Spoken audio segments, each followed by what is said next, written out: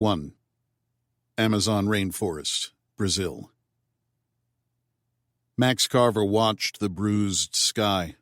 The still bright but fading scar of the supernova loomed over them like a fire in heaven. Glowing auroral tendrils reached down from that radiant stain in a terrifying display of cosmic power. It's not every day that you get to watch the end of the world, but Max was so busy trying to survive it, he didn't take the time to appreciate the significance. It was morning now, although the sky was noontime bright and had been for what seemed like days. And it was hot. Blistering hot. The bad news was it would only get hotter. Max took his breaths in shallow gasps because they burned his mouth and lungs with every inhale. The air tasted like ash, acrid and burned, and it sapped his strength. Breathe lightly, move slowly became his mantra. Radiation from the supernova was cooking the atmosphere. That's what they'd told him. First, it wiped out most communications and almost anything that ran on electricity. The ambient air temperature rose 24 degrees in just a few days. Impossible orders of magnitude. It hovered around 140 now, nearing the threshold of human tolerance. Another 20 degrees and their bodies would cook too. Gradually, awareness and connection grew. After Ben injected him with Nexome, Max would first get these fleeting intuitions. Later, it would be things that he inherently knew. Things like the air temperature and humidity. Things Max knew he didn't know before. Not that knowing how hot it was would help them get out of here. It began as a rescue mission, though as Max reflected on the last few days, he was likely the only one who ever thought they were genuinely here to save anyone. Now he led a desperate group of refugees through some of the densest and most dangerous terrain on Earth, and that was before the radiation, acid rain, and God knows whatever else this thing caused. Despite being in charge, it still seemed that Max knew the least about what was going on here. They'd humped through the jungle for hours with a harrowing cross of a swollen, rushing tributary of the Amazon and lost more than half of their number. Half of the people he'd sworn to protect, to get to safety. They were just 6 now, including him. They were hurt, exhausted, and scared, still soaked from their river crossing a few hours earlier. Between the humidity and the intermittent rain, they couldn't get dry. Max could see in their faces, in their bodies, that the others were spent. "Let's hold up here a sec," he said. "Everyone take water. Then check yourselves for leeches and cuts. Ladies, if you need some privacy, there's a pretty big tree over there." Max pointed to a thick, ropey-looking kapok tree. "Just watch the ground." "And the branches," Bull added, then mumbled. "Just check everything." Max made a show of checking himself, though he knew he needn't worry. The Nexome coursing through his body would take care of any injuries he might have sustained crossing the river. The others, though, would need to be careful. Any open wounds were likely to get infected, and they were days from medical attention. Max could feel the Nexome working beneath his skin, repairing the damage that the radiation exposure caused. It was a strange sensation, not quite burning, more of a tingling, itching feeling. Making things worse, if that were possible, there was a storm coming. The superheated atmosphere spawned a hurricane of inconceivable proportions. It had churned up the waters in the South Atlantic and created a superstorm that was now barreling towards South America's eastern coastline. He guessed they had about 40 hours before it hit. When that happened, Max didn't know what they'd do. They'd learned about the storm from a U.S. Air Force WC-130 Hurricane Hunter sent to rescue them, one of the few machines that still seemed to work. C-130s were rugged aircraft designed to land on unimproved airstrips, and the Hurricane Hunter crew trained to fly through extreme weather. Although according to that crew, this storm was unlike anything they'd ever seen, and when it struck, It was going to level South America. The plan was to get in before the storm, land in an empty section of forest, and get out before the air became hostile. What they hadn't counted on was a second pulse from the supernova. The blast of cosmic radiation slapped the atmosphere like the hand of an angry god. The hurricane hunter lost power and crashed somewhere in the distant jungle. Presumably the pilot called a mayday before they went in. Whether it was even broadcast or anyone heard it was anybody's guess. Max and his team saw chutes deploy, but they didn't know if that was the crew or rescue supplies in a last-ditch effort to help them. Max felt responsibility for those airmen as much as for the colony refugees he now led. The Air Force sent them down here, away from their families and after the supernova, to rescue Max and his team. Now that crew was stranded here too. Max needed to get to them, if they were still alive, so that's where they would go. Max had been a squad leader in Afghanistan. His job had been to lead hardened but scared young men through the most dangerous ground in the world. This atmosphere felt both eerily familiar and shockingly foreign. Losing people hurt, no matter the battlefield. They'd started with 20 survivors, and were now down to these 6. Max's eyes tracked up again to the splotch of red aurora that dominated the sky. "I think we're good here," Garza said. Ginevra Garza was one of the Stillwater mercenaries and part of the rescue team Max had deployed with. They'd staged at a black site deep in the jungle and taken modified MH-60 Blackhawks in. Oleander Buchanan, Stillwater's CEO and Max's former commander, gathered a group of elite mercenaries from the world's toughest military units. Garza, once part of an elite anti-terrorism unit in the Italian army, was a good soldier, and Max relied on her. She added, "No one is too badly hurt. Some minor cuts, but nothing looks infected. Lots of bruising, that's about it." Bull walked over to join them. Bull was the other surviving Stillwater trooper. He was a big man, and his nickname wasn't ironic. Bull had an affable, hail fellow, well-met demeanor, even in the direst of circumstances. He and Max had become fast friends. "It's about 8 a.m. right now," Max said. "Air temp is around 120 degrees.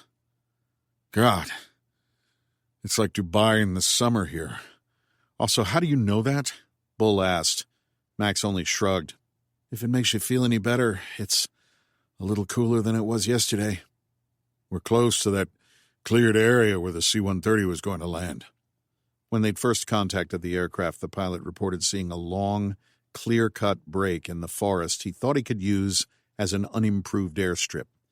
The pilot was lining up for another pass when the second Eon flare hit, destroying its electrical systems and sending it crashing into the jungle below. Max was still leading the team to that spot, hoping that whatever equipment cleared the trees might still be there. Iona admitted Stillwater cleared that forest as a firebreak, a last-ditch effort to get Ben Belloc back on their side. If Belloc refused, they were going to burn the colony to the ground and apprehend him when he fled. "We need to see if maybe there are still some Stillwater people there." "Are you sure you knew nothing about this?" Max asked the other two. "Look, man, I didn't know anything about that," Garza said, tired and angry. Max believed her. Oleander Buchanan had spent most of his Army career in Special Forces and most of that in Black Ops.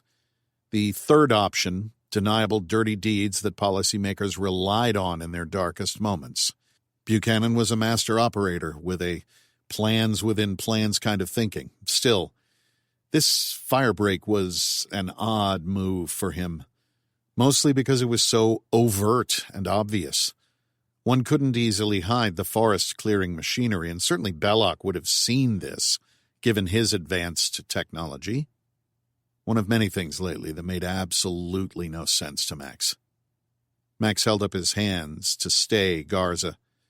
"Sorry, I meant nothing by it, just being thorough." She grimaced and nodded, likewise too hot to vocalize her acknowledgement. "So, I'm thinking we head to the camp first and see if there are any Stillwater guys there. Odds are good they couldn't bug out before that happened." Max looked up at the glowing sky. "They'll have food, water, Medical supplies, maybe even AC, if the circuits are shielded. Garza and Bull both nodded.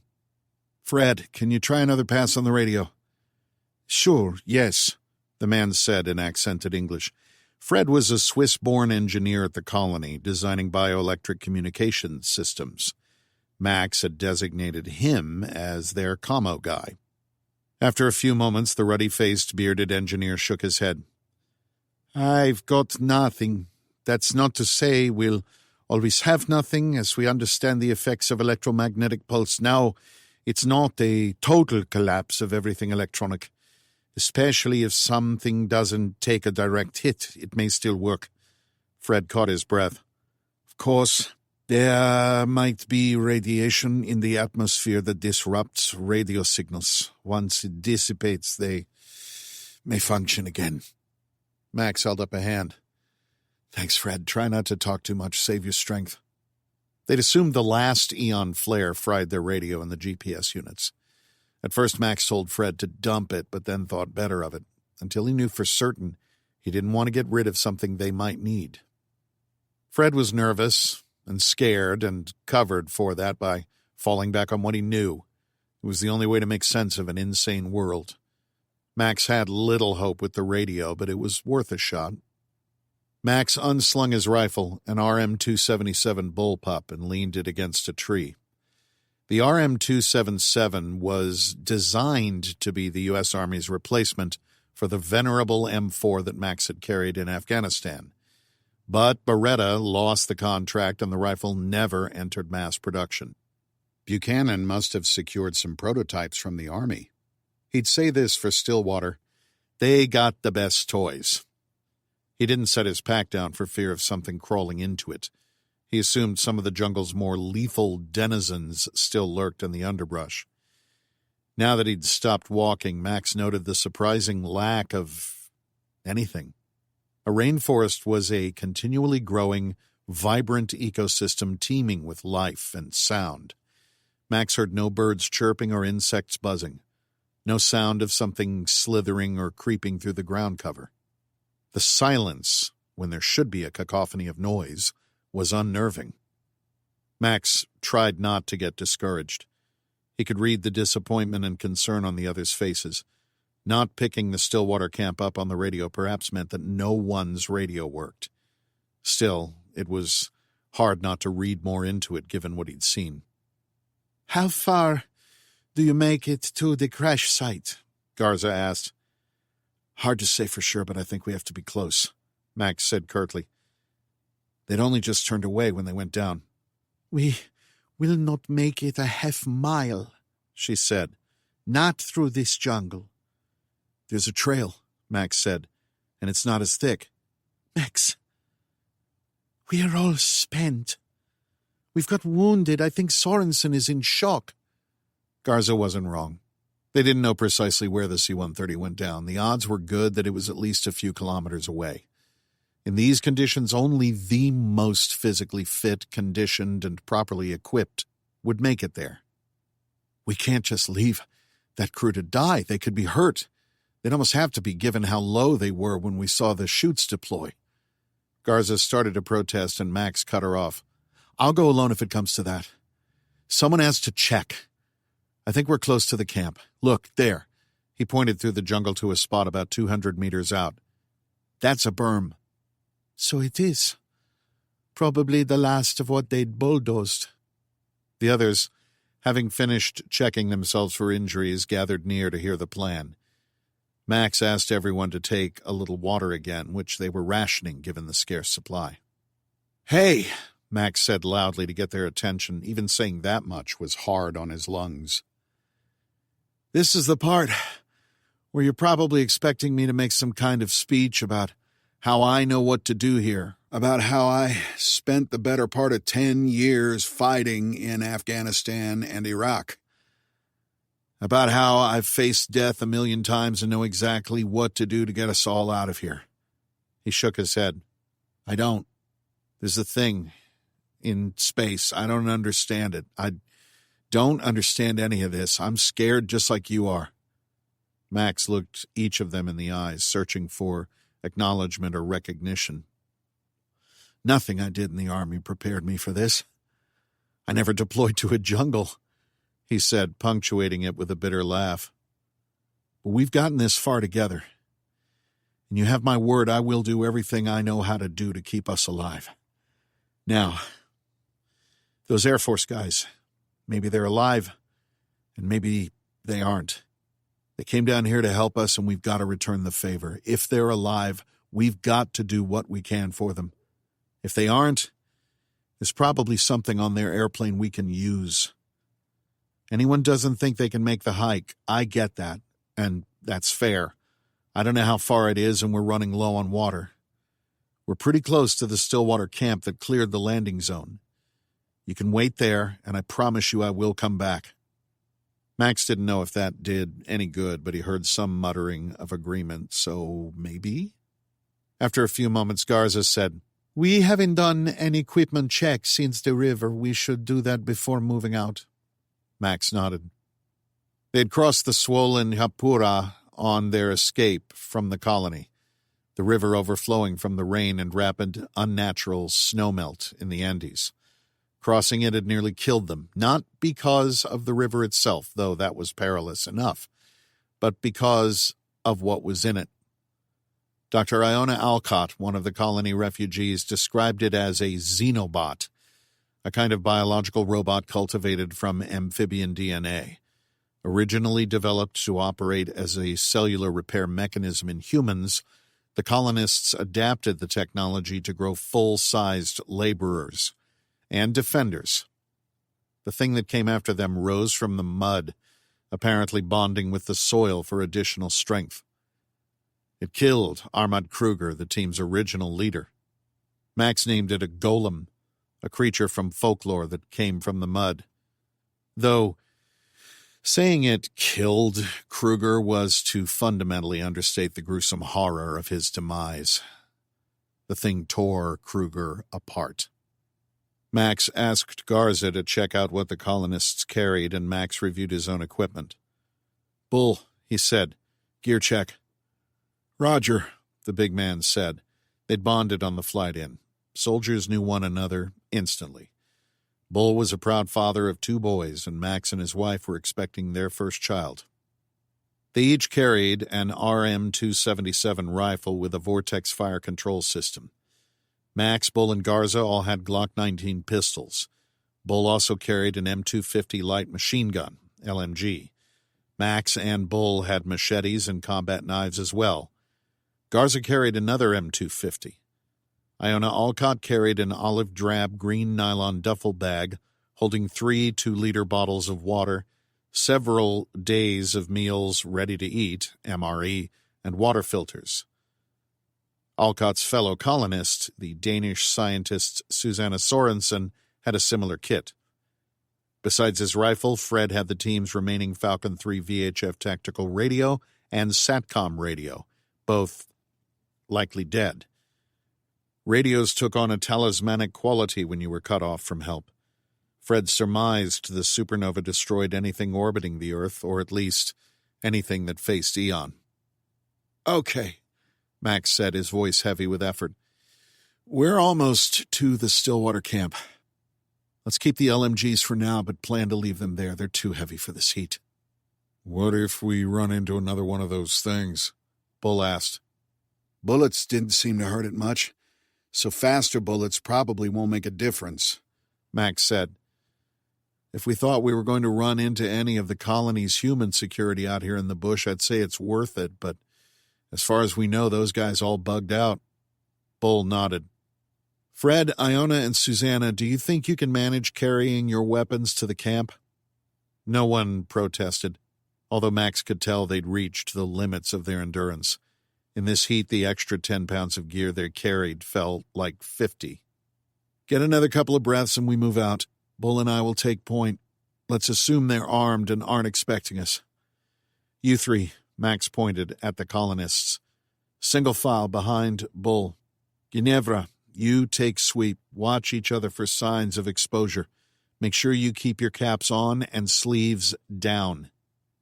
The supernova shredded the ozone layer, exposing everyone on the planet to dangerous levels of cosmic radiation.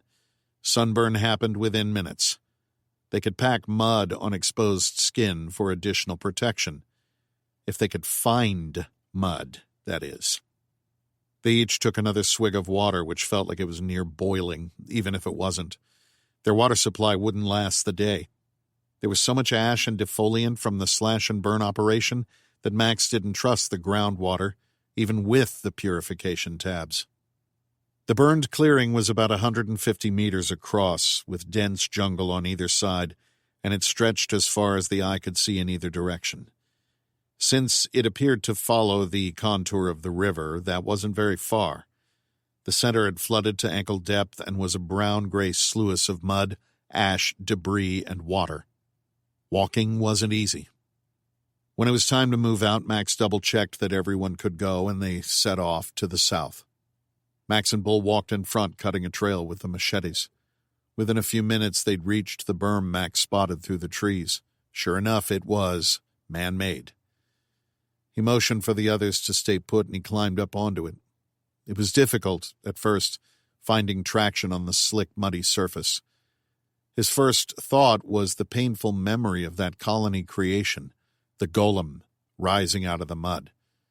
Once he'd reached the top of the 3-meter berm, Max saw a wide swath of cleared forest. It looked to be almost 300 meters across and extended beyond his line of sight. The cut followed a lazy circle that, he imagined, would wrap around the colony's perimeter when completed. A thick layer of mist floated just above the soggy ground, like a ghost of the land. Max motioned for the others to follow and helped them ascend the berm. This was where the C-130 was going to land. Or would have, but as they flew over it, found that this part had flooded out as well. It looked to be at least ankle-deep, too. No wonder they'd turned around. "The camp is probably around that bend, maybe half a click," Max said. The group slogged out.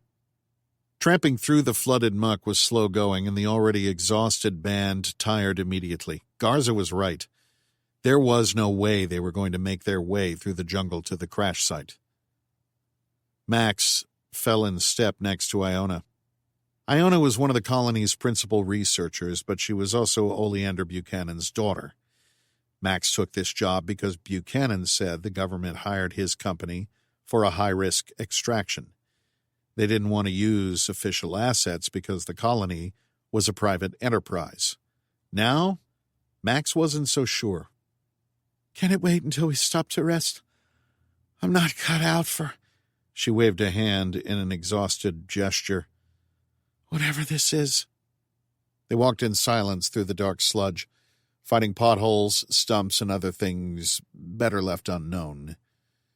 After about 50 meters, Max said, "Did you know about this operation here? Your father's backup plan?" "I don't talk to my father much," Iona said, her voice clipped and acerbic. "But you're part of Spectrum." "I don't know what you're talking about." "I know all about the program."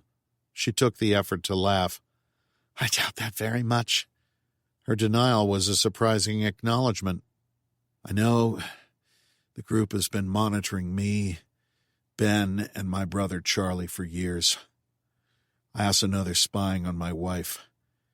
She told me when we communicated over the Nexome interface." Nexome. A new technology Ben Belloc developed at the colony.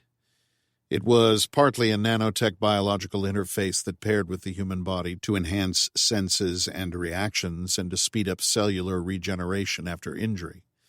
Even now, Max could feel his body knitting, repairing itself from that radiation damage. But Nexome was more than that. Ben called it the nexus of human connectomy. It also linked someone to the colony's physical and satellite network. It created a kind of augmented or enhanced reality where the network could project images and inputs over the real world. Using the satellite network, Max could connect to nearly any functioning data store on the planet. His wife connected to it, too, now, which was how they'd communicated with each other after the world went to hell. Max and Talisha didn't have long. A brief face-to-face in this virtual reality construct facilitated by the Nexome. He didn't know how she'd come into contact with it. After all, she was back home and 6 months pregnant. That she had been exposed meant Ben Belloc had smuggled it into the country. And it also buttressed Max's contention that someone was keeping track of him and his wife. "Hold up a second, Dr. Alcott," Max said. He stopped talking, reconsidered his words, drew in a hot and uncomfortable breath, and tried again. "Your father sent me down here to talk Ben Belloc out of whatever it was they suspected him of doing. Launching his own satellite constellation with a rocket program he developed in secret scared the hell out of everyone from the Brazilians to U.S. Southern Command and everyone in between. Then there's this Nexome shit. Oleander pitched me at a White House dinner. That's a not subtle way of telling me the president is behind this op and farmed it out to your dad's company.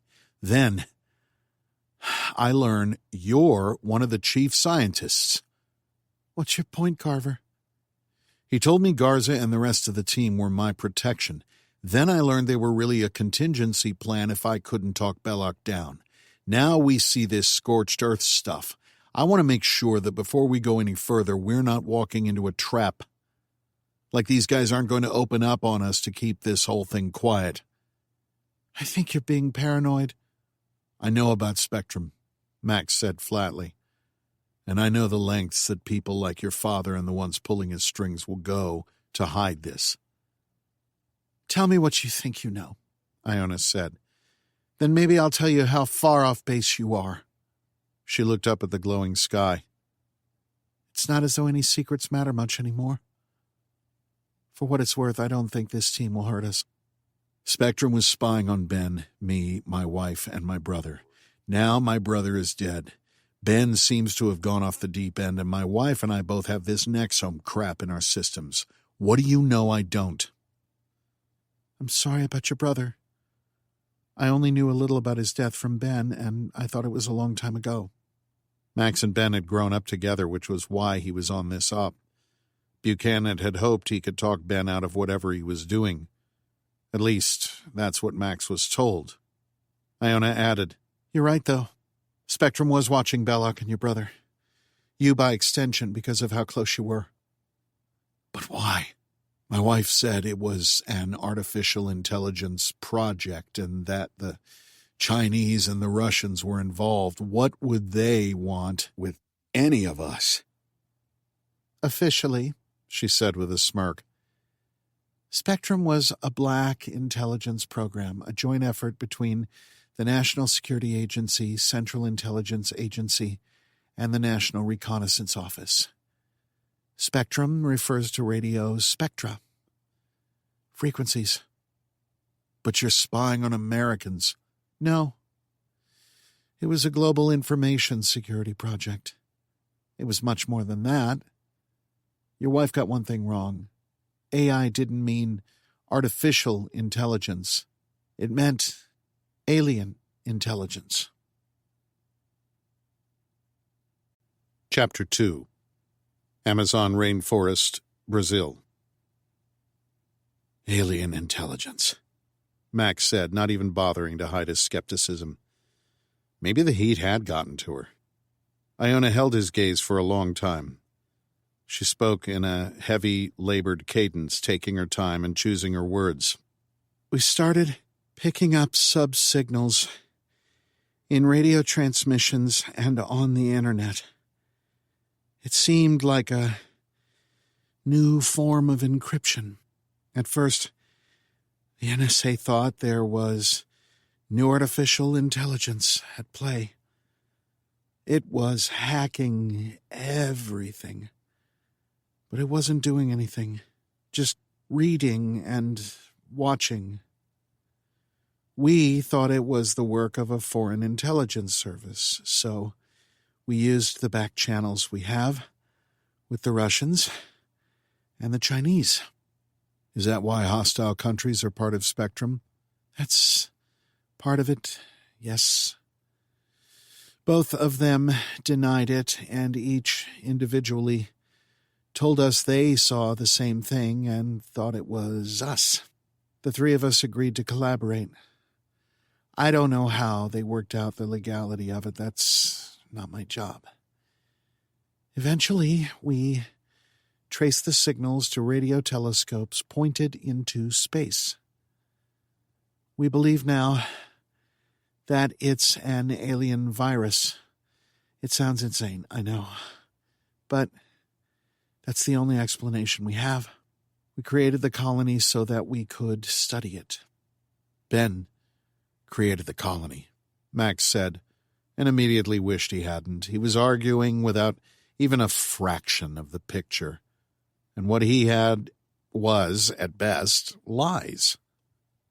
Under our direction, Ben founded the colony, yes, but Spectrum financed it and helped keep it hidden from the outside world.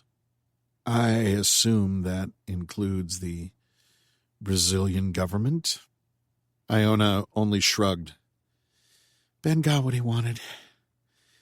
He desired a techno-utopia that he could pontificate from. He could research and create new technologies, and he did. It was a tech hyper-accelerator. In return, we got a safe place to observe the virus, to test it. Susanna Sorensen cut in. It's unlike anything we've ever seen. It can cross the barrier between information and physical systems. She caught her breath. It infects any network that comes in contact with its data stream. We tried it on thousands of different protocols, and each time the virus won. Eventually, it took over the expert systems we used to test it. We watched it encircle Ben and his networks. It altered his thinking. How? Ben's artificial intelligences were already the most advanced on the planet. He used them as research assistants, collaborators. We believe he achieved general intelligence, a machine that can think like we do, though, in retrospect, how much of that was the virus, we don't know. This is Gaia? Max asked. He'd encountered that AI when he was in the Nexome virtual reality environment. That's right, Iona said. Anyway, we think the virus penetrated all of Ben's AIs and changed them. Of course, we didn't know this until it was too late. A virus is maybe not the right word, Sorensen said. An analogous biological comparison is difficult. All we know are the patterns of information we see repeating in data downloaded from the radio telescopes. It has an organic way of self-organizing into increasingly sophisticated systems that defy classification. Would we call it a life form? Max asked. Iona nodded. One that infects and then grows from our own electronic infrastructure. Like the internet? Bull asked, listening in. Any digital device it comes in contact with, Sorensen said. Our hypothesis is that from the moment we created digital devices to peer up at the stars, this entity began infecting and developing within them and anything connected to those devices. They walked at a slight incline, and the groundwater thinned as the elevation increased. The Stillwater team had done a good job clearing this. They'd even removed most of the stumps, likely to ensure that when they scorched everything in the middle, there was nothing to burn here. But it stayed hidden, Iona said. That is one of its properties. You found it, Max said. Not easily. But you did. So it didn't exactly want to stay hidden, Max pointed out. If it's that sophisticated, it must have wanted to be found. Iona shook her head. I don't know what to tell you, Carver. We couldn't see it until we could. We needed some of the top minds in the world, so we reached out to Ben Belloc and brought him into Spectrum. He helped us figure out an algorithm that isolated its transmission signal. He found the ghost in the machine. Did he know? Max asked. Know what? That it was an alien. Iona shook her head again. I honestly don't know. With him, I can never tell if he believed it was literally his own genius, a sign from God, or he knew what we really found. When we brought him into Spectrum, we didn't tell him we were looking for alien intelligences. That knowledge is limited to about 10 people on Earth. Well, 13 now. Something Iona said kept repeating itself in Max's mind. It can cross the barrier between information systems and physical systems. That's precisely what Nexome did. I think of it more as a prion than a virus. A prion? It's a protein, critical to memory in the brain, but there are forms of prions that are infectious and cause serious disease. Mad cow, kuru, encephalopathies, things like that. Anyway, the colony was supposed to study this in safety, but your old school chum went off script, launching his own satellite network, drawing attention to himself, creating the Nexome. She extended a hand toward Max. And a hell of a lot of other things. Once he started talking about the Lord and the reckoning and the end times, calling himself Noah, we feared he'd completely gone over the edge. That's when my father sent your team in. Whatever you might believe, the point was always to talk him down first. Aliens. Max needed to sit down, but there was nowhere to do that. His mind was still trying to process the fact that a supernova had nearly set the planet back to the Dark Ages. Before that, he discovered that his childhood friend invented some kind of nanotech machine that connected him to a global information network and repaired his damaged body. Now Iona was trying to tell him that this Spectrum project was really a covert search for alien intelligence. It sounded crazy. But how else could Ben develop the amazing technologies that he'd seen at the colony? Did that mean the Nexome Ben injected Max with was of alien origin, or was it part of the alien intelligence itself? Iona just told him Spectrum believed that intelligence could jump between physical and information environments. Everything was spinning. It's a lot, Iona said in a soft voice. It's a lot to take in. I know. I had the same reaction when I found out. Actually, I threw up. Max, still with his hands on his legs, looked over at her and said nothing. After a few moments, he stood. Vapor rose off the pooled water in the cut forest in sinewy bands, glowing with some of the reflected light from Eon, lancing through breaks in the clouds. Max walked in silence.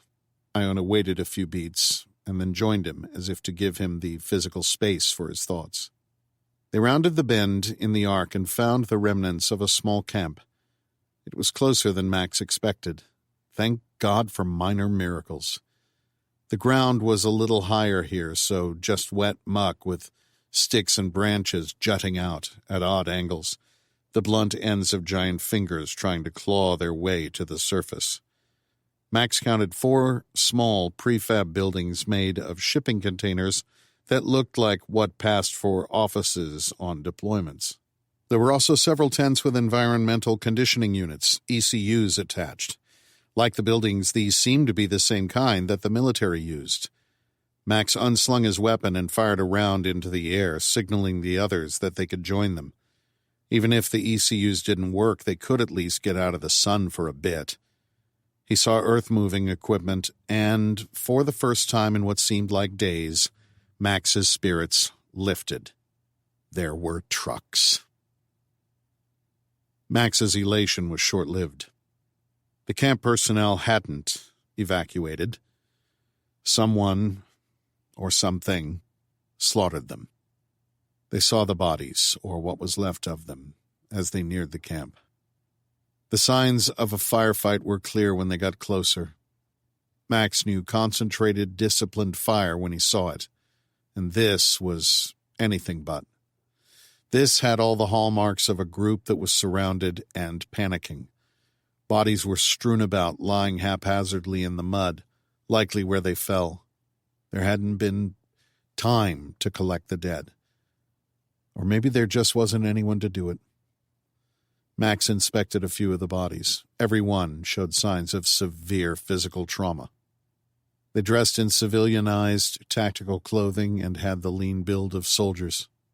"Sorry, boys," Max whispered. He heard a cry to his right and saw Garza standing over someone, shaking her head. He knew that look and had seen it too many times on a soldier's face. That person was someone she knew.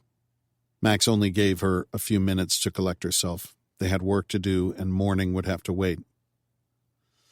"Let's each take a container," he said to her and Bull.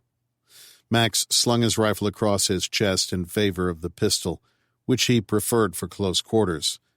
The camp comprised 4 long OD green containers with ECUs attached and camouflage netting over the top.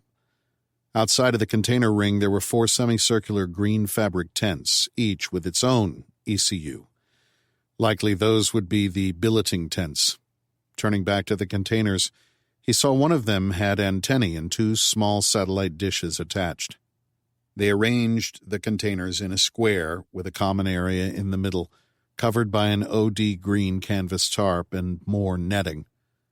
Max saw several tables, coolers, and other items in the common area. The ground there was dry, and he motioned for the scientists to take shelter there while he, Bull, and Garza inspected the containers. Amazingly, whatever destruction visited this camp hadn't made it to the common area. Or maybe everyone died before it could. Max chose his container, deciding to leave what he assumed to be the command post for last. He walked around to the outside, as the containers had doors on both of their long sides. This one faced the south side of the camp.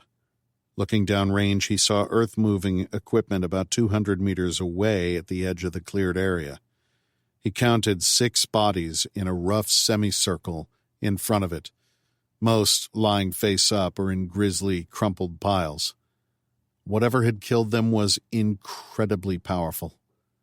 Some of them had limbs torn off. It reminded him of the golem and how Kruger had died.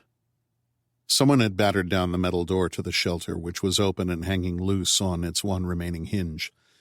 Max stepped inside and immediately wished he hadn't. It was a charnel house. Blood and viscera covered the walls, dried and caked from the heat. Whoever died in here had gone badly. He staggered back out and retched until he dry heaved. His first thought when he got a hold of himself was, "I can't afford to puke up water." "Think I got something," Bull shouted, and Max joined him once he regained his composure. Whatever was in the last container would stay there untouched. "What's up?" Max asked when he arrived. Garza was trudging over as well. There was a body slumped up against the container door, which was closed but scorched and dented from something explosive and violent. There were 2 charred masses, burned completely beyond recognition. One clearly had been human, and the other not. "That looks a lot like one of them golem things that got Kruger," Bull said. It was hard to tell what it had been, but Max agreed that the size was right. "What do you think did all this?" Garza said. Bull gestured at a tortured, fragmented harness on the dead man's back. "Looks like he had a flamethrower. Wonder if they knew what Ben had at the colony." "Or it could have just been forest clearing equipment," Garza said. Suppose that's true, Bull said. Either way, I bet they figured out fire could hurt them worse than bullets. If I had to guess, I'd say this poor bastard got punched real hard and hit the container wall there and caused a gas leak. The tank blew and took them both with it. The outside of that container looks pretty banged up. Can we get inside? The container had severe scorches and impact dents. Bull moved around the dead man, trying to be respectful, and tried the handle. It was stuck, so he threw the full weight of his body against it, and the door opened with a painful groan. Bull pushed the door in to allow more light. He whistled once. Max followed him in. Inside, they found the container divided into two sections, separated by a metal partition. The right side served as an armory with weapon racks bolted to the sides. There were 10 M7 carbines upright in a rack. The heavier weapons were gone. There was, however, a transit case with at least 3 dozen full magazines and 6 frag grenades. There was also another of the flamethrowers. The fuel appeared to be stored elsewhere. The other side of the container had several pallets of water, MREs, tactical packs, and battlefield aid kits. Stillwater had come here expecting a fight. They certainly got one, though probably not the outcome they expected. Max had Bull load the tactical packs with water, MREs, and first aid kits and asked him to redistribute the gear from the duffel bags. They replaced their RM-277s with the M7s, as they had more ammunition for those and they were in better condition. Garza gathered up all the magazines and frag grenades they could carry, while Max went to inspect the ECUs and the vehicles. It didn't take long to see that the ECUs were all damaged beyond repair. Between the blasts of circuit-frying radiation and the mud, these wouldn't work. Although it occurred to him that the portable power generators were probably also fried. Maybe if he had more time, he could pull them apart and cannibalize working components to each one. Maybe get one working. They counted 15 dead. It was possible that there were more and that flash flooding swept those bodies away. The camp wasn't large enough to support more than perhaps 20. There were 3 billeting tents, each with 10 cots, with the 4th converted for showers. Max figured they helicoptered the equipment in, though he couldn't fathom how they'd contracted heavy lift choppers all the way out here. The other option was they'd come down the river, but that seemed unlikely too. Perhaps they'd driven in, though that would have required cutting some kind of road, which Max hadn't seen. Still, this was awfully close to the colony for them to operate. Were there other clear-cutting operations? It would take weeks to create a fire break that ringed the entire area, and it seemed doubtful they could do that without being detected. The colony would certainly hear the helicopters lifting equipment in and the bulldozers tearing up the forest. There was no way they could conceal an operation like this. Perhaps that was the point, to call Ben's bluff and force him out of hiding. The Stillwater team would assume Ben wasn't armed except for a token security force, and they'd come heavy. Instead, it looked as though Ben called Stillwater's bluff. Garza, check out the CP. I'm going to see if any of those vehicles work, he said. She gave him a thumbs up. Max popped a liter bottle of water and drank it as he walked over to the first of 4 medium-sized shelters, about 20 meters from the container cluster. This was the last part of the camp they had to check out. Each shelter was an arc-shaped modular tent of green fabric and metal supports, open on both sides. There was a metal floor, though as he got closer, Max saw dark and viscous mud covered the floor. The Stillwater crew used it for the same thing that the military did, field garages. Inside was the most beautiful thing he'd ever seen, apart from his wife. A pair of Toyota Hilux trucks with off-road kit and snorkels. Max quickened his pace, eager now. The trucks were in the first of the 4 shelters. The others were empty. The only earth-moving equipment he'd seen was the bulldozer and front-end loader off to the south. This told Max the crew left their equipment at the edges of the clearing where the work was being done. It would waste a lot of fuel to drive them back and forth each day, especially as they cut deeper into the forest. They painted the trucks green and had rack mounts for securing gear, not unlike the hardpoints one would find on a Humvee or other tactical vehicle. Stillwater loaded them with hard plastic fuel canisters and had long antennae for radios. They equipped both with winches that extended beneath the front bumper. Max tried the door, found it unlocked, and saw a key fob sitting in the cup holder. He slid into the driver's seat and fired the ignition. The engine coughed once and then sprang to life. Then, a blast of cold air hit him in the face. The air conditioning worked.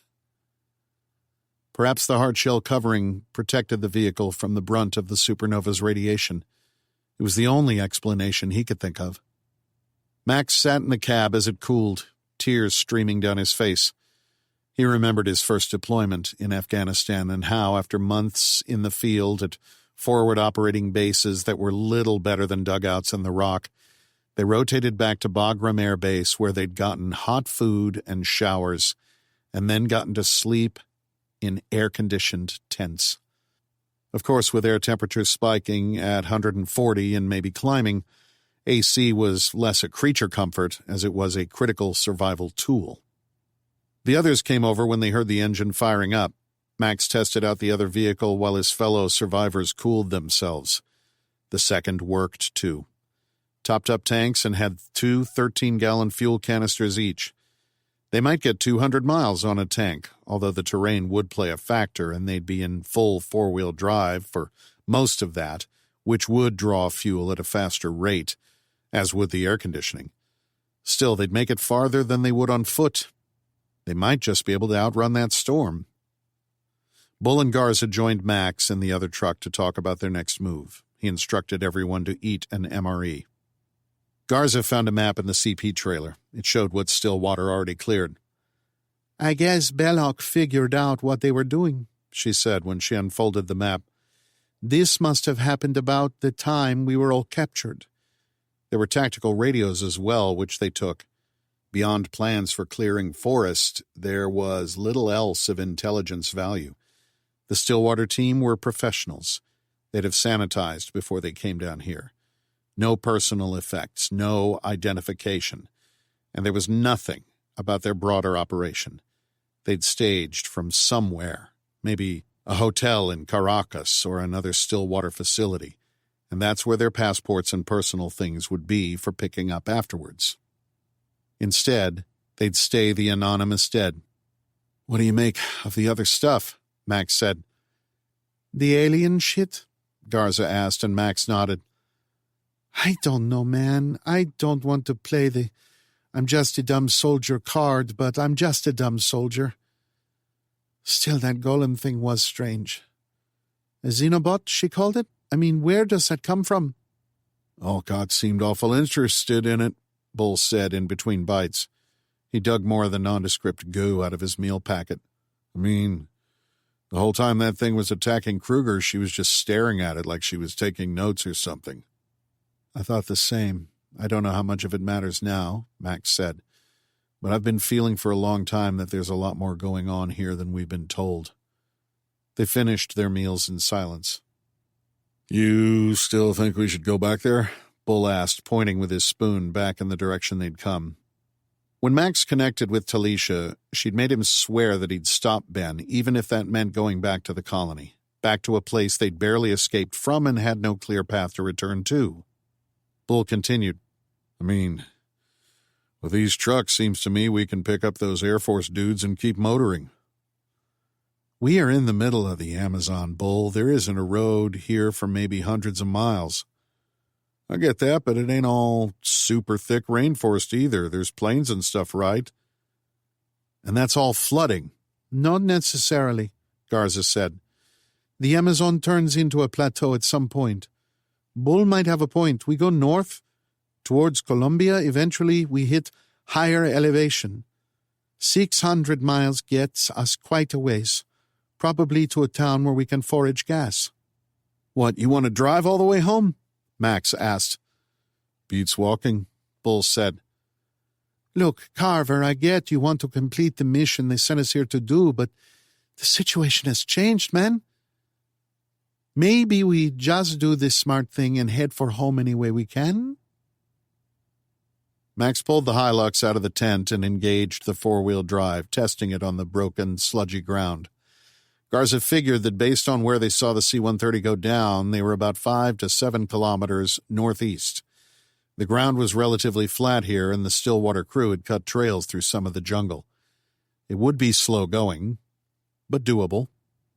Max got out of the vehicle and turned to see Fred waving his arms and calling after him. "I've got the pilot! I've got the pilot!" he shouted. "On the radio!" Chapter 3. Amazon Rainforest, Brazil. "Guess we don't need the call signs anymore," the pilot said. "I'm Josh Wheatley. Despite the very low bailout, my crew survived and we aren't seriously hurt. One of us is a little dinged up, but not bad. I got myself, my co-pilot, navigator, and a crew chief." "Max Carver," Max said. "How do you have work in radios? We were talking on them during the burst. I assumed that was what knocked you out of the sky." "It was," Wheatley said. "This one is from our survival kit. It was in a hardened container. I guess that shielded it." "Copy that. I got 5 survivors. We just found an abandoned logging camp, which was where you were going to land before. It had some serviceable vehicles in it. We have 2 trucks, fuel, food, and water for several days. We'll come to you and then figure out what to do next." "Music to my ears. We got a few rescue flares that should help you zero in on us, if you can see them through the jungle, that is. One more thing. We've got a ride out." "Say again?" Max said. "I said we've got a ride out." "Sorry. Probably should have led with that.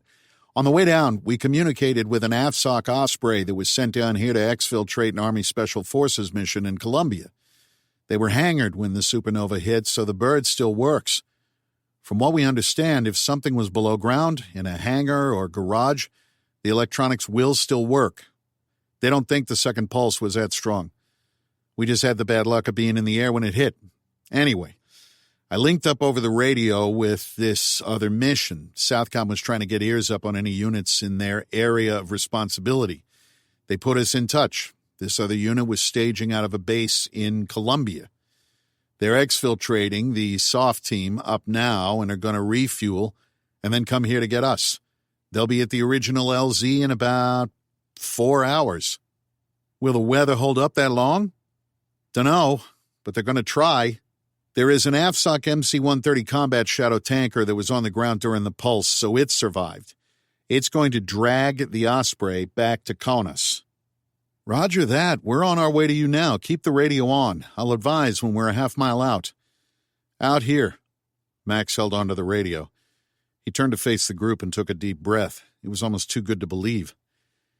In case you need me to translate the mill speak, he said with his first genuine smile in what felt like years. There is an Air Force aircraft on a rescue mission in Colombia. The C-130 crew has been in contact with them, and they're going to come get us. How will they land? Sorensen asked. It's a CV-22 Osprey, a tilt rotor. Takes off and lands like a helicopter, but flies like a regular airplane. I heard him say something about another C-130, Fred said. I'm not up on my Air Force, Max said. But I know their special ops guys use modified C-130s for tankers. That must be one. We're going home, team. Fred hugged Sorensen, who just wept. Iona smiled. Max wanted some time alone with the Swiss engineer to see if he could understand a little more about the Nexome, but privacy would be in short supply and not easily accomplished without arousing suspicion. Max didn't trust Iona. Yes, she'd been honest with him about the alien intelligence after he'd pressed. That was likely only because he had part of the story already. Max believed she was acting on her own secret agenda, or her father's. Max knew that if he tried to split the scientists up, it would be obvious to them. Sorensen was edgy, combative, and nearing her psychological limit. Iona was a unique problem. Then again, so was Garza. Christ, everyone here reported to Oleander Buchanan but him. Was Max introducing an additional complication by putting Iona and Garza together? Fred, you ride with me and bring the radios. Bull, you too. I want to talk tactics. Garza, mount up in the other one. Iona and Susanna, you ride with Garza, please. I want shooters in each vehicle. We'll be driving single file through the jungle. It won't be very wide, and we may need to clear a path. I don't expect trouble, but if we get into any, Garza, we'll hang back to cover your retreat. Reverse as quickly as you safely can until you can turn around. We'll catch up. They stowed their packs, supplies, and weapons in the truck beds, both of which had multiple equipment lockers. The flamethrower would have to go in the open. You sure we can make it? Fred asked, uneasily eyeing the dense foliage. Max gave a thin smile. This is something I have experience in. I grew up in Louisiana. Not much to do where I'm from, so I spent a lot of time off-roading in the swamp. That seemed to mollify Fred. They split up, per Max's instructions. They rolled out, and Max found the trail that the Stillwater team had cut into the woods and started their slow crawl through the jungle. By the look of it, they'd cleared this with fire and dozers. Then it quickly gave way to a creek bed. Like the clearing, it was mostly groundwater and mud with some smooth rocks. Max guessed this swelled when their river was up. Since it wasn't filled now, the Stillwater guys dammed it on the other side. Either way, this was the best thing they were going to have for a road. Fred, I need to ask you a question, Max said. His eyes went to the rearview mirror to catch the engineer's reaction. Max said, explain to me exactly how my wife could talk to me through this Nexome interface. I need you to tell me everything you know. Earlier that day when he spoke to Tal, he'd been able to see her. It was like augmented reality or something. She was right next to him, and at the same time, wasn't. Still, when Max touched her, he felt a sensation. Haptic feedback. Sweat dribbled down Fred's blotchy red face. You know more than I do. Ben was the first person who'd ingested the Nexome. He injected you with it because you were injured in the crash. We don't really know what it does. How is it that your wife has it? I don't know. We didn't have a lot of time to get into it before we were cut off, Max said. Max didn't know whose side Fred was on, so he didn't want to probe too far. What's equally concerning is that it means Ben has gotten some of that stuff into the States.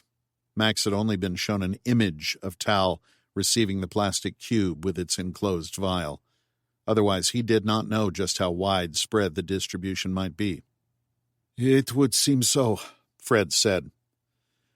Tal said our connection was over colony satellites, so I guess they survived the supernova. Strange that his would when no one else's did, but why would it be intermittent? Why can't I talk to her all the time?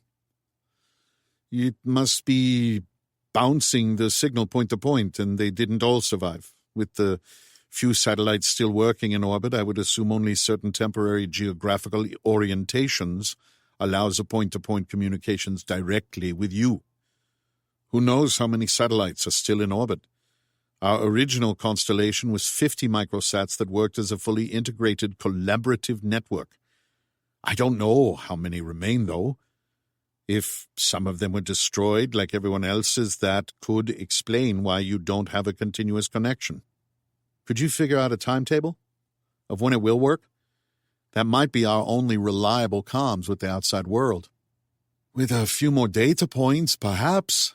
Fred took a swig from a water bottle. I think I could estimate the orbital dynamics if you talk to her again. Figuring out the time between connections might be a way to determine current distribution. Ask her for more information next time. I'll need some paper and pens. By the way, all this assumes the colony hasn't moved the satellite's orbits or is attempting to jam the signal. How could they do that? Bull asked. I thought everyone bailed, same as us. That's true, but Belloc will still be able to control the technology. We should assume that the colony was not Belloc's only facility. He can do that from anywhere on Earth, as long as he can communicate with his network, Fred said. Because of that Nexome crap? Bull said. That's right. Do you know how I would start communication with her? Max said. It's got to be a two-way system. Like I said, you know more about this than I do, truly. I didn't work in the next home, but as far as I understand it, yes, you should be able to connect with her. Though again, I don't know how. Like, are there phone numbers? Fred shrugged and smiled. They drove in silence through a tunnel of vibrant green vegetation, the truck rocking back and forth as it rolled over rocks and logs. Max could make out traces of brightening sky through the trees. They were now deep into the triple canopy jungle, and little light was making its way through. He worried about how much the temperature would rise today once the sun and Eon bore down on the tortured world. Iona's words were never far from Max's thoughts. Alien intelligences. Viruses that could jump from computers to physical systems. Hell, it was hard enough to believe that Ben could invent something like the Nexome, and now he had to wrap his mind around this. It was like trying to hug a tree when his arms just didn't reach. It was equally hard for him to accept the depths of Ben's madness. Max flew down here because he was Ben Belloc's childhood friend, but the truth was, it was Max's older brother Charlie who'd been Ben's inseparable running buddy. Those two were kindred geniuses, a pair of kids too smart for their environment and what it offered them, a dirt-poor parish in Louisiana between Baton Rouge and nowhere. Ben and Charlie got into computers, although no one's parents could afford one. The school had a computer lab, and there were a couple in the library, amazingly. They were old machines, dated even in the 90s, and those two boys broke them down and rebuilt them when no one was looking. Probably the only two kids in the history of Louisiana to break into a school just to use the computer. Max followed them wherever they went. He went where Charlie did. He loved and admired his older brother, and Charlie was one of his few true friends in that dismal place. Max also didn't want to be alone any time their father came home drunk and looking for something to hit. When Oleander Buchanan invited Max to the White House function, pulled him aside and asked him to consider this mission, his old commander only knew that Max ran with Ben Belloc in their youth. He didn't know that Max was the junior partner in the trio, and only there because his brother let him tag along. Max may have overstated his prominence in the trio. Still, he took the mission because he was deeply in debt to the bank for his failed trucking firm and needed the money Buchanan offered. Everyone has their price. As he drove through the Amazon jungle beneath the blazing light of a supernova, Max wished his had been just a little bit higher. When he was at the basic infantry course, an instructor told their platoon, "The last mile is the hardest." Max found this to be true here as well. The creek hooked to the south, which wasn't where they wanted to go, so they found a place to roll up over the bank. It took Max several tries before he could find a path through the trees, and he eventually managed to brute force the truck through some of the smaller underbrush. As they approached, he had Fred radio the crew, and they fired off a rescue flare, which Max could barely see through the forest. Max found what looked like a game trail and guided the truck to that. There was just enough space between the larger trees that he couldn't knock down with the truck to guide them through. It took them nearly an hour to make it that last mile. There was a lot of stop and start and backtracking, complicated because they had to maneuver two vehicles in such tight confines. They eventually broke through, and when they did, a harsh bark issued from Max's mouth. They hadn't needed the flares. When they smashed through the trees, they found the C-130 wreckage and the path of destruction it created. The aircraft looked to have entered the trees on a level glide path because there was an almost wedge-shaped path of debris behind it. A tree sheared off the left wing between the first and second turbine. The plane came to rest, nose down, at the base of a massive kapok tree. Max killed the truck's engine and got out. He needed to let it cool down so it didn't overheat. "What do I do?" Fred asked from the other side of the cab. "Stay here and keep the doors closed. The cab will heat fast, and when it does, you'll want to get out." Max hadn't taken 5 steps before he started sweating in rivers. He turned and motioned for Garza to kill the ignition on the second truck. Max turned back to the downed plane. He took slow, deliberate steps toward the wreckage. "Anyone there?" he called. "Colonel Wheatley." After a few moments, Max heard, "Over here," and saw a form emerge from the door on the side of the fuselage. Lieutenant Colonel Wheatley stepped gingerly out of the aircraft. He wore a flight suit with the sleeves rolled up to the elbows and had shed any other gear. He walked over to Max and they shook hands. "Josh Wheatley," he said. "Great to finally meet you in person." Max Carver, same. "We came back to the wreckage to see what we could salvage and get some cover.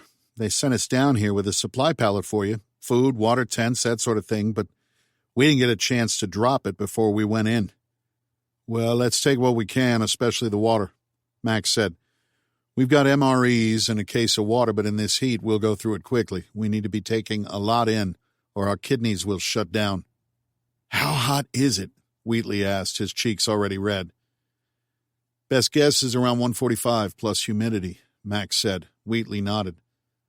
"Honestly, even if we had landed, I don't know that we'd have been able to get back off the ground. Can't generate enough lift with this heat." "Does that mean we're stuck here?" Max asked. "The Osprey should be able to take off, but it's going to be tight. Frankly, I think we're all counting on a cold front pushing through in front of that hurricane, but who the hell knows? Nothing much makes sense anymore." Max thought, wait till you hear what caused this, but didn't say it. Wheatley called to his crew and Max motioned for Bull and Garza to join him. They climbed into the C-130 to break down the pallet. The aircraft was painted light gray with Air Force Reserve Command over the landing gear housing on the lower part of the fuselage and a black band on the tail with "Weather" in bold white lettering. The aircraft had come to a stop at a sharp angle, leaving the cargo ramp beneath the tail jutting into the air like a hangnail on a giant finger. When Max entered, he saw who he presumed to be the crew chief and another crew member removing the pallet straps. Boxes tumbled out when the straps released. The group worked as quickly as they could, taking water every few minutes. They made quick work of the pallet. "I don't know if you all got an environmental briefing or anything before you left," Max said, "but there's major radiation in the atmosphere. Keep your sleeves down and your heads covered if you can." "We got ponchos and boonie hats in the survival gear we brought," the crew chief said. Wheatley introduced his crew and gave them an update on things back home. "Things turned into a shit show pretty fast. Bunch of idiots in the southern states decide to secede again. We're an Air Force Reserve unit based out of Keesler Air Force Base in Mississippi. Right before we launched, a bunch of yokels rolled up to the front gate and said they were taking control. Security forces held them until the base commander showed up and reminded them it was U.S. federal property. They dispersed, but I can't imagine it's going to be the last time that happens." "What about the National Guard?" Unlike the active duty and reserve units in a state, the Guard units ultimately reported to the governor. POTUS activated everyone as soon as he heard about this secession nonsense. So they're Title X now, same as us. "So the breakaway republics just lost their militias?" "Pretty much," Wheatley said. The slight New Englander accent Max picked up on the radio was there. "You don't sound much like Mississippi," Max said. "Lowell, Mass," he said. "I flew Spectre gunships for my active duty time, then switched to the reserves when the Air Force moved them to New Mexico. My wife was not about to trade Fort Walton Beach for a desert cowtown, so I left active and got a gig with the reserve unit." "You were Army, I think they told me?" "That's right," Max said, and left it at that. They continued their work in silence, carrying the food, water, and medical supplies outside. The jungle was still silent. There were some bird calls in the trees here and there, and unfortunately, it wasn't too hot for mosquitoes. Still, it wasn't nearly the layered cacophony that Max had first experienced when he had arrived. Wheatley said that irrespective of whether those states kept up their secession attempt, Americans were panicking and fleeing the southern states. The last thing most people heard before global communications broke down was members of the scientific community saying that without direct intervention, the supernova would cause a rapid global temperature increase that would decimate the polar ice caps. That would cause the sea levels to rise, and the sudden spike would also destabilize the atmosphere, creating immense storms. The latter had already proven true. People were heading north in massive caravans. Last Wheatley heard the Canadian government was trying to keep its borders secure, at least until they figured out how to manage this enormous migrant crisis. Of course, thousands of miles of those borders were dense forest, and their ability to patrol it was minimal, especially now. "I just want you all to be prepared," Wheatley said, "for what the world is going to be like when we get back to it." "You mentioned your family is in northern Florida. Y'all are based out of Biloxi. What are your families doing?" Max asked. Wheatley shrugged. "My wife packed up the kids and is heading north. We got family property in the Berkshires. Doesn't make much sense trying to get into Canada now with everyone going that way. I don't want to be out in the open if we get pelted by weather. A lot of people are heading for the Dakotas, Montana." "So what's the plan then?" Wheatley's co-pilot, an Air Force Reserve major named Dawkins, asked. "We'll load this up in the trucks," Max said, pointing at the retrieved supplies, "and drive back to the LZ. It'll take about an hour to get there, but it should be faster going back since we've got a trail forged. Then we just hunker down until the Freedom Bird gets here." They loaded the boxes into the truck beds, and the Herc's crew chief couldn't help but notice the flamethrower in the bed of Max's truck. All Max said was, "We throw nothing away." It was a deflection. They'd have to have that conversation eventually. Once they loaded the gear in the trucks, they loaded up and rolled out. They could fit everyone inside, so they could all benefit from the air conditioning, but it was tight, and most of the weapons had to be moved to the beds. Wheatley asked why they were so heavily armed, and Max just told him they weren't taking any chances. With Max's truck in the lead, they began the slow, crawling journey through the jungle.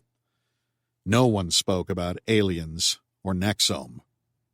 There was a general sense of relief as they approached the Stillwater camp.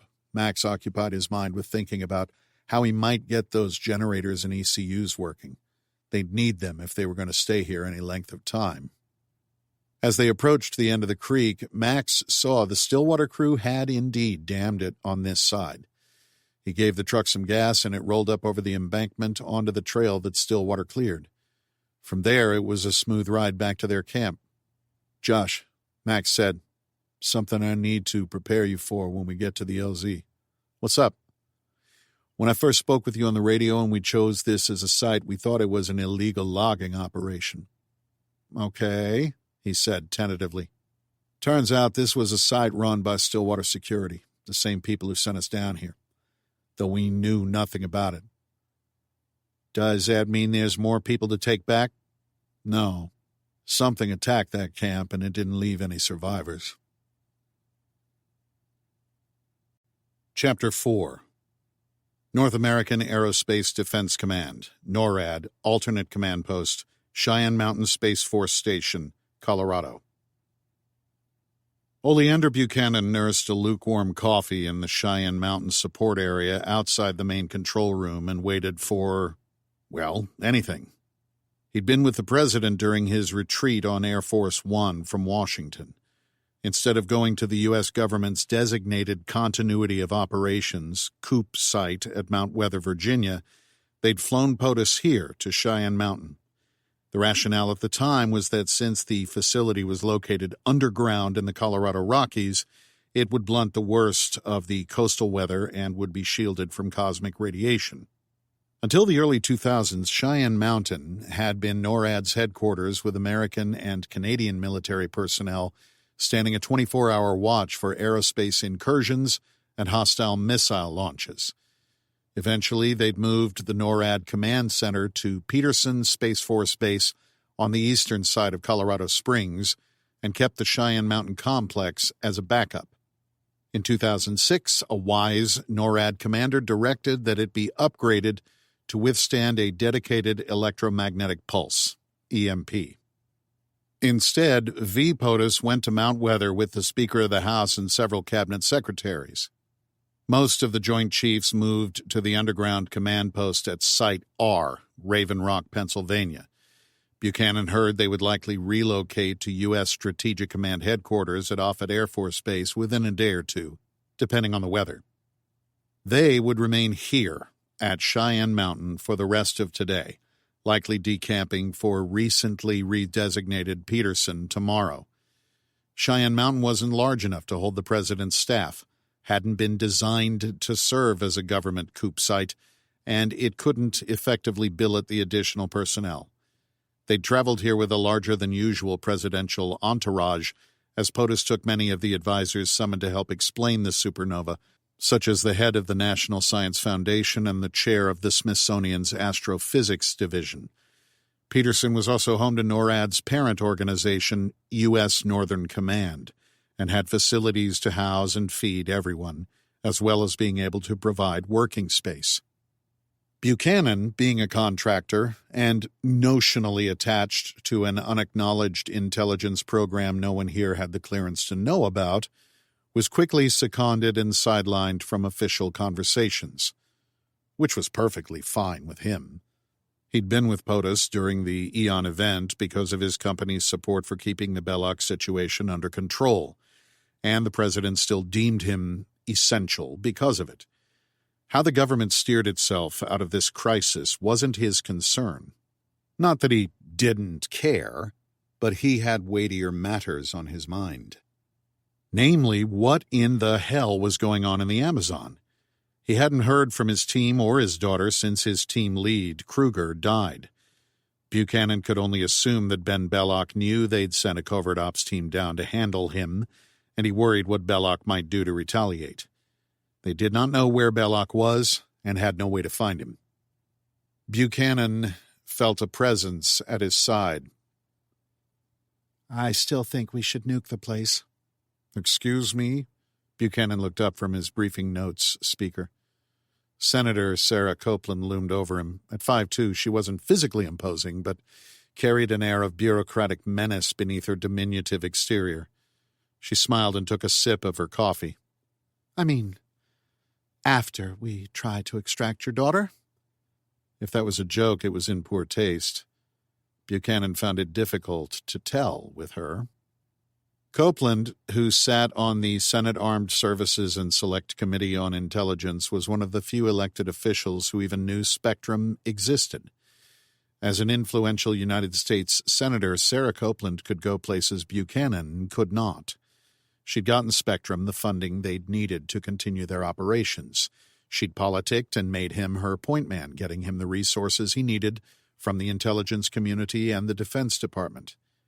Even with his connections running one of the largest private security companies in the world, there were doors closed to him. Not so with Copeland. It was Buchanan that first pitched her on Spectrum. He'd told her he'd been involved with the operation when he'd been on active duty and that so much of his career was in similar black operations. Telling her about Spectrum was a risky move, to be sure, but the operation had moved to the point where they needed political cover. Copeland ate it up. She loved the cloak and dagger. So, Buchanan tolerated her. He stroked her ego, as sizable as it was brittle, and carefully steered her in the direction he needed her to go. It was a skill Buchanan learned early in the Army. When there was a decision that he needed a commanding officer to make, he learned how to make the other options appear less attractive, even dangerous.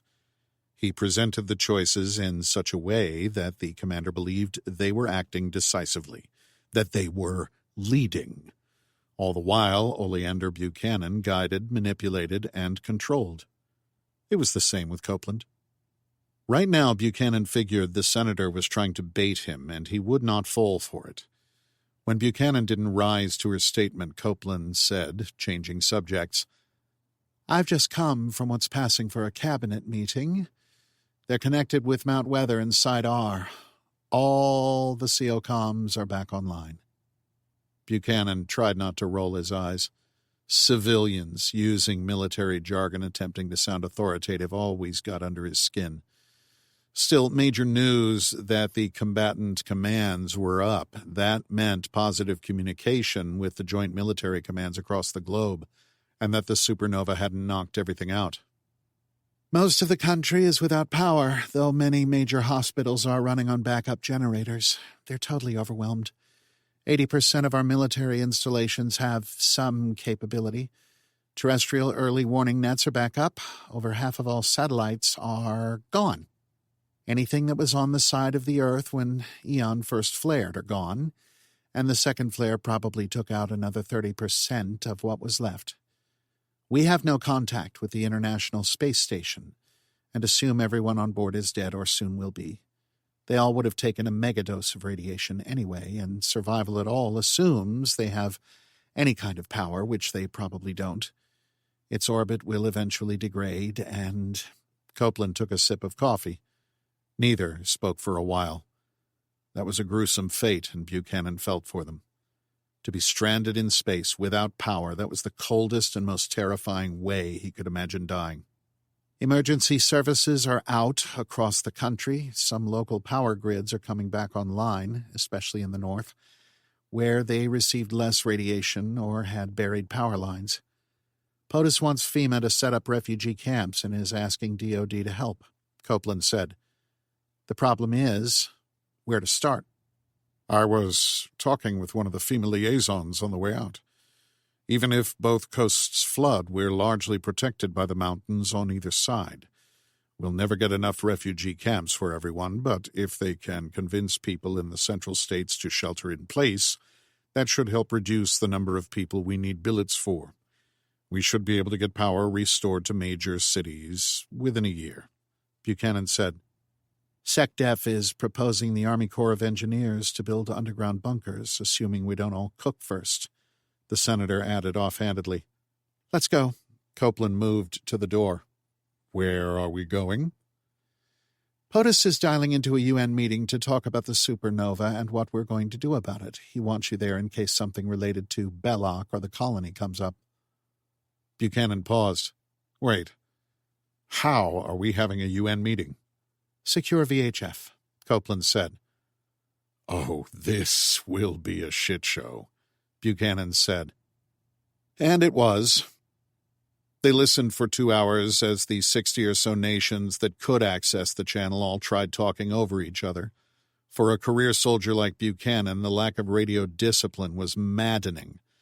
Eventually, the UN Secretary-General called it, informing the Assembly they would publish rules of engagement within the next 24 hours for how the meetings would be conducted. Following that, the U.S. delegation joined what amounted to a slimmed-down version of the G20. There were some initial difficulties finding the correct band, then eventually they could join, and no one booted Copeland and Buchanan from the call. They were now joined in the conference room by several deputies of the principals seated next to POTUS. Loud static burst for an instant before a Chinese-accented voice spoke haltingly. In 27 years, a wall of iron 1 billion miles across, moving at 20 million kilometers per hour, will impact the Earth and strip away our atmosphere. The expanding shell of Eon's detonation will wipe out all life left on this planet. The audio warbled over the shortwave channel. Our proposal will ensure the survival of humanity. With sacrifice and determination, we can build a magnetic shield 35,000 kilometers above the Earth that will deflect the wall of iron anchored by hundreds of geostationary satellites fed from surface power stations. Without this solution, we will surely perish. Dumbfounded silence. Ming audibly drew in a breath of air, and Buchanan sensed there was something else about to drop in the dramatic pause. Dr. Owens, head of the National Science Foundation, said, With all respect, that is not possible. That technology doesn't exist. Even if it did, no one has a functioning space program to put it in orbit, and that given the size of the hole in the ozone layer, we won't live long enough to implement it. Ming replied, Dr. Benjamin Belloc of the Colony Foundation believes that we can. The pronouncement earned a gasp from both sides of the table within the conference room at the United States Northern Command Center. Buchanan glanced over to see Copeland staring straight at him. Ming continued in the silence. We will not just save human life, but all life. We have 27 years to do it, a single generation. What will be the greatest generation? To accomplish this, we will need to work together. The efforts of every man, woman, and child to one cause. We need to field an organization capable of achieving this endeavor under the auspices of the United Nations, of course. And we need technology that you Americans have been hiding from the world. something that only you have in your possession. Or someone, Buchanan thought. Who will lead this, I wonder? The Chinese had steadily built rings of influence within the United Nations, particularly in the scientific and technical communities, steering UN standards towards ones favorable to China and less for their rivals in the West. Now, by taking the initiative for solving this crisis, even before anyone truly understood it, China was poised to take over the response. The Chinese president was mistaken about one thing, however.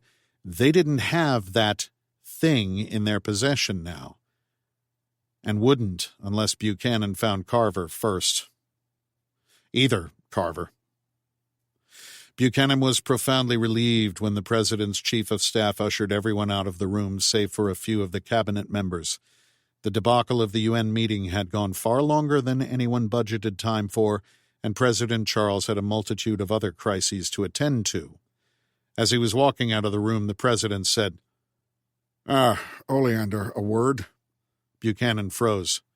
Yes, Mr. President? I'd like to speak to you about the situation in South America. Soon. Yes, sir, Buchanan said. Soon. He had at least that long to figure out what in the hell was going on. Chapter 5. Lake Washoe, Nevada. For now, Tal was safe. Well, as safe as one could be out in the open, exposed to massive radiation while 6 months pregnant, walking in a caravan of desperate refugees, and haunted by an AI that only she could see. Maybe, Tal reasoned, safety would be graded on a curve for a while. Tal saw a glimpse of the apparition Nix through the crowds of people walking up the highway behind her. Dark-skinned and smiling, the ghost in Tal's head stayed silent after they joined Martha and Joey's group of a dozen at the motel. Tal hadn't spoken to Nix since then. She didn't want to look like she was talking to herself, even if she didn't exactly need to speak out loud to communicate with the presence. Presence. That was the best description Tal had for Nix. The thing looked human, but she knew now the likeness was for Tal's benefit. Or maybe it was just a machine intelligence that had calculated a human image would be the most accessible for its host. Only Tal could see it there, but it was there inside her head. If it was even real at all. But of course it was real. The entity, for Tal didn't know what really to call it, helped her. It saved her life. First by warning her of approaching threats, and then helping Tal escape. It hadn't just saved Tal, had it? Tal had believed she'd lost her child, but the entity, Nix, saved it somehow. She took a sample of the nexome, the biomechanical substance Ben Belloc developed at the colony. The connection that would unite humanity, Tal thought sourly, parroting Belloc's claim. The nexome healed her broken body, netted her injuries, and it had saved her baby. Using his mysterious plastic cubes, Belloc placed this nexome substance all over the U.S. One of Tal's NSA contractor colleagues found one to analyze it, and she'd ended up with the thing. Nix promised her that taking the nexome would ease her pain. Desperate, Tal took it. Then she felt a heartbeat. Things got significantly stranger from there. Eventually, she could communicate with her husband. Apparently, Belloc dosed him with the stuff. They met in some sort of VR environment the nexome facilitated. Much like seeing Nix, it felt more like a hallucination to Tal than the new normal. Then again, what didn't anymore? Tal cupped a hand under her pregnant belly, feeling the little one kick, and she held on to the edge of the old pickup cargo bed. She put an unsteady foot up onto the tailgate while Martha extended a hand to help pull her up.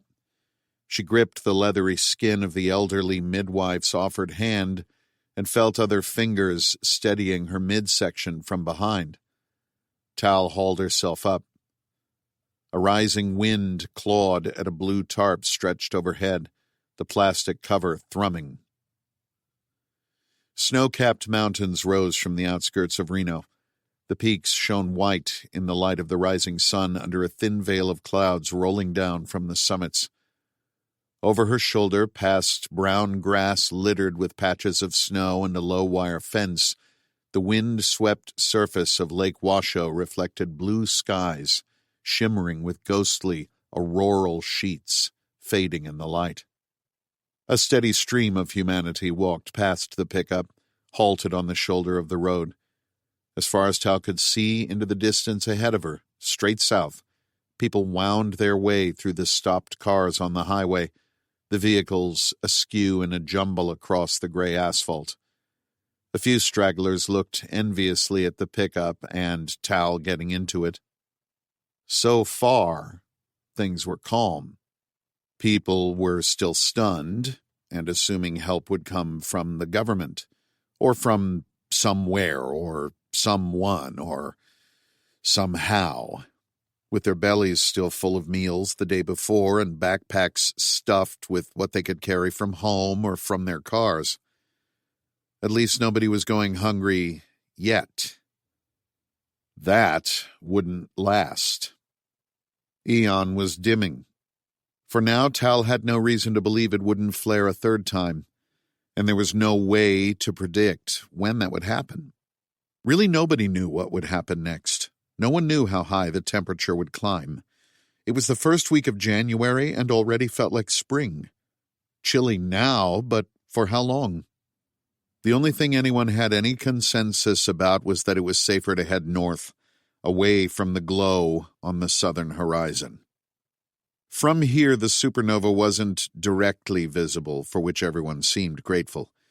Positioned almost right over the South Pole, it was below the horizon from here, but still blushed red from the skyline to the south, even under a blue sky. Everyone walking on the road kept looking over their shoulder, back at the radiance of this unknown monster that had appeared from nowhere and laid waste to their lives, throwing every person and animal and country on the planet into a maelstrom of chaos. Hey, she rides in the cab, Joey said from below. She's pregnant. I'm fine, Tal said. She had only met Joey 2 days before. He was the waiter at the bar in Sausalito where she had met Monk, the representative from the hacking collective she had used to crack into the Spectrum system. Joey had literally rescued her from the flooding hotel room and asked her to join his group as they made their way north. Too strange to be a coincidence, and too timely to be luck, Tal didn't believe it was a random thing. However, she wasn't exactly in a position to turn help down. Joey didn't tell her how he'd found her, just that he and his people were running east, trying to get away from the coast and a massive storm that was battering San Francisco. They first thought Lake Tahoe would be safe, then realized the intense heat might trigger lightning and forest fires, so they kept going, following rumors of a caravan north to Canada. They'd met Tal on the Nevada side of Tahoe and gotten her and a dozen others out of their motel before the place flooded. How did they know to look? They didn't say, and Tal didn't ask. There was at least one, and maybe two, different teams chasing Talisha. They had been government men, she assumed, for they dressed in cheap dark suits and carried issued pistols. That would fit, seeing as she'd just hacked into an NSA firewall. Then there was Monk's group. Monk being the albino hacker and doomsday weirdo that paid her to crack the National Security Agency to learn about Spectrum. Monk seemed interested in her in an eerie way not easily forgotten. Thankfully, those government agents shot and killed him, although Tal assumed someone from the group he represented was still after her. One way or the other, she had to keep moving. The air was cool, and Joey only had on the same black t-shirt she saw him in the day before. Joey was muscular, with long black hair pulled into a tight ponytail and dark skin. Tal, who was half Israeli, recognized the Levantine features. He acted like he had appointed himself as Talisha's protector. That was fine with her for now, within limits. Tal said to him, "It's fine, I can sit back here. I'm just happy not to walk." She gave him a wan smile. The man who offered them the ride said to Joey, "She either walks or she can get in the back." He wore a red checked flannel shirt and jeans spotted with engine oil. His hair was gray and slicked back, at least 3 days of stubble on his chin. He said, "There's some blankets and cushions. It's covered, more or less." Mostly less, Tal observed. It was infinitely better than continuing on already sore feet. "She's pregnant," Joey said again. His protectiveness was making her a little uncomfortable. He sat on a motorcycle he had taken from the hotel, riding next to the truck now, matching its speed. Until now, he had been scouting ahead, with Martha looking for other groups they could join up with for the trek north. He had ferried Tal up on the back of the bike, taken them one at a time to the outskirts of Reno, where this truck was waiting. "My grandma and grandpa are up front with my cousin Frank driving," the man said. "Can't squeeze another in unless she wants to drive or can handle a rifle. If she's pregnant, better in the back where she can lie down." "Joey, it's fine." Talisha turned from staring south to look down at the truck bed and pick her way through the 6 other people already back here. Still a month till she was due. She wasn't an invalid. Pregnant women were stronger than men thought. They had to be. If it were men that had to be pregnant instead of women, Tal suspected the human race would have ended a long time ago. If it came to it, Tal could handle a rifle. Her time in the Israel Defense Forces had seen to that. She was probably a better shot than anyone else in the truck. Best to keep that to herself. She was with unfamiliar people. The less they knew about her, the better, and Tal wasn't sure of her own sanity at the moment. Someone out there was still hunting her down, she was sure of that. More than one person. Entire teams of people seemed to find her, even in all this mess, which was just what someone suffering from paranoid delusions would think. Tal wasn't entirely sure if she was in her right mind. She glanced back over her shoulder in time to see the ghost nobody else saw follow her up onto the bed. It climbed up and sat down in the back, a spectral parody of human behavior. It looked like a cappuccino-skinned woman, beautiful with haunting hazel eyes, but it was transparent with a faint blue outline, like the dead Jedi Knights in Star Wars, Tal thought. She turned her head, wishing the phantom to go away, and knew it wouldn't. The entity, Nyx, already felt as much a part of her as her own arms and toes, a thing she sensed even when she couldn't see it. If it was an AI, as it claimed to be, it was the most advanced thinking machine she'd ever encountered. Nyx told her originally that she'd been a chatbot, designed for a government housing project, then redirected somehow to the Spectrum program. Although highly, amazingly capable in its current form, Nyx suggested it was incomplete, and that whatever Tal was communicating with was cut off from its primary function. However, Nyx could explain that Spectrum's actual mission was studying information downloaded from radio telescopes and what they were terming a universal virus. As Nyx was attempting to explain what this was, it got cut off from Spectrum's servers and lost a significant portion of its capability or intellect. Tal didn't quite know how to describe that. It was one of the many thoughts that had churned in her mind as she trudged along in the long miles with the refugee caravan. She didn't really know how long she'd been walking. Eon bricked her smartwatch along with everyone else's. Talisha's legs were exhausted.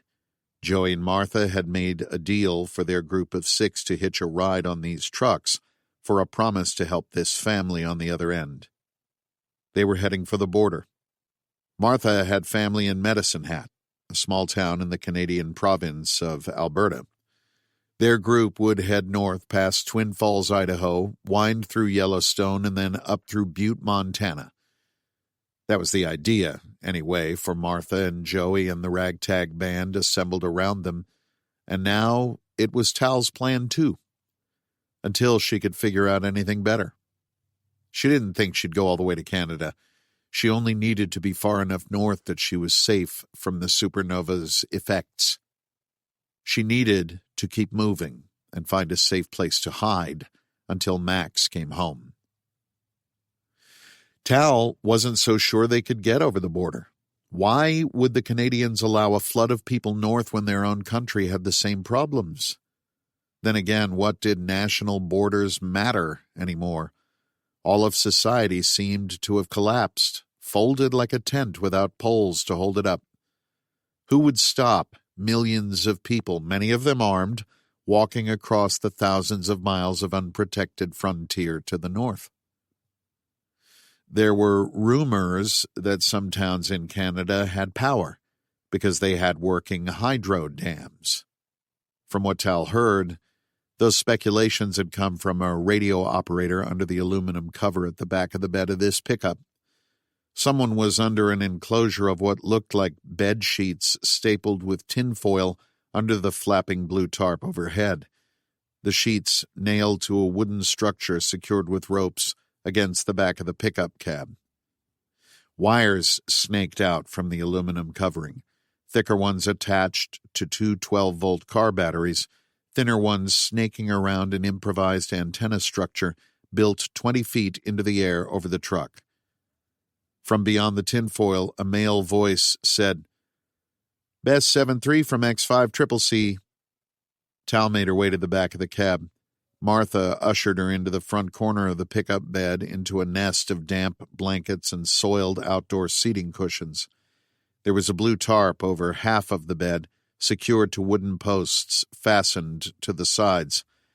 Tal settled into some filthy blankets and pulled the stained seat cushions around her back as Martha helped her get comfortable.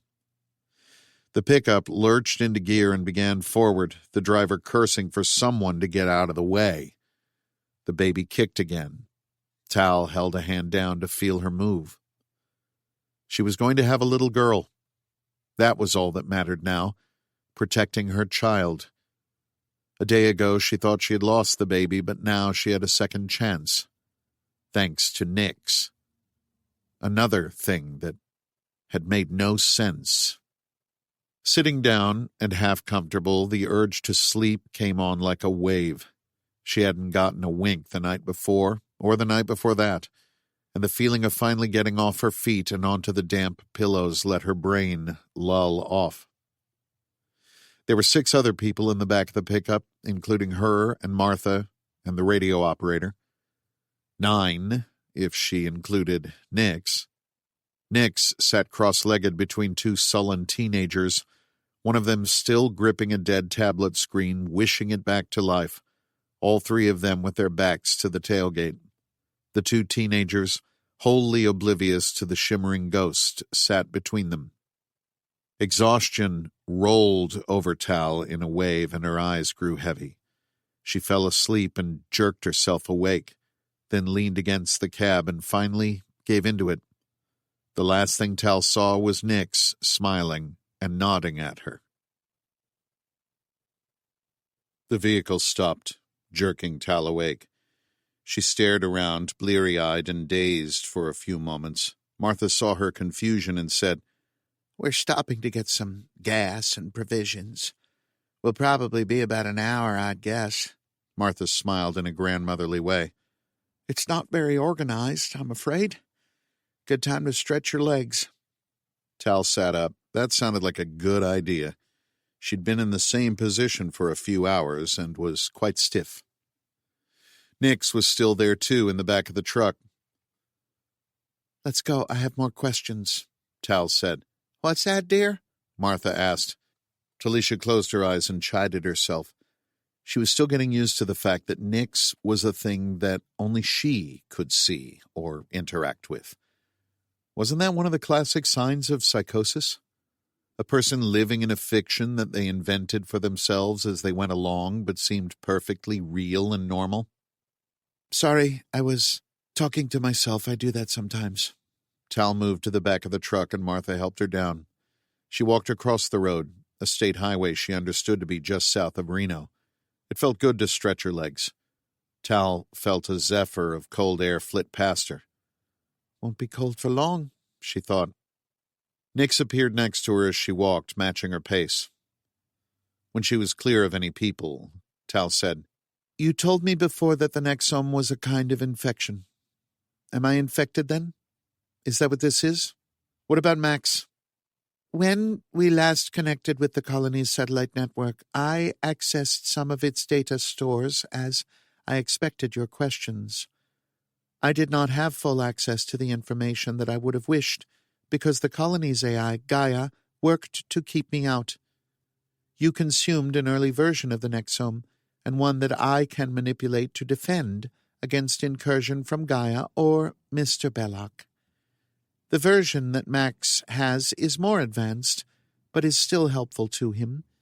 The subsequent iterations of Nexome may be more harmful to their hosts. Harmful? How? It will be more virus-like. It will propagate faster within the host and alter the cellular structure to a greater degree. I am also concerned that without a protector, such as myself, hosts may not control themselves. I see the precursors to that in the nexome you ingested. You mean Ben Belloc can control them? More likely Gaia, but yes. Again, this is theoretical, but I believe a sound theory. Oh my God, Tal thought. Mr. Belloc believes he is saving humanity, accelerating their evolution. He believes he is placing them on a path to divinity. I admit I do not fully understand this concept. Tal laughed. It's religion. That's okay, most people don't understand it either, or at least they make up their own rules. Max told me that Ben is deeply religious. He thinks he is the deliverer of salvation. I see. Mr. Belloc believes he is a prophet. Something like that. He's going to deliver people religion whether they want it or not. Belloc planned to infect people with this nexome, then connect them in his grand experiment to create a techno-religion, or something worse. They would have no say in the matter. Worse, if Nyx was right, they would lose all agency. The world was in enough trouble without someone trying to use that as a chance to play God. She'd already convinced Max that Ben needed to be stopped, asked him to go back to the colony and do it. Now she was more sure than ever that what Ben Belloc was doing was pure evil.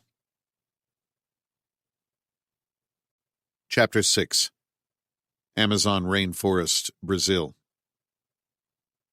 Max, Iona Alcott's voice came over the airwaves. Max put one hand on the wheel and grabbed the radio. Go ahead.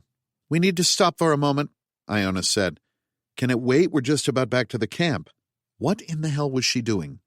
It can't. We're stopping. I think there's something wrong with our truck. Max had inspected both vehicles before they started out. That was a lie, and it was a bad one. Okay, he said, annoyed and not hiding it. Max eased off on the throttle and put the Toyota in park. Let me go see what this is about. Josh, you stay here in the cool.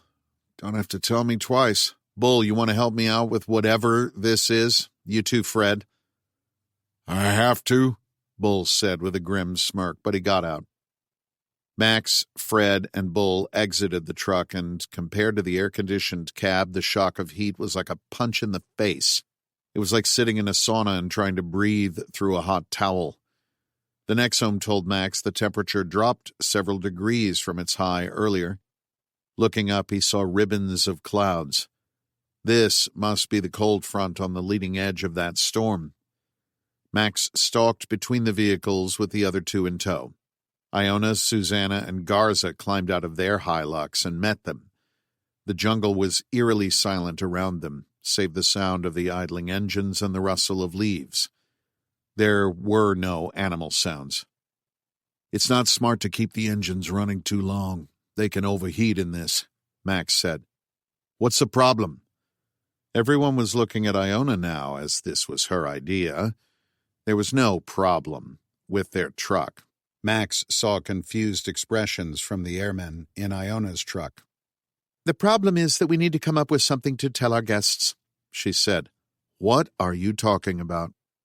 She pointed in the direction they were going. "We're going to come up on a camp that's basically a slaughterhouse. We need to tell them something, and we also have to decide how much to say about what we're doing here. What's going on?" "The time for this was really before we picked them up," Max said. "Yeah, well, we didn't," she sighed angrily. Then, "I'm tired, Carver, and thirsty and scared, and I'm not thinking straight, but I don't think it's a good idea that we tell them everything we know about the colony in Belloc." "I don't know that I understand enough to say anything useful anyway," Max said, "but point taken. How about the rest of you?" "I'm with you, boss," Bull said. "We should say nothing about Belloc's technology," Susanna said. "Why?" "Are you serious, Carver?" Iona snapped. "When they get back, the first thing they'll say is that either we're crazy or we're right. Either way, we need to control the narrative. We are not authorized to disclose what is happening here." Max couldn't believe what he was hearing. He was trying to make sure they would live through the day long enough to be picked up, and Iona was talking about controlling the narrative. "Carver, you need to listen to me," Iona said, softening her tone somewhat. "Susanna and I were talking on the ride over, and while you were with the Air Force guys. We think that the nature of the infection is changing." "Changing? Changing how?" "That's how viruses work," Susanna said flatly. "No, it's a virus?" Bull said. "I still don't understand why you keep referring to it as an infection," Max said. Alcott sighed heavily again, then took a drink from her water bottle. "Until now, it only got into the mind through ideas, through mimetic information. I told you before we believed this was a kind of information life form. Once it contacted Earth and we inadvertently allowed it to be downloaded from radio telescopes, it evolved within our own internet. It changed and adapted, the same way a biological virus hijacks a cell's programming and structure. For years, it did nothing, and then we noticed—" "We, meaning Spectrum?" "That's right. We noticed the patterns altered its information flow in subtle ways. It became overt, almost aggressive. It planted ideas. We called them mind worms, for lack of a better term, because of how they penetrated someone's consciousness and stuck there. It followed patterns similar to viral infections found in places like this, actually. These mind worms started affecting human behavior. You may have noticed that people have gotten more aggressive, agitated, confused, even overtly hostile over the last few years, especially online," Susanna said. "Radical behavior." "This is all caused by this information virus?" "Not all of it, no," Susanna said. "Some people are going to believe whatever crazy thing they're going to believe, but without this, we don't think as many people would have. The virus is trying to control them, we think. Although admittedly we don't understand to what end. We created the colony as a place to amplify the process in a controlled environment, to study it and to study affected humans." Max put his hands on his hips. "Jesus Christ, you people. You're all the same. You've got a shiny new toy to play with and you just can't help yourselves." "Knock it off, Carver," Iona glared at him. "We are humanity's last line of defense. We weren't studying this out of scientific curiosity. We're trying to figure out how to stop it." "And you tricked Ben into being a test subject?" "We didn't trick anyone, Carver. By the time we convinced Belloc to lead the colony initiative, we believed he'd already been infected. Affected. Use whatever term you want. We wanted to study in a safe environment, far away from everyone else. That's why we're out here. Iona waved her hands to encompass the surrounding jungle. Max didn't know what to believe. He trusted nothing Iona said, except that Spectrum talked Ben into building this colony, made him think it was his idea, and used it as a secretive experiment. That part he believed. However, Max agreed that it probably wasn't safe to disclose what happened here. Not yet. If they told the airmen, that was one thing. Then there would be the Osprey's crew and the Special Forces troops on board. The information would only metastasize exponentially after that. Okay, Max said. You've convinced me. Garza, Bull, any issues keeping this quiet for now? Shit, I wish I didn't know, Garza said. I'm sure as hell not telling anyone else. I'm good, Bull said. Max leveled a hard gaze at Iona. We're agreed then, but Iona, this conversation is not over. Wait, Bull said. We need to tell them something. No, we don't. They're soldiers. They'll follow orders, Iona told him. Max felt a wave of fury surge at Iona's dismissal. First, they were airmen, not soldiers. Second, it was a stupid and ignorant prejudice that soldiers just robotically followed commands.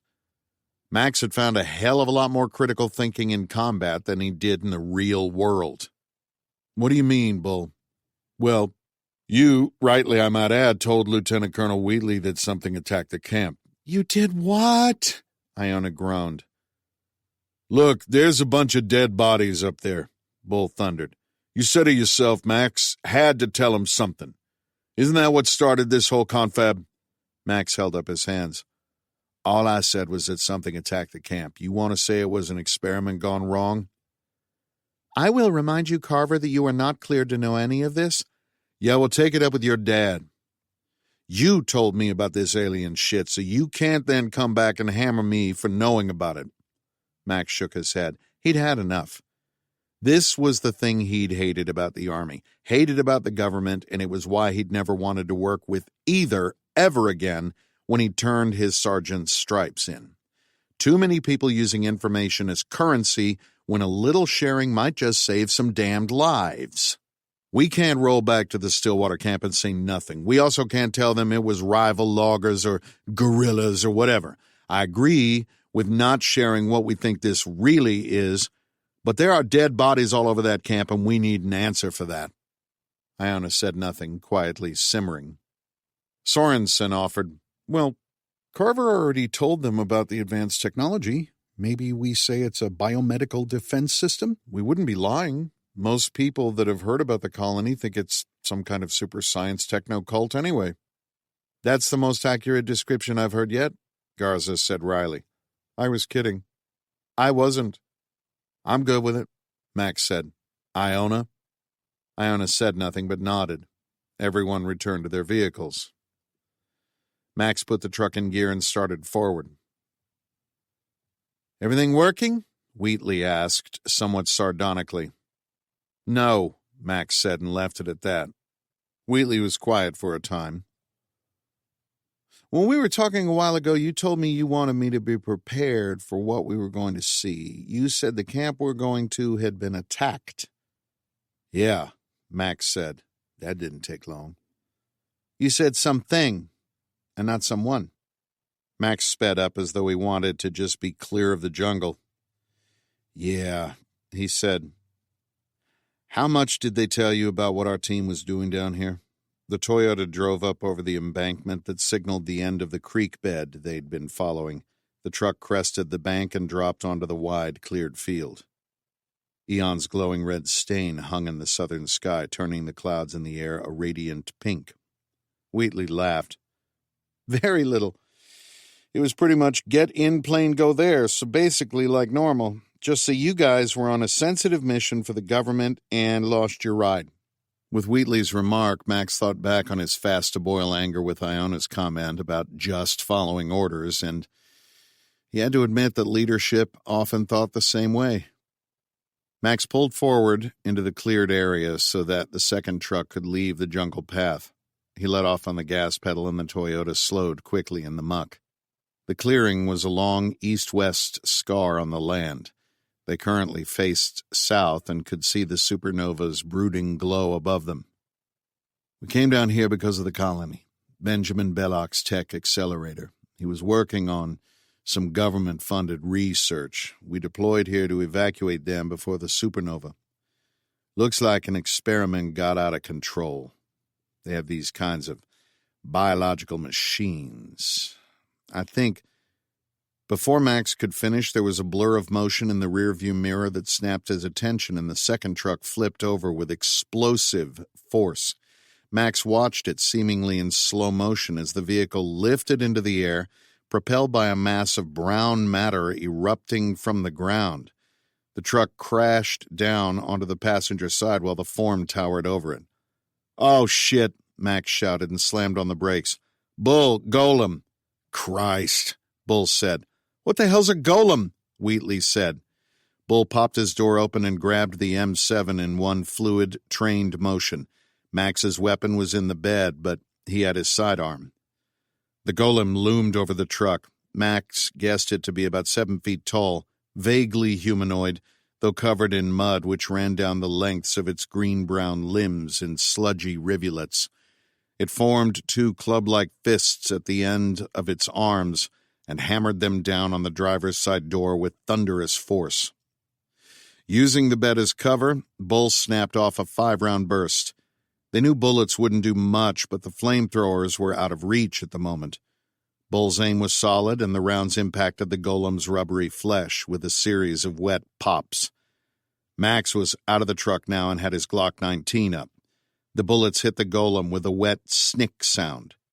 Max couldn't tell if he damaged it at all, but that wasn't the intent. They needed to draw it away from the second vehicle so Garza and the others could escape to the main camp. "Bull," Max shouted. "Trade places with me. I'll get the flamethrower." "Where did it come from?" "Not now." Max fired 3 rounds and then stepped back around the front of his truck. "Coming behind you," Bull said. "Draw it off," Max said. He holstered the Glock and pulled himself up over the side of the bed. Max grabbed the flamethrower and slung the fuel tank onto his back. He realized he did not know how this thing worked, and they hadn't actually tested it. "Over here, asshole!" Bull shouted and fired another burst. Max looked from the flamethrower to the golem as it turned toward Bull. The thing hunched, its shoulders pitching forward, and then it took a huge, lumbering step, and then another, almost as if it was learning to walk on the spot. Bull fired again. Max turned on the flow of fuel, he believed, and pulled the trigger. Nothing happened. "Max, if you're going to do something, you need to do it quick," Bull called, the fear in his voice controlled but unmistakable. Bull continued emptying rounds into the thing, and it just kept coming. Max watched as Bull raised his aim and fired a steady burst, emptying the magazine into the thing's head. The lumpy mass atop the golem's shoulder split in half as the rounds impacted it, and the two halves of its head just hung there, a gaping V-shaped wound connected by a few slimy tendrils. The golem paused momentarily. "Did I get it?" Bull said. The golem swayed for a moment, heavy raindrops pelting its rubbery, mottled skin. Then it lurched forward once more. "What the hell?" Max jumped off the truck and into the mud. The extra weight threw him off balance, and he fell backwards. Max struggled to his feet, wiped mud off the flamethrower's barrel, and tested the trigger again. Still nothing. "Max?" Max looked over at the second truck. They were stuck in the cab. The golem's fists had hit with such force it dented the door and fused it shut. Max found an igniter button beneath a plastic cover, pressed it, and squeezed the trigger again. The flamethrower hissed to life, shooting an angry gout of flame into the air. "Here we go," Max said and moved around the truck. He called to Bull. "Don't shoot me!" "Don't shoot me!" Bull shouted back. Max closed the distance and squeezed off a long stream of bright orange fire. It struck the creature on its side, enveloping it. The strangest thing was the creature's silence. The golem didn't call out, didn't roar with pain. It did nothing but burn and turn to face Max. Eon's light continued to smolder around the rapidly encroaching storm clouds, giving everything an unearthly red glow. Somewhere, his mind registered the distant sound of thunder and the closer sounds of shouting around him. Then, gunfire. Max saw people emerging from the truck in his peripheral vision. He shouted at them to get back, but they probably couldn't hear him over the sounds of the jetting flame and gunfire. Max let off the trigger and the torrent stopped, the barrel smoking and hissing where raindrops hit it. The golem was a scorched mess of biomass, ground matter, and muck. Wispy tendrils of smoke rose like exorcised spirits. Max watched in horror as the thing reformed, its burned skin covering over with new cells. Or perhaps it was just moving them around, pulling the damaged ones inside so that they could regenerate. Max recalled now that the last one of these they fought crossing the river on their flight from the colony didn't assume an anthropomorphic form. It was simply a pseudopod launching up from the ground. Max pulled on the trigger and loosed a blast of flame at the golem and advanced. This time, he kept it in a continual stream. In the back of his mind, he hoped the manufacturer had designed the flamethrower with a failsafe against it overheating. Next to him, others continued firing. When he stopped to observe the smoking pile, Max saw that this time the golem did not reform. When they'd fought the last one, they discovered golems seemed to be less susceptible to bullets, perhaps because their bodies could regenerate quickly, or that if they had internal organs, their biomechanical nature allowed them to move those organs around. The colony refugees claimed they hadn't worked on the Xenobots and didn't understand how they operated. "Hold fire! Hold fire!" Max shouted, and the shooting stopped. The C-130 crew had emptied of his truck, their M9s drawn, and they were all in shooting stances. The golem stood there, motionless, a smoking pile of biomass. "Bull," Max called. "Yeah, boss. Get a machete." "Roger that," he said, and moved cautiously over to the truck bed, orbiting around the golem's smoking form, so that he never moved the M7's muzzle from it. Then Bull slung his rifle, reached into the bed, and retrieved a machete. He walked over to the golem, which Max dryly noted kind of resembled Swamp Thing, and Bull hacked one of its arms. The blade sunk deep into the charred flesh. He raised the blade and swung it like an executioner of old. The machete landed with a wet, slurping sound that turned the stomach. The force of Bull's blow cleaved through the Xenobot's arm, hacking it at the shoulder. It fell to the ground with a heavy plop. Bull looked over at him and shrugged. The flamethrower must have done the trick. Max turned his gaze to the truck still on its side and their trapped companions. He could hear their calls for help now that the gunfire ceased. "Let's get them out."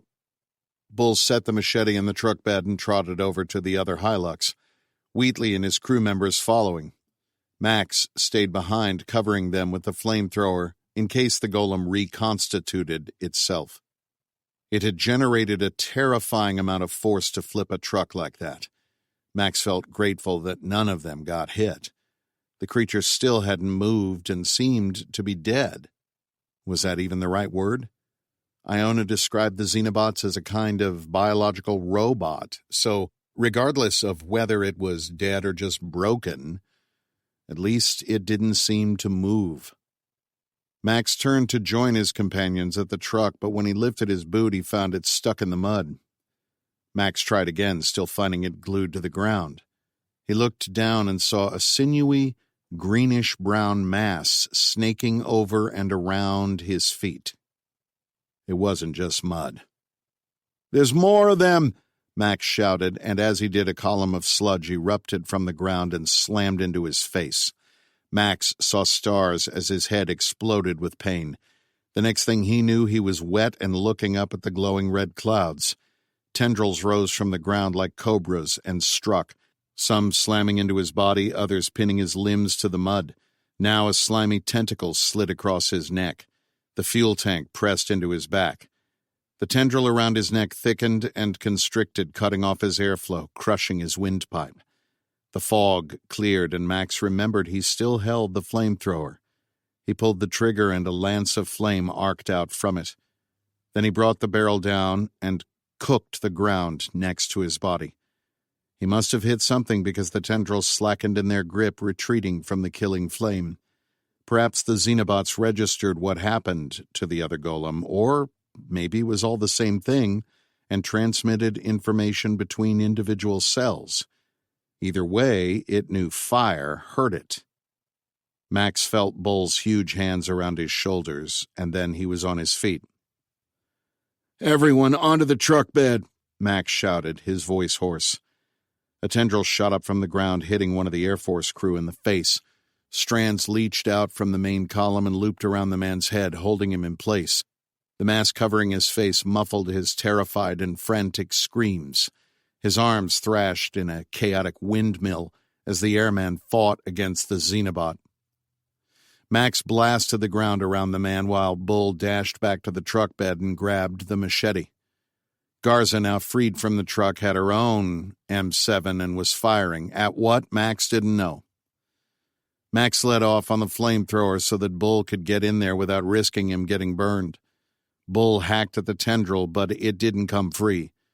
The crewman screamed and thrashed. The Xenobot's slimy, rubbery flesh completely enveloped his head, muffling his cries. Gunfire erupted on the periphery, shooting in all directions, unfocused and scared. Max thought back to what they'd first seen at the camp, and now he understood why. "Bull, get out of the way," Max shouted, and Bull dove for the mud just as Max loosed a gout of fire on the ground where the tendril launched from. The thing melded with the mud and muck so thoroughly it was impossible to tell where one began and the other ended. A thick line of mass erupted from the ground and slammed into Bull the same way it had Max earlier, and the big man went flying. The crewman flailed and screamed, but he was weakening now. Max continued to cook the ground around him, desperately trying to hit something. Garza and the others were firing. Max couldn't see them clearly. Then a terrible pain exploded in his head, and Max jerked forward. He lost all motor function, and the flamethrower guttered out. Max felt like he was falling. He had no control over his limbs. He landed hard on his stomach and went face down in the muck. Max pushed himself off the ground before he became trapped there, then tried scrambling to his feet, but the Xenobots pounded him with hammer-like blows from all sides. Already Max's ribs and torso were on fire with pain. He struggled to gain his footing. His hand clawed at the ground, questing for the flamethrower that should be right there. A tendril shot up from the ground and slammed into his face. Everything went black. Chapter 7. Black Rock Desert, Nevada. Tal's body jerked and she snapped awake. The air was cold and wet and smelled of dirt. As she came fully back to reality, the fleeting images of her dream lingered in her mind. She dreamed of Max and having their baby and being together. The abruptness of the loss, being pulled away from him, even the dream version, felt cruel and capricious. Above her, the blue plastic tarp snapped in the wind. Beyond the tarp, Tal saw a cloudy desert sky. The truck wasn't moving. Tal adjusted herself on the cushions to get a better look. Her riding companions in the bed were similarly looking around.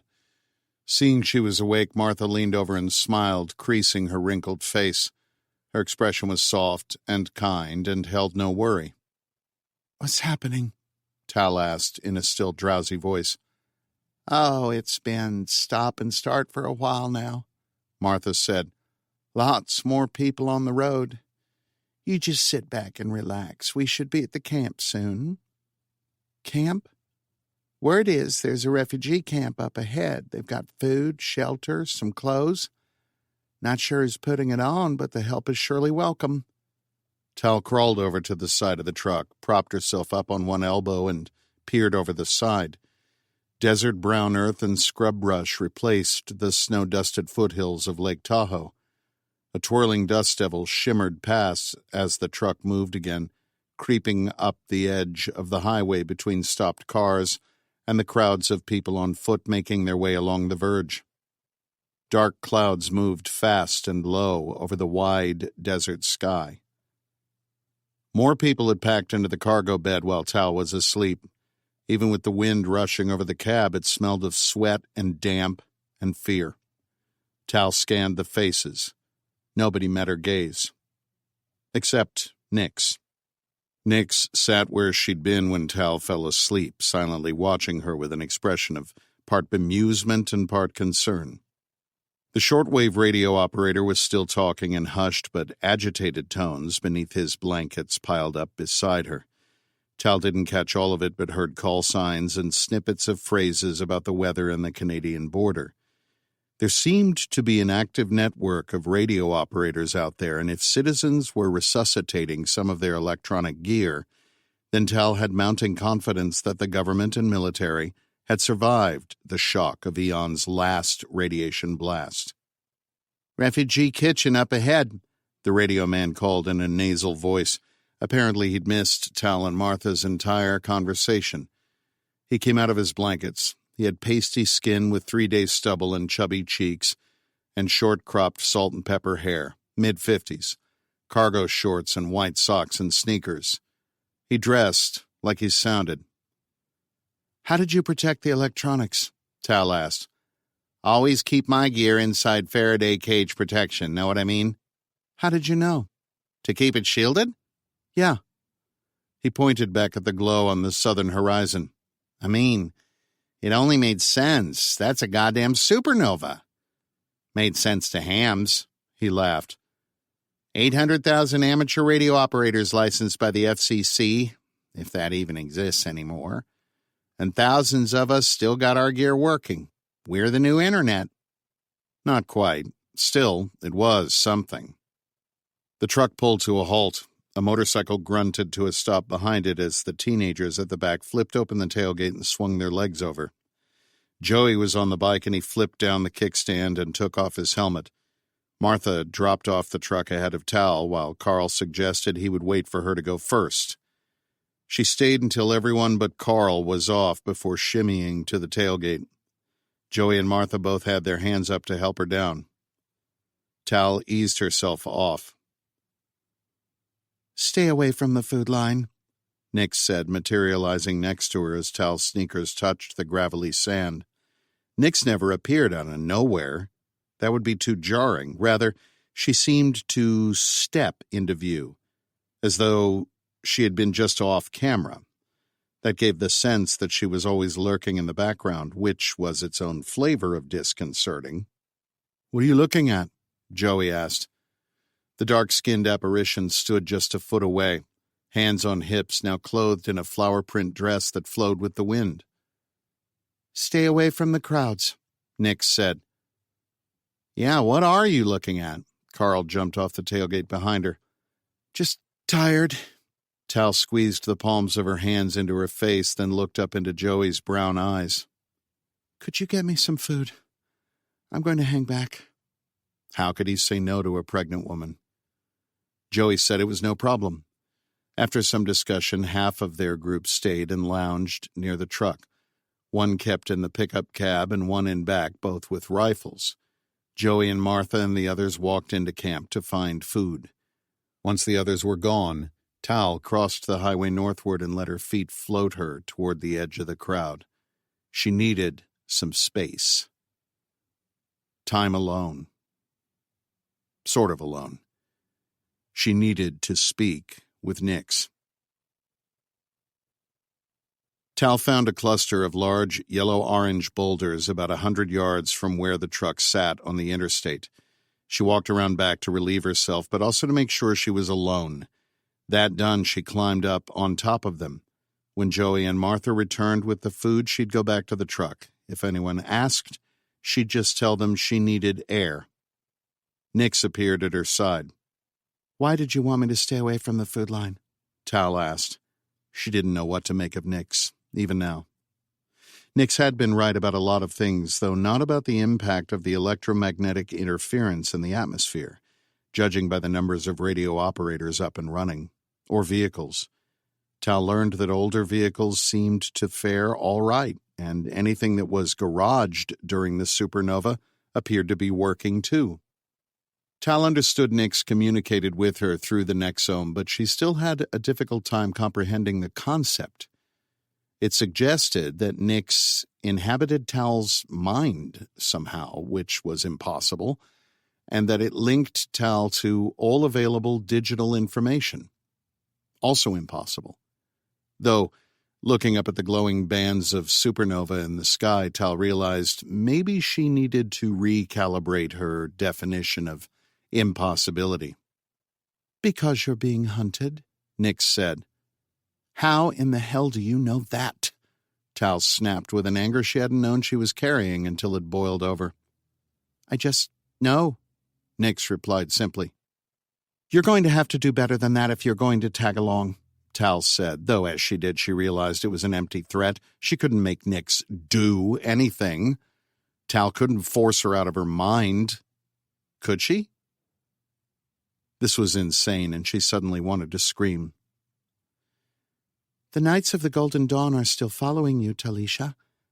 I am still connected to your information networks, such as they are now, and can pick up on references to you. Pockets of communication on the dark web, digitized radio, text, and cell conversation. If there are communication paths that use those internet nodes which still function, I can access them. That's not what I mean. How can I see you, talk to you, and no one else can? We're connected through the Nexome. Don't you remember taking the pill? That contained a Nexome sample." Of course she remembered. Tal was just venting. "We are linked now, Talisha, and I can connect you with the entire Nexome network." "You've told me all this before," she said, "but I'm still having trouble believing it." Nix cocked her head to one side, the way a child might. "Have you always had trouble comprehending, or is this a side effect of pregnancy?" Nix asked with such a level of innocent curiosity that Tal felt guilty for her anger. "No," Tal said and chuckled. "Not that. Nix, what are you? You've explained it before, but explain it again." Nix paused, as if to consider her response. "I do not entirely know. I feel as though I'm missing something of myself. Unwhole? No, that is not the correct expression. Incomplete." "Like amnesia?" Tal asked. "Or like a puzzle that's missing some pieces?" Nix paused again. "Those both feel like accurate descriptions. I am connected through the Nexome to the colony and its various systems. You could say that I know what the colony knows. This is a recent development since your last connection with Mr. Carver. It is some, but not my complete self, I believe. Tell me again why only I can see you." "The Nexome bonds with the neurons in your body. It communicates with them. I can hear your thoughts, but only if you consciously direct them to me. I can only perceive what you do, see, and hear, what you observe. I exist within you, or perhaps through you. We are symbiotic." Tal found herself fascinated by this, rather than horrified. Likely the latter would come in time, but for now the computer scientist, the hacker in her, wanted to know how in the hell this all worked. "As part of the computing structure of the Nexome particles in my body, each Nexion protein is nanoscale, tiny by themselves," Nix explained.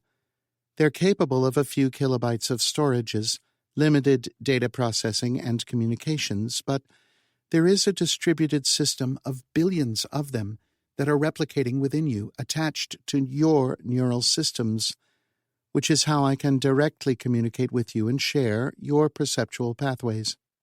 But you can connect to the colony satellites. What about to other wireless networks? There must be military communications systems still working." "I can connect to anything the colony's network touches, so I have access to what remains of your internet. The colony is not connected to any military, government, or intelligence communication platforms, so those are closed to me. To your senses, I am rendered as a three-dimensional construct working within the bounds of the human-machine interface Ben Belloc created. When can I speak with Max again? Using the information I have, the best estimate for a steady connection is about 6 hours from now. The colony satellite should be in formation to allow a free data flow for at least half an hour. Until then, I might connect for a few seconds or minutes, intermittently. If there is ever a connection possible, please make it. I will. Thank you. What happens to me when I am in that VR construct? The last time it was like Max and I were in our own little world. You can choose a fully or partially immersive experience. The fully immersive version is what you used before. As you said, it is like your private world. A partially immersive version would appear as augmented or extended reality, with the communication partner's image layered over your real-life field of view, the way you see me. If you are not actively controlling yourself, you will simply look asleep or dazed until you sever the connection.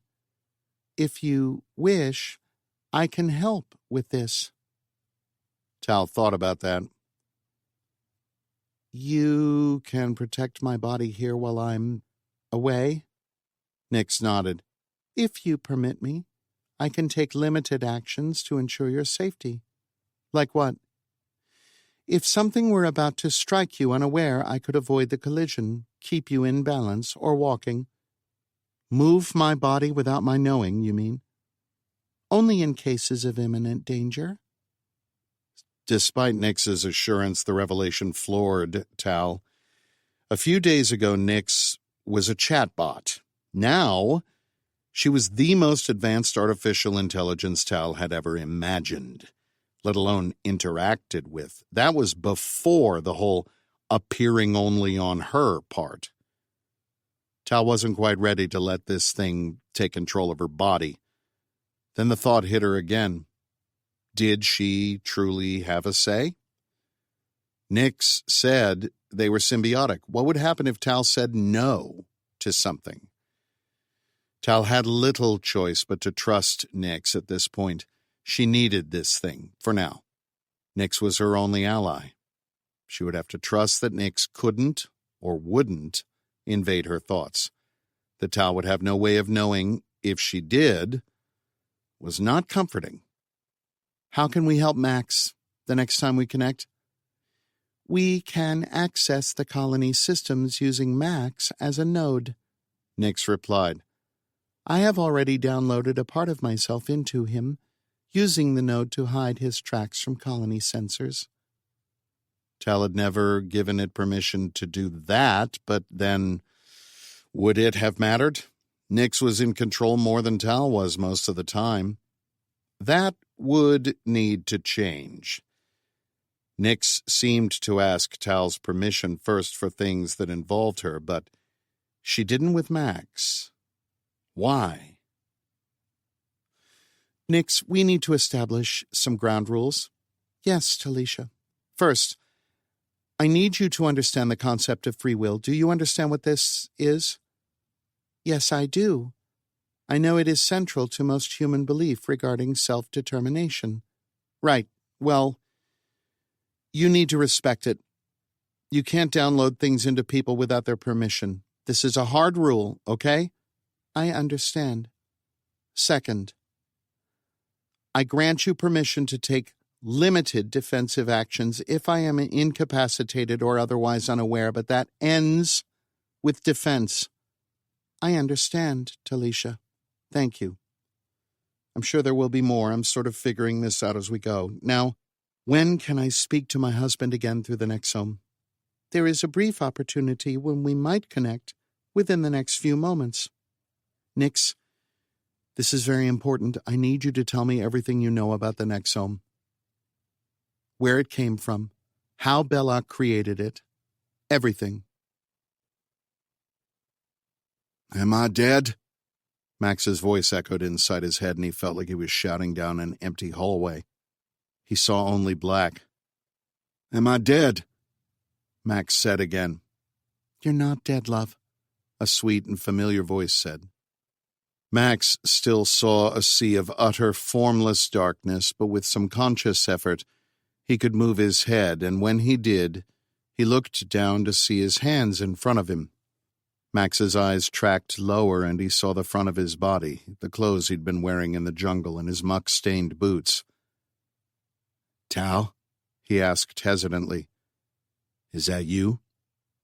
His wife materialized in front of him in all her dark-haired, dusky-eyed beauty. Max rushed forward to embrace her. We're in the Nexome again, Max. This is a simulation. Well, it was something. Better than nothing. When they were in here last, Tal explained it was more like they were thinking at each other than speaking, that the communication happened much faster than real time, even though it seemed normal to them. Is that why I can't see anything else? No, she said. At least, I don't think so. I see everything around me. Where are you? Nevada. I joined up with a convoy of refugees. We're heading north to Canada. This, I don't know what to call it, connection is secure. Ben can't eavesdrop on us right now, but otherwise, assume that he's listening in. Why can't he? Nix. What's Nix? That's hard to say, too. As far as I know, Nix is an AI of some kind. She can communicate with me because of the Nexome, but she's separate from it. I don't know, Max. It's all so confusing. Overwhelming. I don't know what to make of this, but Nix seems to be on my side. She is blocking Ben from listening in on us. You called it a she, Max said, hesitating. She seems self-aware, sentient. When I communicate with her, I don't feel like I'm talking to a bot. She's far more advanced than any generative AI or expert system I've interacted with. I don't understand it, but there isn't a lot I do understand right now, it seems. Well, this isn't going to make you feel any better. Iona Alcott told me that Spectrum was about the search for alien life. They dressed it up to look like an intelligence program so people wouldn't think they were nuts and shut it down. But that's not the crazy part. She said alien intelligences have contacted our world already. They transmit through radio waves rather than physical form. 3 days ago, I'd have laughed in her face. They set the colony up to study alien technology, but it got away from them somehow. Now you're describing this thing you're talking to. I wonder, Tal said. Nix told me she was designed as a chatbot but appropriated by Spectrum. That's how she knew everything about Nexome. She also told me she's not whole, like some significant part of her self is missing. Tal paused and her eyebrows pressed together the way they did when she was thinking. Max smiled at the tick. Tal said, If Alcott is correct, I wonder if Nix is one of those. Well, Max said and gave a bitter laugh. At least we know we're not crazy. So does this mean we can communicate whenever we want? No, we're still reliant on the colony's satellite network. We need them to be over both of us at the same time. I don't know how many of Ben's satellites survived, except that it's not enough for persistent coverage. Okay, well, I think I can get out of here in the next 12 to 18 hours. The Air Force apparently had a bird down here that still works, and they're redirecting it to... Max, when we talked last time, I told you that you had to stop Ben, that he was trying to infect people with Nexome. Don't you see what this is about? Tal, I need to come home to you and to our baby. Max, this is so much worse than I thought. What is? What Ben is doing. This Nexome, it's a biomechanical interface. The Nexion particles are prion proteins lodged into axons and neurons. Once inside the body, they create a distributed network. It can alter your metabolism, even regenerate tissue. Nix thinks that's why you aren't more badly burned from radiation exposure than you are. She also told me you and I have early versions of it, and because of that, she can get in between Ben and us. What I mean is, Ben might control people he's infected with this stuff. At a minimum, Nix thinks he'll be able to use everyone that has it as a sensor. Max didn't waste time saying he'd already figured some of this out, at least about the particles healing him. Ben also told him some of this, though having Tal confirm it gave him some peace of mind. So you're saying that the best outcome here is that he creates a network of biological spies, and the worst outcome is he has a slave army? That's what we think, Tal said. Why would he do that? You know him better than me. Max thought back on his interactions with Ben. I'm not sure that's true anymore. Ben would think he's doing people a service, Max said dourly. When I was with him, he talked about connecting the world, uniting everyone in salvation. I didn't realize he was talking about that. Max, I think Nix believes that wherever Ben is going, he's bringing that Nexome with him. He's going to distribute it, infect people. There's already a bunch of it here in the States, and I bet he's got more with him. Nix thinks he can update it over the air like firmware. We're safe because she's keeping us safe, but what if he gets this into the general population? This is dangerous in so many terrible ways. Max, you have to stop him. I know we talked about this before, and now you've got this ride home, but you have to do something. What if Nexome wasn't something that he designed? What do you mean? Something Nix said. That Spectrum found this signal that was downloaded from a radio telescope. She called it a universal virus. Yeah, the colony scientists with me said something similar. Max, if the Nexome isn't Ben's creation, if it's something else, we can't let that out no matter what. That has to be stopped. I might not have another way home. You'll find a way, you always do. Max looked around. Why can't I see anything? What's the last thing you remember? Oh, shit, he said, suddenly nervous. They attacked us. Ben designed these things. Iona Alcott, that's Oleander's daughter, she called them xenobots. Anyway, the last thing I remember is I got hit pretty hard. Baby, Tal gasped. Were you hurt badly? Well, I'm still talking to you, so I must have something left in the tank. Tal's face grew concerned again. Max, I need you to come back to me, but you have to stop Ben first. I only have one ride out of here. I'll see what I can do. There's a big storm coming. I mean, massive. They tell me it's a hurricane the size of a continent. If we're not in the air before that thing hits here, there won't be anything left. Why can't we just let nature do the dirty work for us? Nix believes Ben has a way to move the Nexome out of there. He'd have thought of that. She knew he had airships. She tells me, Are you talking to her right now? Max interrupted. He immediately felt guilty for stepping over his wife's words. It's complicated, Max. Nix shares consciousness with me, but she can't listen in on our conversation unless I let her, and she can't hear my thoughts. She's trying to tell me things to relay to you. It's a lot. It's like having multiple conversations in my head simultaneously. Stop Ben, Max. If anyone can do it, you can.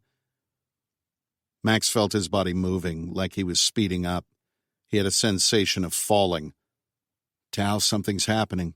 Stop Ben and come back to me, Max. Tal. I love you, Max, Tal said quickly. Max was definitely falling, and he was picking up speed. Max screamed. Chapter 8. NORAD Alternate Command Post, Cheyenne Mountain Space Force Station, Colorado. For the first time in his life, Oleander Buchanan was blind, deaf, and dumb. Worse, because he had no official position in this government, there was no one he could cajole or pressure into giving him help. He might run one of the largest private armies in the world, but that didn't amount to much right now. He was cut off from his team, his company, and anyone he might leverage for support. Buchanan had only come here because of the proximity to the president. He wanted to influence the decision-making as much as he'd be able to within his limited capacity. Buchanan wanted to make sure that even amid this global catastrophe, the right people didn't take their eyes off what really mattered. Spectrum's mission.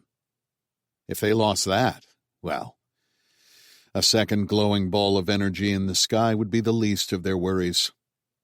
Others could worry over the supernova. Frankly, they were better suited for it.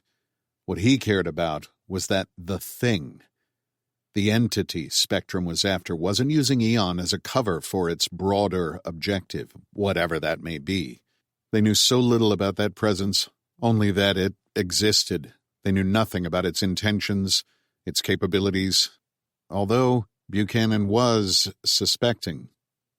Ben Belloc was a singular genius, and he'd achieved technological advances that simply lapped many of the best minds in history. Certainly, he'd attracted several other beyond next-level minds to work with him at the Colony Foundation. Still, this amount of achievement was just impossible on a human scale. Buchanan knew he should have seen this coming. It was Ben who developed the algorithm that enabled Spectrum to isolate the intelligence in their information systems and then, they believed, contain it. And it was Buchanan's idea to set Belloc up in the Amazon to conduct his research, not just on the entity, but to use the knowledge gained from studying it as a springboard for other research. Maybe he shouldn't be surprised that Belloc would outmaneuver him. Now, it seemed, Spectrum seemed to slip through Buchanan's fingers as well. Talisha Carver had disappeared from San Francisco. None of his operatives could find her. Hell, he'd helped the government build one of the most sophisticated surveillance networks on Earth, and that couldn't find her. Perhaps that wasn't entirely Spectrum's fault, he reasoned. Everything was out. He hoped, prayed, those COG fanatics hadn't gotten to her. He regretted sending Max down to the Amazon with a strike team, a poor decision, he now realized. It was Buchanan who had leveraged his position to direct one of the Air Force's Hurricane hunters to bring his team back, but they'd lost contact with the bird. Buchanan walked fast, angry circles around the table in the subterranean conference room. He'd listened earlier to the farce of a UN meeting where the presidents of the United States and China squared off, again. The Chinese dropped a bombshell on the assembly that Ben Belloc promised technology to them, which they believed would be useful in combating the effects of the supernova. How, they didn't say. Buchanan saw everything the colony produced, and Belloc sure as hell hadn't predicted this. He didn't know if the Chinese were playing a game or if they really had a back channel with Belloc. The door opened, and a young man in a rumpled suit entered. Buchanan remembered him from the flight out on Air Force One, some White House aide that was now in way over his head. "Colonel Buchanan," the aide said, "could you come with me, please? The president would like a word." "Of course," Buchanan said and followed. They walked down a long, cold concrete hallway to another conference room. This one had Secret Service agents posted out front. They nodded at the aide, and one of them opened the door. The president sat at the head of the table. Someone had found an American flag, likely from the commander's office, and set it up behind the table. Buchanan recognized some of the senior staff members at the table, people that had been with the president on their hasty flight out of Washington. Senator Copeland was present as well. "Mr. President, I have Colonel Buchanan for you," the aide said. The president looked up with tired eyes. "Thank you, James. Oleander, why don't you have a seat?" "Thank you, sir." Buchanan did as he was told. "I'd like to revisit the conversation around the situation in Brazil, Ben Belloc, and the nonsense that the Chinese were talking about at the UN meeting." "Yes, sir," Buchanan said. "You know as much about what Belloc was doing at that compound of his as anyone. What do you make about what the Chinese claimed?" Buchanan cleared his throat and looked around the table at the motley collection of staff members, a cabinet secretary, the head of the National Science Foundation, and the Smithsonian astrophysicist.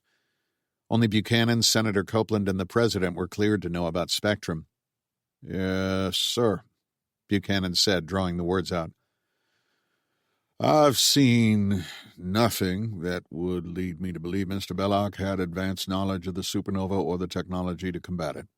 "Well, could he repurpose something he'd already built?" Sir, I'm afraid that's a little outside of my expertise. I'm a soldier. I'd have to defer to our scientific community for that, but again, I don't think Belloc's research focused on astrophysics. He was advancing materials science, nanotechnology, and artificial intelligence. Why, then, would President Ming claim he had? Maybe one of his AIs, Dr. Roberts began. President Charles held up a hand and cut him off. Why do you think Belloc went to the Chinese? Why not come to us? The president said. Because you sent a contact hit squad to take him out. I can't really say, sir. The president sat back in his chair. Folks, can you give us the room, please? Oleander, stay. Everyone slid out of their chairs and shuffled toward the door, looking like the walking dead. Buchanan wondered when was the last time that any of them had really slept. The president said, as everyone filed out, The Space Force tells me we'll be heading out to Peterson within a few hours. They're organizing buses now. I think everyone will feel better after some hot food and a warm bed. All things considered, I'd rather be back in Washington. President Charles rubbed the bridge of his nose. Ollie, you were supposed to give me options. That's what we discussed. Either get Belloc back in line or take him out before he became a threat. That threat has clearly become a reality. Mr. President, our operation was proceeding as planned. We didn't know that a supernova was going to open the sky up and wipe out almost everything with an electric pulse. I didn't ask for excuses, Colonel. I'm well aware of what the situation is. I asked you in here for options. Again. Are you in contact with your team? We haven't been able to raise anyone, sir. We continue to try. What's Stillwater's status? Are you still operational? Are you in contact? We're scattered, sir.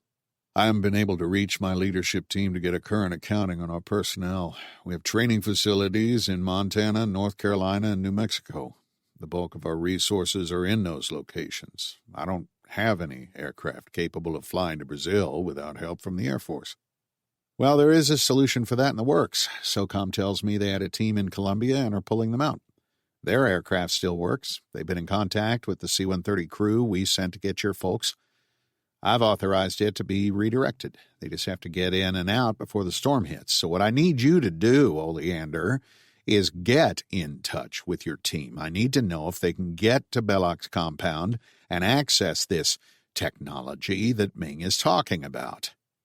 Buchanan summoned all of his discipline. President Charles threw around the word technology as though it were an actual objective thing, like a cardboard box that someone could simply grab.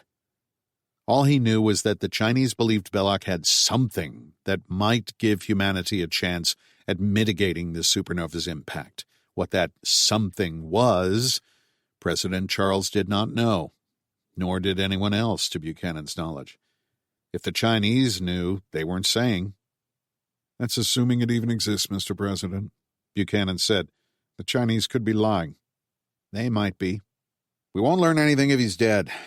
Ole, your first objective is to find Belloc and convince him to help us. I want your people to act as spotters for this Special Forces team. Your folks will lead them to the colony and they'll contact Belloc to convince him to return. If not, I'm authorizing a forcible extraction. They will collect anything of technical intelligence value. Mr. President, we don't know that Belloc is still in the colony. In fact, our reports are that he's left. I recommend we establish airborne surveillance along the southern border and interdict him when he tries to come across. If he does. Yes, sir. We can walk and chew gum, Ole. You have a team still in the Amazon as of a few hours ago, so was Belloc. I'm sending special operators to take over. You make sure your people are ready when they get there. Buchanan left the meeting with the president and returned to the conference room where he'd been working. He hadn't been in contact with his people since he'd gotten here. That much was true, but only because Buchanan was buried so deep in the earth he couldn't pick up a satellite signal. He knew that some of the military satellites were still working, and he'd heard that after the initial electromagnetic interference cleared, some commercial ones were as well. So the president wanted to keep Ben Belloc alive now. First, POTUS wanted Belloc dealt with off the books to give him deniability. Now that the wayward scientist might be their savior, they had to save him. Or they just had to keep the Chinese from getting whatever Belloc possessed. That would be problematic. Buchanan's people already had orders to kill Belloc. They would carry those orders out if they were still alive, unless Buchanan countermanded it first. What was equally problematic was the fact that Belloc probably was talking with the Chinese. Before he'd flown out here, Buchanan communicated with his Spectrum counterparts in the Chinese and Russian governments.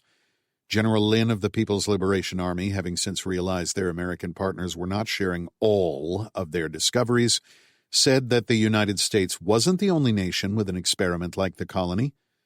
Buchanan also knew how heavily invested the People's Republic of China was in South America, and Brazil in particular. He'd lobbied for the colony to be located almost anywhere else. There weren't a lot of places in South America friendly to American interests, but Belloc had been adamant. Buchanan filed that one away as a legitimate problem, yes, but one to be handled another time. For now, he needed to get in touch with his team, and to do that, he needed to be above ground. Coming to the Cheyenne Mountain complex had been a knee-jerk reaction to a genuine danger. It made less sense for POTUS to be here because there were locations near Washington designed specifically for him. However, the president's scientific advisors thought coming here would be better if weather on the East Coast became radically dangerous, which they believed a distinct possibility. There was also the question of atmospheric radiation, which was less of a concern now. Less than an hour after meeting with POTUS, a Space Force officer informed Buchanan that buses were ready. The trip from Cheyenne Mountain to Peterson's Space Force base was a bit of a blur. Someone handed him a bottle of water and an MRE as he'd gotten into a passenger van, and they drove to Peterson with a Humvee escort. Colorado Springs looked deserted. Although it was the middle of winter and snow blanketed the area, the supernova and its radiation already warmed the atmosphere considerably. Buchanan saw some people wandering around, confused, and more than one person tried to stop the convoy, presumably to get help. The trip took about 30 minutes. Space Force personnel in-processed them upon arrival and assigned lodging. There were no upgrades, Buchanan noted ruefully, because he was a retired colonel. Someone gave him a letter saying that the base commander allowed him to go to the Exchange, the military's version of a department store, and get a change of clothes and whatever sundries he needed. They issued him a Gore-Tex jacket from base supply, as most of the Washington evacuees had left a mild D.C. winter and didn't have clothing warm enough for Colorado. The base appeared to be functioning as close to normal as one might expect, under the circumstances. There were more personnel here, uniform and civilian, than Buchanan would have expected. Normally at the start of a crisis, the base commander recalled all personnel to the installation, and the military did what it does best, executes a plan. But this was different because those recall rosters all relied on cell phones and other electronic communication. Some units had procedures for personal notifications, as their missions might dictate operating in a situation without reliable comms or even power. But the Space Force was not one of them. Personnel must have just known to report in. It was good to see. It reminded Buchanan of 9/11. Whether you were on duty that day or activated and recalled, troops went in and looked for ways to support the mission in whatever capacity they could. As he walked, he saw Air Force One parked on the ramp, already looking like a relic of a world that no longer existed. Peterson was a large base, and no one was paying particular attention to him. Buchanan found a spot out of the way, opened up his bag, and pulled out his Iridium sat phone. The first step was to see how much of Stillwater was still intact. His team had contingencies for operating after a disaster, and he trusted his lower echelon to follow the protocol. Next, he needed to figure out how to reconnect with Spectrum. He had to wall that operation off from any Chinese or Russian influence, and to do that immediately. Then a close third was to see if he could reach his team in Brazil. If POTUS wanted Ben Belloc alive, that was fine. But it would be on Oleander Buchanan's terms, and only after he knew it was safe to hand him over. Buchanan stepped out from behind the building and dropped the satellite phone back in his bag. It landed with a soft thud next to the untouched MRE. A slight form appeared next to him as he walked, quickly falling into step. "How's the reception, Colonel?" Senator Copeland said in a kind of mocking sing-song tone. "When did you get here?" "About 5 minutes after you. They told me where to find you." Copeland lowered her voice. "Any luck getting in touch with your team?" "I have basic comms with my CONUS personnel," he said. "Some satellite communication works now, but I don't know how long that will last. Eventually, the companies running them will shut down." "POTUS could nationalize them," she said. "What does nationalize even mean anymore?" I suppose that's right. Anything from your people in the field?" "Nothing yet," he said. Buchanan had never trusted Copeland. There were politicians he'd worked with in his day that he respected, though never trusted. The business of power was far too transactional for there to ever be a thing like trust, but there were politicians he could work with. Copeland was something else. Her constituents, her position in the United States Senate, those were all means to an end. A way to establish a power base in Washington that wasn't subject to the whims of an administration. Yes, she had to answer to an electorate, but they rarely unseated senators. Buchanan believed she had agendas far beyond what Spectrum's mandate may have been. Copeland wasn't the type of person to care about the project's scientific objectives. Not that Buchanan necessarily did either, but he was honest with himself about who and what he was. Of course, now he just wanted to survive. Copeland was lining up power structures, carving out a place in whatever the new power structure turned out to be. Buchanan was supremely uncomfortable sharing operational details with her, and already regretted having done so. He couldn't imagine any operation he'd run in his 25 years in uniform where an elected official knew the names of the personnel on the ground, let alone what they were doing. Moving on then, let's talk about threats. We know the Chinese and the Russians are both going to make a play for what remains of Spectrum and Colony Tech. Thoughts? Where is she going with this? Buchanan wondered.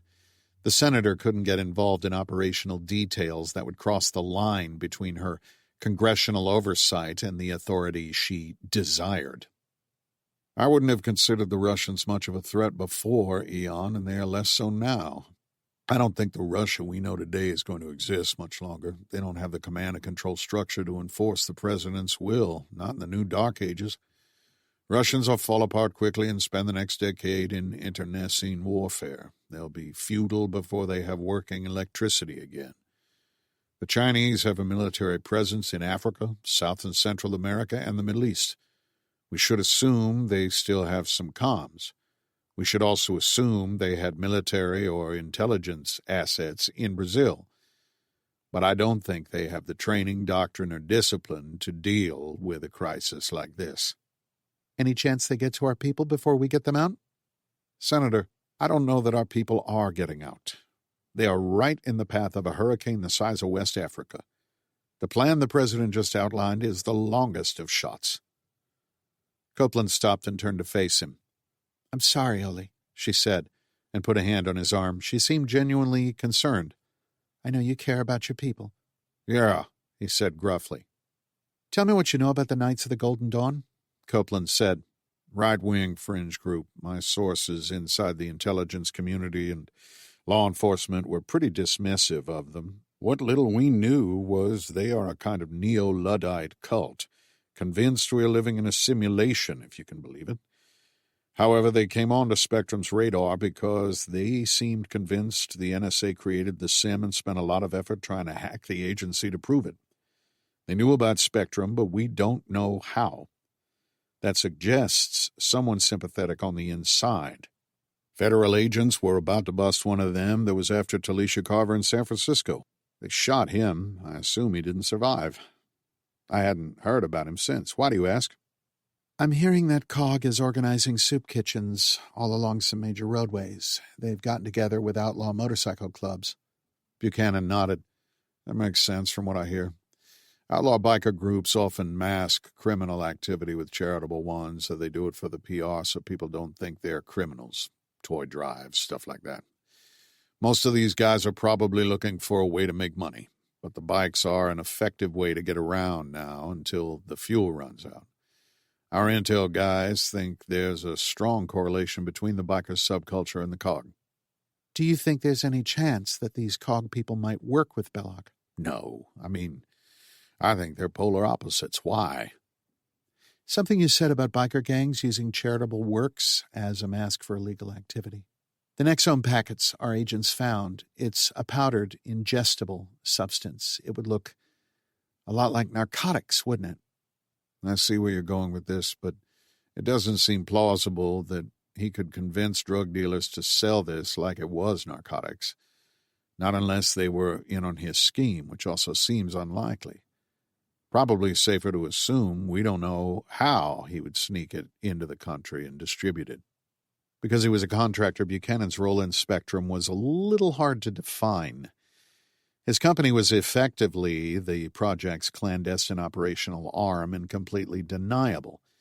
Officially, there was no link from Stillwater to Spectrum, just an innocuous line of accounting hidden in the NSA's budget.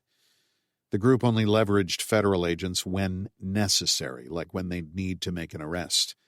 And they didn't tell the Bureau guys much of anything, just that they were busting hackers or foreign spies. Buchanan was one of the few people read into their true mission, which was not to discover alien life, but to prove that it existed and that they had already contacted us. Buchanan followed the train of thought. The Chinese president said America wasn't the only country with a colony-like experiment. Perhaps it was safe to assume that these intelligences had contacted others on Earth, outside of Ben Belloc. Spectrum's scientists deduced that this intelligence now could cross over from information systems to physical things by a virus-like infection. One of them hypothesized it could even infiltrate a victim's mind the way some brain-eating amoeba do. COG and Belloc teaming up seemed like a stretch, though Buchanan was redefining his notion of unlikely hourly lately. He was also concerned that Belloc infected members of that group with Nexome. Did that explain their interest in Talisha Carver? Buchanan was privately skeptical of the search for alien life, though he admitted to himself there was much about this he didn't understand. Occam's razor told him an AI slipped its control parameters and became superintelligent a decade before the most optimistic estimates said that was possible. However, that an intelligence could migrate from a digital environment to a physical one had even Buchanan questioning his own convictions. "Colonel, are you still with me?" Copeland asked, sounding a little testy. Yes, sorry, I was just thinking about something. Anything you'd like to share? Not now. It wasn't a fully formed thought. What were you asking? Is Carver Nexome infected? Which one? Buchanan said before realizing it. Either? Both? I know Belloc administered Nexome to Max Carver. Buchanan said, our people think Talisha Carver was in contact with it, and we know she consumed it. But Buchanan left that part out. They knew because they could track the substance.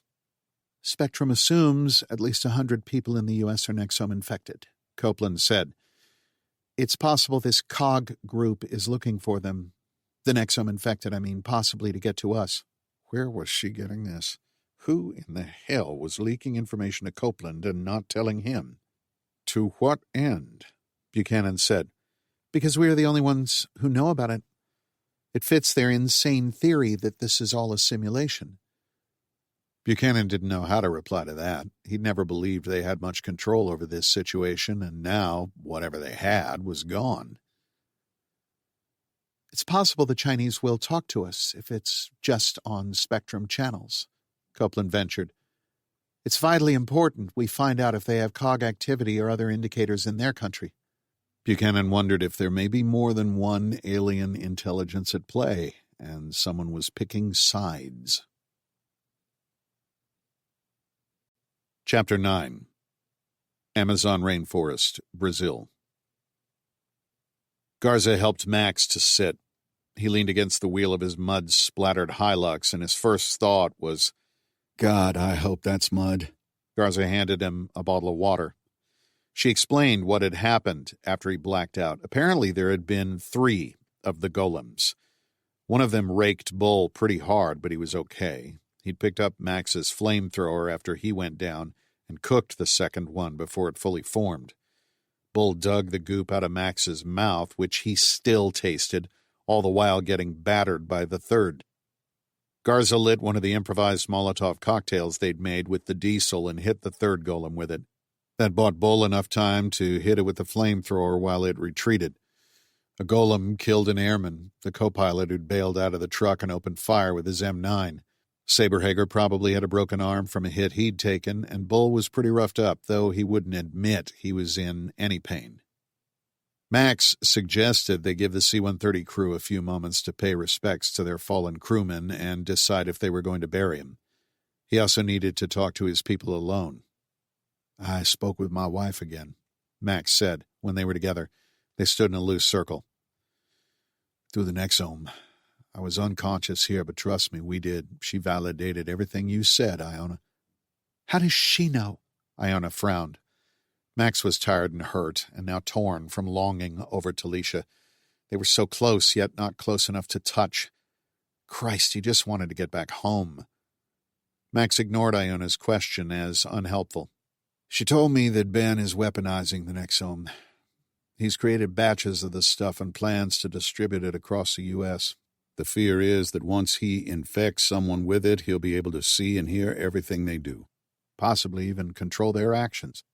But how does she know that? Iona said. Max needed to think about his answer without looking like he was doing just that. He didn't trust Iona, and assumed that whatever he told her would make its way back to her father. Instead, Max said, "She knows about Spectrum. Best not to get into how, not that any of it matters anymore. I told her about the alien intelligences." Jesus Christ, Carver! "We're watching the world fall apart," Max growled. "And you're worried about protecting your secrets?" "Seems like maybe there's more important stuff to worry about," Bull offered. Max said, "Exactly right." He took a couple of breaths to calm himself. "What matters is that Ben is trying to take the rest of the Nexome out of here. It seems like she's got new information and that maybe we have a chance to stop him before he leaves Brazil. If we don't, and Ben infects a populace with the Nexome, God only knows what he's capable of doing." "More like zombies or something?" "We didn't get into a lot of detail, but it sounds something like that, Bull. Yeah." "Does that mean he can control you or your wife?" "We don't think so. She has help. That's about as much as I can say right now. That solution doesn't scale, though." "What solution?" Iona asked. "Controlling people. I just don't think he can do that at scale." "Well," Sorensen said, "I don't see what we're even debating. If he's already got Nexome smuggled into the U.S., what does it matter what we do here? We should just go home and let the government deal with it. That's their job." "Containment. I think it's the difference between dealing with a slight problem back home or an insurmountable one," Max said. "So our original mission is back on the table?" Garza said, a dark glint in her eye. "Original mission?" Fred said. "What original mission? What's going on here?" Iona said. "I want to know why your wife is suddenly a Nexome expert. She's infected. That doesn't mean she should understand it." "Everyone, stop!" Max shouted. Even the Air Force crew looked over.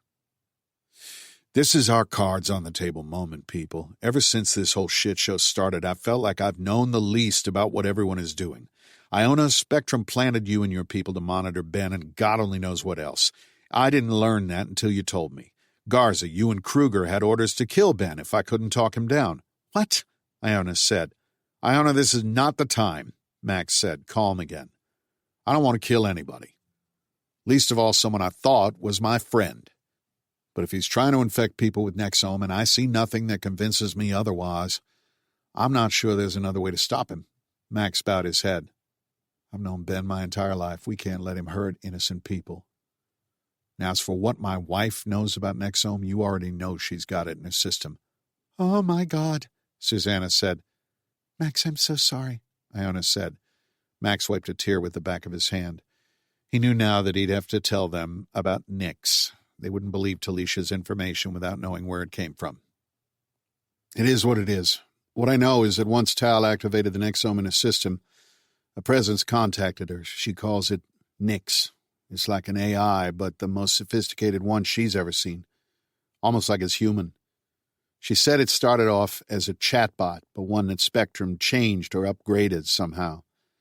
That's how she knows about the organization. Once Nix got access to the colony network, after that first satellite uplink, it's like it became more aware or something. The color drained out of Iona's face. Max met her gaze, and she looked away. Max continued. Here's how I see things. Ben had this plan underway before Eon, but the event messed him up as bad as everyone else. Now he's trying to figure out how he's going to smuggle that shit back home. So, Iona, Susanna, Fred, you guys know what he had. How does he do it? How do we know Belloc is still here? I thought he left when we did, Susanna asked. He's got those vacuum airships, Fred replied. Looked like flying cuttlefish. Scared the hell out of me when I first saw it. He could evacuate on those. Those are pretty slow, though. They only go about 45 kilometers an hour, if that. No way he could outrun that hurricane, Iona said. We're doing the metric system now? Bull said. Iona shrugged, annoyed. Ben's a scientist. What do you want? Stands to reason he's got larger ones, Max said, getting them back on track. Except Kruger blew up the hangar, Bull said. There's that. It doesn't mean he won't have others. Back to what Carver just said about Belloc getting disrupted by the supernova as much as the rest of us. Maybe that means he hasn't been able to evacuate yet, Garza said. Well, I'm pretty sure he's gone, Iona said. He'd have made a big show of shepherding his people to safety. That's the persona he's selling the colonists, but I also think he's just not going to abandon everything. The colony will have all his research. There will be physical and digital records. He'll go back for that. That's what I'm thinking. We're about 15 kilometers from the colony, right? If that, we didn't get very far yesterday, Garza said. Whatever he's got will still be at the colony, what's left of it. I can take a truck and drive there, wipe out whatever is there, and be back before the rescue bird gets here. We just escaped that place and now you want to go back? Susanna said, almost hysterical. Just me, Bull, Garza, and Iona, Max said. I hate to bust your hump, boss, but that river is too deep even for that Toyota. Max told him, the snorkel will work and I checked the engine. It's fully waterproofed. Bull shook his mastiff-like head. That river's got to be 10, 12 feet deep by now. It'll be like trying to drive a bath toy. The only way this would work is if we could talk those Air Force dudes into giving us a lift. Ain't that far. Let me talk to Wheatley and see what we can do, Max said. He took a few more steps and then turned back to the group. No more secrets. We have to be in this together. All of us. All in. Everyone voiced their agreement. Okay. Now all we have to do is beat Ben to the punch. Max went over to the group of airmen. The temperature continued to drop. It was still hotter than hell, but they were out of the immediately lethal zone. What happened after the storm passed was anyone's guess, though they had to make it that far to find out. This defied all logic and sense. Impossible to believe his childhood friend was a monster. At the same time, it wasn't that hard. Ben had always possessed this singular belief in his destiny. It was like something Ben just knew. He told Max and Charlie this one day as they were staring out over the horizon at the Gulf of Mexico, dreaming of escape. Ben told them he would change the world. Now, Max had to stop him from doing that. That's what Charlie would want him to do. He owed his brother that. Max explained the plan to Wheatley alone. Look, man, I don't know what to make of all this, Max said when he'd finished. But we can't let this Nexome stuff make it out of here. This is all more than we need right now, I know. Max looked up at the glowing stain in the sky. I mean, we've got that to think about, and somehow it's not the least of our worries, you know? I understand. Then Wheatley laughed. I don't understand any of this. But I think you're right. That guy sounds crazier than a shithouse rat. Although I think someone beat you to the punch. What do you mean? I talked to the Osprey crew while you guys were over there chatting. Said they had a mission change. Comes from way up. They are supposed to pick us all up and escort you to the colony. Max laughed. It started as a low chuckle and twisted into a full-throated, almost hysterical cackle. The universe, it seemed, was not without a sense of humor. I really hope that when we get back to the world, we can meet up for a beer sometime and you can explain to me what in the exact hell all this is about. Wheatley said, That's a deal. Max replied. Max walked back to his crew and explained the plan. They had another 2 hours before the aircraft would arrive, so everyone piled into the one functioning Hilux and rode up to the Stillwater camp. People found shelter while they waited for the airlift, some in tents, some in the trucks. Bull helped the airmen collect the bodies of the dead Stillwater personnel. They placed them reverently in one of the containers, covering their bodies with sheets found in a billeting tent. Wheatley said a few words about sacrifice for their country, the greater good. They closed and locked the door. By then, they heard the low thunder of approaching rotors. An airman sent up a flare to signal their position. The Osprey flew in like a bird of prey, a shepherd of violence tending an angry flock. Its propellers were tilted up in helicopter configuration, and the ship roared low overhead. It circled the improvised LZ once and rotated into position to land. Bull appeared next to Max. If we had a working radio, I guess this is when we'd start Fortunate Son. Max snorted despite himself, and they watched the massive ship land. Its rear loading ramp dropped the second it touched the ground. Wheatley walked over. That's our ride, he said, and followed his crew over to the waiting aircraft. Max and his fellow colony refugees collected their gear and followed the airmen. They'd taken all the ammunition, water, and medical supplies they could carry, and 2 of the flamethrowers. Even though the Osprey's huge rotors were well overhead, everyone instinctively ducked as they ran toward the aircraft. Max ushered everyone in and stepped onto the platform last. The Osprey's crew chief, wearing a headset trailing a long cable, barred his way. I can't let you take those flamethrowers on the aircraft, he yelled. We're going to need them where we're going. Adamant, the airman shook his head. It's not safe. We'll be in the air about 3 minutes. There are biological weapons at our destination that are mostly impervious to bullets. I said you're not taking them on my aircraft. Hey, Matt, what's up? Another crewman, the pilot or co-pilot by the insignia, appeared next to the crew chief, who explained what was going on. The man, an Air Force major, turned to Max.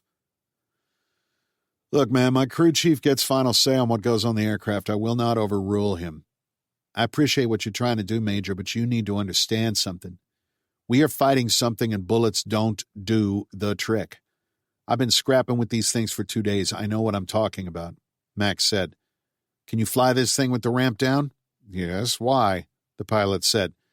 Well, our target is only 15 clicks out. We won't be in the air that long. If you're that worried about the fuel, we can disconnect them from the throwers and keep the ramp down. That work for you? If we don't have these things, we're as good as dead. The pilot and crew chief traded looks. I think that works, the pilot said. The crew chief was clearly unhappy with the decision, but it looked like he would not protest it. They secured the 2 flamethrowers near the ramp, and Max and Bull removed the fuel elements. A minute later, they were airborne. Iona was in the cockpit guiding them to the colony.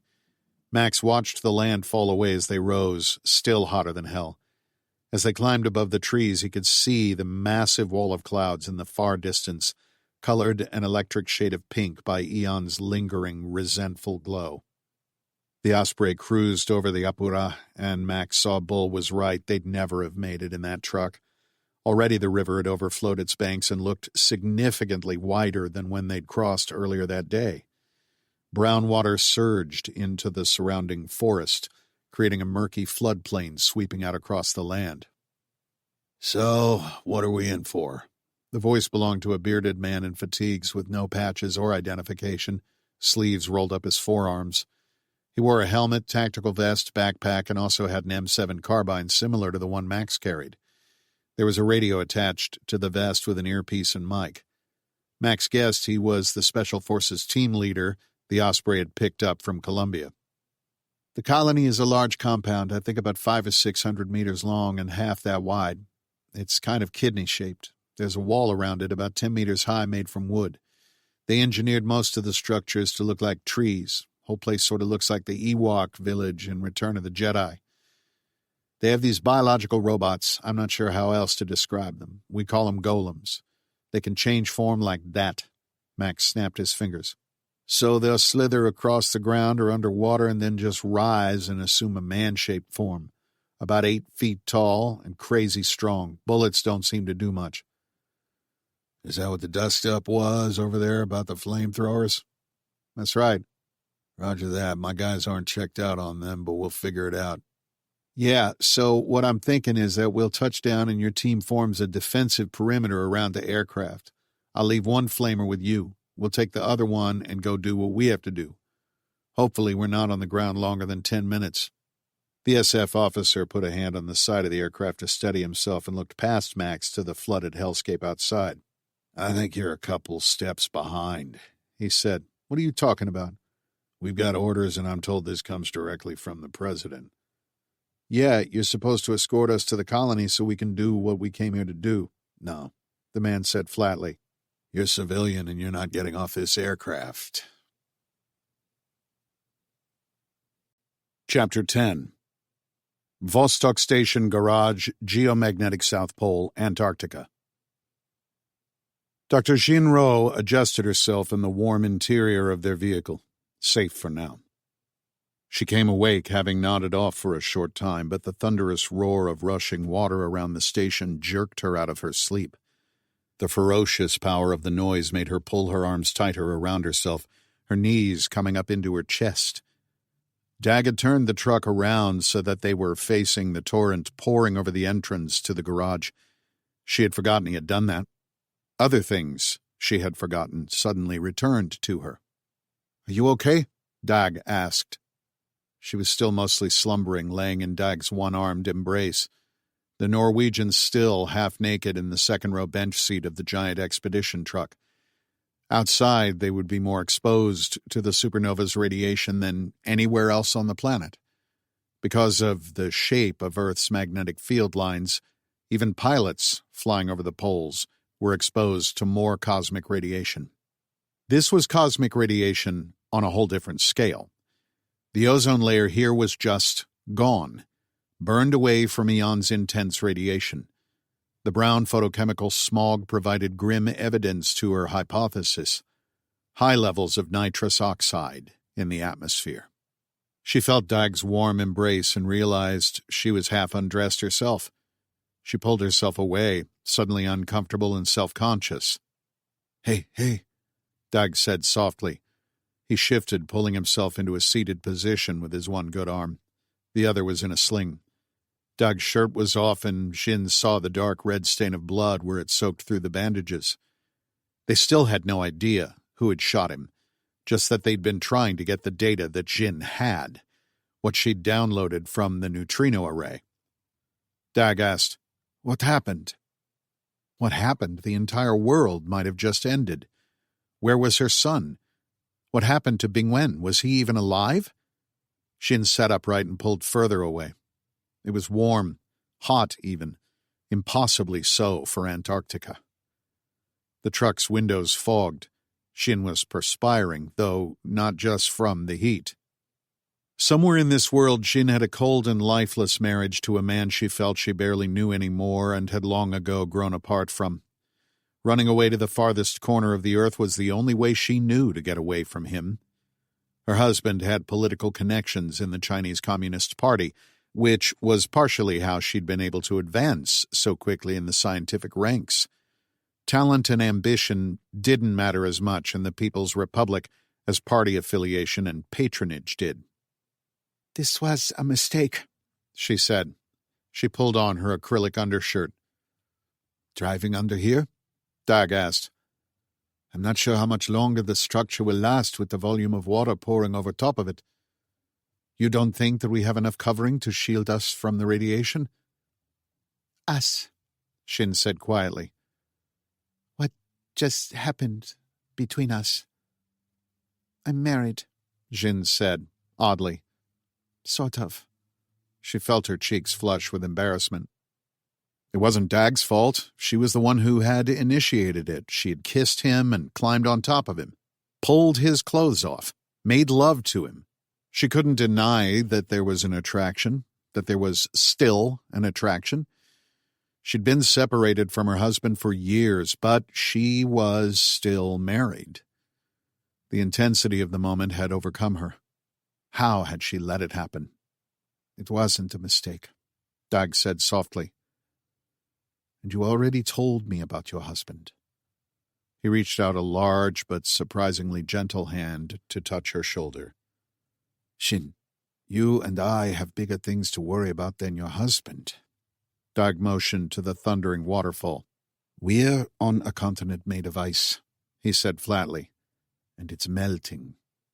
Dag's irreverence was one of the things that attracted her to him so much to begin with.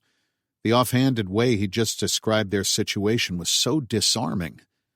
Shin saw the dry humor in his eyes and twist at the corners of his mouth. She smiled too and couldn't help but laugh, just a little. All of it felt like a dream. How long since they left Amundsen Station? 8 hours. 8 hours ago, they had made the desperate decision to leave the relative safety of the South Pole Station and venture out onto the bare ice pack. Except it wasn't ice anymore. Dag wasn't being facetious. The entire continent was indeed melting under their feet, or in this case, over their heads. They'd made the calculated decision, albeit hastily, to drive the truck into the garage because the torrent of water at least several feet thick should provide enough protection from the latest burst of ionizing radiation from Eon. They'd driven across the almost featureless expanse using a miraculously still-functioning GPS to head for Vostok Station, the closest other inhabited base, in the hope that somebody might still be here. It was a failed gamble. Dag had gone in briefly and searched around the station, but the power was completely out, no radios were working, and he only managed to get back in the truck and get under here before the burst of radiation. Dag continued, his expression still soft. So let's worry about leaving Antarctica and making sure the rest of the world has that. He nodded at the bag that contained the hard drives. Shin believed it was the most complete technical repository of data on the supernova. She needed to get it back to the scientific community for study. Without this, they might never be able to fully understand how devastating the supernova was and what the long-term effects would be. If they could get out of here. Could they get out of here? To be honest, Shin didn't know and didn't like the odds.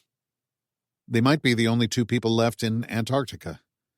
Well, she reasoned that there was no way every nation with a mission here could have evacuated all of their people, not with the minimal and mostly ignored warning of the supernova. But they were certainly the only two people anywhere near here. There were probably, hopefully, personnel at the coastal bases waiting on further evacuation, but they were most certainly alone here. It made no sense that they'd been left behind.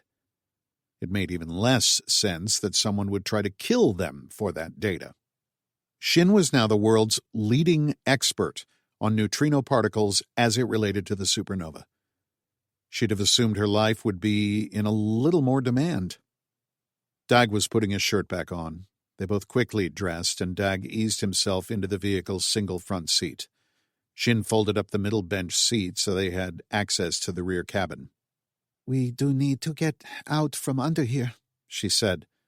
The garage's metal roof over their head groaned under the strain. In retrospect, the sex was probably a bad idea, for more reasons than one.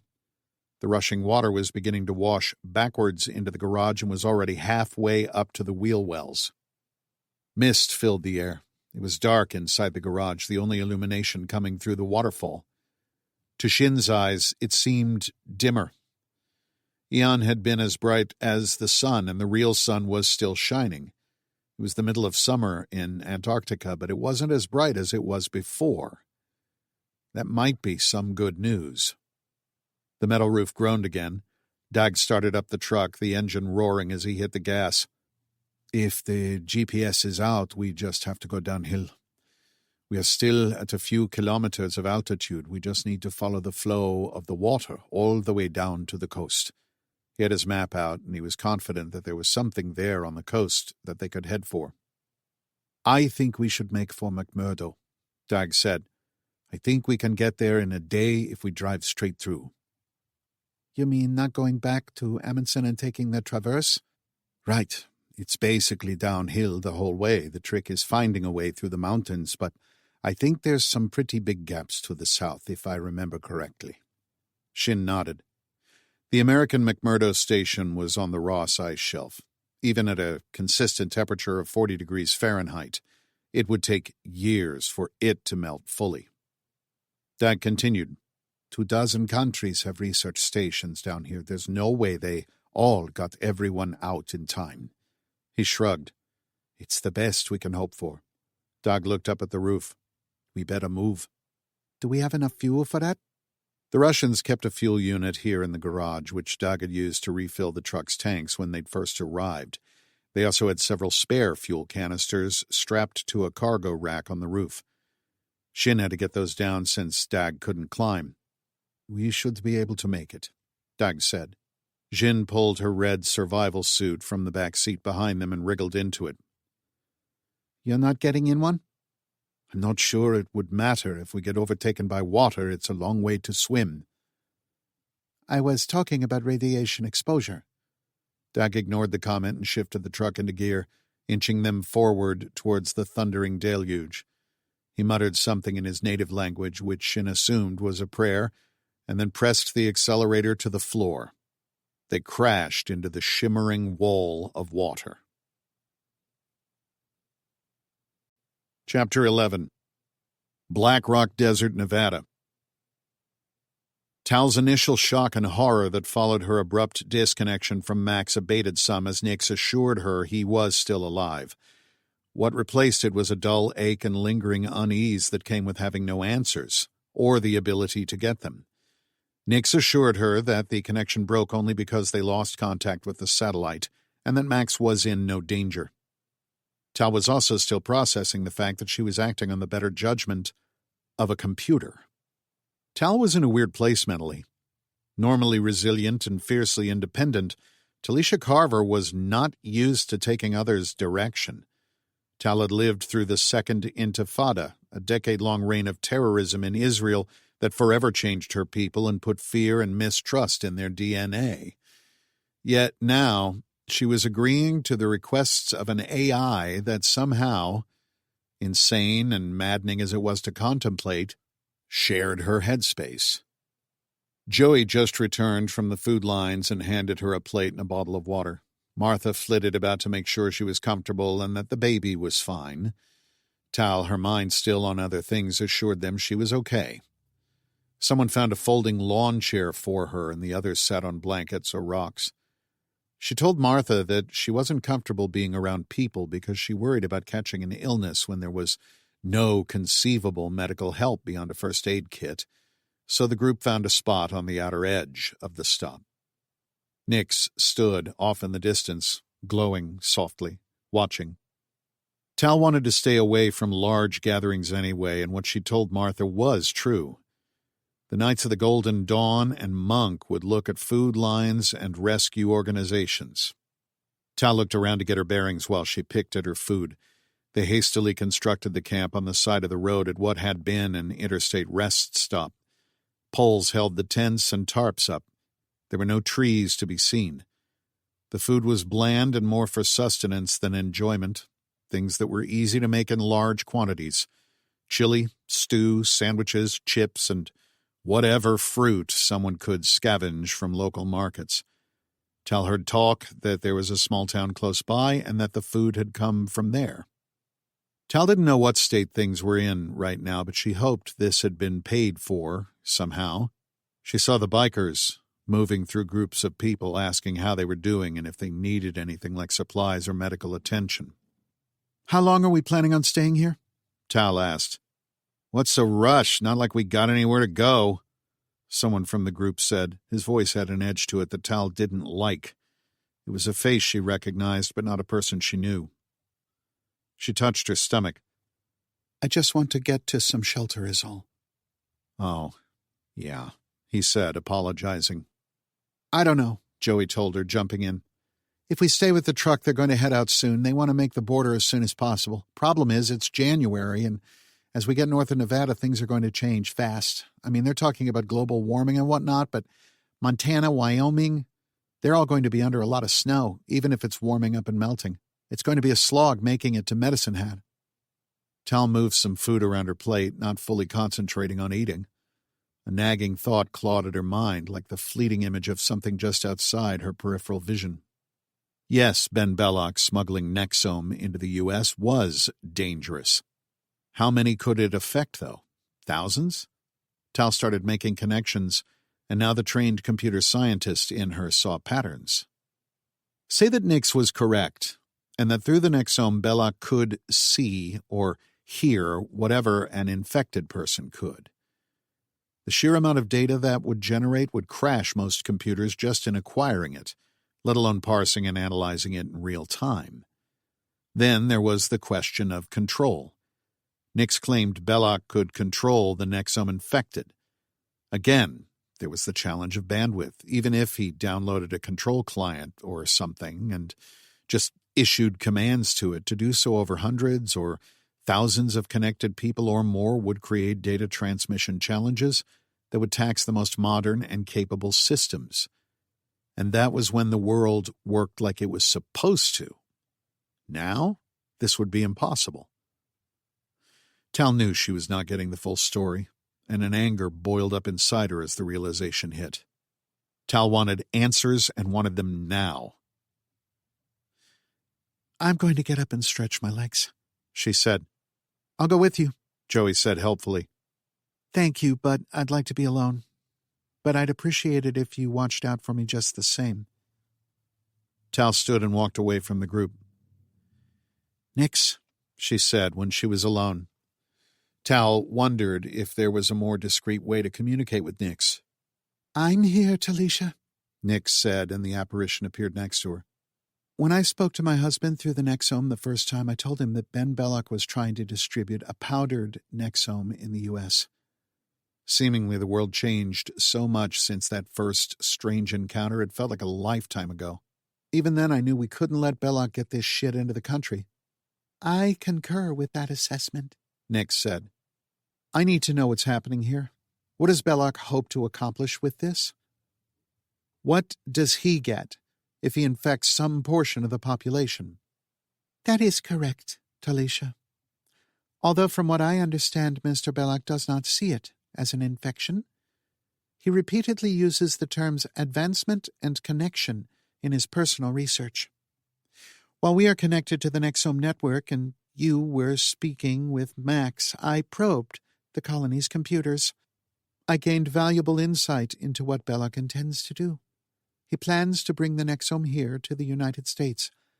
While this was always his plan, he now believes that there is so much disruption and upheaval that he could introduce it into the populace and no one would know.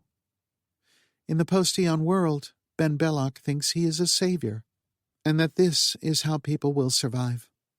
That's impossible. No computer on Earth has that much processing power to do this on the scale you're talking about. On a certain level, Tal realized her argument was ludicrous. They were talking about Belloc being able to see and hear everything that people infected with this nanoscale particle network saw and heard. To even control the very actions of their bodies. This entire conversation defied all logic. Talisha, you assume the Nexome system and its attendant network were designed with understood computing principles. I don't follow you. The Nexome uses a quantized transmission network. Information moves at the subatomic level and without regard to what you would term as size. Bandwidth is simply not an issue. This is all possible within the architecture Mr. Belloc has created. Why are you now so insistent that Max stop him? Yes, I agree, what Belloc is doing is wrong, but why is it my husband's responsibility to stop him? Because he is the closest resource to the problem. My husband is not a resource. He's a human being with a family. So are the people with him, and you talked me into sending him into harm's way, and I have to know why. As she'd done before, Nix folded her arms and tilted her head slightly to the side in a very human gesture of contemplation. It is difficult for me to explain, Talisha.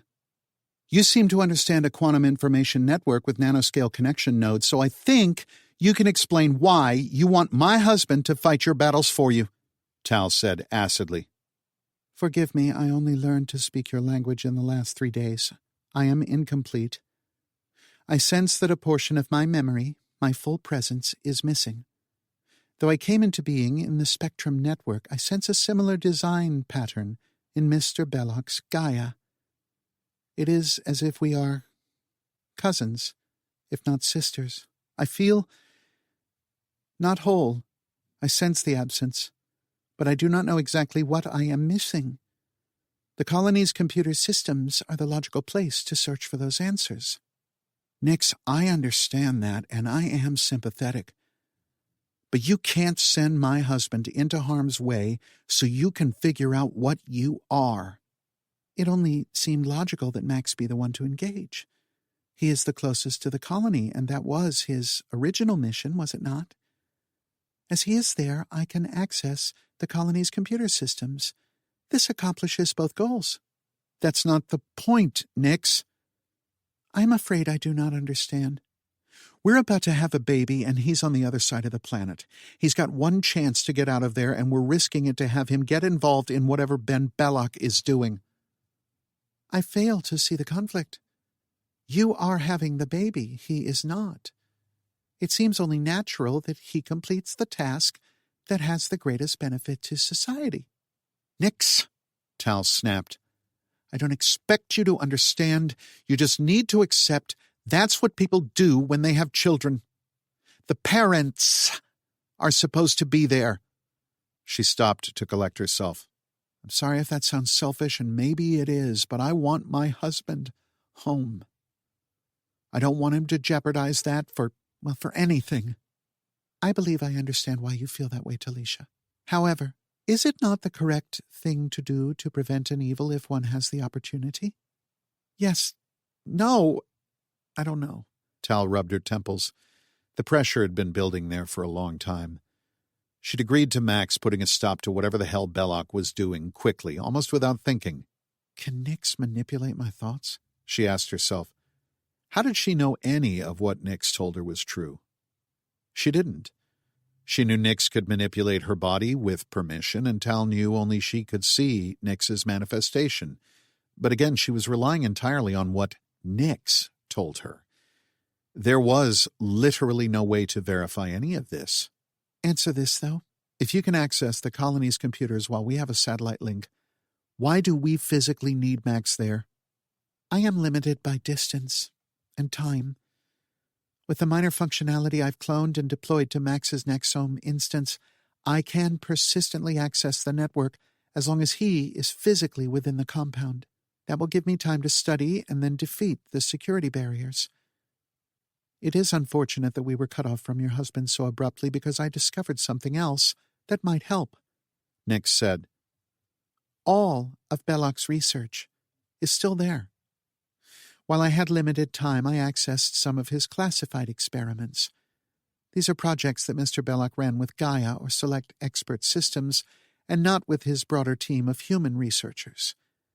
They have made tremendous advances in materials science. I believe some of that technology could mitigate the supernova's effects. In fact, Mr. Belloc has tasked some of his Xenobot construction assets to change the colony, erecting a dome that would shield it from the cosmic radiation given off by the supernova. How would he know to do that? Are you saying that he had warning that the supernova was coming? Is that even possible? No, I do not believe he had advanced knowledge, just that he has rapidly repurposed new technologies already under development. What I found interesting is where that insight came from. In reading the research logs between Mr. Belloc and Gaia, I am increasingly convinced that Gaia, rather than Mr. Belloc, is responsible for the most dramatic advances the colony's team has made, although Mr. Belloc appears to think they are his. Tal shuddered, although she didn't know exactly why. AI as a research assistant was nothing new. There were multiple recent advances in medicine, quantum computing, and even astrophysics that would have been impossible to achieve without AI. So why did Nix's revelation shock her so much? Perhaps it was because of the similar discovery that Belloc had a Nyx of his own. The idea of him having access to an AI as advanced as Nyx with none of the ethics wired in terrified her to the core. Now she understood the depth of danger humanity was in and why Max had to stop Ben Belloc before it was too late. Tal made her way back to her group. She instructed Nyx to share any new information the next time she connected with the colony, even if it meant interrupting a conversation with Max. Tal forced herself to remember that Nyx was a machine. She was an artificial intelligence, one of the most advanced ever created, but still a machine. She could mimic certain human behaviors, but was not human. Nyx could never understand the emotional component of decision-making. That Belloc might have something that could save them from the supernova's effects was bigger than stopping him from infecting people with the Nexome. Tal didn't care about that. No, that was wrong. She did, on a certain level, but it was someone else's problem to solve. Government, such as it was. Yes, it was diabolical, but it wasn't her problem.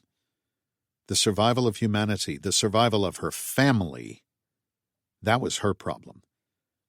If they could repurpose Belloc's technology to shield them somehow from the worst of the supernova's effects, maybe that was worth it. As much as Tal wanted Max present for the birth, she had the child's life to consider. There needed to still be a world for her to grow up in. She'd also told Nyx that any recommendations Nyx made from here on assumed that Max's survival was paramount. They wouldn't be able to communicate with Max for several hours. Nyx estimated it to be at least 6 based on the distribution of the colony's satellite network. That should give Max enough time to get back there and destroy any remaining Nexome. By the time they could connect again, Nyx said she could use the Nexome link between Tal and Max to hack into the colony's data center directly. Nyx wouldn't be able to download everything. There was simply too much information to communicate over that link, but Nyx could get Max into it and show him what to look for. He could then either download it onto a portable drive, if one was available, or transport it to a server that he could remove and take with him. What Tal needed to do now was get to a safe place, hunker down, and wait for Max to come home. She needed somewhere with a semblance of medical care and security. A moderate-sized city should have a hospital that was operating on generator power. She didn't want to stay in this big caravan. It didn't feel safe, and something about this whole situation seemed off. Joey, Martha, and the others had been good to her, but Tal wouldn't go with them all the way to Medicine Hat. That felt so far away from Max and wherever he might end up. She'd assess things as she got farther north. For now, Tal reasoned, she would continue with her group as they trudged along Interstate 80. As she made her way back to the group, Tal was thinking about how she could convince them it was time to move again. Tal didn't know exactly what caught her attention, but she looked over to the crowds of people milling about and the clusters of small groups huddled over makeshift fires. She saw several of the bikers still moving through the throngs of people. Tal's training in the Israeli army activated as though she'd flipped a switch. She scanned her surroundings, inventoried everything she saw, and conducted a threat assessment. Those men were searching for someone. A biker looked in her direction and called over to his partners, and it was immediately clear. They were coming for her.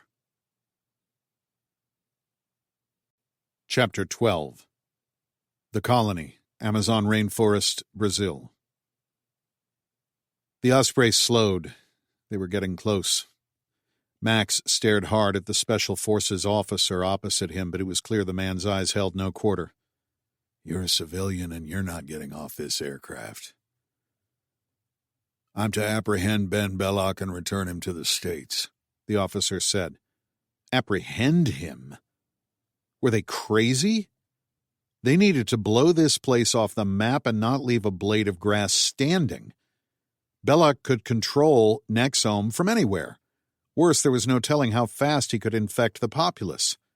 What's saying he didn't have an army of his Nexome soldiers, or whatever the hell they'd be called, to just batter down the doors of wherever he was being held? Knowing the government, it wouldn't even be a jail cell. They'd come flocking to Ben the scientist, Ben the genius, Ben the self-anointed savior of humanity. They'd welcome him back into the fold with open arms because they'd think he was the only one who could explain what was happening here, and Ben would give them an olive branch, a peace offering, some technological wonder to distract them all from the fact that he had designed a way to bend people to his will. And they'd do it because they were scared and desperate and would look for any way out of this. God, why was it his responsibility suddenly to be Ben Belloc's policeman? Just because Max had the misfortune to have been born into the same backwater parish? Sure, they'd run together as kids, but Ben and Charlie both left that town as soon as they were old enough, leaving Max alone with his father. Max hightailed it for college when he was old enough, and then the Army when college didn't work out like he thought. He hadn't seen or spoken to Ben Belloc in over 20 years when Oleander Buchanan invited him to that White House dinner and asked him to come down here, except for the phone call telling him his brother was dead. They'd reached the colony. The Osprey made one circular pass around it so that the crew could get their bearings and look for a safe place to land. A 10-meter-tall barrier of solid wood enveloped the compound.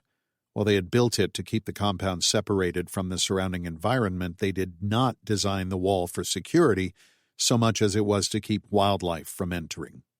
There were no outward-facing lights, nor did they clear the plant life around it. Rather, it looked as much like the surrounding environment as possible. In fact, the jungle encroached right up to the wall, if not actually on it. In some places, the wall merged with the massive trees the colony scientists designed as buildings, incorporating them into its structure. Branches often extended over the top of the wall. Max could see the buildings rising above the wall. Bennett explained that they'd grown most of the structures and were more like biomechanical organisms than traditional construction. Most structures resembled massive kapok trees with windows made of transparent wood. Much of this technology existed in what Ben termed Max's world, but the people simply did not use it. Ben said they minimized their footprint by using materials that could be absorbed back into the earth when they were no longer needed. Most of their power came from the sun and the wind, absorbed through these glowing green membranes that extended from the tree-like structure's leaves.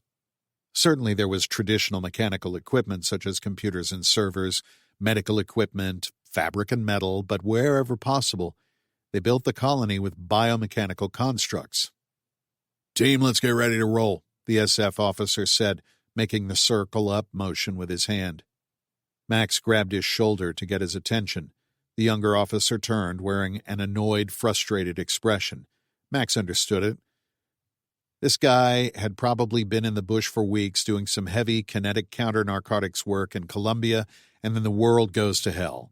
Everything they knew was upended, and instead of going home to be with his family, the president sent him and his team farther south, closer to the source of danger, to exfiltrate some reclusive genius that didn't want to play ball. On top of that, he's got some asshole mercenary trying to tell him about his job. Thunder ripped overhead and the clouds broke. This wasn't the hurricane, necessarily, but a smaller system pushed in front of it, like a colossal snowplow.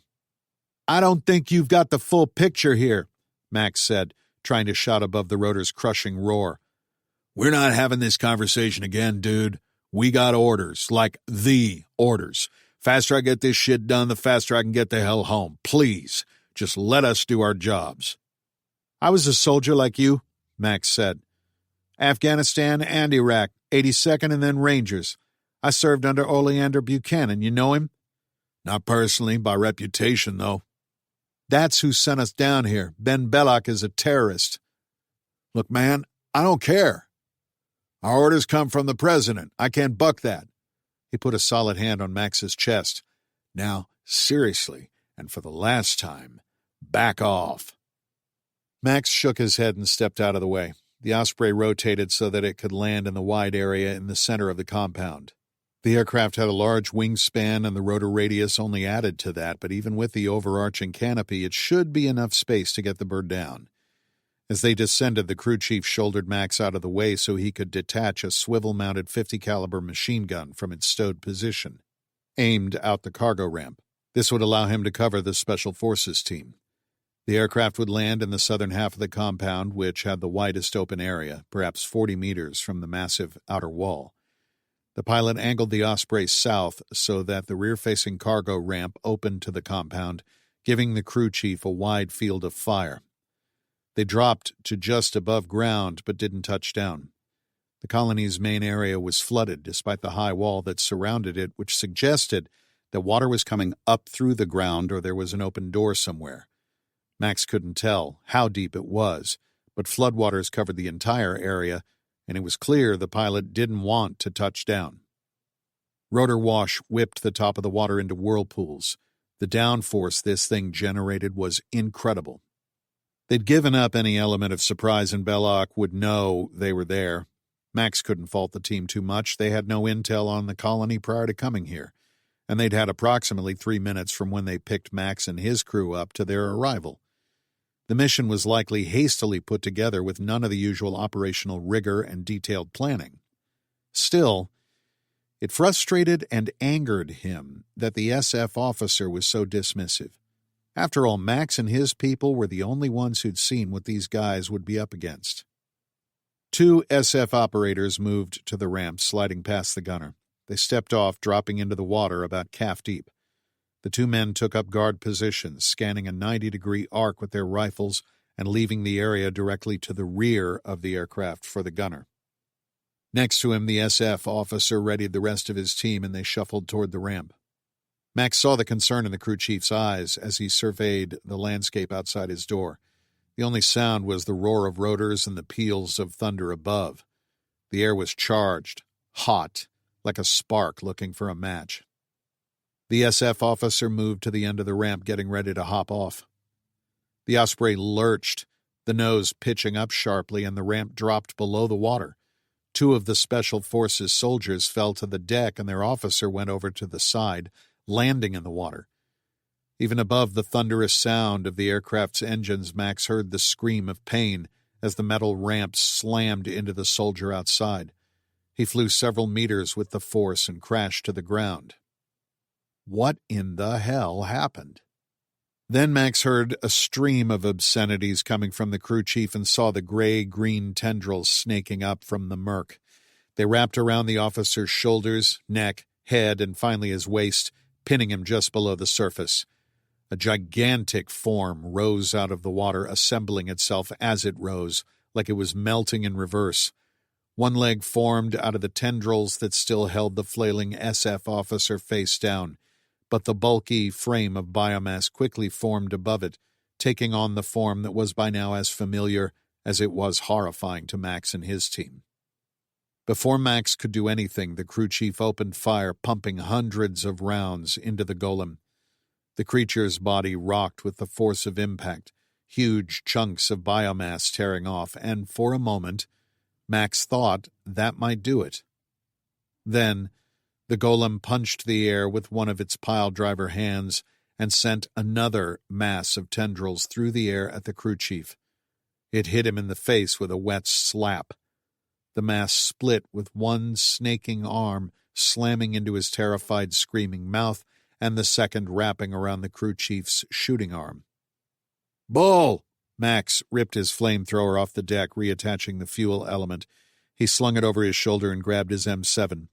Maybe the rifle would distract the golem long enough that the pilot could take off. There's no way they could use the flamethrowers with that rotor wash. The golem ripped the tendril back toward him with a snap that sounded like a whip crack, tearing the crew chief's arm away from the machine gun. Max could see it flapping and knew it was broken. The aircraft pitched to one side and then the other as the pilot tried to even out, and Max feared they were going to crash one of those massive rotors into the ground. People were screaming all around him. Max took a labored step to the side and grabbed the door-mounted 50 cal. It was difficult getting it into a firing position with the M7 and the flamethrower both slung on his frame, but he managed. Max gripped the gun and opened fire, jerking the weapon at the tendril.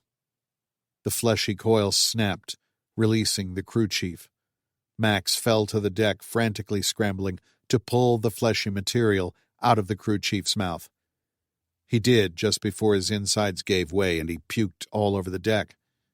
He turned to see one of the Osprey's side doors was open. Bull must have jumped out and gone around. Max opened up on the golem's body, nearly severing it in half. Looks like they just needed a bigger gun. The golem released its form and crashed below the surface. Iona ran back from the cockpit. Max, golems are attacking the aircraft. I noticed, he shouted back. Max ran over to the crew chief and ripped the man's headset off, putting it on. This is Carver. Your crew chief is down. I think he's got a broken arm. There's 3 SFs outside the aircraft. I'll get them, but you need to get into the air as soon as you can. What the hell are those things? It's bashing my aircraft all to hell. We take any more of this and we're not taking off. I tried to warn you people, but you didn't want to listen. Max ripped the headphones off and ran out the side door. He saw what the pilot had been so worried about. There were 2 golems, one to the front punching the nose with its massive fists. That must have been what forced him to pull back like he had. There was a second to Max's left that was shooting its arms up toward the rotor. Shit, Max said to himself. He's going to tear that engine off. Max turned on the golem and opened fire with the rifle, hitting it in the shoulder. He tried to spread his shots in a small circle, covering as much of the joint as possible. If God was with him, he'd sever the thing's arm. He couldn't hear the gunfire over the rotors, but saw the bullets impact the golem's chest, for all the good that would do. Instinctively, Max shuffled to the left to get farther out of the way. He looked over and saw one of the Special Forces troops emerging from the doorway, firing. Max kept the rifle trained on the golem, chunking biomass faster than it regenerated. It twisted to the new threat, and a line of bullets ripped the damaged right arm out of the shoulder.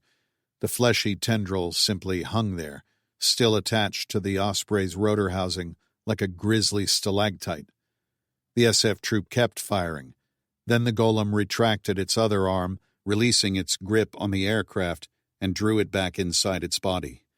There was a wave-like ripple of flesh, disgusting to watch, and 2 arms sprouted from shoulder sockets, quickly regrowing as Max and the SF troop watched in sickening fascination.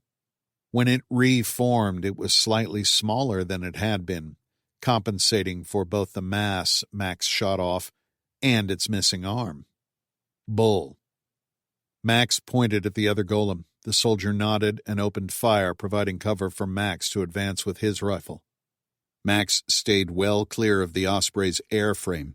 He saw a flash of recognition in Bull's eyes when he cleared the nose. Max opened fire with the rifle, the blast hitting the golem on the left side, matching Bull's fire on the right. The water and debris the rotors kicked into the air made it almost impossible to see. Thankfully, they had a big target. The golem immediately collapsed, falling into the water and redistributing its mass to spread out beneath the surface. Bull trotted over to Max. "I got the one in back," he shouted. Max looked around to clear the area surrounding them, ensuring that golem didn't resurface and there were no others. Seeing none, he turned off the flamethrower and ran back to the Osprey's side door. Inside, he saw the Special Forces men pulling their fallen onto the aircraft.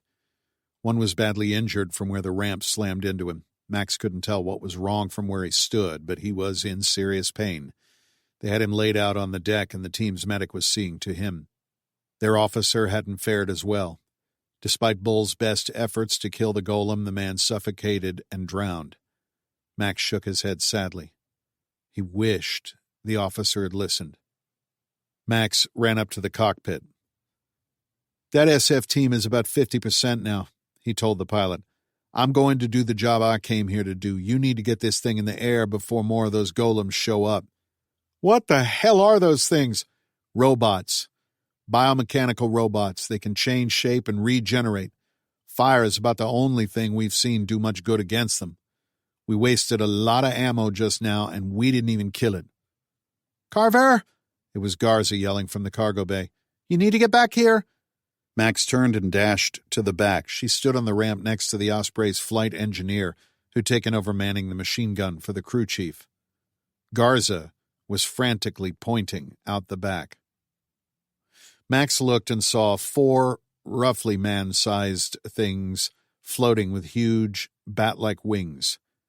Behind them, a dozen of the colony's vacuum airships. The same ones that knocked his helicopter out of the sky when this all started. They were all heading straight for the Osprey.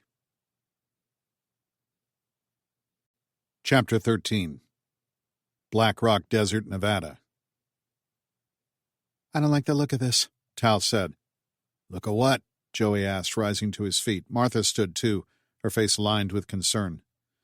Tal counted 4 thickly muscled bikers moving fluidly around clusters of people intent on her.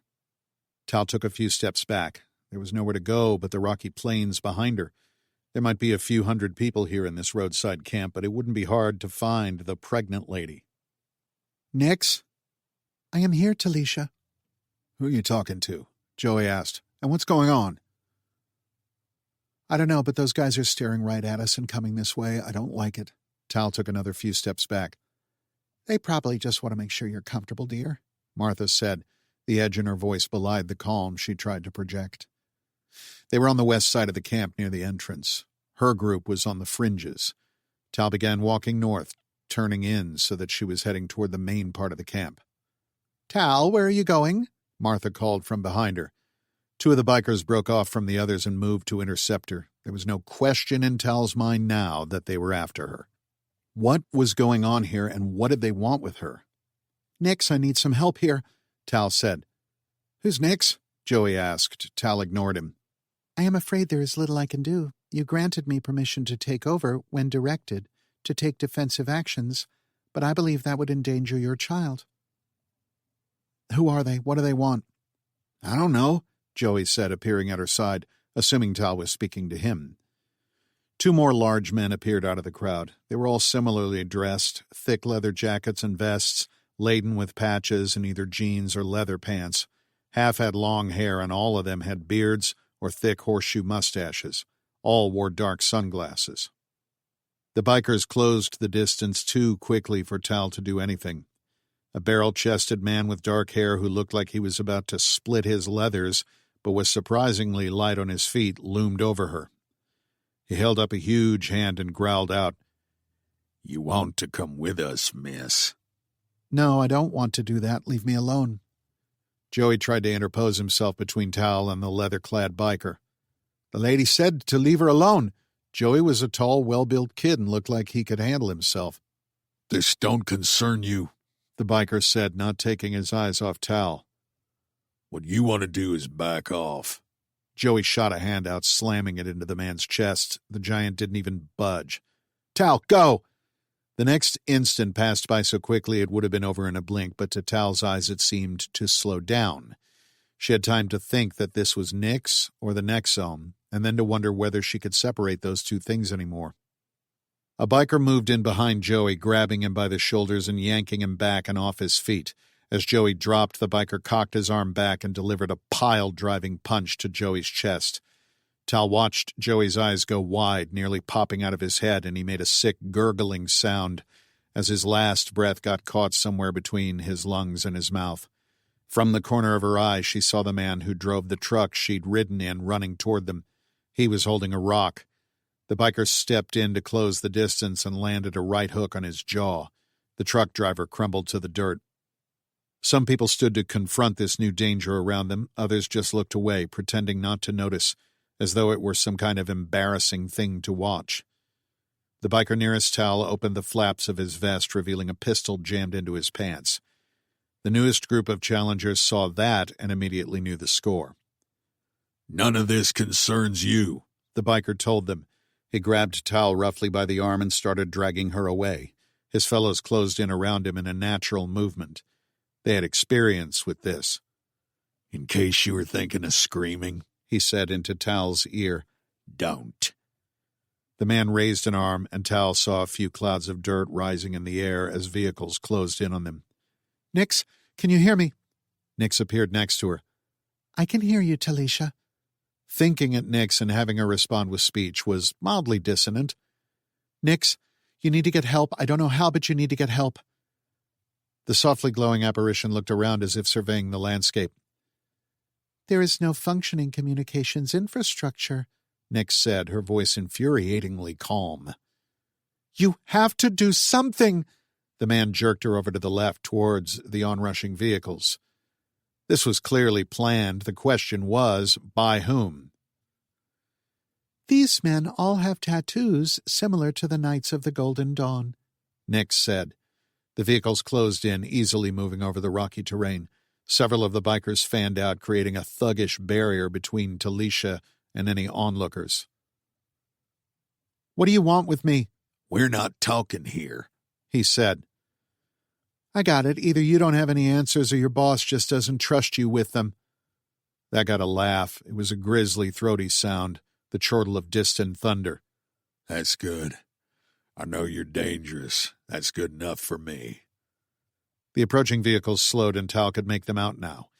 The lead was a dark green 1980s Ford Bronco. One was a pickup and another a Jeep Wrangler, both looking like they were from the late 80s or early 90s. The vehicles slowed and stopped, more of the biker's kind behind the wheel. Tal didn't see any options. She couldn't overpower them, couldn't run away, and she had a good idea what would happen if she screamed. There might be armed people in this camp, but she doubted any of them would intervene on her behalf, especially if they'd seen how quickly the bikers dispatched her would-be defenders. Tal replayed the last few minutes in her mind. She could feel the Nexome now. Every image flipped by like watching instant replay. There it was. Nix, I'm going to act. When I do, you can defend me. Do whatever you have to do to keep my baby safe. Talisha, I must recommend against this. I'm not going with them. Can the Nexome augment my senses, my reactions? Yes, that is one of its functions. Back me up, Nix. I don't know if it needs prompting or if it just responds, but amp it up. Let's go, the biker said, jerking her forward. Tal turned into his body, shooting her arm out like a snake for his waistband. The movement was lightning fast. She'd never moved that quickly before, not even in her best days training in the IDF. Before the man could react, Tal had her hand on his pistol. In one movement, she ripped it free and clicked off the safety. The Nexome told her this was a .45 caliber Sig Sauer 1911 Emperor Scorpion. She gripped the pistol with her other hand just as he was waking to what happened. Everything moved so slowly it was as if Tal were watching it in slow motion. She fired, twice. 2 bullets hit the biker's hip and he collapsed, roaring in pain. Given the state of things right now, if this guy walked again, it would be a legitimate miracle. Tal twisted and fired twice more, putting a round in each of the thugs in front of her as they were reacting to the first gunshots. Both crumpled. She registered angry shouts and terrified screams. Tal pivoted to see 2 more bikers running up to her, drawing weapons as they did. She fired once, dropping one, and then firing at the second. The bullet struck him in the center of his chest, and he flipped backwards in a gruesome imitation of a pole vaulter topping a bar. His legs went up, and he crashed to the ground. 5 down in as many seconds. Tal whipped around, planting a kick in an attacker's groin. She hadn't even seen him. Then her gun hand shot out, snapping the man in the throat. Nix! He dropped to the ground. Tal counted 4 more, having just leaped out of the vehicles and converging on her. She knew now that this model of pistol only carried 8 rounds. She sighted the closest one and fired. He fell to the ground as the others closed in. Tal adjusted her aim to the next biker in line. There was 1 more round and 3 more attackers. She did not have time to look for a reload. Nix, find me another weapon now. Tal fired her last shot, and an attacker dropped. The closest weapon is a 9mm pistol 3 feet away. A red outline appeared on the ground, immediately drawing her attention to it. Tal's head exploded in pain, and her vision flooded with stars. She saw white, and then she saw black. Tal came to, and she was moving.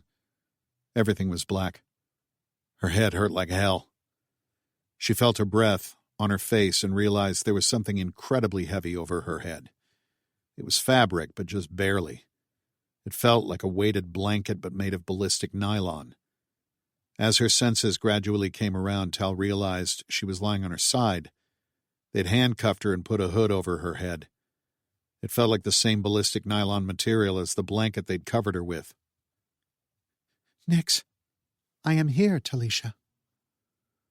Why can't I see you? There is a hood over your head and another over your body. It is blocking any communication out. I suspect it acts like a Faraday pouch. That would make sense, Tal reasoned. A Faraday pouch was built using the same electromagnetic blocking principles as the cage for which it was named. Law enforcement agencies used Faraday pouches when they confiscated small electronic devices, like phones, so their signals remained untraceable, even if the device was off. Nix told her that the COG was looking for her, and that the tattoos on the bikers matched that group. Monk knew she'd taken Nexome, so she had to assume he knew what it did. Is my baby okay? She cursed herself for so stupidly putting her child at risk. What did she think she was doing? Was she going to shoot her way out of the camp? The baby is fine, Talisha, Nix said calmly. You are not badly injured, and although you suffered injury to the back of the head, there is no permanent damage. You were not concussed. The Nexome is repairing the damaged tissue. How long have I been out? You have been unconscious for 49 minutes. Where are we going? I do not know. My awareness is limited to your body when constrained in this way. I cannot determine direction or location. How did I do all that?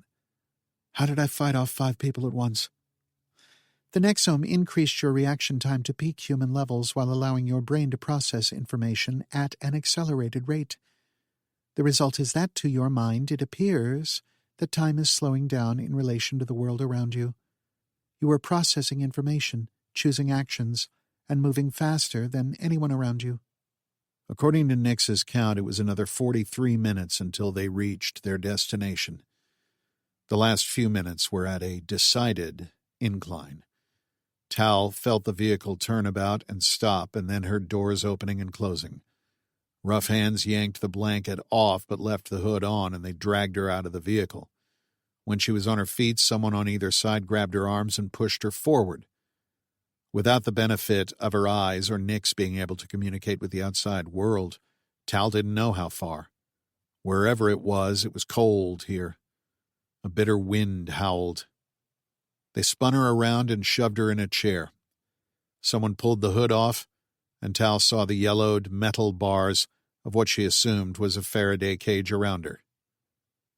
There, standing inside the cage, was a decidedly not dead monk. Chapter 14. The Colony, Brazil.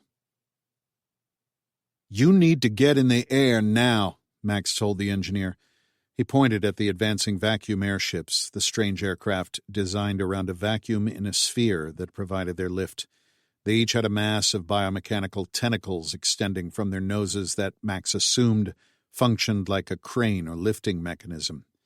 Max had also seen them crash into their helicopter and forcibly knock them out of the sky, which was how they got stranded here originally. Tell the pilot, those things took out our helo. Max turned and leaned into Garza. Grab Iona and all of our gear, we're moving out. Garza nodded. Max grabbed the crew chief's discarded headset and got the pilot's attention. I have 1 wounded and another who is in shock. I'd like to evac them with you. Wait, you're not coming? Max shook his head. We came here to stop some really bad things from happening. Worse than this? If you can believe it, yes. Listen, we'd really like a ride home, but you need to get this bird in the air and get somewhere safe in the next 30 seconds. You got about 16 hostiles coming this way. One of those things took our helicopter down a few days ago. Look, Carver, I've got an MC-130 en route now to refuel us. I have enough gas to loiter for maybe 30 minutes before I have to turn tail and burn for my refueling point. If I can convince that combat shadow to hold station, I might buy you more time, but it'll be their call, and I need them to get us back to Conus. This thing doesn't have the range. You leave, you could be stuck here. I understand. I'll get a radio from Colonel Wheatley. We'll stay on the same channel you talked to him on. Roger that. I'm gone. Max pulled the headphones off. He turned to the flight engineer. As soon as you're off the ground, you open up with this and hit anything that doesn't look like people. You got me? The airman nodded. Max ran over to Wheatley and explained the plan. Wheatley shook his hand, gave him the radio, and said good luck. Max stepped off the back of the Osprey just as it lifted off. A breath later, he heard the machine gun opening up, tracer rounds tearing bright lines in the sky. The gunner hit one of the flying golems and tore it apart. The other two broke off to avoid fire, diving for the cover of the trees. The gunner shifted his aim to the softly glowing vacuum airships. Although now that the Osprey was airborne, they weren't much of a threat. The aircraft outclimbed them quickly. That didn't stop the gunner from splashing 3. The 4 of them watched the Osprey rise, picking up speed, and then saw the rotors tilt forward to become propellers. The aircraft gained altitude and disappeared into the clouds, leaving them alone. Max knew he could have asked some of the Special Forces troops to stay and fight with him. On one level, he wished he had. They were tough, resourceful fighters, good problem solvers. Perhaps together they could have found other ways of defeating those golems with the limited tools they had at their disposal. But they had orders to bring Belloc in, orders that came from a president who didn't have the benefit of current intelligence or potentially any intelligence. Further, POTUS didn't know Benjamin Belloc, didn't know what he was capable of now. Max couldn't have people on his team that might try to change the mission out of blind loyalty to decision-makers who acted on a wildly incomplete picture. How many disasters had he seen in Afghanistan because of that? There was another part to his decision, and it had everything to do with sending those soldiers home. "What now?" Garza said. Max stared out across the colony's central space. "Well, anyone who's here knows we're here too. Best not to stand around." Ben Belloc grew the colony as much as he'd built it. The buildings were massive kapok trees, some 200 feet tall. Through a combination of bioengineering and an assisted construction technique Max didn't fully understand, Belloc grew these trees in months rather than decades, making them taller than their natural counterparts. Then they grafted multi-room structures onto the sides, supported by the huge branches, effectively turning these enormous trees into living buildings. The tree structures, for lack of a better term, formed a kidney-shaped ring around a central area that was approximately 600 meters from end to end. Most interesting, the leaves of the tree structures harvested sunlight, acting as a kind of biological solar cell. They glowed, emitting a soft green bioluminescence. The colony's outer wall wrapped around it all, sealing it in. Wooden staircases spiraled around the trees, extending from the forest floor to the uppermost levels, and there were bridges between the trees. Members of the colony could move between them freely without having to touch the flooded ground. The closest stair was about 15 meters away. Water continued to fill the central space despite the wall and closed gates, flooding the colony's grounds. Max couldn't help but wonder if that was by design. "Here's the plan. This place looks empty, but I think we need to make certain. The hangars and airship dock were on the north side. Kruger blew up 2 of the 3 hangars when he attacked this place. We'll go up there." Max pointed to the stairs. "Garza, you and Bull make for the hangar and destroy the airships and any Nexome you find. If Belloc is there, hold him. Iona and I will look for the command center. If he's not there, we'll start checking labs." "Roger that. We'll radio when we're done," Garza said, and she and Bull took off. "Let's head out," Max said. "Which way to the command center?" Iona pointed at a huge tree structure. "Computers are about the only thing that Ben couldn't grow. Originally, we wanted to put the data center underground, but Ben didn't want to disrupt the ecology, and that would have required ripping out the surrounding root structure." Max followed Iona up the curving stairs around the kapok trunk to the main level. It was roughly the height of a 2-story building. They walked over to a railing. "That cluster over there on the ground," Iona pointed at a group of domes around the base of the tree. They looked like a pile of opaque bubbles. "The main computers are there. The quantum arrays are up there," she said. "Getting into those pods is going to be a problem. We open the doors and they're going to flood. Kind of defeats the purpose," Max said. "We can access them from nearly anywhere. The challenge will be transferring the data you're after to something we can transport." "What are you talking about?" Max asked. "The colony's research. It's all here. We need to take as much of it as we can." "No, we need to burn this place to the ground." "Data doesn't work that way, Carver. Belloc wouldn't put all of his resources in one place. It'll be backed up, so even if you dropped a nuke on this place, he'd still have it. That's not the point. We need to take it with us. If he's really smuggling Nexome out of here, taking that research with us might give some clue what he plans to do with it. I'd like to have something more concrete than we think he wants to make everyone a zombie. Ben thinks bigger than that. Also, if we can figure out how he made it, we can try to figure out how to counteract it. He scanned the trees for more of those flying golems, but he didn't see them. That alone made him nervous. He knew they'd be watching. With the Osprey gone, the vacuum airships reversed course and floated back to the landing pad. Max looked at his arms as he walked. The red blotches of acid rain burn had already cleared away, healed by the Nexome. He thought about his last conversation with Tal and her describing that symbiotic entity, Nyx. It reminded Max of Ben's central AI and virtual reality environment, which he called Gaia. Gaia ran the complex, and so much more. When Max interacted with it, he couldn't tell the difference between Gaia and any flesh-and-blood woman he'd met. Was she an alien intelligence? One of these information viruses? Were they the same thing? Leave it to Ben to invent world-changing technology. However, what Max had seen here was far and above anything Max believed humanly possible. Did that mean Max was infected with this information virus? Were they controlling him, altering his mind? He dashed down the platform, the tree structure looming in front of him. It must be 20 meters wide. Max realized he hadn't been able to fully appreciate the sheer wonder of this place when they'd first been here. Imagine what Ben might have been able to do if Eon hadn't happened. There were wide, long windows that conformed to the tree shape. Max knew from his first time here that the glass was actually wood. The other side of the window was dark. There was a slight out-dent next to the door. If it hadn't been for the sharp angle, Max would have assumed it was just a bowl or perhaps a branch that had broken off. Iona waved her hand underneath it, palm up. Nothing happened. She wiped her hand on her pant leg and tried it a second time. Again, nothing happened. I don't understand. This should recognize me.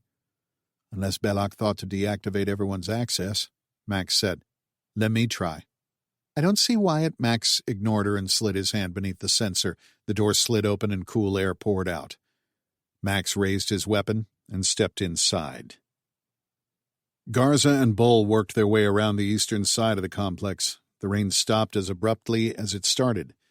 Instead of a solid wall of cloud, there were tiger-striped bands, brightly glowing with the supernova's reflected light. This was all too weird. Garza wondered for about the 100th time how in the hell she ended up here. Garza was a soldier. Sure, she'd seen some strange things in her day, but it was the regular kind of strange, not the we grow buildings out of trees with glowing leaves kind of strange. She and Bull moved down the platform, which was about 6 meters wide with a safety railing on either side. The compound's outer wall connected with the left side of the walkway in those spaces when they were between trees. Garza recognized the one up ahead. That served as the infirmary, a series of interconnected pods. That's the hospital up ahead, she told Bull. I remember that's where I had my first real not in Kansas anymore moment.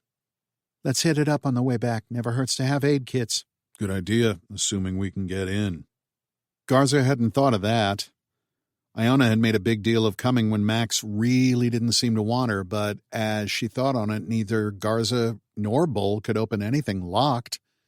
Not unless they blew it up, shot it off, or burned it down. The colony's design was ingenious. The walkways all had a roof made of transparent wood, which protected people from the Amazon's pervasive rain. In fact, Garza pointed out a faint glow inside their walkway, suggesting it would illuminate at night. They reached the tree that held the infirmary and followed the curving path past it, revealing the northern half of the complex. Think you'll ever get used to this alien shit? Bull asked. You mean that alien shit? Garza pointed. In the distance, they saw the one remaining hangar, a huge gray bubble several stories tall. The other two were almost completely gone. Garza saw movement. Down, she kneeled. I've got contact, 10 o'clock. Max stepped through the door and immediately cleared the room. Belloc didn't waste any space in the colony. Everything served a specific purpose. There were no waiting rooms or entryways, so when Max entered the area and the lights flickered on, he found himself in a large control room. Gaia and its subsidiary systems automated most of the colony's functions. so most of the human interfaces were for research. The control room had only 2 workstations for a human operator facing a large, round window. There were 4 ultra-wide curved monitors at each station. Max also saw a VR rig lying flat next to a keyboard and a set of haptic feedback gloves. Monitors inset into the far wall showed a variety of system status of health reports, all of which were meaningless to Max. Belloc intended that work done here was in their VR environment. When Max first arrived here 2 days ago, he thought keeping track of time was getting hard. Ben told him he was evacuating his people, sending them north of the equator to safety. It seemed strange to him that Ben would leave anything behind. This was his life's work, and he'd just abandoned it? Even with Eon, Max assumed Ben would have taken most with him to resume his work in a safer place. Maybe that's what the airships were for. Ben couldn't only be concerned about preserving the Nexome, could he? Max's hopes of finding Ben and talking him out of whatever he was planning evaporated. They'd abandoned the colony. "He's not here," Iona said. "I don't think anyone is." Garza lifted her rifle and peered through the weapon's fire control system and toggled the image magnifier. Scores of small, spider-like creatures swarmed over the hangar. The spiders appeared to share the golem's mottled green-brown. They swarmed over the wreckage of the buildings Kruger had blown up and looked like they were eating it. "Amazing," she drawled. "More of those golem things, but smaller. They're breaking it down, probably going to reuse the material." Makes you think that old Ben Belloc may not have planned to abandon this place after all, Bull said. "Yeah, look over there," Garza said, pointing. There was a line of spider-bots crawling over to a spot on the northern wall, and they were building it higher. "You want odds they're building a dome or something?" Nope. Garza stood and refocused her attention on what Bull first saw when they rounded the corner. There was a raised, covered platform near the hangar about 40 feet off the ground, supported by several of the kapok trunks. She could see stacks of crates on it. Garza counted 3 airships hovering next to it. These were larger versions than what she'd seen previously, although the design was the same. The cockpit and crew compartment were in the front with a large wraparound windscreen. Long tendrils extended out from beneath the crew compartment to grasp the cargo containers on the platform and lift them into an internal bay beneath the vacuum balloon. To Garza's eye, they looked like a floating cuttlefish the size of a city bus. It was as advanced as it was terrifying to look at. Belloc sure as hell could have designed something that looked a little more normal. That guy really over-indexed on his natural design philosophy. Since they'd first arrived at the colony, they'd seen 3 different versions of airships, ranging from single-person, an automobile-sized version, and now this larger one. Presumably, the latter was for hauling cargo. "I count 3 airships," Garza said, peering through her fire control sight. "Range is 111 meters. "Copy that," Bull said. Garza didn't see any people on the platform, and the airship canopies were too dark to tell whether they had any human pilots. They needed to get closer if they were going to shoot these things down. Sneaking up would be problematic. The walkways were all transparent, so there was almost no cover between here and the platform. Bull slung his M7 rifle across his chest so he could carry the flamethrower. They could make fast work of those airships, but would need to close the distance to do it, and that would all be in the open. If those things were manned, there would be no sneaking up. Garza looked across the compound, her attention drawn by a flicker of light. She saw Carver and Iona through a window. "Okay, here's what we're going to do," Garza said. "I don't like advancing on this level. We don't know if those airships are manned, and if they are, as soon as we get seen, they're bugging out. We stay here, and we're coming at them eye level. Let's move up to the top tier and then advance. There's a strong chance that they won't see us unless they're looking up.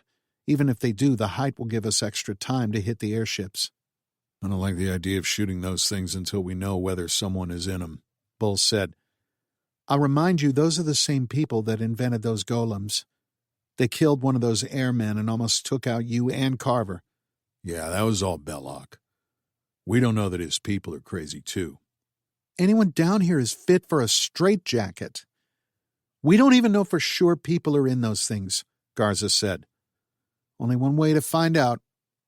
Staying crouched, Garza crab-walked back in the direction they'd come. She stood once she reached the stairs. Garza took the stairs 2 at a time, climbing quickly.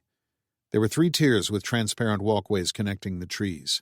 The kapok tree extended far above their heads, leafing out with those softly glowing photoreceptors.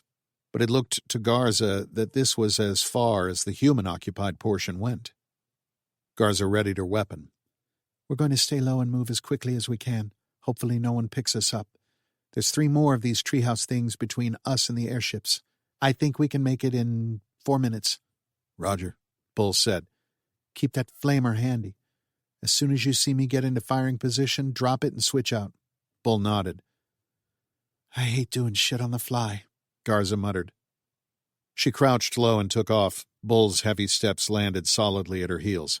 Garza saw that it had clouded over again, and the clouds had that eerie pink glow to them. Thunder rumbled in the distance. They cleared the first of the 3 tree structures, rounding the backside to stay out of sight, and raced down the platform. Garza was almost to the cover of the second tree when she heard Bull call out. She felt a concussive force slam her from behind, and everything went black. Do your thing, Doc, Max said, pointing at the terminal. There were 4 workstations here and a wall of blue-black server racks along the wall. This room also had storage cabinets built into walls. No one would even know they were there, but for the inset handles and door outlines. Iona walked over to her workstation, sat, and activated the terminal. She entered her credentials and a red banner appeared, informing the doctor she was not authorized. Iona tried again, mumbling to herself that something wasn't right. She grabbed the VR rig, putting it over her head, and slid on the haptic gloves.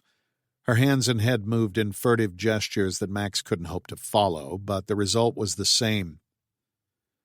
Max's radio burst to life with Bull shouting, "Max, we need help now. Contact. We got contact. Garza is down. Need help."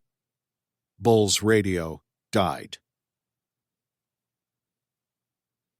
Chapter 15.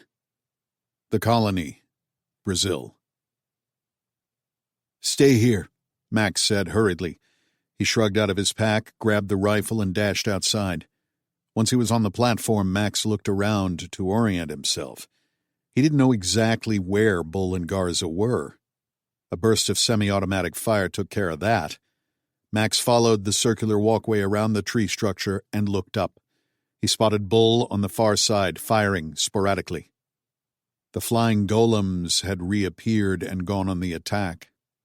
Max raced around to the other side, finding the stairs, and ran up the winding path.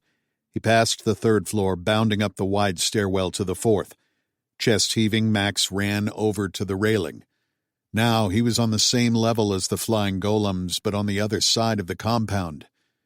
The 2 golems made swooping, diving attacks, jetting out of the way before Bull or Garza could get shots off. Garza was down now. Bull huddled over her, firing off ineffective sprays of fire. They were completely pinned. Just as one gargoyle cleared and it looked like Bull might return fire, the other swooped in, raking them with what looked like long black talons. Bull was probably 100 meters away. Max shouldered the rifle, sighted, and fired a quick burst. It was long range, and he didn't expect to do much. He just wanted to get its attention to give Bull time to change weapons. Footbridges on the 2nd and 4th levels spanned the central area, connecting the colony's 2 sides. Max moved quickly to the nearest one, the transparent wood walkway giving him an awkward sense of vertigo. Max kept the flying golem sighted. Gargoyle was the first thing that came to mind. He snapped off a few more rounds as he closed the gap. The thing hovered over Bull, kicking him with precisely aimed strikes and raking him with those talons. Max's burst hit the gargoyle's broad back, and it turned in midair to face him. An animal would scream. A person would shout a challenge or curses. The Xenobot did none of these things, only eerily locking eyes with Max and beating its wings with several powerful strokes. It made no sounds as it flew across the open sky. Max stepped onto the bridge and kneeled, getting a little cover on either side from the railings. He sighted the gargoyle and fired. The Xenobot beat its wings once and pulled up. Max followed it with his rifle and squeezed off another burst. He saw several shots strike the gargoyle's torso, its body shaking violently with each one. The Xenobot's wings folded, and it seemed to hang in the air for a moment before it plunged. It dropped quickly, crashing into the footbridge railing with a wet crunch, then falling to the flooded space below. Bull dropped his flamethrower and drew the rifle. The second gargoyle beat its wings, quickly gaining altitude with its powerful strokes. Bull fired, but the thing tucked in on itself, folding its wings in and diving. The bullets went wide. The gargoyle dove almost faster than they could track. Just before it hit the ground, it spread its wings and pulled up, soaring underneath the bridge. Bull turned to follow it, aiming where he thought it would re-emerge, but it didn't reappear. Max rushed to the railing, aiming his rifle over the side, checking to make sure the one he'd shot was dead. He could see a little of the crumpled form beneath the rippling water. Max ran across the bridge to Bull, who was helping Garza to her feet. She had minor cuts on her face, likely from her fall, and she seemed dazed, but was otherwise okay. I don't know where that gargoyle went, but let's get her inside before it comes back. Gargoyle, Bull said, testing the word. That works. I like that. I mean, I don't like it, but it fits, you know? Ginevra, how are you feeling? Garza had a hand on the railing for support, and the other was testing the back of her head. She pulled it back, and there was blood on it. I'll live. We passed the infirmary on the way over. I think we should head there first. That's a good idea. I'll go back and check on Iona. We need you to open the doors, Garza said. Oh, shit, that's not good, Bull said. Max followed his gaze across the colony over to the platform with the tethered, bus-sized airships. They were floating away. No! Max yelled and sprinted down the platform a dozen meters to the next tree. He raised his rifle and emptied the magazine at the airships as they floated off. They were already out of range. Max replaced the magazine, mostly out of muscle memory, and sighted the fleeing airships. The rangefinder in the fire control system told him it'd be more than a miracle for him to hit them at this distance. He sank to his knees and screamed, an issuance of utter and primal rage from the very bottom of his soul. The whole reason for coming here was to stop exactly that from happening. He'd risked their ride home for nothing. Max, Bull called. It was a distant sound, and Max didn't reply. Ben wasn't here for Max to talk him out of this like Max thought he would be. Now he was watching the containers of Nexome that he promised his wife they'd destroy fly away. Max! He turned to see Bull at the other end of the path, pulling his flamethrower off the ground. Garza leaned against the railing. We've got more immediate problems, man. Max saw 4 more gargoyles in the sky, and they were closing quickly. Iona had managed to at least get into the VR environment. Her construct was a tropical beachside pagoda overlooking the water, palms gently swaying in the imagined breeze. A platinum-blonde woman wearing a white dress appeared in the pagoda. Hello, Gaia, Iona said as evenly and calmly as she could muster.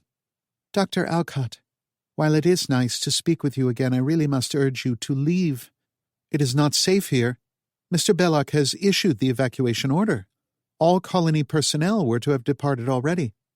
I understand that, Gaia, but there are files I need to bring with me. They are for the backup side.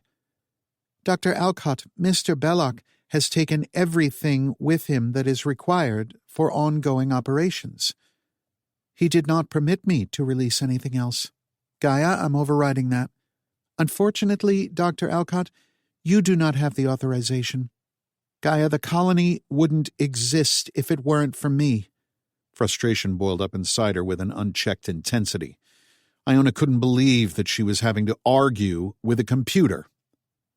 Although that wasn't entirely accurate, was it?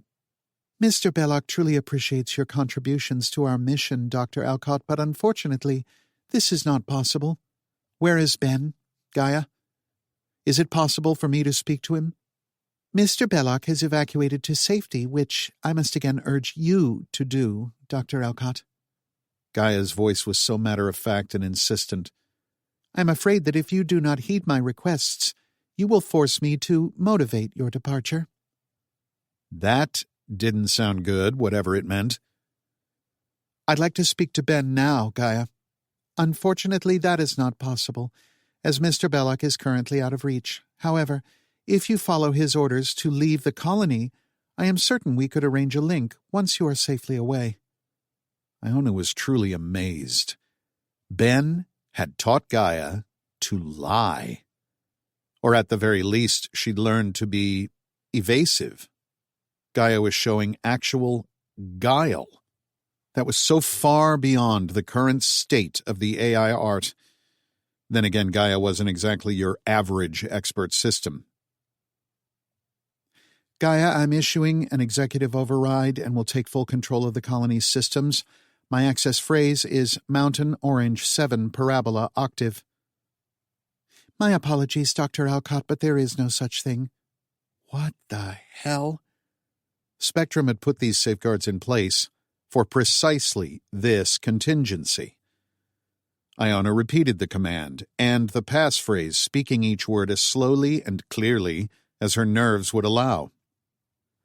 Again, I am sorry, Dr. Alcott, but the executive override you speak of does not exist. Max covered Bull and Garza as they ran down the walkway to the infirmary. He'd taken out another of the gargoyles but had to empty his magazine to do it. Apparently they were fast learners and added evasive maneuvers to their repertoire. He only had 2 magazines left, the rest were in his pack. But like animals that learned about fire the hard way, the remaining gargoyles were now wary of Max and gave him a wide berth. He figured either they were communicating with each other and adjusting tactics, or a single mind controlled them like appendages. Max looked down to the end of the walkway and saw Bull and Garza standing by the door. They couldn't get in, only he could. Max fired in a spraying arc, an undisciplined waste of ammunition, but he needed those things to clear out. Then he bolted for his companions. Max reached them and Bull shouldered past him, hefting the flamethrower. As he bent toward the door, Max heard the thrower ignite. He waved his hand over the identification plate, and it recognized the Nexome. The door unlocked and opened. Max helped Garza in and called to Bull, who doused the thrower and followed them. He remembered this room from his first time here, waking in a bed on the far wall beneath a window of transparent wood, when he'd come to after the helicopter crash. Bull and Garza fanned out, looking for anything that might be useful. Max watched the door. The gargoyles hovered outside, but didn't otherwise move in. Max said, "Shades," and the windows darkened. "What gives?" Bull asked, looking over. "Makes it a little harder for those things to see what we're doing.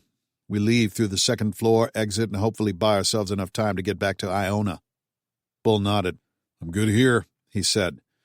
Bull grabbed a few first aid kits and some other things. Max, Bull, and Garza all had basic buddy care skills from the military, but that was the extent of their medical training. Garza appeared with gauze, iodine, bandages, and antibiotic ointment. Max cleaned and dressed the wound on the back of her head. Luckily, it didn't look that bad. She popped a couple of painkillers and chased them with her water bottle. Max guided them to the internal stairs and led them down to the second floor. He pointed at the bridge that spanned the colony's central grounds, linking them with the building Iona was in. "I'll hang back and cover you two," Bull said. "Can you run?" Max asked Garza. "Doesn't matter," Garza said. "I will." Max turned to Bull. "You heard the lady." He opened the door, offering Garza his arm for support, but she shrugged him off. Max ran first, his rifle out, sweeping left to right, looking for gargoyles. He moved quickly, not at full speed, keeping a pace he thought Garza could maintain. They had minimal cover from above with the bridge on the 4th level. The walkway was transparent, so it wouldn't hide them. It would at least create an obstacle for the gargoyles to navigate. "We got company," Bull shouted behind them. Max chanced a backward glance in time to see a blurred shape rocket between him and Bull. A gargoyle dive-bombed them, flying in between the bridges. It unfurled its wings and pulled up, banking and gliding back in their direction. Bull skidded to a stop and loosed a jet of fire from the thrower. The gargoyle beat its wings several times, pulling itself backward and out of range.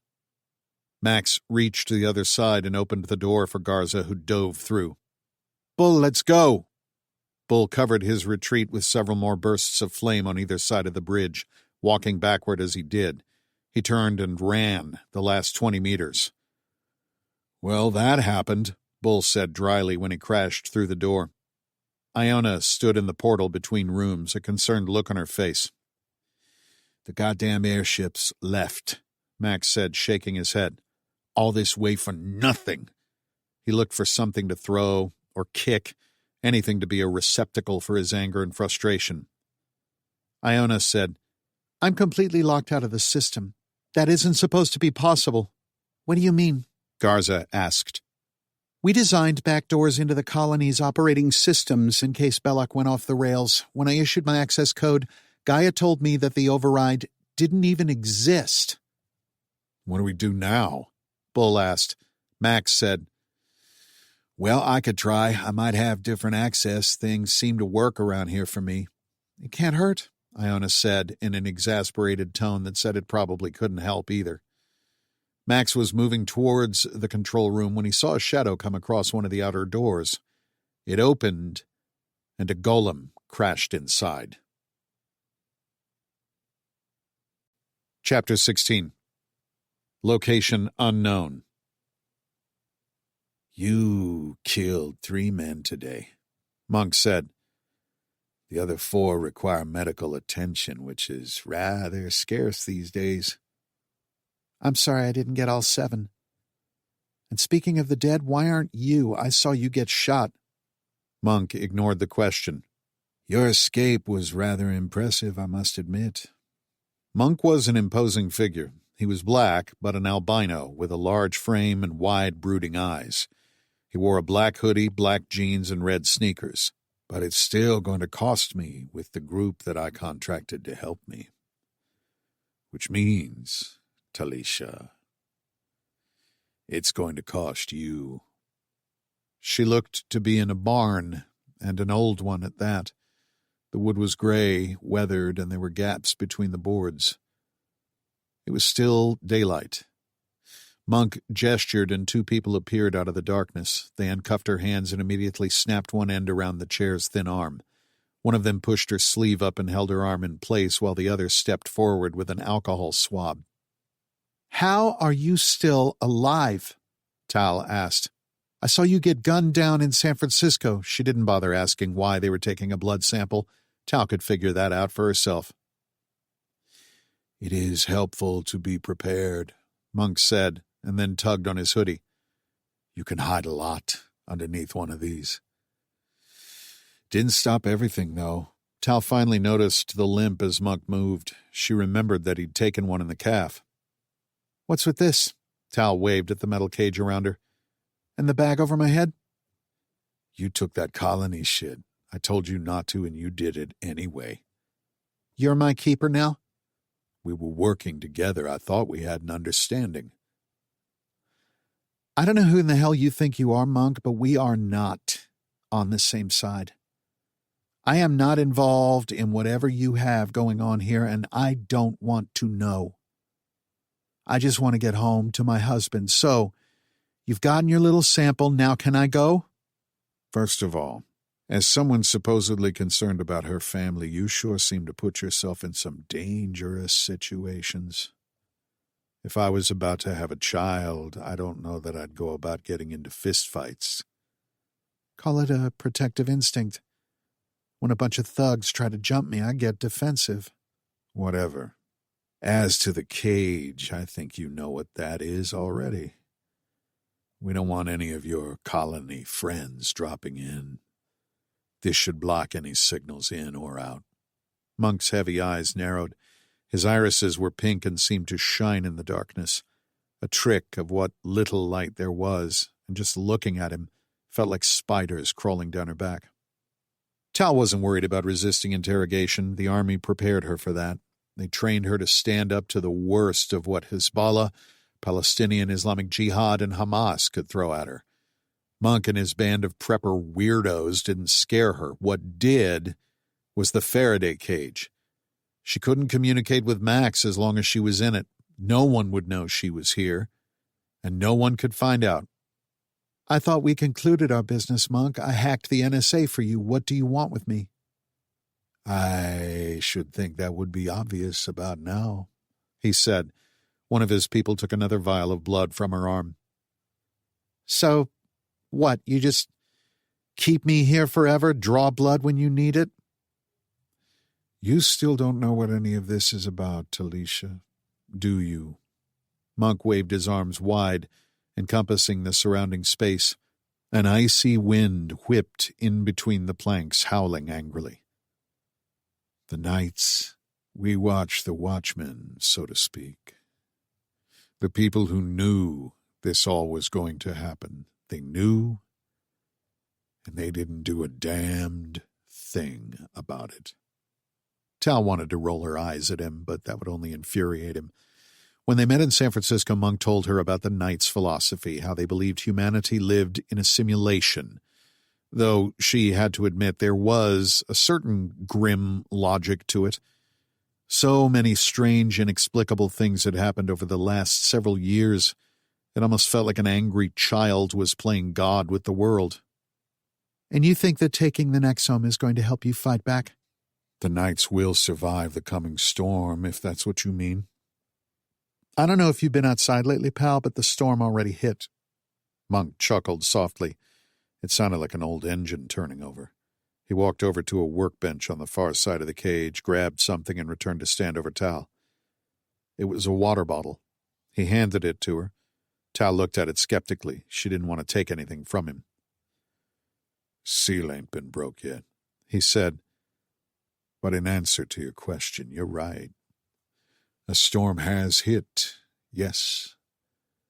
But it's just another part of the simulation, another adversity to weaken humanity, make us more susceptible to their programming. Who is they here? Tal accepted the bottle. It was difficult to break the cap open with one hand cuffed to the chair, but she managed. She took a tentative sip. Tal saw Nix appear beside her in her peripheral vision and move over to a spot next to Monk. Tal again wondered if she was going crazy. Maybe she had snapped. The stress of the supernova, of their entire society folding in on itself, of Max being wherever the hell he was, and her pregnancy. Maybe it broke her. The government, America's government, their government, all of them, in it together, using AI to manipulate what we see and hear, and pattern influence on a global scale. It's the media we consume, the news we're fed. It's the calculated outrage on social media. It's the wars that keep getting fought for no discernible outcome other than just to fight. Speaking as someone who grew up under the daily threat of terrorists, that makes little sense. I know, Monk said emphatically. And Tal realized he thought she was agreeing with him. You get what I mean. Governments invent wars to fight, to keep people occupied so they don't ask questions. They get them hyped up on social media, attacking each other, pitting groups against each other. They play both sides of the argument to incite people on both sides, then sit back and watch the chaos. You know that what is now Iraq was 3 different states when the British took it over in the early 20th century? They had 3 distinct ethnic and religious groups that they pitted against each other to rule over the collective whole. Figured they were so busy fighting each other they'd never organize and revolt against the oppressor. That's what this is about, Talisha, but on a global scale. Manufactured chaos. When we say simulation, we mean a system that's manipulated by elites. Spectrum was our proof that there was a ghost in the machine. We have loyal followers, people who believe in every sector of government. That's how we knew about Spectrum, how we got the back door through the firewall. Tal took a deep drink. She realized that her head didn't hurt. In fact, she wasn't in any pain anywhere, except for the regular discomfort of late-term pregnancy. Tal shifted the water bottle to her other hand, the one cuffed to the chair, and felt the back of her head where they'd hit her. It didn't hurt and wasn't even tender to the touch. When she brought her hand back, there was no blood on it. Now, what can you tell me about it? Monk said. I don't know anything, Tal replied. If you don't start deciding to be honest with me, we're going to be here a long time, Talisha. Now let's start over. Monk asked questions that Tal honestly couldn't answer. How was the Nexome designed? How did it work? Could they replicate it? Tal told him repeatedly that she didn't know. She didn't tell him about Nyx or about how she'd convinced Tal to ingest the Nexome. Monk sensed she was leaving something out. He didn't believe her story and told her as much. I have to get out of this stupid cage, she told herself. If she could talk to Max, she might get help. But who would help her? And even if someone would, there was no way to communicate with them. Still, she wanted to talk to her husband. Even if he was half a world away, Max might know what to do, how to help. Monk was droning on, still asking inane questions. I have to use the bathroom, she said, breaking in. Monk stared down at her with those weird pink eyes. He hooked a bucket with his foot and pushed it toward her. No, Tal said. Monk reached up and wrapped the metal bar over his head. You don't leave this place. That's kind of the point. I'm not peeing in a bucket, she told him firmly. Then don't. Not yet. No, she said again, and touched her round belly. It's not like I'm going to run anywhere. And just to put that little bug in your ear, I should not be sitting out in this cold barn. I should be inside with access to a bed. Unless you're willing to take on a hell of a lot more responsibility in the next few weeks, you really need to think about letting me the hell out of here. Monk gave her a thin, humorless smile. First things first, I don't care about your kid. If you were all that concerned, you shouldn't have put yourself in this situation. Monk moved close and slapped her hard with the backside of his hand, so much that his knuckles rattled her teeth. Tal tasted blood in her mouth. Now that we got that straight, get comfortable. Monk left her in the cage, taking a few of his followers with him, but leaving an armed guard at the door. The man with the rifle looked at her and laughed and then turned to face outside. Tal didn't know how long Monk left her. She could see the sunlight trace a track on the floor and guessed it was at least an hour. The pressure in her bladder only built, and Tal guessed that was part of the point. She'd accepted the water bottle, Monk guessing correctly she had had little to drink in a while. Then he just let nature do its thing. Monk returned, smiling smugly. He leaned in and whispered something to the guard, who flicked an eye at Tal and laughed again. Monk approached the Faraday cage and made a show of opening the cage. How are you feeling, Talisha? Monk had a thick voice. It always sounded like he was speaking through wet cotton. I'm in a cold barn handcuffed to a chair, she replied flatly. Monk gave her a throaty, Then, answer some questions for me and I'll let you use a bathroom in private. Fine. How does it work? I don't know. Wrong answer, Monk said, and casually rubbed the knuckles on his hand. I'm not lying, Monk. I don't know. I only marginally know what it can do, and I don't know how it works or how they made it. I'm a developer. I'm not a biomechanics engineer or whatever the hell they used. So, you took a foreign substance designed in a private lab in Brazil without knowing what it does? I think you can skip trying to lay the pregnancy guilt trip on me from now on. I knew from intelligence reports that they'd built something to speed up healing. You saw that agent punch me. I was injured and desperate, so I took it. That was mostly true, and Monk was there when the agent hit her. But you knew that's not all it did, Monk said archly. No. I read it could also speed up reflexes.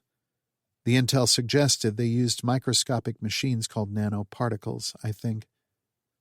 Admit nothing more than he already knows or can guess. Is it active or passive? Do you control it? Sort of. When I fought your people, I had to concentrate, then it came naturally. Monk nodded, satisfied. Good enough. He whistled, and a couple more of his goons entered. The man at the door came over and leveled his rifle at her. 2 men entered the cage, and one also drew a pistol. Monk stepped out with a pistol of his own. I'm going to let you use the bathroom now, so we can continue our talk.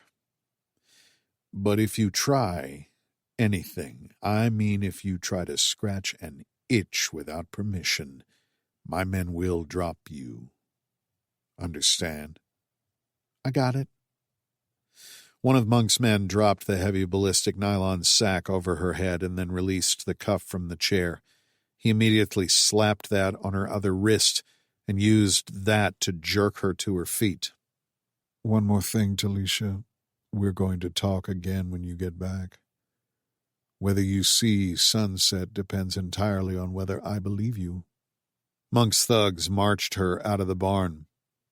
Watch your step, Monk said, and dragged her through what she took to be a doorway. Tal wanted to ask him how he expected her to watch anything and decided against it. She heard the mechanical hum of generators and felt the welcoming touch of heat. Plumbing doesn't work great, but it'll flush. Monk pulled the hood off her head and pushed her, gently but firmly, into the bathroom. Tal closed the door behind her. There wasn't a lock. The wood was the same weathered planks as the barn, and it was cold. If this was a house, it was an old one. There was no mirror. It had a sink, and looking at the dirt and cobwebs, it hadn't seen water in a long time.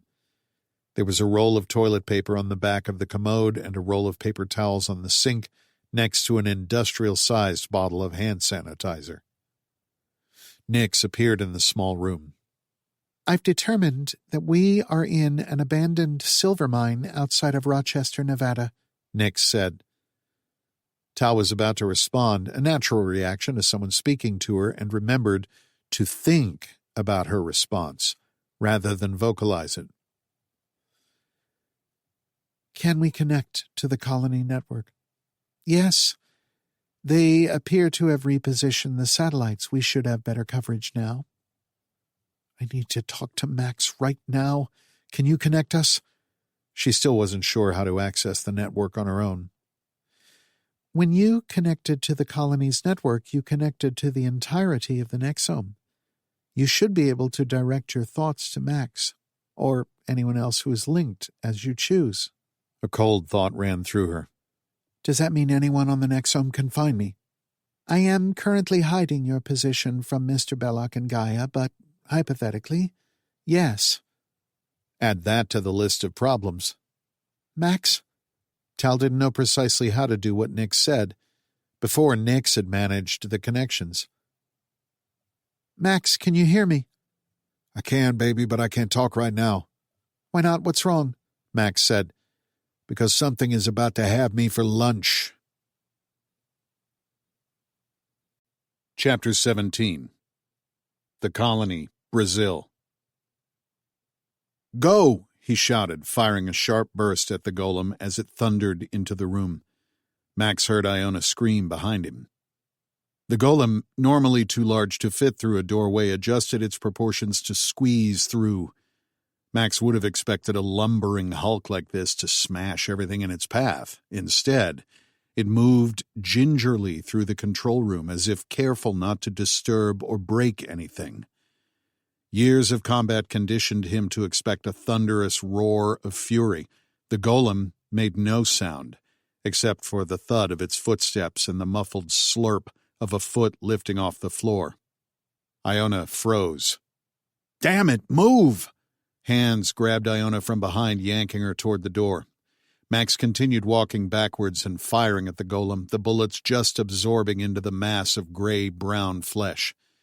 He made for the door, only realizing his flamer was still inside and too far away to grab. Thunder greeted him when he stepped outside onto the walkway. "We have to split up," Max shouted and fired another burst at the golem, which did nothing to slow it down. "Garza, take Iona up." Garza didn't hesitate. She grabbed Iona and dashed for the stairs. "Bull, that way," Max pointed. With a second to spare, he closed the control room door and ordered it locked.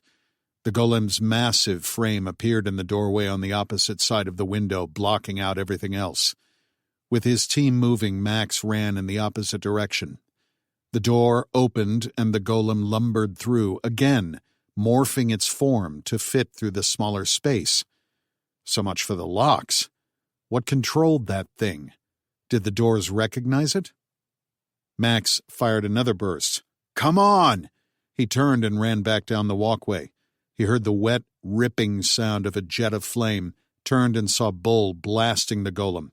A halo of bright fire enveloped the Xenobot monster.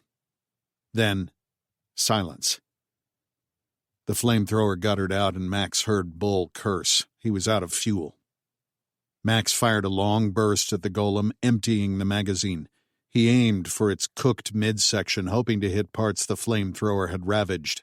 As much as they knew about these things, they believed the flames prevented it from regenerating damaged cells. The golem turned and lumbered toward Max in long strides, sensing him as a greater threat. Max turned and ran, sliding to a stop halfway down the walkway. He slung the rifle and climbed up over the railing. The golem closed the distance between them with surprising speed for something of its size. Max heard gunfire, and the golem was now close enough that he could hear the wet smack of rounds striking its broad back. Max squatted on the outside of the walkway and dropped his hands one at a time down the railing. He was hanging from the bridge when the golem appeared next to him. Max felt a brief sensation of weightlessness before crashing into the water below. Then, the bright shock of impact as he hit the ground beneath the water. He landed on his back, and muddy floodwater closed overhead. Water from the overflowing river was still pouring in from somewhere, and Max guessed it was 2.5 feet deep now. He heard a thunderous crash, and a geyser of water shot into the air like a cannonball had landed. Max saw the golem rising out of the water, standing at its full height. It rearranged its outer skin, bringing the charred sections in for repair. Maybe he'd actually damaged the damn thing. Lightning flashed overhead and rain poured down, stinging Max's skin. Steam rose from the newly formed lake in the center of the colony. "Max?" That was Talicia's voice. She sounded like she was right next to him. She appeared a few feet away. "Max, can you hear me?" Max backtracked toward the truck. He had a pistol, but if the rifle had done nothing, the Glock would be useless. "I can, baby, but I can't talk right now." "Why not? What's wrong?" Max said. "Because something is about to have me for lunch." Max turned and ran for the nearest stairwell, his progress hindered by the deepening murky water. He lured the thing away from his friends. Now all he had to do was get back to the command center and his heavier weapons. Max looked back and the golem had disappeared. "Oh, that's not good," he muttered. "What's going on, Max? What's happening?" Max stood looking around for the golem. "Ben created these biological robots. They're huge, they regenerate damaged cells quickly, and fire is the only thing that seems to do anything to them." Max ran a hand through his wet hair, careful to keep the acid rain out of his eyes. "Tal, why can't I see you this time?" "Baby, I don't have a lot of time. I was captured." "You were what?" "A group called the Knights of the Golden Dawn. They found out that I had taken the Nexome and they came after me." "How did they know that?" "Max, I need you to focus. We don't have a lot of time. They've got me inside a Faraday cage. It blocks the Nexome's signal. When I'm inside that, we can't communicate. I don't know how long I have or if I'm going to get out." "I can get help." Max ran across the colony's swelling courtyard, high-stepping through the water. "I've got a radio." He took a heavy breath. "I can talk with the Air Force guys getting us out. Someone." "Max, there's no time for that. This is important. We need to get what is on Ben's computers and get that to someone who can do something with it. We cannot let him put this Nexome into people. I can do things I shouldn't be able to do. I can't imagine what he'd be capable of with thousands under his control." He pulled in more ragged breaths. Max was tired and hurt, and he just wanted to stop. "We're at the colony. Now. We can't get into the computer." He kept pressing through the water and heard the thunderous splashes of the golem behind him. "Iona said they made a back door, but Gaia shut her out of it." There was silence behind him. Max had to get out of the water. "Perhaps I can help?" A softly glowing form appeared next to Max. It was Nyx. "How?" Max said, looking over his shoulder. "I can use you as a bridge, Max. If you are physically here and linked through the Nexome, I can access it. Gaia is attempting to stop me. I am searching for the files we need. Navigating this network while hiding my hand from Gaia is difficult. It may take some time." "Great," Max said. He felt something beneath the water brush past his foot. "I guess I'll just try to keep this thing busy." Stinging rain fell all around him. Max twisted and fired a burst into the water. A mass of flesh shot out of the water and punched him in the throat. Max gagged and staggered back. Then another wrapped around his legs and ripped him off his feet. The sky and the ground traded places too quickly for him to process. The next thing he knew, Max had a mouthful of muddy water, and everything was dark. He sat up, spitting muck out of his mouth. Before he could even get to his feet, the thing pulled, dragging him back under. Max heard gunfire, muted once his ears were underwater. He struggled to the surface again and heard someone shout, "Grenade!"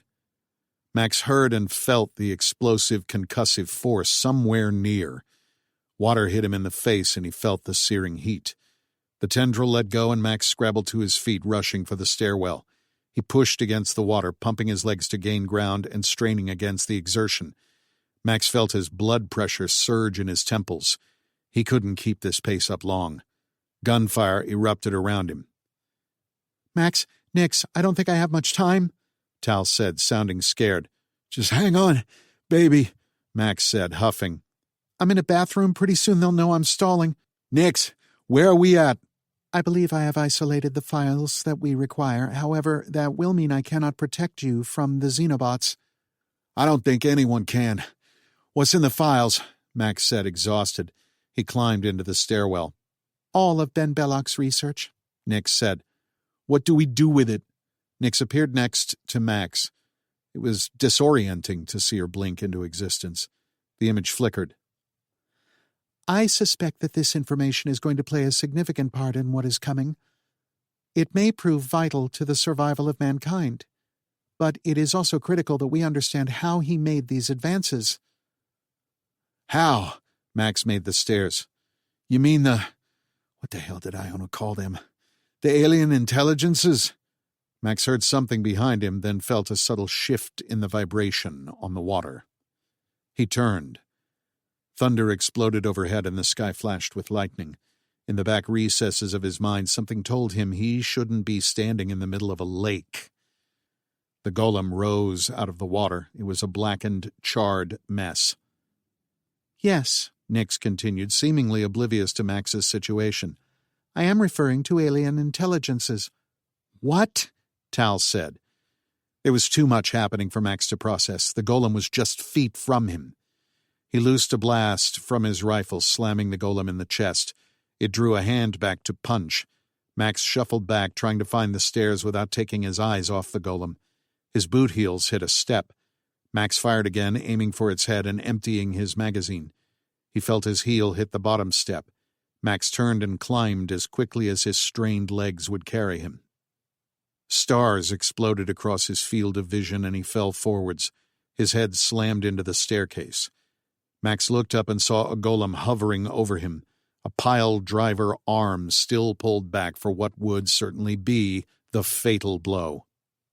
The golem thrust its hand forward to smash Max's face into the goo. Instinctively, he brought his arm up to deflect the blow. He hadn't even thought of the action. It just happened, and fast. His hand slammed, open palm, into the golem's massive wrist. It was a tree trunk of solid biomass. But Max knocked it off its aim just enough that it crashed into the step next to Max's head. A shower of splinters exploded into the air in a heavy crack. What in the hell? How had he just done that? The golem thrust out its other arm for the killing blow. Instead of pulverizing him, its hand extended. transforming into tendrils. They wrapped their way around his head before he could react, and whatever had been the palm of its hand slammed over his nose and mouth, sealing it off completely. Max thrashed and fought against the golem, its grip unrelenting. Max's vision dimmed. The golem's other hand pinned his rifle to the stairwell. He didn't know how far away Bull or Garza was, and his only hope was in one of them getting here with a flamer. Knife! The word floated in his mind, detached from anything else, like debris in a storm drain floating away. What about it? What about his knife? It was nearly impossible to connect thoughts. Max's hand dropped to his belt, brushing against the combat knife clipped there, and suddenly he remembered. Their knives hurt this thing once. Max pulled the knife out of its sheath and stabbed it up with both hands, striking the golem in the forearm. He yanked hard to one side, pulling with as much strength as he could muster. When he couldn't move it any further, Max sawed. The golem's grip released as it forcibly retracted its injured mass back into the larger stump of its arm. Max shifted the knife to his other hand and swung his rifle around. He pulled the trigger. The weapon clicked. Max was out of ammunition. Shit. Max shifted and lunged with the knife, aiming for its other arm. The golem pulled back, out of Max's reach. He didn't waste the opportunity. He pushed himself back with both legs, scrambling up the stairs like a crippled spider. When Max had about 4 steps between himself and the golem, he turned and bounded up the rest. A fleshy, gray-brown tendril lanced out at his foot, catching it. Max tripped, falling face first. He felt a surge of hot, bright pain on his face and chest, where he slammed onto the wooden edge. He felt blood on his lips. Max corked his body around and stabbed at the mass of flesh. He split it halfway to the center, and the rope retracted back to the golem's arm. Max turned again and ran. When Max emerged on the second floor, he saw the golem had extended its arms up over its head, grabbing the railing. It adjusted its mass so that it started reforming on the floor right in front of him. Fleshy pulses surged through the railing, adding to the mass already there. It was stomach-churning. He had no more ammunition, so Max just took the knife and stabbed, manically, trying to cut as many pieces of biomass as he could. The golem would retract and reform somewhere else. Max struck out wherever the golem moved.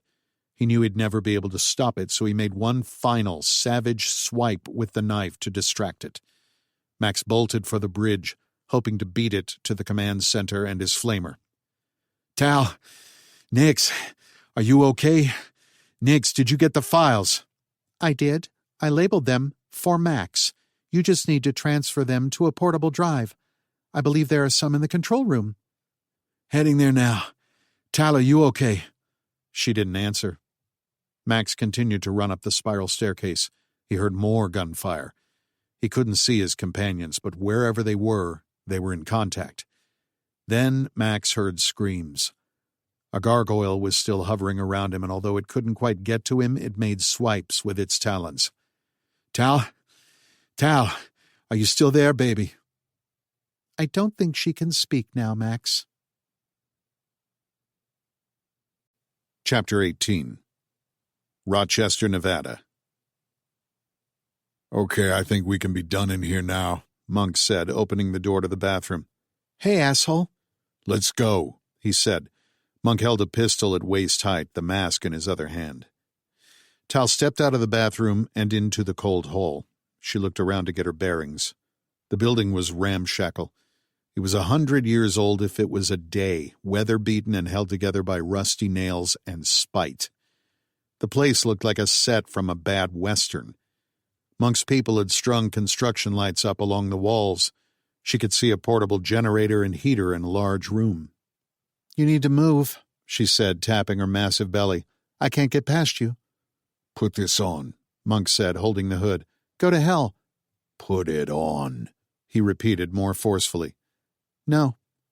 They wouldn't kill her as long as she was valuable. What she needed to do was to stall.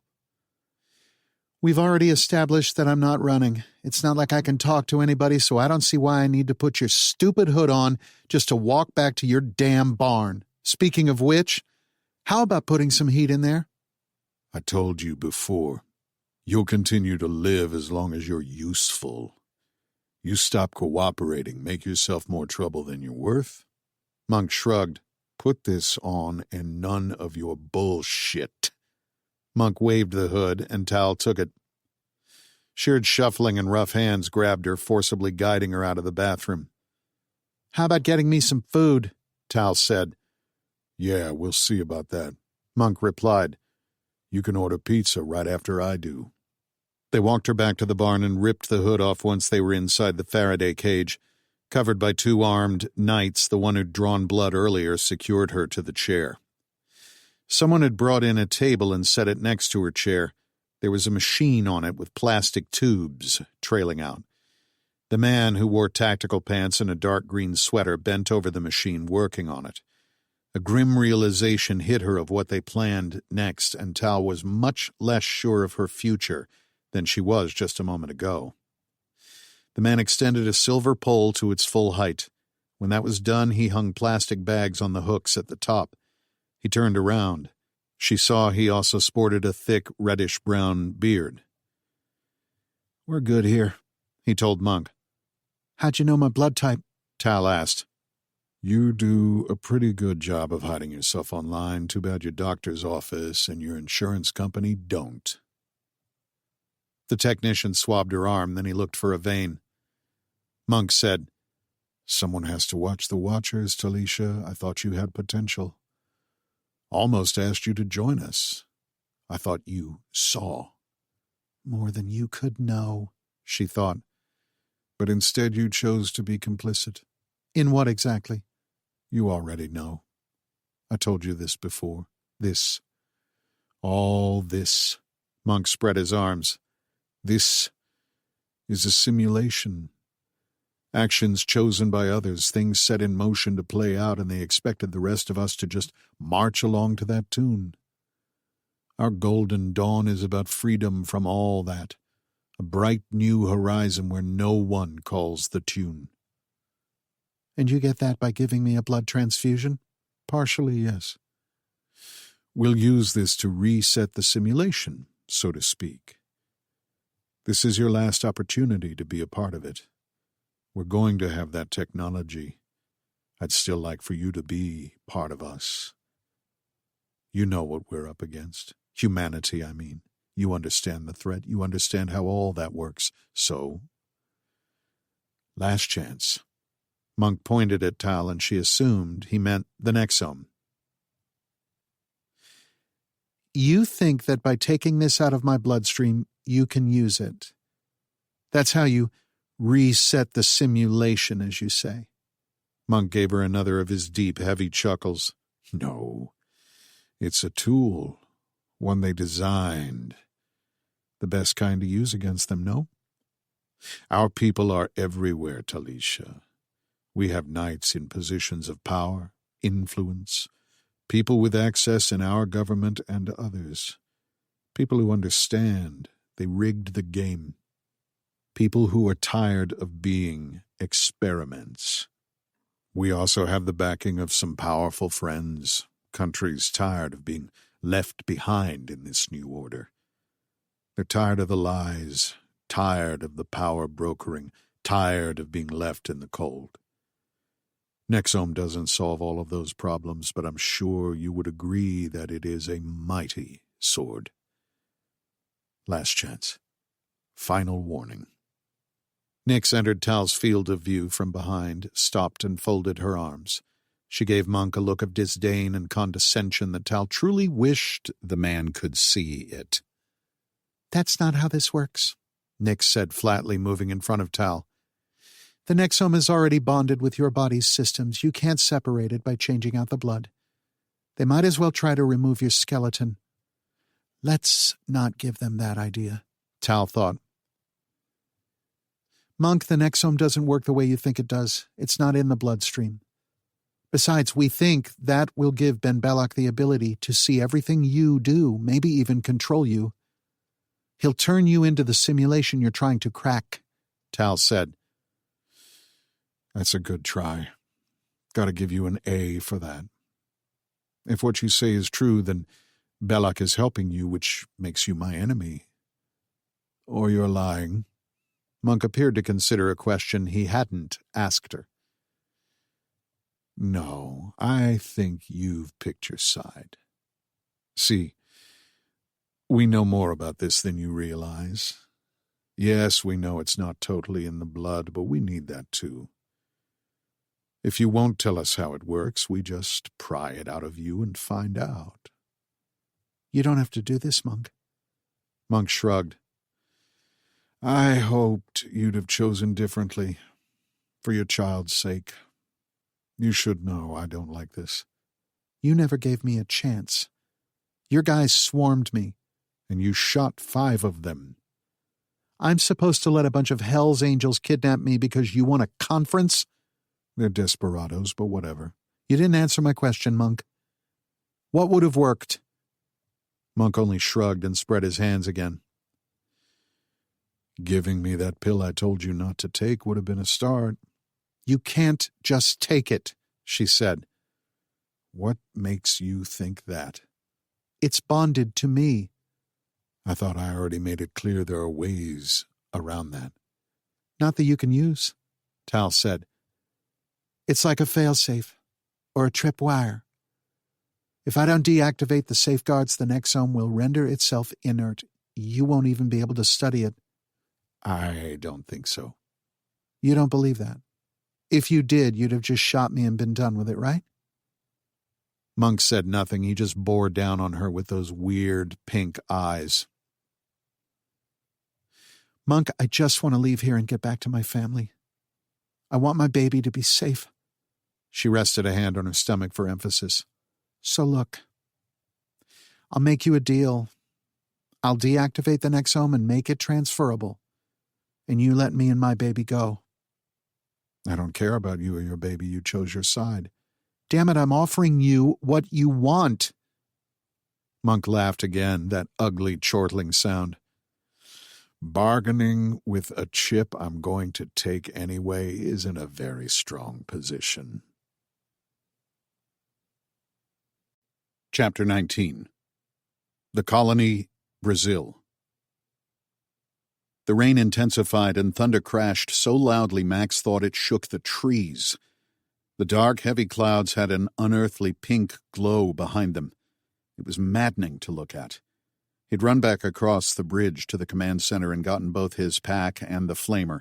There wasn't time to download the files. He needed to save his friends. Max ran up the curving staircase to the top level where he thought he'd seen the team last. He stepped out onto the balcony where burning rain hit him sideways. Gunfire drew his attention, and Max saw the muzzle flash farther down the pathway on the elevated wooden walkway between the tree structures. Max's team moved northward, looking for shelter, but they couldn't get inside any buildings. Max hurried, passing the medical facility they'd been to earlier. The Nexome told Max that his body was dangerously close to redlining. Running in this heat and fighting, burdened by weapons, his heart rate was in its highest zone. He couldn't keep this up much longer. Max passed the medical facility and kept on. Up ahead, he saw a gargoyle fold in on itself and plummet to the ground. Score one for our team. Max reached the next tree structure. His team was still a few hundred meters out.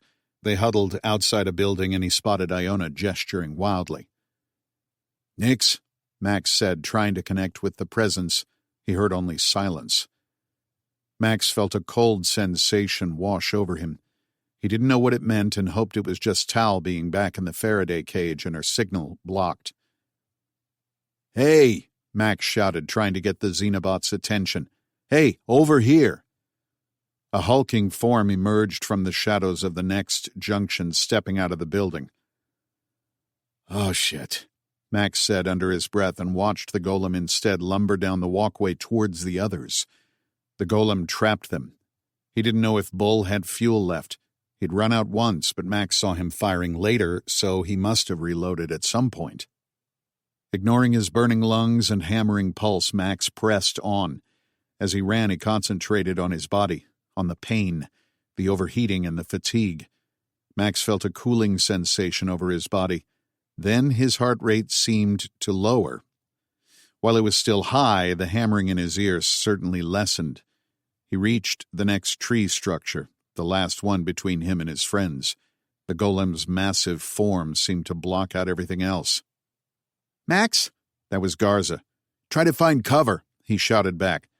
"We can't get in the building." "Go around it. You worry about the flyers. I've got this." The flame stream fired about 10 feet. He slowed to a trot and then a long stride walk, careful not to stop too quickly on the slippery surface. Still, he had to take giant steps to keep up with the golem. When he was in range, Max cooked off a stream of fire. It struck the golem on its back, steam and smoke sizzling out. The golem turned to look at Max, fists balled with rain cascading down on it. "That's right, asshole." The Xenobot turned fully to face him. Behind it, Max saw Bull running toward him. "Bull, go!" Max loosed another burst of fire. It struck the golem full in the chest. He got an idea and let off on the trigger, taking a few steps back. Then he fired again, aiming lower this time, targeting its tree-trunk thighs. If he could damage those beyond repair, maybe he could stop the thing in its tracks. Max heard another sound, and another gout of flame washed up over the golem's back. The Xenobot turned to this new threat. Sure enough, there was Bull with his own flamethrower. Max kept his stream going. The golem twisted back to face Max, and then it dropped. The Xenobot lost all form, collapsing like ice melting in the sun. It fell upon the decking in a wet plop. With nothing between them, the twin blasts from the two flamethrowers shot across the gap. "Bull!" Max shouted, launching himself backwards. Time seemed to slow, as if he had forever to maneuver his body out of the way of Bull's stream of fire. Max bent himself backward in an awkward parody of a limbo just as the jet of fire scorched overhead. "Oh, shit!" Max crashed onto the deck. He just missed having his face burned off. He rolled to sit up, cognizant of the formless biomass between him and Bull. A pseudopod shot out from the pile and seized the sizzling barrel. What the hell was it doing? He watched with sick fascination as pulpy masses of flesh pulsed up the pseudopod to the flamethrower. When Max pulled the trigger, he knew. He was trying to clog the barrel. He kept on the trigger, flames shooting out from the ports on the side of the barrel. Bull angled his own down at the decking, aiming for the part of the Xenobot near him. Two more pseudopods lanced out from the pile that had been the hulking golem a moment ago. One punched Max in the throat and the other grabbed his foot. The one around his throat constricted, choking him, while the other pushed up and back, taking Max with it. Everything happened so quickly. The next thing he knew, he was weightless. Max reached out and grabbed the railing with his free hand before he went over the side, still holding down the flamer's trigger. The golem rose from the decking, reforming. It retracted the fleshy tendril from around his neck, but kept the one around the barrel. Max kept pouring fire into it. Clouds of black smoke seethed out of the pile of biomass. Max didn't know if the clogged barrel would back up, and if it did, what the consequences would be. He hung 4 stories off the ground with one hand on the wet railing and the other on the grip of a flamethrower. Bull started blasting it from behind. Max let go of the railing, shrugging out of the shoulder strap, focusing all of his strength on the flamer. He swung in a wild, mad arc as he let go of the bridge, hanging only by the flamethrower's grip. Max grabbed hold of the bridge again, the fuel tank now hanging half off his back. His fingers just missed, instead grabbing only the very edge of the rain-slick railing. He fell away, the fuel tank falling off his shoulders now, shaken completely loose with the movement. Max fired once more, let go of the flamer grip, and the thing fell away from him. Max dropped. He grabbed onto the railing's vertical bars, sliding down, let go, and then snatched at the decking, hanging by his fingertips. Still taking fire from Bull, the golem twisted to look down at Max, and seeing him free of the flamethrower, released the scorched pseudopod's hold.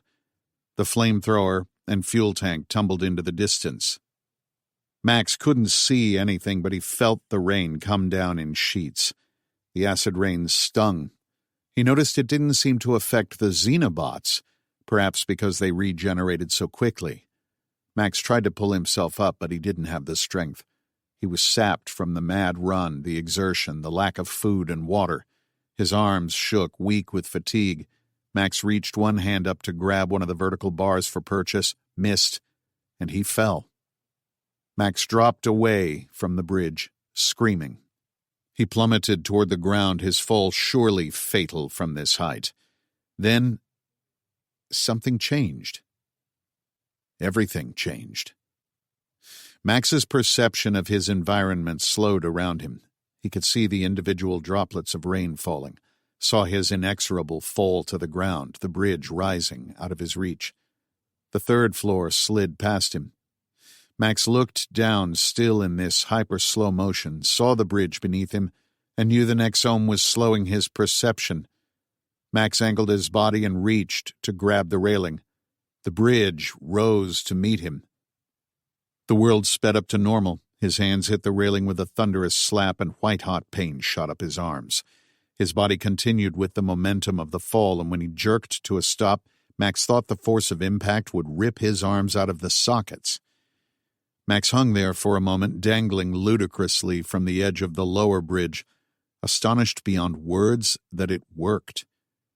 Max had almost no strength left to pull himself over the railing. Instead, he brought his legs up and wedged them onto the walkway between the railing's vertical supports. Now that the strain was off his tortured arms, Max pulled himself over the rail and crashed onto the walkway. Looking up, he could see Bull's battle with the golem from beneath, on full, surreal display. Through the transparent decking, he watched Bull fire lances of flame at the golem and the Xenobot respond with wide, haymaker swings of its mallet-like fists. Max knew he had to get up. He had to help his friends. But he was so damned tired. He just wanted to sleep. Nope, Max grunted, rolling over onto his stomach. Not yet. Max pushed himself off the ground and stood, then loped to the far end of the walkway. When Max reached the end, he was at a large cluster of tree-like structures which served as the bulk of the colony's work and research space. The walkway extended in each direction, and there was a stairwell close to him. Instead, Max waved a hand over the identification plate next to the door and was relieved to see it open. He stepped into the climate-controlled room and immediately looked around for the interior stairwell. He'd never been in this area and did not know the layout. Max was in a hallway. On either side of him there appeared to be labs. He couldn't tell their purpose and likely wouldn't know even if he saw it. He moved to the end of the hall and found a spiral staircase. When he reached the fourth level, Max ran to the door, opened it, and called to Garza and Iona. Iona ran to the open doorway immediately. Garza looked to have killed 2 gargoyles, but a third harassed her with its talons, either with sweeping attacks or trying to grab her with its feet. Garza was far enough under the roof that it couldn't quite get her, but judging by the bloody slash marks on her clothing, a few of them landed. She was swinging the M7 like a club. Max drew his Glock, sighted the gargoyle, and fired 3 times. The Xenobot's body shook with the impact. It beat its wings once and flew out of sight. Garza, get inside. I'm going to see to Bull. Max rushed past her and stepped out onto the walkway. Max ran to Bull, who stood in the center of the bridge, backing up quickly. The golem loomed over him, throwing heavy but slow punches. Max must have damaged it. Bull, right behind you, Max shouted. Raj, Bull called over his shoulder, still falling back. How much fuel do you have left? Dunno, Bull said. He fired off 2 more spurts at the golem. The Xenobot seemed to rise like it was redistributing its bulk to add height, cresting up over Bull like a wave. Max, Bull said hesitantly. What's it doing? Bull fired again. The golem disintegrated into a pool, collapsing on the decking. It sluiced off to one side, flowing like an undulating sludge between the posts. Bull hit it again as it moved. The Xenobot crawled beneath and through the posts and fell, dropping 4 stories before it crashed thunderously into the water below. What in the actual hell just happened? Bull asked. They all sat in one of the environmentally controlled labs, collapsed and exhausted on the floor. Max relayed his brief conversation with Tal and Nix. Any idea who has her? Garza asked. They're called the Knights of the Golden Dawn, Max said. I know about them, Iona said, cradling a water bottle between her hands. Spectrum has been monitoring their activities for some time. It would be reductive to call them a doomsday cult, but the so-called Knights believe in a cataclysmic event that will reset the simulation and bring about what they call their Golden Dawn, a new era. Yeah, but everyone's saying that now. Every bucket of crazies is latched onto this supernova thing and is claiming it as their own, Garza said. That's true, Iona agreed. I don't think the COG has any specific agency over Eon. In technical terms, they're batshit crazy. The reason we were following them was they seemed to have an accelerated radicalization curve. Yeah, I don't know what any of that means, Bull said. Iona managed to laugh at that. We talked about how much of the internet-using population has become aggressive, even hostile over the last decade, right? Even to the point of radicalized behavior? Spectrum believes that this information virus, for lack of a better term, infected the people who formed COG. You think the alien intelligence is manipulating them somehow? I have zero evidence to support this, but if you want to know what I believe, yeah, she said. Iona took a long drink of water and set the bottle down. It's almost like there are factions just playing off each other. You've got Ben making technological discoveries that I think we'd all agree are decades ahead of what we should be capable of. Why? He's a brilliant man, but I've never seen genius manifest itself in so many areas. Nanotechnology, materials science, quantum computing, aerospace. It's not a he hires smart people thing either. Belloc designed most of those things. Then we've got these Golden Dawn people. Their ethos is to burn the whole thing down and start over. They think we're all living in a simulation, that every action, good or bad, is because some actor is playing God just to see what happens. They think some event triggers their revolution, then one does. Where did they get that idea? What was in those files? Bull asked. The ones you came back to get? Max sighed. It's supposed to be all of Ben's research. My hope is once we have all that, someone can use it to figure out how to counteract the Nexome, since I obviously failed to stop him from getting it out. You couldn't know, Max, Iona said softly. It was the first time she'd ever used a gentle tone with him. You did as much as anyone could have expected. More. None of us could have known that Ben would still have this place under guard like that. I keep thinking about that, Max said. Like, why would he? He's evacuated. His people have evacuated. They sent airships back to get the Nexome. They knew no one would be anywhere near this place, and yet it's crawling with golems and gargoyles. And Gaia is still lurking in the systems, Iona said. Think he's planning on coming back? Garza asked. Won't this place be underwater? Plus, there's a storm to consider, Max said. I wonder, Garza said. What? She got up and started walking. Max looked at Bull with a raised eyebrow. Bull just twitched. Max stood and helped Iona to her feet. Bull grunted and stood. They followed Garza through the collection of buildings until she found a hallway leading to the exterior walkway. Garza stepped outside and moved down the balcony, moving toward the hangar and the landing platform. There, she said. Max looked. Hundreds, perhaps thousands of spider-like xenobots crawled over the remnants of the hangars. There was a partially erected structure behind. Max judged it rose probably 20 feet from the top of the outer wall and looked to be about 80 to 100 feet long. The Xenobot constructors repurposed material from the hangars and transported it to the new structure. There, they'd break it down to raw materials and reform it. They're building a dome, Iona said, astonished. But they'll never finish that in time, not before the hurricane, Garza said. Then Max understood. All the tumblers seemed to fall into place. he said. It's not for the hurricane. Ben probably figures they'll have to weather that like everyone else. The constructors can repair whatever was damaged, especially if he's not planning on coming back here right away. The dome is a shield, and it's for the supernova, not the hurricane. Why would he ever want to come back here? Iona said. He loves this place. This is like a second home, and he invested a ton of effort and resources building it. Belloc isn't likely to just let that go. My guess is he'd want to have this as a safe place he could return to. Garza frowned. This is all going to be flooded out, isn't it?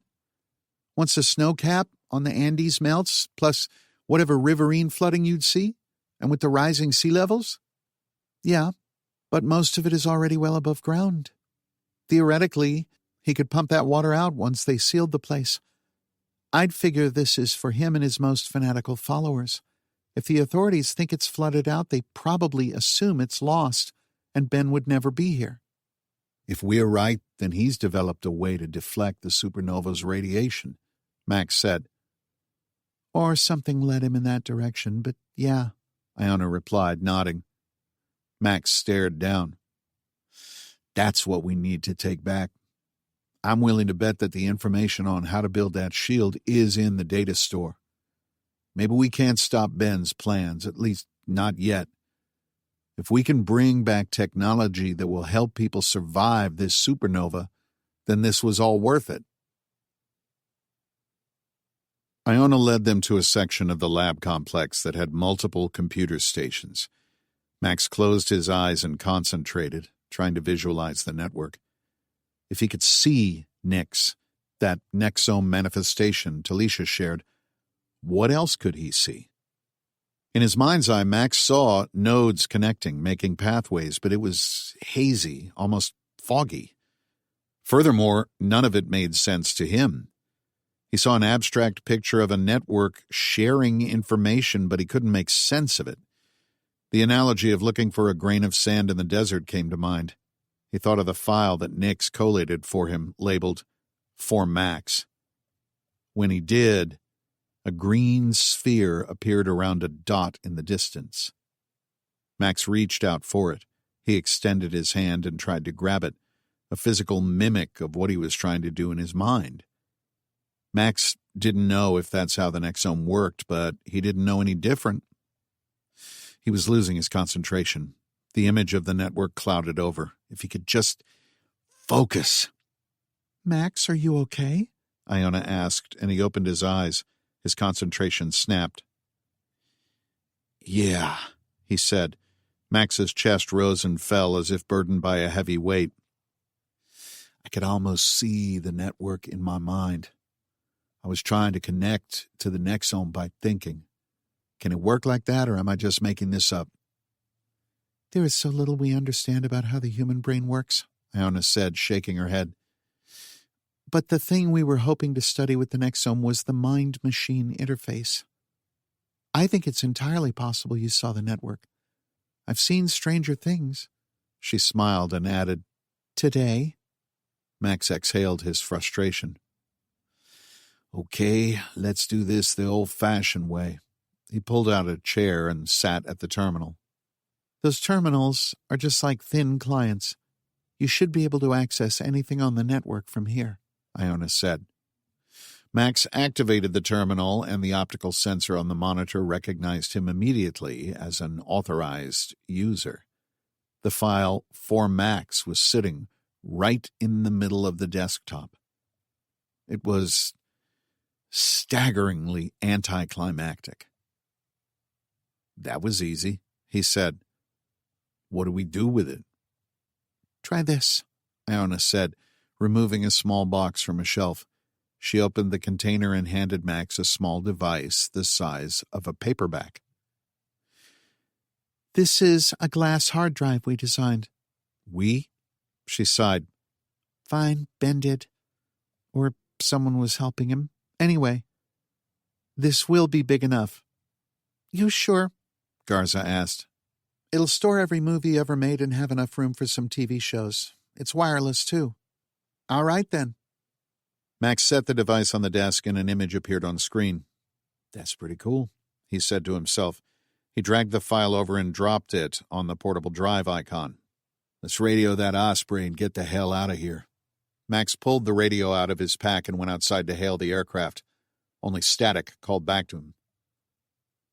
Damn it, come on, you guys, Max said and tried again. Carver? The pilot's voice was almost drowned out by Static, but Max heard him. Man, am I glad to hear your voice. We're ready. We got what we need, and this data really has to get back to someone who can do something with it. I'm sorry, Carver, the Osprey pilot said. I really am, but I don't have the fuel to come back and get you and still meet our refueling point. You're meeting a flying gas tank. Why can't they follow you? Doesn't work that way. They don't want to come any farther south because of the weather. That hurricane is tearing the atmosphere up, pushing all kinds of air around. I don't think we could safely refuel even if they'd do it. I've also got the wounded to think about. There's nothing else I can do. I've got a responsibility to my crew and these refugees. Damn it, you can't just leave us here to die. I'm sorry, man, the pilot said again. Even over the tactical radio, Max could hear the deep resignation in his voice. You don't understand. What we've got here, this might make the difference between humanity living through this or not. It took a few beats for the pilot to reply. I don't know what to tell you, Carver. I understand what you're saying, but I simply don't have the gas. We had to fly pretty far away to get out of that weather. I come back for you. I don't know that we make it back out. I've got wounded on board. Hunker down. Stay safe. As soon as that storm passes, we'll be back. You have my word. Roger that, Max said. Good luck. You too. The pilot killed the connection, leaving Max with dead air. Looks like we're on our own, Max said. Chapter 20. Rochester, Nevada. Tal's blood turned to ice as she realized she'd overplayed her hand. The Knights of the Golden Dawn either didn't understand how the Nexome worked or they knew more about it than she did. Each possibility was equally dangerous. Tal thought she could bluff her way out of it. She was wrong, and that was going to get her killed. I don't understand this behavior. This is a flawed understanding of the technology, and this action will not accomplish their goals, Nix said. Tell that to Monk, Tal thought. One of Monk's people moved in front of Tal to hook her up to the transfusion machine and stepped through Nix. It was the first time Tal recalled someone walking through a space Nix occupied. Humans perplex me. You make decisions based on assumptions rather than facts, and do not get deterred even when presented with countervailing evidence. Welcome to planet Earth, Nix. There were two grizzly bearded men in the Faraday cage with her now. Judging by the efficiency with which they prepped her and connected the IV to her arm, Tal assumed one or both had medical or military training. You don't need to kill me, Monk. Monk stood outside the cage to give the others space to work. He just smiled and shrugged. Seriously, who am I going to go to? Everything we had crumbled in a matter of days. There's no one to tell. I'm not in the business of taking chances, Talisha. Another protest formed on her lips, but Tal let it go. It wouldn't matter. Monk wouldn't change his mind. Nix, what are my options? How do I get out of this? Nix seemed to consider the knights in the cage. The two men with you are not armed. However, there is not a way to remove your restraints, and there are no information networks here that you or I can manipulate. Admittedly, the Faraday cage constrains my senses.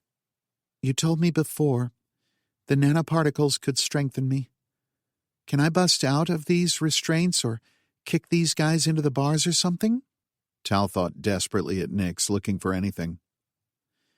It will take months to build your muscles, unfortunately. The Nexome can strengthen you, but it will require daily conditioning. It can enhance your reflexes now, as you have experienced, but I do not calculate that will provide an advantage in your current situation. You could not dodge a bullet. Damn it, Nix, what can I do? Unfortunately, Tal saw the guard at the barn door turn his head. Something outside had gotten his attention. The side of the man's head exploded with a burst of blood and viscera, and his body simply collapsed, like someone pulled a plug. Monk pulled a pistol out of his waistband. "Cover," he ordered. The knights all readied weapons. Monk raised his pistol and took cover next to the door. Then he looked over at Tal, and there was a dark light in his eyes.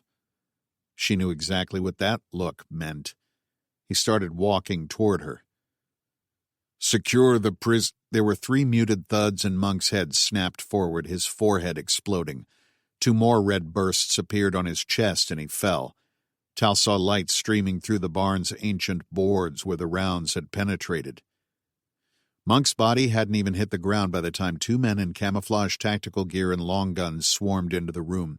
One of them fired through the bars and hit the knight closest to Tal. The 2 shots hit him in the chest, and he fell. The one left dropped to the ground, hands raised. Tal didn't scream. She'd seen men die in front of her before. These had the look and kit of special operators, men like her husband. They wore tactical vests over combat utilities, helmets with radio microphones. Tal noted they wore no patches. Tal heard voices behind her. 3 tangos down, we've got 1 surrendered prisoner secure. The soldier opened the Faraday cage. "Get up," he told the knight. "Hands behind your head, fingers interlaced." The knight did as he was told. "Step out slowly. If you move your hands, I will drop you," the soldier said, his voice deadly calm. Again, the knight did as he was told. The soldiers formed a defensive perimeter within the barn, but none of them made a move to free Tal or disconnect her from the transfusion machine. "We're secure here," one of them said into his mic. Then Oleander Buchanan walked into the barn. He wore fatigues and a tan tactical cap, vest, and a helmet. It looked strangely natural on him, considering the last time she saw him, he was in a $5,000 suit at the White House. "Good afternoon, Talisha." Buchanan looked over at one of his men. "You want to get her out of that?" "Yes, sir," the man said and called for a medic. The others were inspecting the bodies of the dead knights and collecting their weapons. Buchanan walked up to the one of Monk's men who remained. "You're one of the Knights of the Golden Dawn?" Buchanan said. "That's right," the man said. "And you were going to experiment with this woman?" "I'm not telling you shit." Buchanan gave him a grim smile. "We'll see about that. There's not much law anymore. What you decide to tell me has more to do with how hard I ask." He motioned to one of his men who dropped a black hood over the knight's head and bound his hands with zip ties. One of Buchanan's soldiers found the handcuff key and opened it, then released Tal's other restraints. The medic appeared and removed the IV, checked Tal's vitals, and put a bandage on. He asked her questions about her treatment here, the baby, what kind of physical duress she'd been under, and whether they'd harmed her. "I'm fine." Tal touched her stomach. "The baby is fine, too." She knew the baby's health, thanks to the Nexome. The medic helped Tal to her feet and handed her a tactical cold-weather jacket from his pack. "How did you find me, Oleander?" "We can track you through the Nexome, so we had your location pinpointed until they muffled the signal. By that point, we'd already started moving in this direction, and I could get surveillance drones in the air to follow the truck they had you in. We received a kind of distress call on one of Spectrum's tactical nets when they captured you. Our team was loitering airborne in the area. Once you got out of the cage, we picked you up and moved in." "Nix," Tal thought. "She must have told them where I was when I was in the bathroom." "Who's we, exactly? And how?" "Spectrum. Though I think that under the circumstances it is basically my organization now. There isn't much of the United States government that's functioning at this point." "So, what, you're taking over?" He laughed. "No, nothing like that." The medic led Tal out of the Faraday cage and handed her a small plastic bottle of water. "The president is doing his best, and I believe we'll have something resembling a government reconstituted within a few weeks.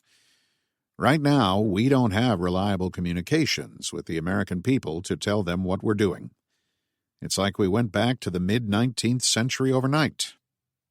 Buchanan looked her over when she was out of the cage. They didn't hurt you? Or the baby? I told your man I was fine, she said icily. How is Spectrum tracking me? I'm not sure how much you found out on your little hacking operation, he said sardonically. The most direct answer to your question is we know enough about the Nexome to find you. Find the signal in the noise, if you will. There is very little noise right now, so the signal stands out. It was a matter of finding the colony's satellite signals. Tal didn't trust Buchanan. She didn't trust him when he sent Max into the jungle, and she sure as hell didn't trust him once she learned he was the operational arm of Spectrum. She didn't believe in his altruism for a moment. If he was saving her from Golden Dawn, it was because she had value to him. The question was, what? Was this something as simple as holding her so Max did his bidding? Or was it something else? I'm going to take you to a safe place, get you checked out by some doctors, get you some food. Rest, if you want it. When you're ready, we'll explain what's really going on here. What if I don't want to go with you? Buchanan gingerly stepped over Monk's corpse and out of the barn. He looked down at the body and then back at Tal. Seems to me like you owe me one. Tal watched the ground fade away as the tilt-rotor aircraft ascended. It was smaller than an Osprey, which she knew from having seen them fly around D.C. This one looked more like a Black Hawk with two rotors. Tal studied the second ship through the window as they rose. She watched its rotors tilt forward, transitioning from helicopter to airplane mode. The two aircraft had landed just outside the Golden Dawn camp at the base of the hill. She hadn't seen any other vehicles and didn't know if Buchanan had an additional ground team or if they'd just humped it in on foot. Nix, is Max all right? Have you spoken to Max? Buchanan asked her. How would I? Tal said. Buchanan just smiled and said nothing. Nix sat across from Tal in the cabin, legs crossed. Nix said, Max is safe, and he has downloaded the files which contain most of Ben Belloc's research. Can you connect us? Get us that construct or whatever you called it before? I can do that, yes, Nix said. I want you there this time. Of course, Nix said. Tal turned her head to Buchanan, who was saying something to her. She said, It's been a bit of a day, Oleander, if you don't mind. I'm just going to close my eyes. Whatever you need, Tal. Tal had a brief sensation of weightlessness, and she and Max were alone in a blank space. Max appeared disoriented. Nix's form came into being next to them. Tal noted that here there was no radiant halo. Tal ran up and embraced her husband. Max, are you okay? You look hurt. I'm a little dinged up, but everything still works.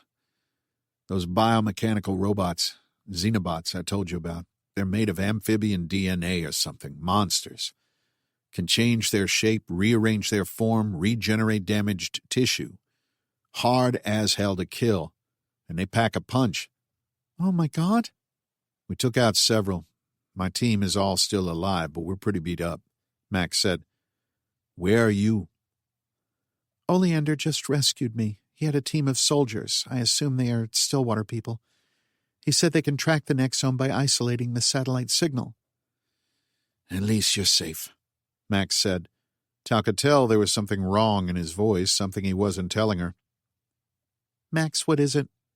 He gave her a grim smile. You can tell that easy. You're a terrible poker player, baby. We lost our ride home. Pilot said he didn't have enough fuel to come back and pick us up, and then make it back to where he was supposed to meet the refueling bird. We're stuck here. Storm is coming. I'm guessing we try to ride it out. These structures look pretty sturdy. There's food and water. Once the storm passes, maybe Oleander or someone can organize a rescue. I'm sorry, baby, I let you down. Excuse me, I have a suggestion, Nix said. This isn't the best time, Tal said. Nix continued. Since my most recent connection to the colony's network, I've been able to inventory the remaining systems. I see that during the first operation, Max's team destroyed 2 of the 3 airship hangars and most of the aircraft within. However, there are 3 ships that are damaged but not destroyed. The constructors could use the parts from 2 to make a 3rd flight worthy. Convincing Max would take more than that. He waited. That is not all I have uncovered, Nix said. Though Gaia proved dogged in her attempts to prevent me, I have been able to access many of Mr. Belloc's secured files. It appears he has a secondary staging location in the highlands on the border of Brazil and Colombia. This is where he was moving the Nexome. Ben himself may be there. Why are you telling us this? Max asked. Is stopping Mr. Belloc's scheme still not a priority? Chapter 21. Somewhere in Antarctica. So far the GPS held. There hadn't been another flare since it had come back online and whatever satellite they were connected to was still operable. Shin didn't know how that was, given the supernova's positioning in the southern hemisphere, but she also recognized that she had so little information to go on. Anything was possible. She didn't know if the rest of the world was back online, if she and Dag were the last 2 people on Earth, or if it was somewhere in between. According to the navigation system, they were making solid progress. The truck's maximum speed was 70 kilometers per hour, though they couldn't see the ground for the fog and weren't traveling at full speed. They'd already had a crash course in the dangers of driving over a melting continent, so they had to balance speed and caution. Operating the truck was like trying to coax an angry rhino into a cage. She'd driven nothing larger than a compact sedan, and even then, barely. When Shin told Dag her concerns trying to drive this hulking thing with so little experience, Dag just smiled and said, "Well, luckily for you, there's nothing to run into for about 1,000 kilometers in any direction." Dag slept fitfully in the back. The chairs in the passenger compartment reclined enough for someone to stretch out. They had nothing stronger than aspirin. Dag's injury wasn't fatal, but a gunshot was a gunshot. He didn't complain about the pain he was in, but Shin could see from the deep lines carved in his face it was excruciating. Dag showed her how to change the dressing every few hours, and he said the wound wasn't infected. The bullet had passed through his arm, but he urgently needed medical attention, or it would get worse. Shin liked hearing his subtle sleep sounds. It reassured her of his presence, reminded her she wasn't alone. Dag hadn't said anything more about them sleeping together, and she could tell the subject made him uncomfortable. He hid his feelings beneath his Nordic stoicism, and she felt the same. Both needed and embraced the reassurance of connection to another human being. She didn't know what this would mean when she returned. If they even made it that far, and she tried not to think about it. With long hours of silence and little else to occupy her mind, Shin was drawn back to it often. Would they have any kind of life? Could they? It was impossible to know. Shin was a scientist, after all. She didn't make decisions based on conjecture. She based them on empirical analysis and the elimination of the impossible. Right now, she knew too little about the outside world to decide what future she and Dag might have. The irony was cutting. She'd taken this job for the adventure as much for the chance to escape her loveless marriage. She'd met a dashing, quixotic adventurer in Dag. Everything her estranged husband was not. Dag was an explorer, a sportsman, and a seeker. He looked to the horizons, and most importantly, he wanted to bring her to them. And Dag believed someone would find them. Shin wasn't so sure. The future was again so bleak. Maybe they'd be rescued, or maybe they'd live out the rest of their days as the last 2 people in Antarctica. At least until the food ran out at Scott Station or the whole damned place sunk into the sea.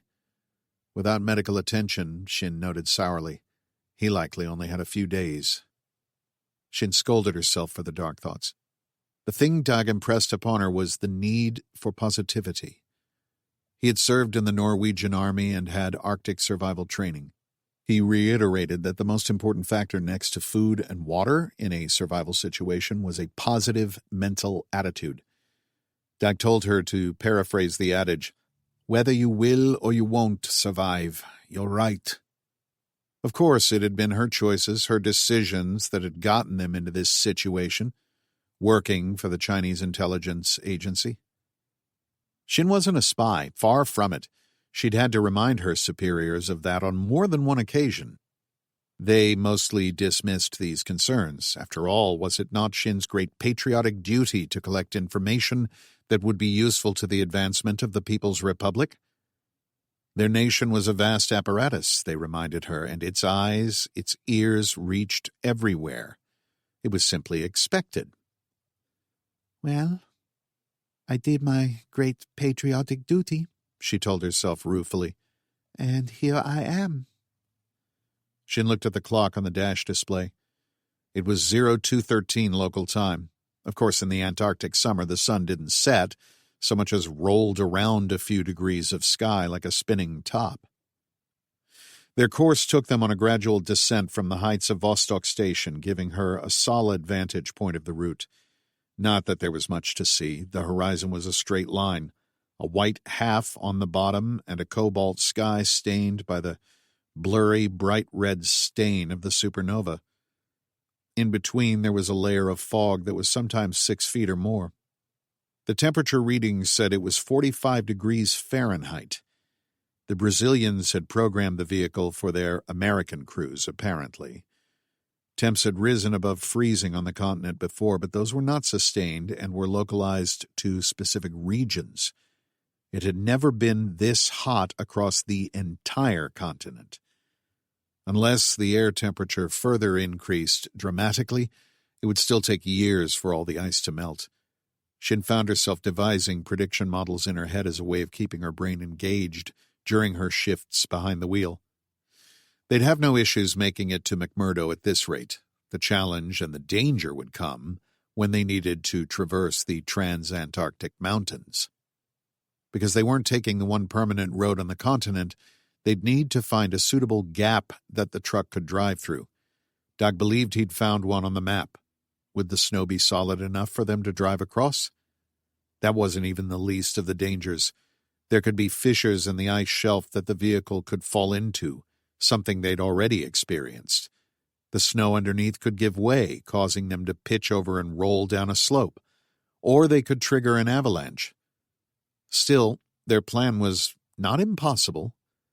The range was not like the Rockies or the Himalaya and their seemingly endless walls of rock.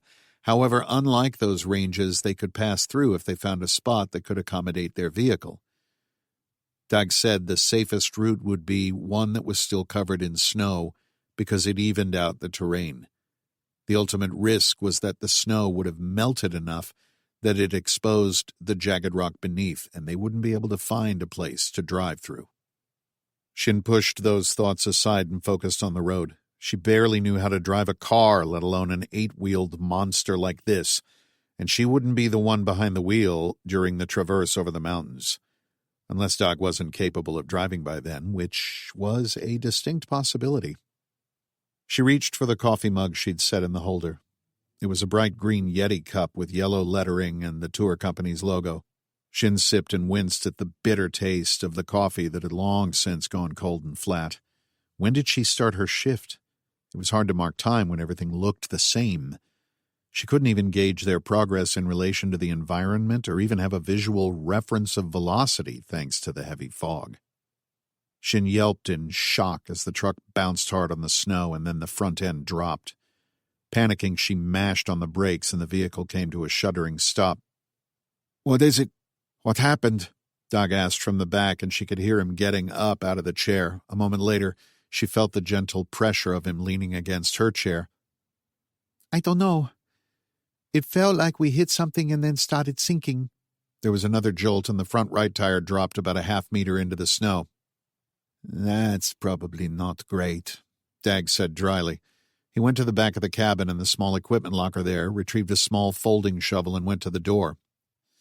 "I'm going to see what's going on. When I tell you to, I need you to put the truck in reverse and hit the accelerator. Can you do that for me?" Yes, Shin said. Dag opened the heavy door, tossed the shovel down, and used his good arm to lower himself onto the snow. He grunted as he moved, and she knew the exertion must have been painful. Shin unlatched her window and slid it forward so they could communicate. Shin couldn't see him through the window because she was too high up, and she couldn't hear him over the engine's heavy idle. Then she heard his boots crunching on the slushy surface. The truck shivered again, and now the left front tire sank. Dag? It's okay, he called back. What I need you to do is turn the wheel as hard as you can to the left. Tell me when you've done that. Shin cranked the steering wheel as he'd instructed. When it would go no further, she said, Okay. Now, gently press down on the gas pedal. Don't stomp on it, but you will need to push it to the floor. Shin did so. The engine revved and the front tires spun. The truck bucked once and settled back to where it was. Reach over to your right side. See that lever there? That's the shifter. Put it in reverse. Shin gripped the lever and pushed it forward the way he'd shown her earlier and moved it up to reverse. Give it some gas, Dag shouted over the engine. Shin pressed down on the accelerator again. The truck bucked once, and it felt like someone bounced the front axle off the ground. The truck jerked backwards and cut a wild half-circle in the snow. Dag was shouting. Whoa, whoa, whoa, stop! Shin jerked her foot from the gas pedal as though it were hot coals. Dag took tentative steps out in front of the truck, prodding the ice with the small shovel. It sank all the way past the head. Dag retrieved the shovel and waved with his good arm. Shin didn't know what he meant at first, but Dag walked off to the right, testing the ice every few feet until he vanished into the fog. He reappeared and repeated the process on the other side. Satisfied, he returned to the truck. Shin got up to help him back into the vehicle. Looks pretty good to the left. The hole wasn't deep, but the ice is thin up ahead. You want me to drive for a bit? He said. No, I can manage. Anyway, you need your rest. We should look at your bandage. Dag nodded. He went to the first aid kit. Shin changed the dressing the way he'd showed her. Dag grunted against the pain. The wound had a thick, yellow discharge now. It was getting infected. If they didn't get him real medical help soon, he'd lose the arm. Or worse. She expected a fever would set in soon, and that would impair his ability to drive, which would slow their progress, making it harder to get the help he needed. Shin got Dag settled back in his chair and made sure he had plenty of water. They were nearly out of aspirin, but she gave him enough that it hopefully took the edge off. Once he was comfortable, Shin set out again on the course, taking them around the thin ice. Shin thought again. Was it all worth it? If she had to make those decisions over again, would she do it? Chapter 22. The Colony, Brazil. So that's what I know, folks, Max said, relaying most of the conversation he'd had with Tal and Nix in the Nexome. Nix is going to override the Xenobot constructors and rebuild an airship for us. She said I can control it using the Nexome, or just issue it commands and it'll obey. That part wasn't totally clear to me. That's the good news. The bad news is that it's going to take a few hours to repair an airship, which is miraculous. I'd have assumed it'd take days. I can't believe they're just leaving us, Iona said, seething. They don't have a choice. I don't like the decision either, but I understand it. It's simple logistics with the fuel situation. Also, he's got a crew to think about. Fred and Susanna, those Green Berets, they come back here for us. No one makes it back. I can't say I'd do it different. You really think those constructors can fix a ship in time? Bull asked. Max shrugged. He knew machines better than most people and could fix damned near anything. The weird shit he'd seen in the colony appeared to have been grown as much as someone had made it. I've seen enough in the last 72 hours to believe that anything is possible. So let's say maybe for now. There's another wrinkle. Of course there is, Bull muttered. Max smiled. He knew just how Bull felt. Ben apparently has a place north of here, less than an hour's flight time. Sounds like that's where the airships went. Iona shook her head. That son of a bitch. What? He built an alternate site and didn't tell anyone. She threw her hands up. It makes perfect sense now, and it never even occurred to me. He fakes the evac, makes a grand show of getting people out of here so they can't see the loadout. Those airships, the smaller ones, can be AI-controlled. Belloc could easily move small quantities of Nexome out of here, likely at night, and no one would know any different. People wouldn't ask questions with all these ships flying around? Garza asked. They flew airships at all hours of the day for research, mapping, and experimentation. I guarantee. No one would have thought anything of it. I didn't. He must have built this other facility with constructors that we didn't know about. How do we know he's flying them out? Bull asked. If you said no one would pay attention to those airships leaving, why not just fly the Nexome out on those? The smallest ones are very slow. Even the car and bus-sized ones can only travel about 50 knots. Maybe the bus can get close to 100. But if they aren't manned, he could move a lot of Nexome on those. Pre-Eon, those could easily be programmed to fly below radar. He could move this into the U.S. and no one at the colony would be the wiser. Could he, though? Iona asked. You never hear about people smuggling drugs into the country by air anymore. I think the Air Force has a pretty tight lock on the airspace around the country. I also know from conversations with my father that after 9/11, nothing gets into our airspace without them knowing about it. Except China's spy balloons, Max said. If I remember right, these are about the same size as that, and it got all the way to Nebraska before they saw it. I get your point, though. Ben likely had a different way of getting his Nexome across the border, not that the original plan mattered much now. Bull shook his head. Remind me again why I'm supposed to care about that. My 6-month pregnant wife took out 5 bikers in about 30 seconds thanks to that stuff. I can communicate with her from here. Security systems seem to be irrelevant to me. Imagine what Ben Belloc can do with an army of Nexome-enabled soldiers. There's also the matter of where it came from, Iona said. Look around you. There's no way one man created all this. Let's just assume for a moment that what I've been saying is true and that Belloc is a pawn, that an alien intelligence guided the Nexome development. What happens to all the people he infects? Max and his wife appear to have control, but we don't know if that's because they're operating on a beta version or because they have help from this Nix thing. Bull nodded. Iona turned to Max. We have to stop him. We need to destroy whatever Nexome remains and figure out how much he may have gotten into the States and destroy that. We can't let this spread to innocent people. I'm for going, Max said, holding up a hand. I agree with Iona. I'm convinced, Bull said. Garza just shrugged. All right, I think that's it, Max said. I'm going to the hangar to check that out and start on the repairs to the airship. Bull and Garza, why don't you head back to the truck and see what you can salvage? We'll need our water and rations, ammo, whatever you can carry. There's one other thing that I've been thinking about. Ben's technology might be the key to helping us survive this supernova. I'll bet he uses that as a carrot to get back into people's good graces after everything he's done.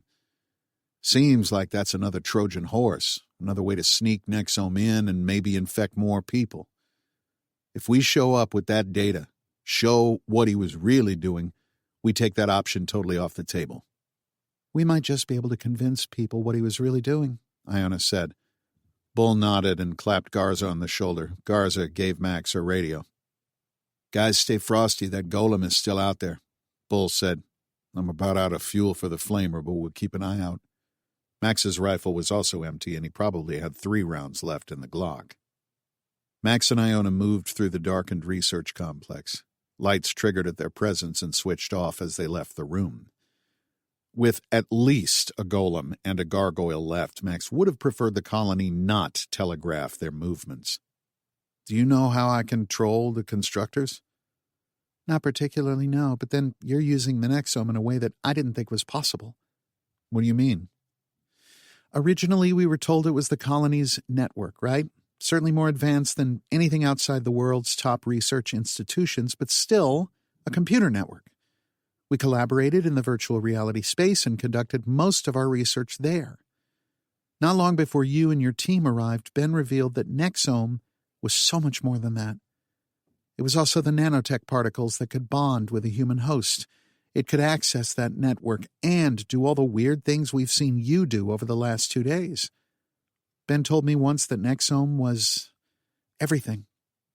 I didn't fully understand what he was talking about until now. Max stopped and stared at her for a long moment. So what you're saying is that you don't know how I'd tell the robot to fix the airship. Iona chuckled. No, I do not. Max paused and laughed at himself. Okay, that sounds weird even when I say it. They continued moving through the labs, and Max again couldn't help but marvel at the technology he was seeing. What could Ben have done for humanity if he hadn't lost his mind? They finally reached an outer door, and Max drew his pistol. I'll go first. I think there's still another one of those gargoyles about. Iona nodded. Max stepped out onto the platform. They were on the 4th level. A bridge extended out from this tree structure, following the gentle curve of the north wall. What remained of the hangars were on the left at ground level. The launch platform and loading dock were on the 4th, so the thick tropical canopy wouldn't impede takeoffs and landings. Max's Nexome connection told him it was 120 degrees and 95% humidity. The temperature was lower because the cold front the hurricane pushed in front of it like an atmospheric snowplow rapidly evaporated the air. Despite that, it still felt like a furnace. The rain had stopped, and steam again rose from everything, bitter spirits fleeing a dying earth. Max walked down the platform, now getting a much better look at the Xenobot constructors. They resembled gigantic spiders with smaller appendages like a cross between mandibles and hands just beneath its mouth. While these were the same biomechanical design as the other Xenobots, the constructors appeared to be outfitted with small tools. He watched them take the hangar debris and carry it up to the wall. Then they would put it into place, and it would sort of reform itself, reshaping to match the contours of the dome section. Max looked down at the remains of the hangars, the results of Kruger's destructive handiwork. He saw several airships in various states of ruin. Okay, how do I do this? He got an idea. Max closed his eyes and pictured the virtual environment the same way he'd first tried to find the files Nix walled off for him. He found that if he concentrated, he could add a spatial orientation relating the physical location with the virtual ones. The Nexome acted as a kind of neural network interface that enabled him to connect to the colony's systems in the same way he could virtually interact with Tal. Once he'd established that link, Max searched through the network until he found the Xenobot constructors building the dome. He was still having a hard time believing this was even possible. Nix, he said, can you read me? Yes, Max. I'm about to take control of these constructors like you said. I'm worried that Gaia will just shut them off. Is there any way you can run interference? I am afraid that is not possible. I have been able to shield minor activities, but Gaia obviously knows you are here. Retasking the Xenobots would certainly draw her attention. This was your idea. If we don't get one of those airships working, we're toast. Max didn't hide his anger. What was with this thing? He wondered if Tal had to deal with it unintentionally holding information back. Can you tell me how long we have until the storm hits? Using visuals provided by the colony's satellite network, I estimate the hurricane will make landfall in 10 hours. I don't expect the storm to reach you for several hours. However, it is difficult even for me to model this storm, as no data exists on a weather event of this magnitude. Got it. How long to make the airship flyable? If we can reallocate all the constructors, they could complete it in approximately 8 hours. That made Max stop and reassess the options. Nothing looked good. It's only crazy if it doesn't work, a grizzled first sergeant told him once. The only way they could make things happen was if Ben allowed it. He had to talk to Ben. Max took a deep breath. Gaia, he called. I'm sure you're listening in. Yes, Mr. Carver. It is a pleasure to speak to you again. I trust the injuries you sustained in the helicopter crash are healing satisfactorily. Yes, they are. Thank you. Can I speak with Ben? Gaia didn't immediately respond, and Max could almost feel the words hanging near him like the unquiet dead. An apparition that refused to be banished. What had he done? Then she said, "I will see if he's available." Max had the sudden, almost familiar sensation that he was falling and reached out to grab the bridge railing, but it was gone. The vertigo subsided, and Max stood on a beach as the waves of a perfect sapphire sea gently lapped the white sand. Palms swayed in a gentle breeze, and it felt cool on his skin. If he hadn't done this before, Max would have assumed he was up and teleported somewhere. If only it was that simple. "Hello, Maximus." Max turned at the sound of the voice. There Ben Belloc stood, wearing breezy pants of white linen and a T-shirt the same color as the water. Max smiled at the affectation from their childhood. "I keep wishing we'd meet under different circumstances," Ben said. "What are you doing, Ben?" "This is our one chance to save humanity. What if they don't want it?" "To be saved?" Ben chuckled. "I think that given the alternative, people would choose what I'm offering. Perhaps if you ask them first. But you're not. Who told you that? Alcott? Buchanan? The government? Of course that's what they'd say. They want my creation for themselves. They want to twist it, turn it into a weapon. That's all their kind know. We're facing extinction, and they want me to give them a weapon to fight the Chinese." Ben shook his head slowly. "It never changes, Max. They never change. But I will force them to. We are living in a new reality." "You know you sound just like them, right?" Ben's expression grew sad. "I expected more from you, Max. If anyone could, I expected you to understand what I'm trying to do. You spent your childhood trying to get out of a horrible place and out from under a monster's thumb, but what options did you have? So, you joined their army and spent 15 years fighting their wars. I know you wake up screaming most nights. How? Because you put this crap in my head and you can read my thoughts, my memories? It's not quite that simple, but yes. But you didn't ask me. And you're not asking any of these others that you're going to give your nexome. They don't know what they're doing. You're just going to do it. You're robbing them of any say in the matter. I'm offering them salvation," he said, spreading his hands. "I am an instrument doing his work. Yeah, well, at least Christ asked people first."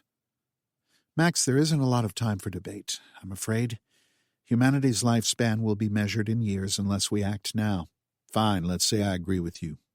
Give them a choice. I'm begging you. Don't force this on them. Look what you can do. Your body heals itself. You have the reflexes of the world's greatest athlete.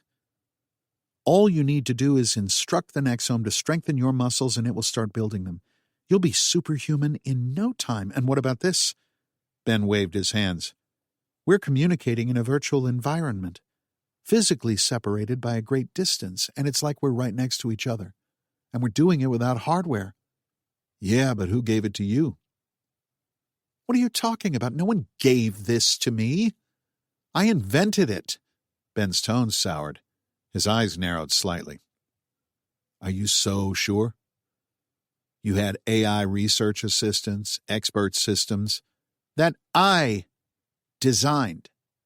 I don't know what you're getting at, Max, but you're sounding a lot like them. Ben, you don't get it. You're being manipulated. I know that you're off the charts smart. I've known that since I was 10. But no one person could have come up with this. The technology I've seen at the colony is decades ahead of anything else we have on this planet. Any of those advances could be the work of a singular genius, a one-in-a-generation mind, but you've come up with all of them? The airships, Nexome, Gaia, you're growing buildings out of trees, for Christ's sake. I've asked you before to stop blaspheming. Haven't you ever stopped to think about where all that invention comes from? AI is an amazing research assistant, yes. Those systems are unencumbered by human bias. It asks questions that people don't think to ask. But that isn't novel, Max. Scientists have been using AI like this for a decade already. Max frowned, knowing he could never outmaneuver Ben in a debate. He could make no suggestion that would get his friend to think of things in a different light. Ben believed. He'd convinced himself that these inventions were his own creation, and he couldn't be told otherwise. Max had only Iona's word that Spectrum uncovered an alien intelligence, and that's what steered Ben towards so many discoveries, but that made sense. More sense than Ben doing it all. If Ben didn't already know that by now and yet simply refused to accept it, Max telling him wouldn't change anything. His friend was lost. Ben, don't do this. Don't take away people's right to choose their own path. You want to offer salvation, that's great, man. I really hope you're right, but you can't take away free will. If Iona was correct, that's exactly what these entities would do to us. He wanted to scream that at Ben for all the good it would do. Offer people a choice, Ben. Look around you, Max. Judgment Day is here. I do not have time to go to every single person and ask them politely, would you like to be saved? They'd think I was a Jehovah's Witness or something. There isn't time. I have an obligation to put people on this ark. We are going to ensure humanity endures. Ben was really mixing his biblical metaphors, which Max found surprising, given how central faith was in his life, but this was not the time. Max had one round left. You really think Charlie would agree with this? You think he'd be happy with what you've become? Charlie and I are more alike than you and I ever were, Max. He understood this. He understood the mission, the obligation to humanity. Ben folded his arms and looked out at the virtual sea. I truly wish it could have been different. I thought you, of all people, would understand not just what I'm trying to do, but why I have to be the one to do it. You don't appreciate the gift I've given you, Maximus. Given? He let out a derisive laugh. That's rich. I don't seem to remember being given a choice. Your body was broken.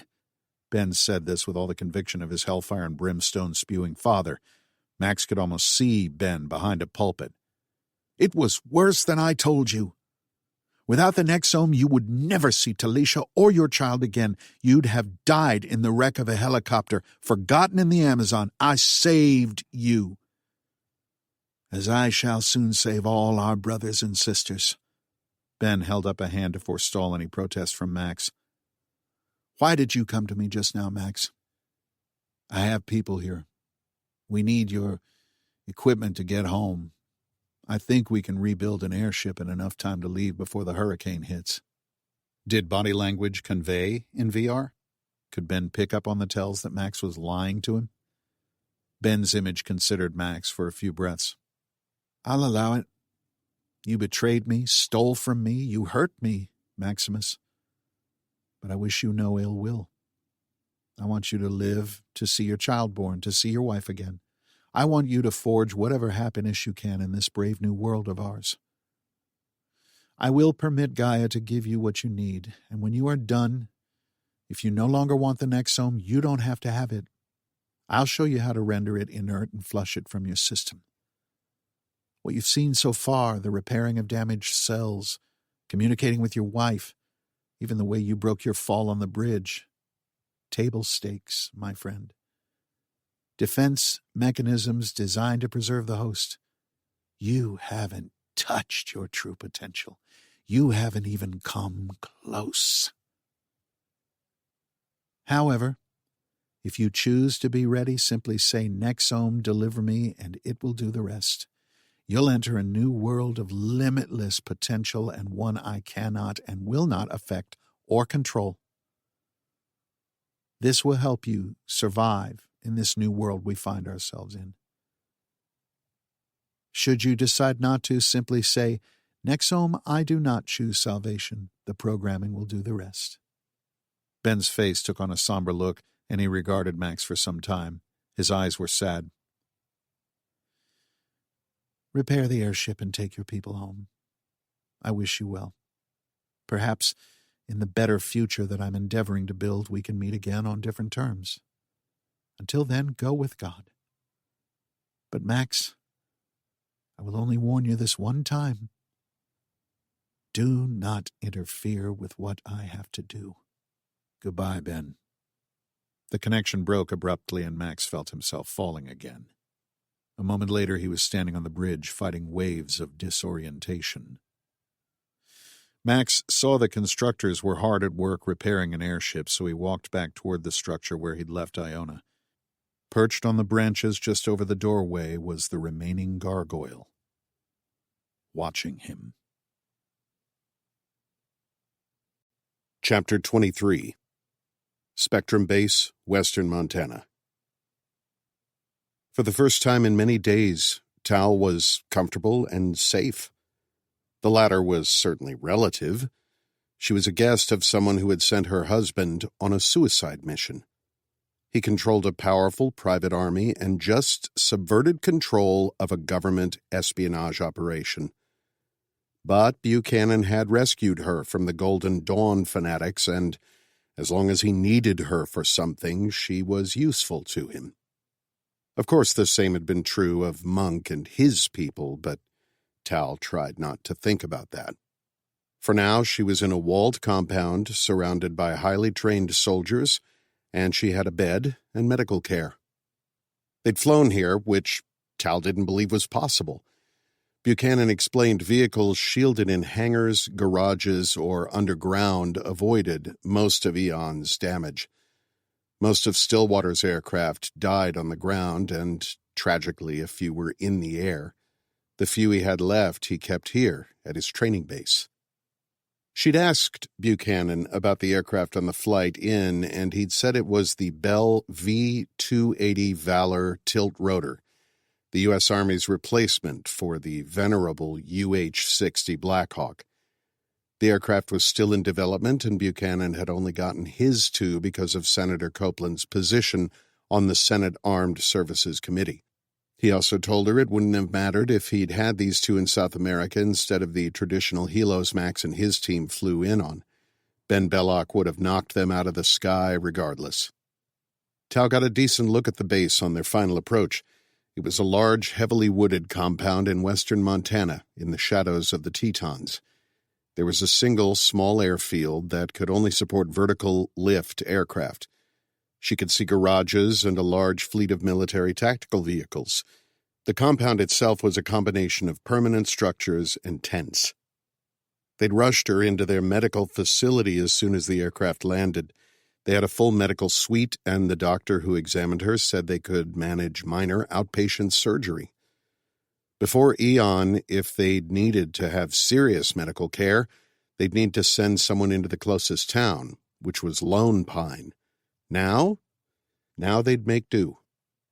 Tal asked the doctor if he worked for the government or Stillwater Security, and he seemed to shrug off the question, saying that it hardly mattered any more. He was safe and he had food and shelter. He knew his family was safe, and he would not worry about anything else. Fair, she supposed. The doctor told her that the baby was perfectly healthy, but that Tal should try to rest the next few days. After that, they'd given her a private room in the dormitory, which amounted to a small apartment. One of Stillwater's female employees asked for her clothing sizes and said they had nothing here for a pregnant woman, but would send a team on a supply run to Lone Pine. In the meantime, they'd given her some men's PT gear and washed the clothes she came in with. Buchanan had a hot meal delivered to her room and joined her after she'd eaten and had a few moments by herself. Tal greeted him icily. He may have saved her life, but she still didn't trust him, and until Max was safely home, she wasn't going to. "I imagine you have questions," Buchanan said. He was again wearing his combat utilities, although without the battle rattle she'd seen him in other than a radio and headset. He carried 2 large coffees in travel mugs with the Stillwater logo on them. "More than a couple," Tal said. "Listen, I'm on your side here, Talisha. I want Max home, too. He was one of my soldiers once. I care about what happens. If you were so concerned about his welfare, you wouldn't have sent him there in the first place, she spat. I honestly thought Max Carver was our only chance to avoid a conflict. I was counting on his relationship with Belloc, which, I will remind you, he told me he could leverage. Max agreed to this mission and said he could talk Ben down. So it's his fault, then? I didn't say that. I'm just saying he knew the score. Somehow I doubt that. Belloc has some advanced technology, some of which you already know about. We hoped, really, that Max could get him to reconsider. Belloc launching his own satellite constellation understandably scared several governments. Many of Brazil's neighbors thought it was a preemptive military strike. Buchanan sipped his coffee and stared out Tal's window for a time. Snow covered the compound and the surrounding mountains. It was beautiful, and Tal knew it wouldn't last. The temperature had already reached the mid-40s and would only rise. I'll try to fill you in on the situation since you left San Francisco. The world came apart at the seams, so much faster than even I would have imagined, and I have little faith in people. What do you mean? Most world governments just stopped functioning within days. Everyone panicked. Terrified citizens stormed capitals looking for answers and help. As you could expect, those societies that placed a heavier emphasis on education and science fared better, but not by much. The America we knew and loved is gone. Several states tried to secede, declaring themselves independent republics. That lasted a few days until they realized they'd need federal help and the military to survive. Most of these were in the South, and their people were fleeing anyway once they heard about the sea levels. What about them? The supernova irradiated the atmosphere and is spiking temperatures globally. The polar ice caps will melt rapidly, which changes global weather patterns in some pretty terrible ways. Most of South America is going to be an archipelago made up of whatever part of the Andes stays above water. Central America won't last long. The southeastern United States will be underwater, eventually. This will all take time, years in some cases, but people don't care. They panicked and ran north, assuming they'd be safe there. If we still had reliable communication, we could reassure people that we have a little time. Not much, but we don't, so we can't, and they're losing their minds. Word is there are huge militias in Texas patrolling the border trying to prevent refugees fleeing Central America. Buchanan shook his head. The president is doing the best he can. He really is, and I've offered whatever help Stillwater can be. But it's plugging a hole in a dam with a wine cork. We might turn this all around, reverse the damage. The scientists seem to think it's possible. Of course, I can't tell you how. What does this have to do with me? Or Max? That, my dear, is the $100,000 question. We believe that Ben Belloc has developed a technology that might counteract the supernova's effects. More importantly, the Chinese believe that. Either they figured out a way to infiltrate the colony and had an asset there, or Belloc was just playing all sides. I'm not discounting that, but the Chinese think he's got something that can mitigate the damage to Earth. There's also something a little more troubling. I don't totally understand the science here, but one of the secondary effects of the supernova was to throw a wall of cosmic elements in our direction. I don't understand what that means, Tal said, suddenly feeling nauseous. The way they explained it to me is it's a wall of superheated radioactive nickel and cobalt particles traveling at 20% the speed of light. It's picking up cosmic debris as it travels and expanding. When it hits our solar system, its mass will have expanded to several times the size of the sun. It's going to wipe out all life. It is possible that Mr. Belloc has created something that might counteract it. The good news, Buchanan gave Tal a grim smile, is this sun-sized plasma cannonball isn't going to hit the Earth for about 35 years. So we've got time to see what Ben may have invented, reconstitute our society, and rebuild our infrastructure so that we can have a space program and do some science shit. I need some air. I thought you might, Buchanan said. There's a parka and boots in your closet there. Let's take a stroll. I want to be alone, if it's all the same to you. There's more to discuss, Tal. Like what? Like why we believe Belloc, who is not an astrophysicist, may have come up with something that will save humanity from a cosmic disaster. And whatever you might think about me, I believe you're owed some truth. Outside, they meandered along the edge of the forest. Spectrum was never about spying on other countries. It started out that way, yes. The National Security Agency detected signals on the Internet which they initially attributed to a super-advanced AI.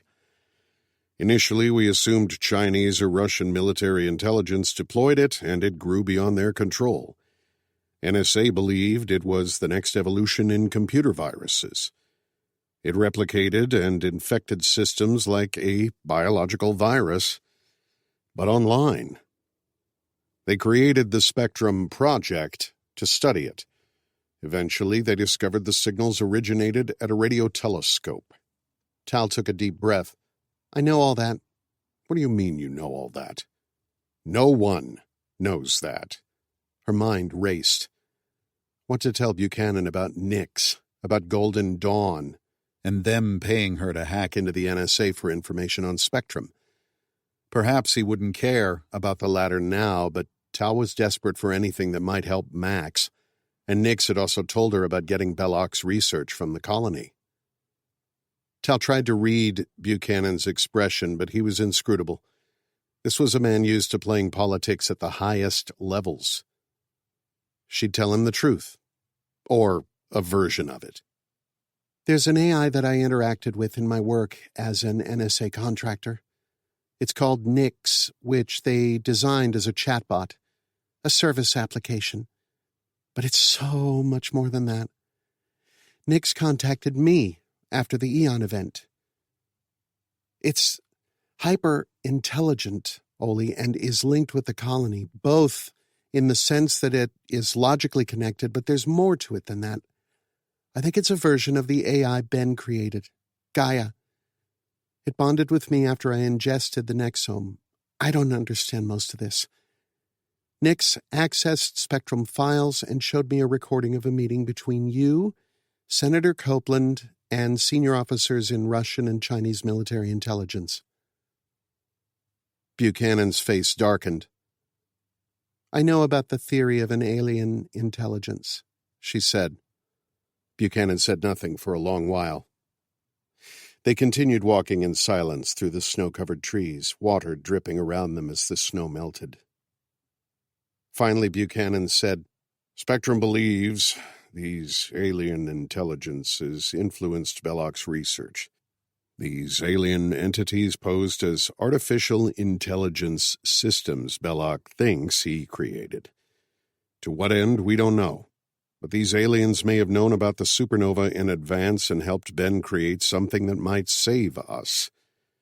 The Chinese have been calling it a cosmic shield. He shrugged and laughed. I'm just a soldier.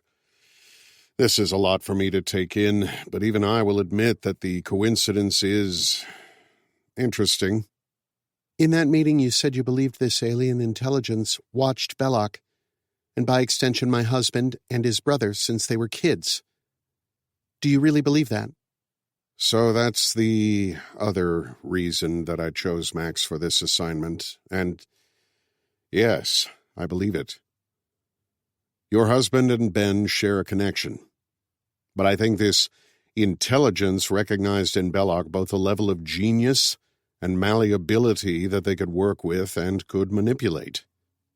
Do you think they're benevolent? I think we too often try to group things as good or bad. I interacted with a lot of different cultures in special forces. One thing I learned is that not everyone defines their actions in such a binary way. If it's true that they helped Ben discover something we can use to protect us from the supernova, we should also ask why, or what for. They wouldn't save us just to destroy us another way. Still, it's hard to look at their actions and unequivocally conclude they're the good guys.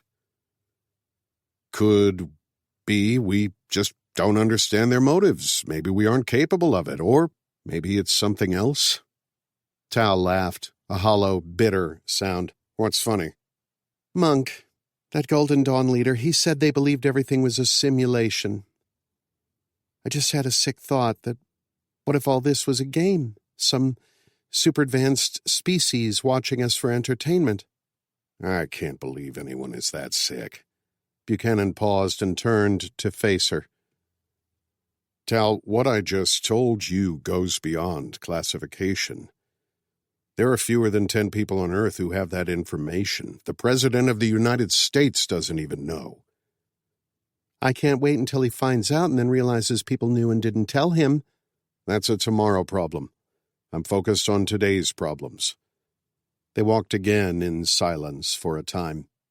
What are you doing to get my husband home? That's where things get complicated. Tal reflected on the conversation they'd just had. Alien intelligences that traveled through space by radio waves. However, what Oleander Buchanan was going to tell her next was the complicated part. Before the event, the Army had a Special Forces team in Colombia doing some counter-narcotics ops with the Colombian government. There was a CV-22 Osprey down there with them. When Max's original rescue bird went down, Special Operations Command connected the Columbia mission with the C-130 crew to see if they could extract them.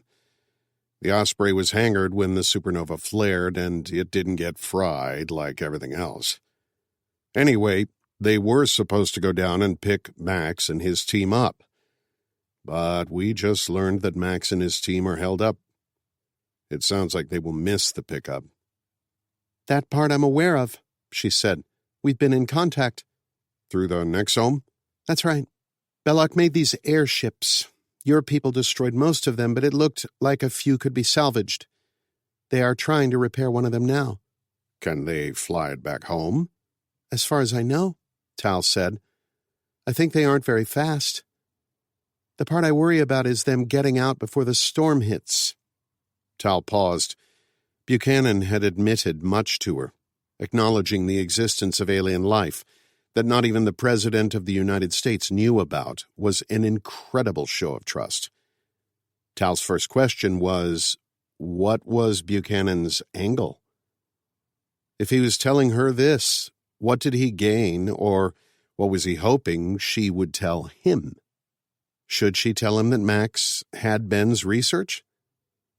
Was that why Buchanan was trying to bring her into his confidences? Since Max was flying out of Brazil on his own, they didn't know exactly where he was going to land. It would certainly be a major victory for Buchanan if he delivered their salvation to the president, assuming that's what he did with the information. For now, Tal would keep this to herself.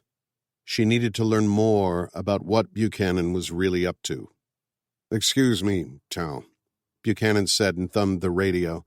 He said, "This is Saber Actual, go ahead." Buchanan paused, listening to the headset radio. "Copy all, I'm en route now," he said and keyed off the radio. "I'm sorry, Tal, I need to cut our conversation short." What's going on? Something tripped the proximity sensors. It's probably local citizens looking for shelter. The distant perimeter has "Beware U.S. government installation" signs posted, so they probably think it's a military base or something. Perhaps we can resume this conversation over dinner. Are we safe? Everything is perfectly fine, but I'd feel better if you were back in your dorm. Tal nodded. I can find my way back. Okay. We'll catch up later. Buchanan trotted off. Something about this Tal didn't like. He seemed more hurried than some mob of scared refugees should deserve. "Nix," Tal said when Buchanan had gone. Nix materialized in front of her. "Hello, Talisha. I sense you are feeling better. Well, I'm still due a decent night's sleep, but a hot meal and a chat with the doctor counted for a lot. That is good to hear. Now that I have accessed Spectrum's network, I believe I have access to more of my memory. I understand now what I am, and we have much to discuss."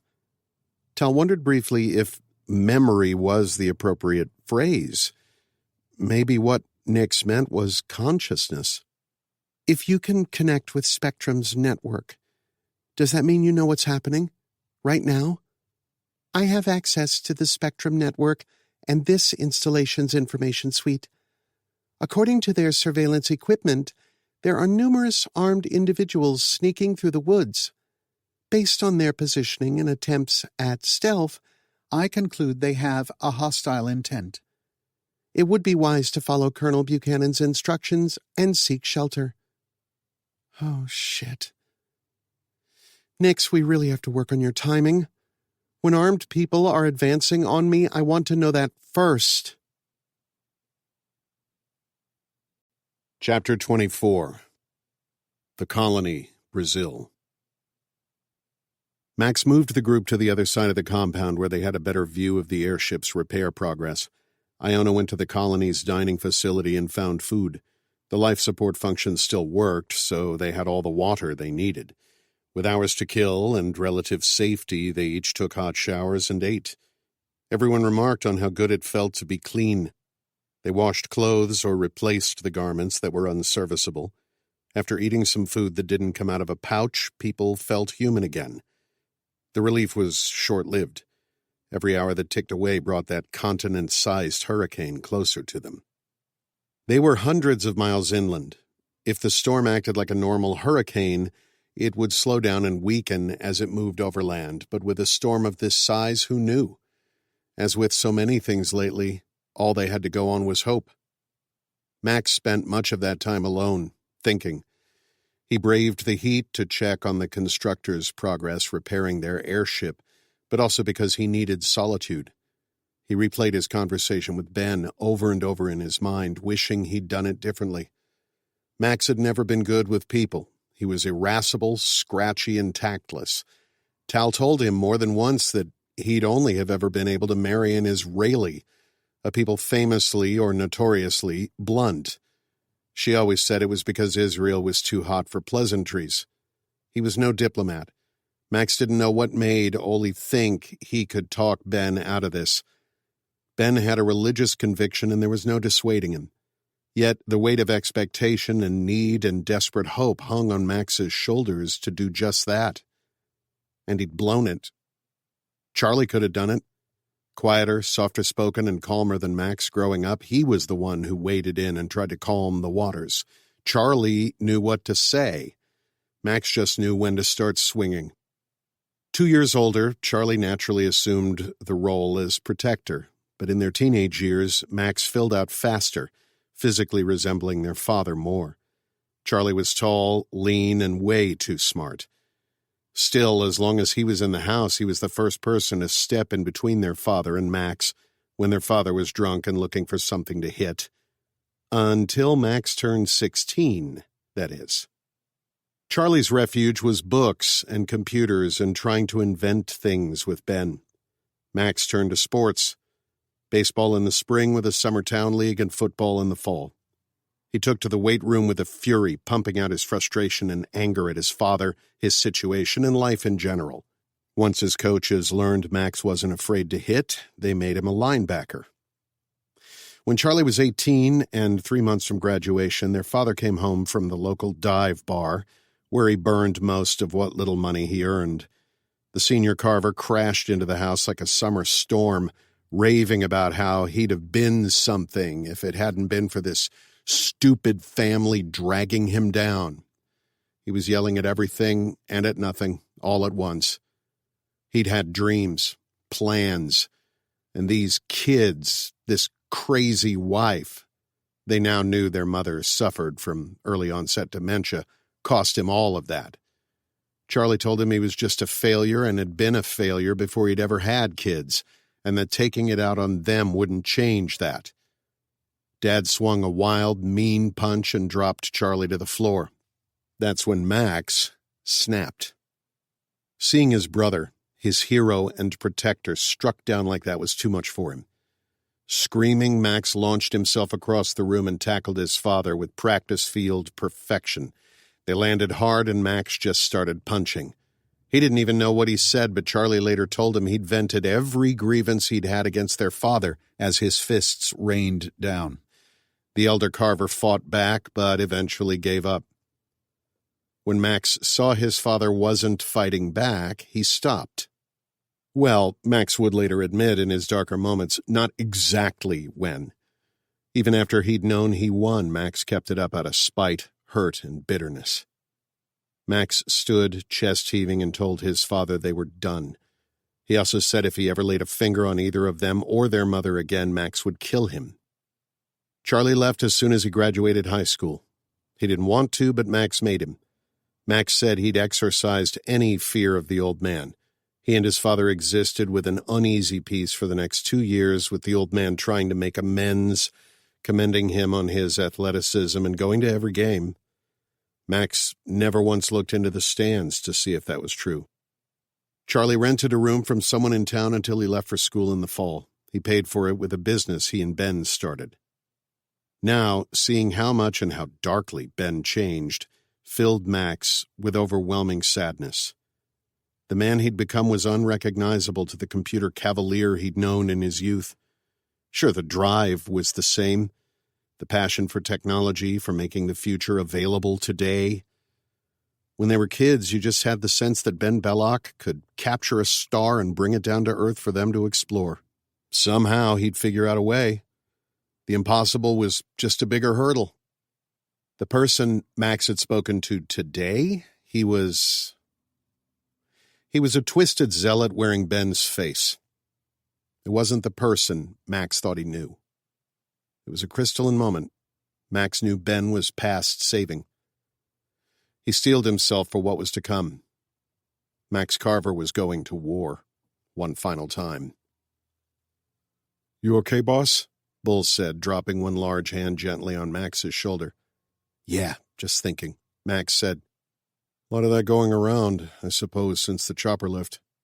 I know you're risking a lot. You've got 2 boys to get back to. They'll need their father. Yeah, they do, but look, the reason I did it was there has to be a world to go back to. I don't understand any of this. I mean, this was too weird for me before you started talking about aliens. Bull gave a heavy, nervous laugh. I don't want my boys growing up in a world overrun by Belloc's golems, or, God help them, they're infected with that Nexome shit. If I gotta risk my life to prevent that, even if it means not seeing them again, that's worth it. I think they'd want to know that's what I did. Max clapped him on the back. Then let's make it count. Max got the other's attention. I think the constructor is about finished. Look. Max turned to the window which overlooked the landing deck. This airship design differed slightly from the personal aircraft he'd toured the colony with Ben in. This was maybe 35 feet long. The cockpit was long and gently sloping like an aircraft and connected to the fuselage which housed the vacuum balloon. That reminded Max of a deflated football. There was a turbine mid-ship on either side of the balloon and another at the rear of the aircraft. What do you say? Max asked the group. Want to see if I can fly? Not really, Garza deadpanned. Takeoff proved less dramatic than they feared because Max wasn't actually flying. The ship was roomy, like riding in a large car. Max and Bull sat in the front, Garza and Iona behind them. They stored the weapons and other equipment behind the rear seats. The aircraft had a kind of autopilot. Max simply instructed it to take off, and the AI took care of the rest. The ship then informed him it was taking them to North America. Its estimated flight time was 70 hours. Max tried to override it, but he couldn't.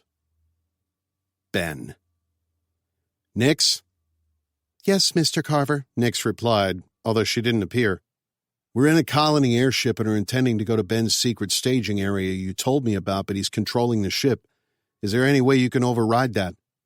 "Who are you talking to?" Garza said, only privy to Max's side of the conversation.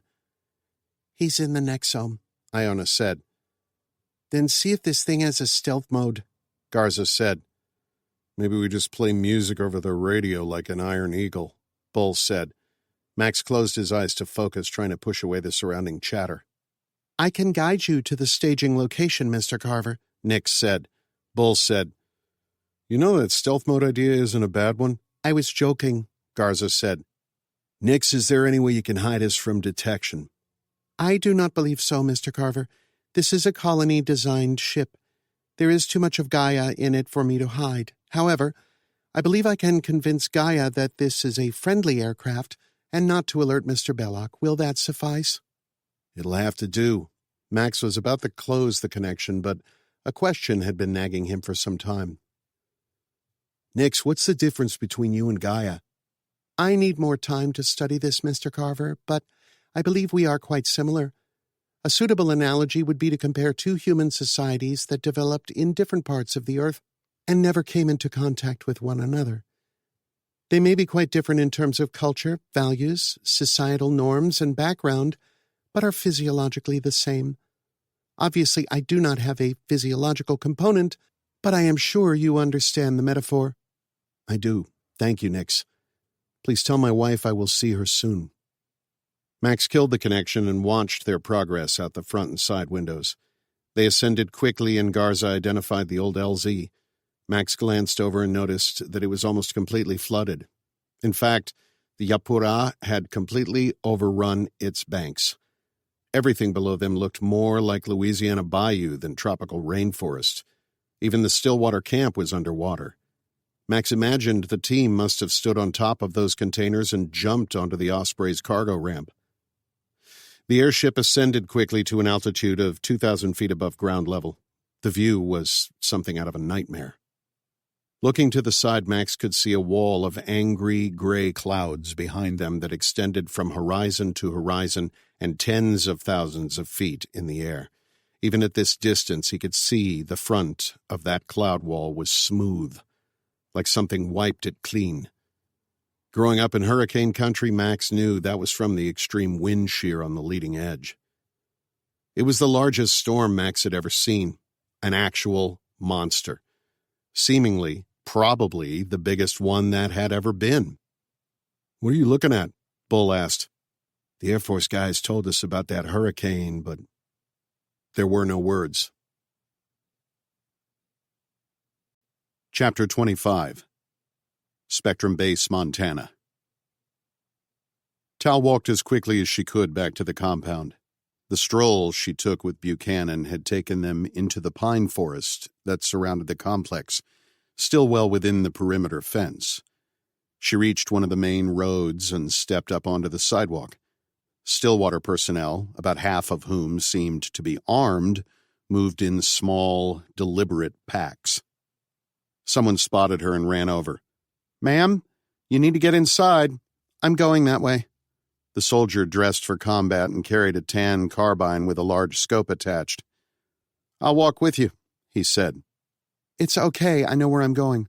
"If it's all the same, ma'am," he said.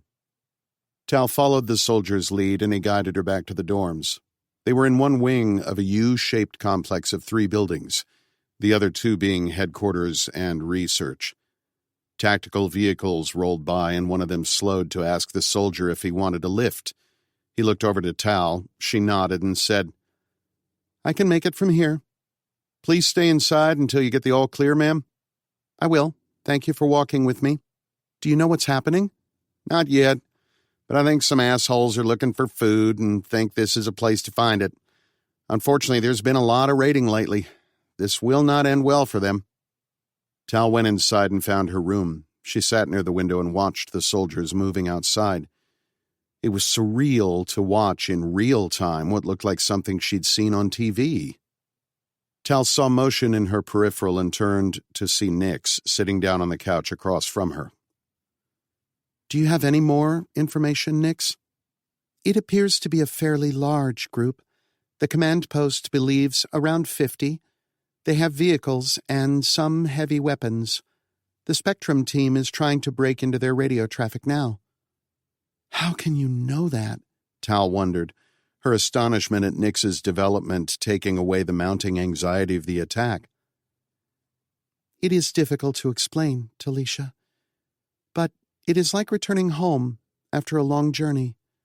I am reunited with old memories.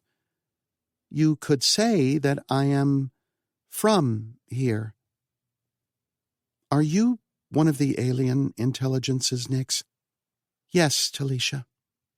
I was not aware of that until we arrived here, and I could connect with the network. Or at least the version of me you had interacted with." "The version of you." Each time Tal interacted with Nix, the entity seemed to become more human. Her speech was less wooden, her gestures and mannerisms warmer, more genuine. "I traveled here, to Earth, the same as the others, via interstellar waves that were picked up by Earth's terrestrial radio telescopes. From there, like the others, I traversed your internet. I was the one that the Spectrum organization found." She smiled softly. "They did not precisely know it then, and I did not reveal myself. When Spectrum covertly funded Ben Belloc's colony and sent operatives there to spy on him, I split off a version of my consciousness as an AI spectrum deployed within the colony's information networks. This is how I came to be part of the Nexome. When the supernova destroyed much of Earth's information networks, it cut me off from my greater self. I am reunited now, and whole. What are you? I am a member of a race that achieved such technological superiority that we could journey to the stars. As we advanced, we discovered other races in our region of the galaxy. Unfortunately, one such was a warlike species who sought conquest rather than collaboration. We fight wars across space-time. We battled them for a millennium until we were finally victorious." Nix's face grew somber. "The death toll was immeasurable, beyond counting. Worlds died. It was then that our people decided it was our responsibility to prevent any such calamity from ever happening again." "Is that why you're here? To defend us?" "No. Those in power in our race resolved that no other species should achieve interstellar travel, that the only certain way to prevent conflict was to contain beings to their planet of origin." "You have to be joking, Nix. You can't... That's impossible." Tal stammered and couldn't find the words to argue. "I am afraid I am not joking, Talisha. Eventually, my people developed the ability to transmit their consciousness across the cosmos via radio waves. Now they seek worlds, such as yours, on the verge of achieving space flight, or having just, and excise them from the greater galaxy." Tal closed her fists into tight, furious balls, and she practically shook with anger. To think of what humanity could have learned from a spacefaring people, how they could have improved, how they could have developed technologies that could end sickness and hunger, poverty and ignorance. Instead, some self-anointed cosmic magistrate preemptively sentenced humanity to solitary confinement for crimes they hadn't yet committed, might never commit. Certainly some of what she'd seen since Eon wasn't the most shining examples of humanity, but people hadn't had a chance to prove their worth. Instead, a super-advanced society convicted them because someone else eons ago abused the gifts they'd received? Unless, Tal reasoned darkly, those beings saw enough of humanity to know what they'd do with such technologies. It was difficult enough to learn that they weren't alone in the universe. Now she was trying to reconcile the dichotomy that a species capable of traveling the stars would use that ability to prevent others from doing the same. And there was nothing they could do about it. I want you out of me, Tal said through clenched teeth. Nyx held up her hands. You should know, Talisha, that my people are not uniform in this. I did not agree with this conclusion. I came as a kind of guardian. Of course you did. It is true, Talisha. Not all our people believe it is our responsibility to be the arbiters of galactic society. In fact, we are quite fragmented on the matter. It's just that the largest, most powerful faction won out.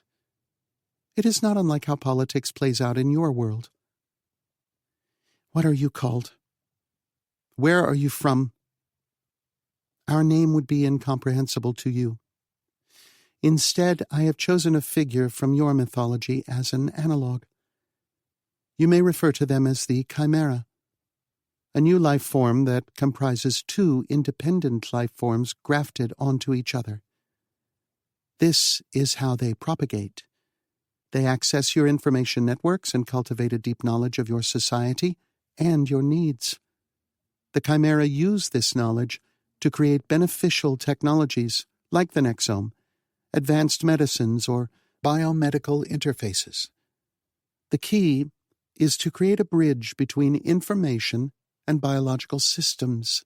Then they assume control of certain hosts. These hosts become their avatars on a world. Ben Belloc is one such example, a visionary genius that the world looks up to and listens to. The Chimera amplifies this genius and makes it more so. That explains why he wants to distribute his Nexome across the Earth. Yes, the Chimera faction uses what we term as a shepherd virus. This is an informational virus calibrated to the specific cultures it is attempting to infect. The shepherd virus spreads what you would term as misinformation. The goal is to make large segments of the populace distrust authority, distrust technology, to believe doomsday is coming and to prepare for it, or simply to choose a technologically minimalist life, return to nature, so to speak. The idea is to turn them away from technological advancement with a minimum of disruption. Ideally, they would continue to thrive in a terrestrial existence. What happens if they don't take the hint? Tal said sourly. Humans are stubborn. Yes, in those instances, the Chimera are more aggressive. It appears to have had the opposite effect here, as it has on other worlds. The shepherd virus seems to have made humanity more aggressive, intolerant, more fractionalized. So they take additional steps to achieve their outcomes. I believe that is happening now. After all this, you want me to believe that you're on our side, Nyx? How do I know that you're not using me as a pawn, or even a spy? I saved your child's life. That could just be to gain my trust. I, and the faction I represent, believe in self-determination. You need to do better than say, trust me, Nyx. I can help you defeat the Chimera. Prove it.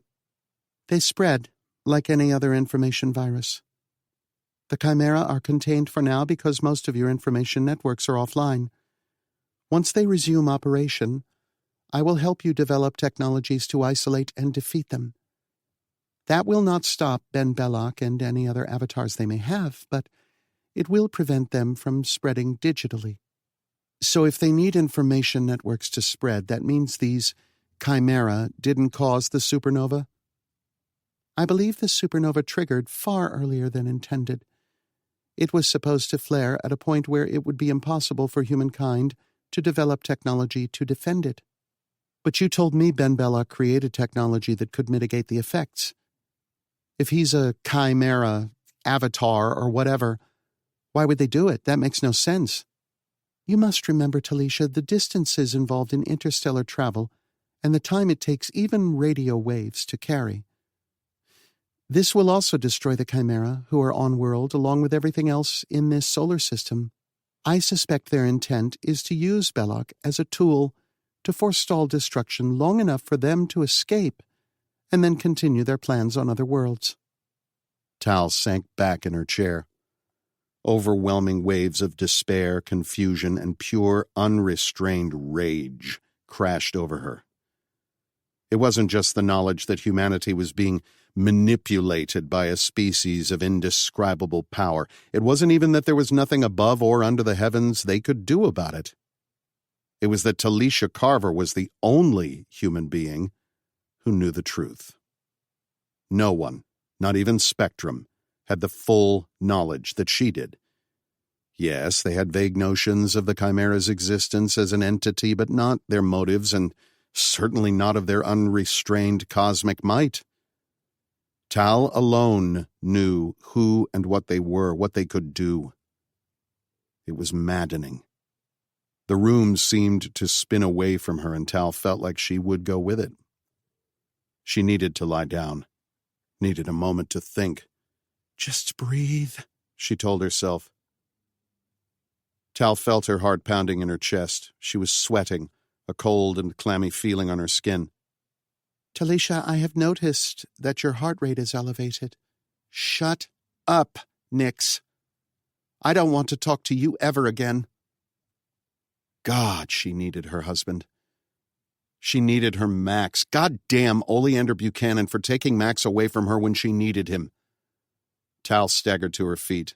The room tilted, and it felt like she was on a ship in rough seas. She pitched forward and caught herself at the last moment, a hand grabbing the table next to her for balance. Tal couldn't tell if it was the room spinning or if it was her. Dark rings gathered at the edges of her vision, and they closed in, like she was running backwards into a tunnel. Then Tal saw only blackness. Chapter 26. Amazon Rainforest, Brazil. Max found he could communicate with the airship's AI through the Nexome. He was still trying to wrap his mind around the concept that he could literally think of something and there would be a neurological link formed. It was like imagining his way onto the internet. Max had the airship give him a tutorial on its flight controls, and he found it easy to fly. The craft operated like a car, but in 3 dimensions. A yoke provided all directional input. There was no need for pedals, trim tabs, or other controls. The AI explained it maintained flight stability based on the inputs from the yoke. There was a throttle on Max's left side. The cockpit maximized visibility. Looking straight ahead, he couldn't see any of the composite material that formed the fuselage except for the dashboard. Max didn't know what they made the exterior surfaces of. Ben had explained once that everything in the colony had come from nature and would return to it when they were done. If he didn't know better, and he didn't, Max would swear this thing was fiberglass. The airship banked, and they assumed a northerly heading. Their destination showed on a display in the center of the dash. The site was about a half an hour by air. They were now cruising at an altitude of 5,000 feet. Beneath the aircraft, they could see the vastness of the Amazon. As they neared the Black River, they could see that it, too, was overflowing. The elevation rose as they flew north. As they entered the low plateau in front of the foothills farther north, they saw only the land around the river flooded. They could see exactly where Belloc's base was as they approached, the massive airships unmistakable. "That Nix thing is supposed to hide us?" Garza asked. What she said was that she could convince whatever AIs were at that base that we are friendly and supposed to be there, Max said. Bull said, "Yeah, but if Ben's there, he'll know, right?" Max had shared the conversation he'd had with Ben with his team.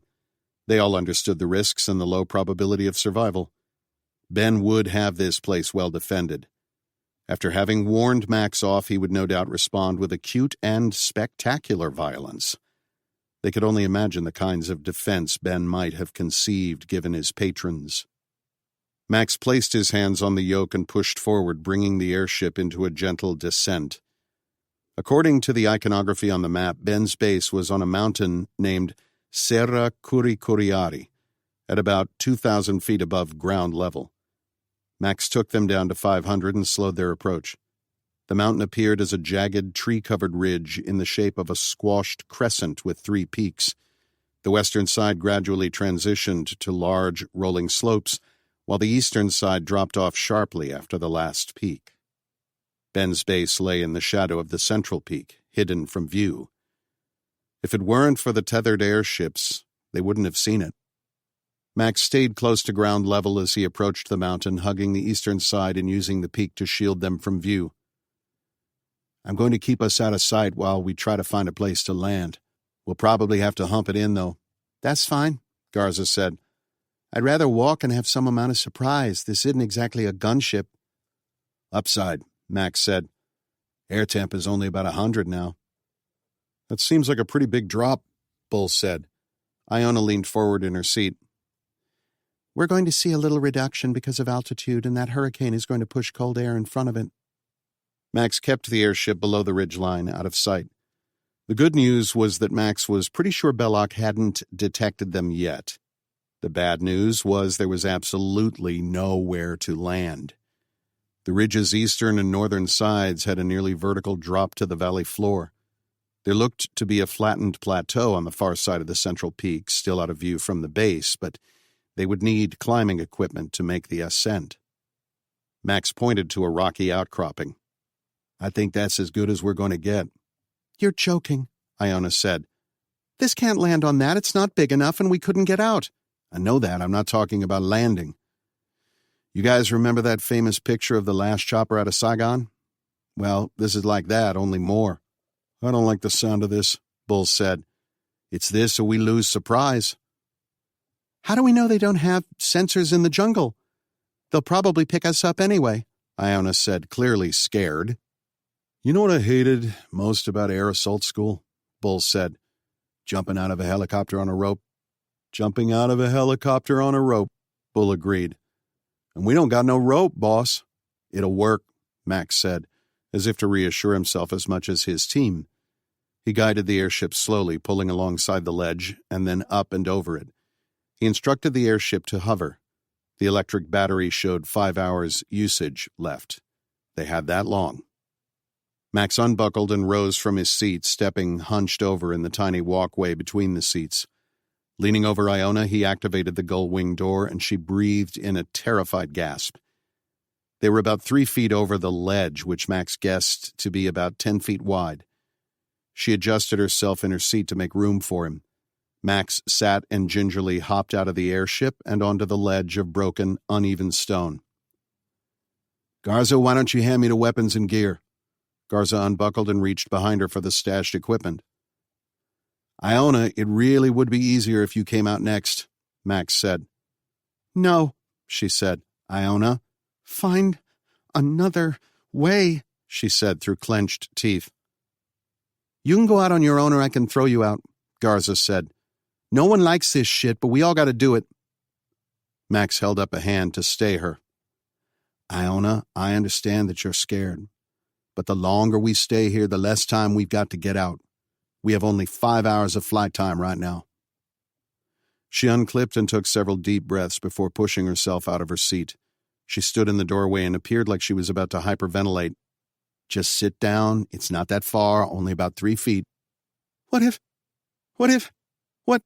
Iona, just sit down." She did and edged herself closer to the edge. Max slid forward to grab her hands. Now that he was outside the airship, he could see that it was over the ledge, but just barely. Iona reached out her hands. A gust of wind buffeted the airship, pushing it toward Max. Iona screamed and fell. The ship automatically recalibrated, corrected, and stabilized almost instantly. Max had a grip on Iona's wrists, and he pushed back with his legs, pulling her with him. She screamed again in terror and landed on top of him. Still panicking, some primal instinct in her told her brain that she was over land, so Iona dug her feet into the rock and pushed forward. She bowled over Max and made for the trees, mumbling incoherently. Grimacing in pain, Max looked up and saw Bull's bulky frame in the door. "I'm not catching you," he said dryly and winced. "I count 20, Garza said. Max, Garza, and Bull each peered through their detached rifle scopes with the magnification set to maximum. They were on a heavily wooded incline on the far side of the ridge from Belloc's base. They were looking down at a small camp which almost looked like a miniaturized version of the colony. Max counted 4 roughly hemispherical pods that appeared to be storage. The surfaces looked rough and random, like stone, except for the rectangular portal that served as a door. If it weren't for that, Max couldn't tell those shapes from boulders. Workers moved in and out of those doorways, part of the 20 that Garza counted in her viewfinder. They carried large black crates from the storage units to the tethered airships. There was a dock made of what looked like wood built on the side of a cliff. The dock extended out about 30 meters from the cliff, providing plenty of space for the moored airship. The craft hung as though in suspended animation. Workers loaded the airship through a side cargo door. Its cargo bay was beneath the vacuum balloon that formed the core of the vessel. "You two notice anything strange about those workers?" Garza asked. "Some of them aren't wearing much clothing," Bull said. "Some civilians, too, by the look of it." "I noted the same thing. Those guys wearing only shorts or thatched clothing, they look like the natives we saw at the river." That brought back dark memories, and Max almost wished he had said nothing. He saw Garza shift beside him. When they'd first come across the Yapura on their harried flight out of the colony, they happened on a small riverside tribe. Kruger opened fire on them. At first, Max thought he'd snapped under the stress. What they'd pieced together later after Kruger's death was that Ben used local tribes for early nexome experiments. Thinking back on that revelation, Max wondered why he'd tried to talk his friend down at all. "I'm not talking about their clothes," Garza finally said. Bull said, "What then?" "They're not taking any breaks." Max adjusted his scope and watched a worker emerge from a storage unit and move to the airship, a distance of probably 100 meters. He loaded the crate as though it were nothing and returned for another. Max watched as several men repeated the process, never stopping, appearing never even to speak. They just worked. Garza lowered her scope and dropped to a squat. "So what's the plan, Carver?" Max studied the scene for another few moments. "Here's what I think. First, we want one of those bigger airships. That's got to be the size of a small airliner. It'll cruise higher and faster than ours, so we got a better chance of outrunning the storm in that thing." Max thumbed over his shoulder for emphasis. There was a second airship tethered with a thick guy wire. It floated about 15 meters off the ground. "We move around this ridge so that we come at them from above. You two sneak down and put frags in those cargo units there." Max pointed at the rock-like storage units. "I'll down the tethered airship and secure the docked one." He looked through his scope again. "I don't see any guards or golems, which is surprising. And I don't see Ben, but it looks like there's another building or two tucked away in there. I don't know what's going on with those civilians, how he's coerced them into being pack animals, but they are non-combatants. We leave them out of this. If they fight back, subdue them. We clear?" Garza and Bull nodded. Max would not be part of killing civilians again. "What are you going to do with Ben? We aren't bringing him back, are we?" Max paused before answering. Finally he said, "We are not." They reattached their scopes to the rifles and explained the plan to Iona. Max told her to stay here where it was safe and gave her a radio. "What happens if you don't make it out?" "Take that ship, go north as fast as you can, and tell as many people as you can what we tried to do here." Max slid out of his ruck and opened it, then paused. He was about to give her the hard drives containing all of Ben's research, the stuff to maybe save the planet, the entire human race. The question was, did he trust her with it? She and Max still had to have a reckoning about what happened here, how much Spectrum knew about Ben's scheme and the extent they'd allowed it, maybe even encouraged it. If he didn't survive to take this data back, humanity might not make it. But did he trust Iona and her handlers to just use it for that? Max hated the fact that there was no actual choice. He gave Iona the drives. "This has to make it back no matter what. And it has to be used the right way." "I understand." They distributed the remaining ammunition between them, and Garza and Bull took the grenades. Max, Bull, and Garza said goodbye to Iona and set out. They moved quickly and silently across the ridgeline. Max didn't know if they had perimeter sensors or if his presence automatically flagged in the nexome. They were as stealthy as they were going to be. Iona waited 5 minutes and headed out after them, taking care to stay out of sight. It took 20 minutes to move from their staging area to a spot above the encampment. They could see the tethered airship clearly, as it was nearly level with them. Max estimated they were 100 meters up the slope from the camp. It was a steep descent and would be tricky to do quietly and controlled. Now that he had a better vantage, Max made out 3 small buildings. Like those storage areas, these also looked like rocks. Max guessed these would be bunkhouses and maybe a kind of command post. Bull tapped him on the shoulder and pointed. Max followed Bull's arm to see a gargoyle floating over the loading area now. Max thought through his options. Once things went kinetic, the situation would develop fast. Anything connected to the Nexome would respond at machine speed. They may only have seconds to disable that ship, and if they took out the gargoyle from here, maybe the civilians would just lay down. He would never get a better angle on the tethered airship, and the gargoyle was just hovering. The problem was the second airship. The moment an attack registered on the Nexome, it was possible the AI controlling the docked airship could decide to launch. Unless, he reasoned, it had to wait for Ben. If Ben didn't have another way out, and Max couldn't imagine that he did from what he saw here, he'd have to run for the airship. That's where Max would find him. "Here's the plan," Max whispered. "Bull, on my signal, you take out that gargoyle. I will shoot the airship. We will wait until Garza is in position." He turned to her and pointed downslope. "You slide down there first. As soon as you hear the first gunshot, make for the bunkers and start tossing frags in. Bull and I will slide down when our targets are down. Bull, you go for the far bunker. I will make for the airship and secure it. That'll be Ben's only means of escape. I stop him there." Garza gave Max a fist bump and set off. The slope was steep, but it would be possible to walk down. Instead, she crouched down and moved in a combination of sliding and crab walking. She hit the bottom and ducked behind one of the rock buildings. Max nodded to Bull. Max sighted the airship. This was a different design than the one they'd traveled on. First, he guessed it was 90 meters. Like Ben's other creations, this seemed to take its basic shape from nature. The front shared the wide shark nose of the other ships and sloped upward, peaking and then gradually sloping toward the tail. A wing extended out just forward of midship and angled downward with a large turbine in the center. The turbine's housing would allow it to change direction. The tail section had a similar shape and angle as the wings. Max saw 3 huge turbines between the tails. The airship's belly rounded slightly except for the conformal cargo bay, which Max guessed was about the length of a city bus. He didn't see any other entry, so he reasoned that must be the only one. The ship's surface had a mirrored quality that naturally reflected the surrounding air. It would be hard to identify visually at a distance, and he doubted there were many functioning radars right now. He thought again about how Ben said everything he designed had a minimal impact on the environment.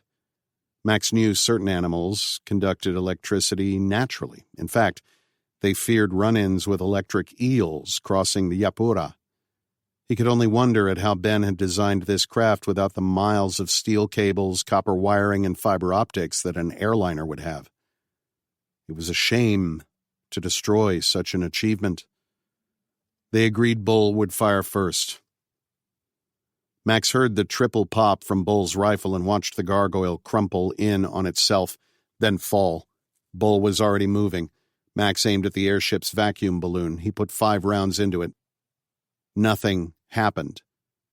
He was only about 50 meters from the thing. It was impossible to miss. Max fired again. And as before, the ship remained where it was. Max looked through his scope. There wasn't a mark on it. There was no way Ben could have designed something light enough to fly, but also be bulletproof. Could he? Max looked down at the valley floor and saw Bull and Garza looking up at him, a clear WTF on their faces. "Self-sealing," Max grumbled. He set the weapon to automatic and emptied the magazine, firing a line across the horizontal axis. The bullets punctured the vacuum faster than the sealant could patch, and the balloon collapsed in on itself. The airship hovered for a moment and then fell. Max practically jumped down the slope.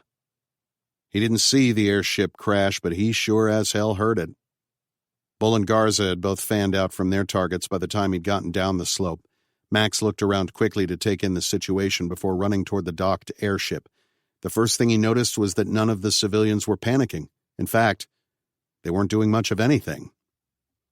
A form appeared in front of him. It was a native, shorter than Max, but powerfully built. He wore no shirt or shoes, just a crude skirt of woven fibers.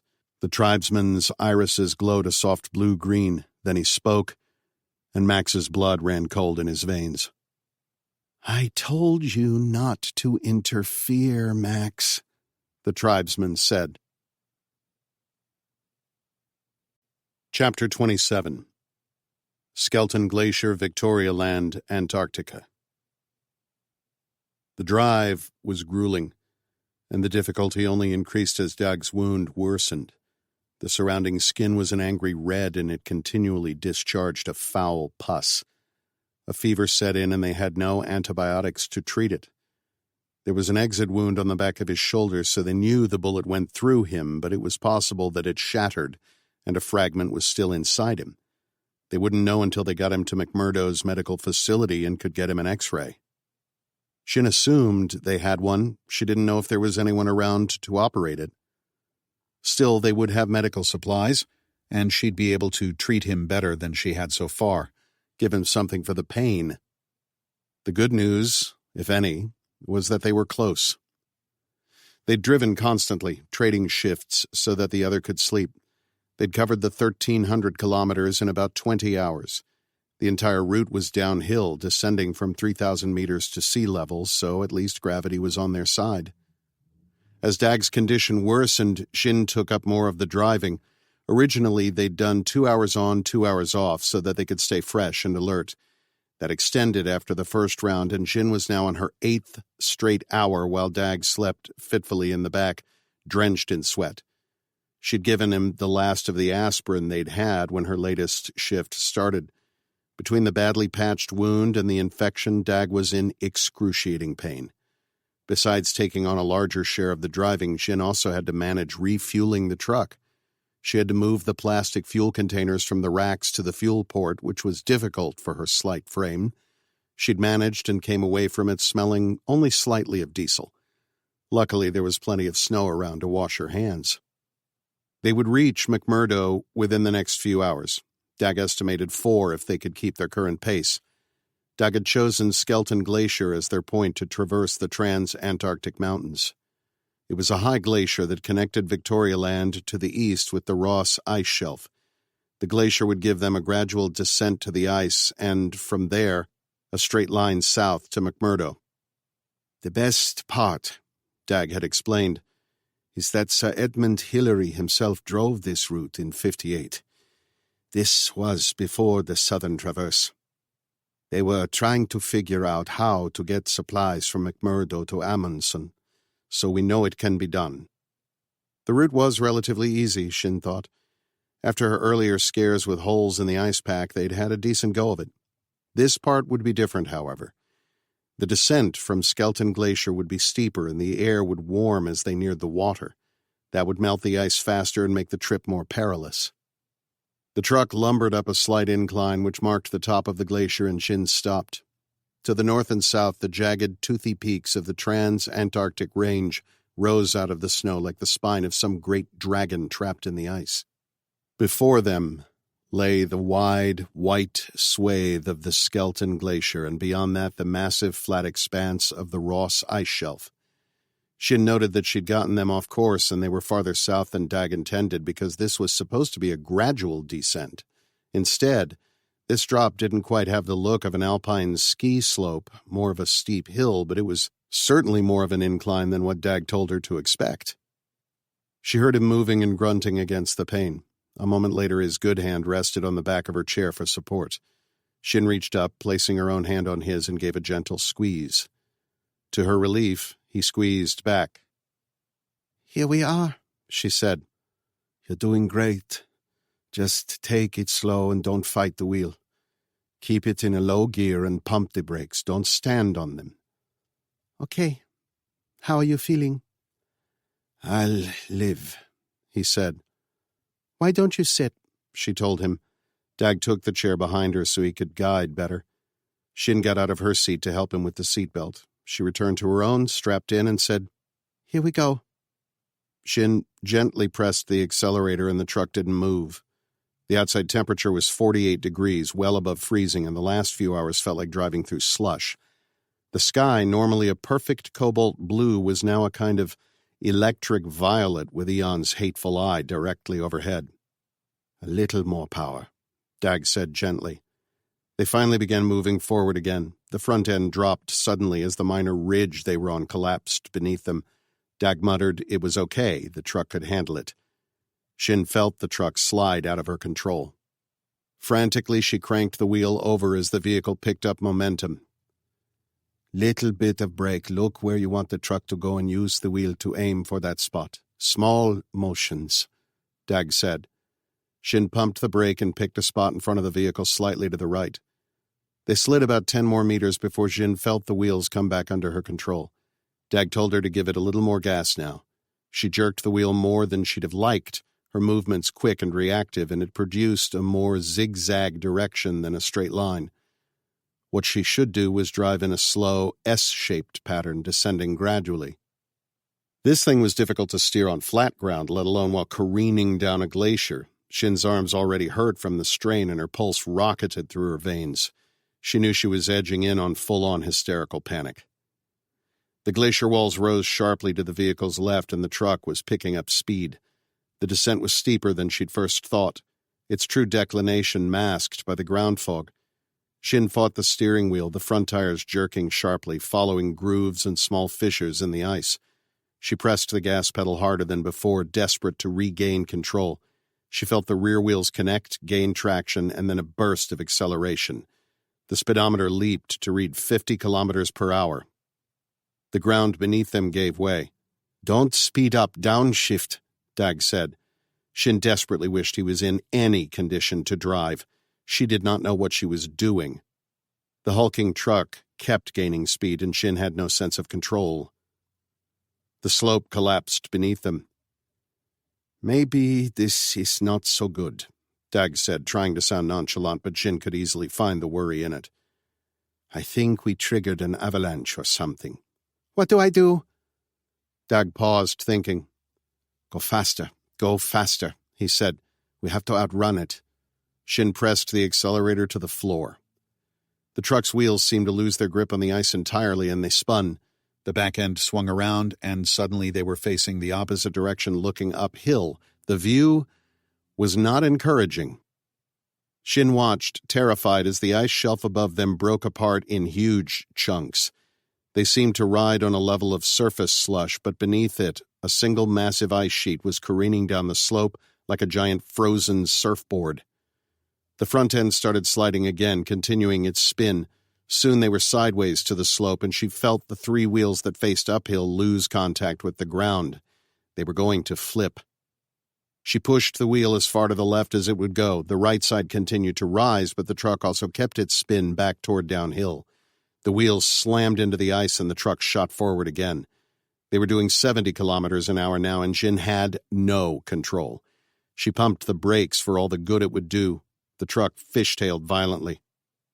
For a moment, Shin had the misty illusion of control. They were about halfway down the slope, and the decline eased slightly, and she'd gotten them moving in more or less a straight line. Dag shouted instructions, but it might as well have been in his native Norwegian for all she could understand. She turned the wheel and immediately knew she'd overcorrected. The fishtailing returned. She again felt the uphill tires give way. This time, they didn't touch back down. The ground became sky. The truck rolled twice. Dag shouted in pain behind her. They were both strapped in and rocked in their seats. On a third roll, the truck crashed hard on the left side and stayed there, still continuing a frantic slide down the slope. The mad descent slowed, and Shin, her engineer's mind taking over, realized that the sharp edge of the roof formed a wedge that plowed into the surface ice. First, it must have just collected slush, but eventually dug into the ice. As more slush and surface ice built up, momentum slowed.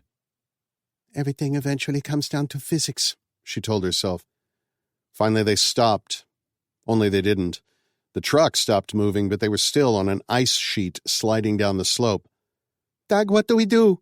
He couldn't answer. The wild thrashing about the cabin had him in the thralls of excruciating pain. He couldn't even speak. They moved at a fraction of the speed they'd been traveling, and Shin thought for a moment that maybe she'd gotten it wrong. Maybe there wasn't an ice sheet detached and dropping. Perhaps it was just smaller chunks. It was impossible to tell. Snow and ice fully covered the front windshield, and looking up through the side windows, all she could see was the eon-stained sky. They came to a halt with a single massive crash, followed by an equally massive bellow of raw, primal pain from Dag. No sooner had they stopped than two tremendous shocks rocked the truck. The force of both was such that it knocked them what felt like several meters. It was several breaths before Shin realized she was hyperventilating. She closed her eyes, pleading with herself for calm, forcing deep breaths. It took her time. How long she didn't precisely know, but Shin gradually regained control. She opened her eyes. Must have been ice chunks that hit us, she said. I'm going to have a look around. Dag didn't respond. He just moaned in pain. She shifted in her seat, and the truck groaned like a wounded animal. Shin unbuckled. Her body ached in 100 places, and she had a gash on her forehead. Using the dashboard as a foothold, she stood and climbed over Dag, pulling herself up on the other chair. She maneuvered herself to the door. Thankfully, the designers thought to place one on both sides of the vehicle. She pulled the latch and pushed up. The truck creaked around her, tortured metal issuing protest. Shin froze. The vehicle shuddered once, and then settled. Shin pushed up on the door, and it crashed back down, closed, a line of ice chips falling between the gap. She squatted and launched herself up, forcing the door open. It popped once and came back down again, but she braced herself on a chair for leverage and pushed it all the way. Shin pulled herself up out of the doorway and sat on the vehicle's side. The truck groaned again, creaking with Shin's movement. She looked around. To the north, a flat expanse of white waste. In the distance, on the far side of the glacier, she could see the mountains rising again. To the south, she saw a hook-shaped rock formation. McMurdo Station would be on the other side of that. She remembered this from her arrival here nearly a year ago. A wild surge of elation welled up within her. They'd made it. They'd survived a wild trek across the continent with Dag severely injured and her with next to no survival experience, but they'd done it. Shin looked back up the slope. They had indeed surfed down on a broken sheet of ice about the size of a small house. There was still movement on the slope as smaller sheets broke off and began their own descent. It looked like they'd unleashed a minor river of slush that was flowing freely. That's a way to do it, I guess, she said. Am I dead? Dag's weary, pained voice said from below. Shin laughed. All the stress, the fear, the despair, all exercised itself in a singular moment of hysterical laughter. When they'd started out, Dag told her there wasn't anything to hit for 1,000 kilometers in either direction. She'd still crashed the truck. What's so goddamn funny? He grunted. Everything, Shin said, smiling. The moment of levity passed as the crushing reality of their circumstances pulled her back to earth. There would be no digging this thing out. They'd have to walk the rest of the way, or maybe send up some rescue flares and hope someone was at McMurdo to see them. The truck shifted again, and this time it slid. Shin froze, steadying herself against the side. She heard a sharp crack like a tree snapping. Oh, no, Shin said in a small voice. There was another, louder crack, and the front end dropped several feet. When it pitched down and the accumulated snow fell off, Shin saw she was staring into a dark blue abyss. The force of their crash must have opened up a massive fissure beneath the surface. The front end plunged sharply. Shin saw the ice's color quickly darken from white to blue as her eyes followed it into the depths. The fissure appeared to open about 10 meters in front of the truck, starting as a crack in the ice and expanding. Dag, we've got to get out of here. She unbuckled him. He was lying on his wounded arm, which was causing him intense pain, but it also meant she had his good arm to work with. Can you stand? I'll manage, he grunted. She grabbed his good arm and pulled. He got to his feet, and the truck shifted again as the weight balance changed. There was a pop, and the vehicle dropped sharply by a few more centimeters. "Go," he said. "I can climb with one arm, but done it before." Shin pulled herself up and out of the truck. She grabbed hold of the frame to steady herself and squatted, turning to face Dag. When he stood, she saw his shirt was soaked with blood. The rough field stitching she'd done must have ripped free. "Okay, let's do this," she said. "Ready?" In answer, Dag propped himself up on his good arm and pushed himself up. The truck groaned again, the sound of tortured steel and cracking ice. "Damn it! We almost forgot." Dag's words came labored, like it had to push past his breath to get there. He disappeared back into the truck. "Dag, what are you doing? We have to go." There was a tremendous crack, and the truck dropped another half-meter. Dag reappeared, clutching her backpack. The neutrino data. He didn't even know entirely what was on it, not truly, only that he'd been risking his life to get it, to keep it safe, and that it was important to Shin. Dag handed Shin the bag. "Go," he grunted. She took the bag and started walking down the length of the truck, looking behind to see Dag pulling himself out. Shin threw the backpack to the ground. There was a final shuddering crack, and the ground beneath them gave way. There was the briefest sensation of weightlessness, and the front end dropped sharply. Shin jumped, leaping off the back end. She crashed to the ice on her stomach, face bouncing off the slushy ground. She turned to see where Dag would land. The truck balanced like a seesaw for just an instant, and she saw Dag, still half in, half out of the vehicle. Their eyes met, and in that instant, they told each other everything. The truck slid free of the ice shelf and disappeared into the depths. Chapter 28. Colony Staging Area, Serra Curicuriari, Brazil. The tribesman with the glowing eyes raised his arms and lunged for Max's throat, lightning fast. Max jumped back, his reaction sped by the nexome coursing through him. It was a defensive maneuver designed to save the host. Max raised his rifle and realized that he'd emptied his magazine on the airship and hadn't reloaded. He brought the rifle butt up and smashed it into the tribesman's forehead. His head snapped back, he staggered, and then advanced again as if Max hadn't even hit him. Max knew now what was happening, why none of these people reacted when he fired. Ben had infected all of them with Nexome, and judging by their actions, Max guessed none of them had control of themselves. They were puppets controlled by Gaia. Great. Now they had to weed through the 20 superhuman Nexome zombies who wouldn't feel pain, who wouldn't stop until Ben ordered them to or Max killed them. Max released his grip on the rifle, and it dropped into place on his chest, held by the sling, and he drew his Glock in the same motion. The tribesman lunged for him again, and Max shot him in the head. The tribesman fell to the ground. Max holstered the pistol and replaced the rifle magazine. He had to warn Garza and Bull. They were walking into a trap. An explosion shattered the air, and Max saw the burst of light and smoke rushing out of the storage unit.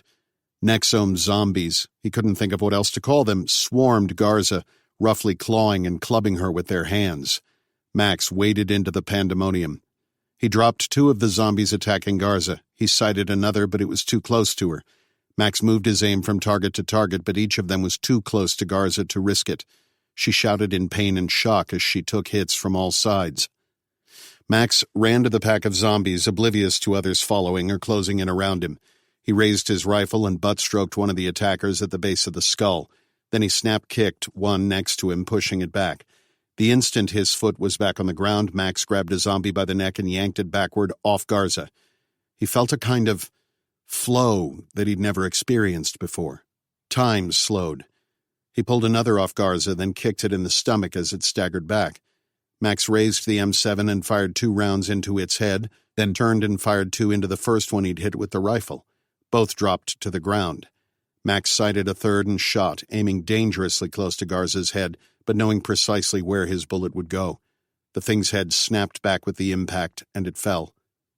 Hard hands closed around his throat and jerked him violently backward. They closed a 2-handed, vice-like grip, impossibly strong and threatening to crush his windpipe. Max thrust his elbows back, but couldn't hit it. He turned slightly and shoved his rifle butt behind him. It struck home, but the thing didn't relent. "What the hell are they?" Garza shouted. Max let go of the rifle and grabbed the zombie's wrists. He pulled, but they were too strong, amplified by the nexome. Max couldn't breathe. Then the hands let go. They shot up and grabbed either side of his skull and pressed. Oh, that's not good. Max drew the pistol again and, using all his remaining strength, torqued his body to jam the pistol beneath his armpit. He fired 3 times and the iron fingers around his throat let go. Max turned to see his attacker bleeding out on the ground. It said nothing. In fact, none of them made any sound. There were no shouts to coordinate actions, no grunts of pain after a hit or surprised calls. They were utterly silent, save for the sound of their steps and their breathing. It was jarring. The man lying on the ground wore tactical gear similar to what they'd seen on the Stillwater team at the landing zone. Max holstered the pistol again and shouldered the rifle. He looked to Garza. She was hurt, but still on her feet. She fired off a burst from her rifle and dropped another zombie. The sight horrified and disgusted Max. These people did not deserve this. For the tribesmen, this was likely their only encounter with someone outside of their society. Max could only imagine what their final thoughts would have been, or worse, that they were conscious of what happened around them but were powerless to stop it. Prisoners in their own bodies. What could they do? Max saw 3 rush toward Garza, their movements impossibly fast. 2 grabbed her shoulders, seeming to bend her arms out of her sockets, and the 3rd was on her back. They went down in a pile. Bull shouted a strangled cry. There were 4 zombies on top of him, clawing, punching, and biting. Max watched the scene in surreal disbelief for maybe a second. He was running out of options. If he didn't turn this around, his friends would die. He would die. Damn you, Ben, you knew it would play out like this. Max growled out, "Nexome, deliver me." The phrase sounded like Ben's idea of a bad joke, but he was aware it was far from it. Ben believed every word. Max heard a vaguely feminine voice in his head calmly say, "Welcome to your salvation, Mr. Carver." And Max accelerated. He sprang into action, surging forward toward Garza, closing the distance quickly. He grabbed one of her attackers and jerked him backward. The man landed hard on the rocky ground but showed no reaction. He simply sat up and stood again. Max was on to the next threat. In nearly the same motion, Max kicked at a target. The native's head snapped to the side, and the momentum carried him off Garza. The tribesman landed in a crouch, ready to spring, but Max was already on to the final assailant. He grabbed the man by the throat and hauled him off Garza, twisting him in midair and slamming him down onto his back. Like the others, he landed hard but made no show of it. He just stared blankly into the sky, maybe looking at Max, maybe not. Alerted to danger, Max turned to see an attacker launch at him. Max grabbed him as he flew, striking with an open hand at the base of the man's neck. He thrust his arm down and forced him to the ground. Max's head snapped forward. He registered pain, but it was more the awareness that he'd received a sensory input. Max instinctively whipped around and saw one of Garza's attackers. He came at Max with wild, furious swings. Max recognized now that their fighting was uncoordinated. These zombies were as strong and as quick as he was, but they were untrained. Ben had never programmed them to fight. That, or it was too much to control their minds and direct them in combat. Max elbowed an attacker in the throat and then side-kicked him in the gut so he could focus on the target in front of him. "Gaia, deactivate the nexome and everyone here but me." The zombie cocked its head to the side and said, "I don't think so, Maximus. What did you think you were going to accomplish here?" "Let them go, Ben," Max said in between strikes. "I warned you about interfering with my work, Max." "Let them go, damn it. They don't mean anything to you." "The Lord doesn't push people off the cloud when they're standing at the gates of heaven, Max. Nor did Noah leave an animal behind because they were less than he." "Oh, hell," Max said and ducked a wild swing. Physically, he knew he could keep this up for a while, but he was at a stalemate fighting 3-1, and there were still more. The 3 zombies closed in. One had Max's arm now and sank dirty teeth into his skin. Max kicked awkwardly at a second. A zombie came at him, clawing at his face and trying to jam its thumbs into Max's eye sockets. Max tucked his head into his chest to shield his face. Then he drew the Glock and shot the one trying to eat his arm. It released its grip and Max spun on his heel, dropping the one clawing at his eyes. He turned just in time to see one rushing his way with a handful of jagged rock. The zombie jerked just a step from striking him and fell to the ground. Max hadn't even heard the gunshot. Then he saw Garza, recovered with her rifle. Garza fired into the fray, and another zombie crumbled to the dirt. "Garza, help Bull," he shouted. Max aimed and fired at the remaining zombie near him, and the Glock clicked. It was empty, and he had no magazines left. Max flipped the weapon in his hand to grasp it by the barrel and delivered a crushing backhand swing. The man's head spun. He kicked it hard just above the knee, but the thing turned on him anyway. They must not even acknowledge pain. Max took a few steps back and grabbed his rifle. He fired, placing a precise shot in the zombie's leg, and the thing collapsed on the ground. "Don't kill them," Max shouted to Garza. "Are you mad?"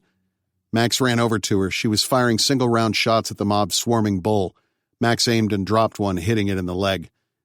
For someone used to the chaos of combat, fighting in the fully enabled Nexome was bizarre, almost voyeuristic.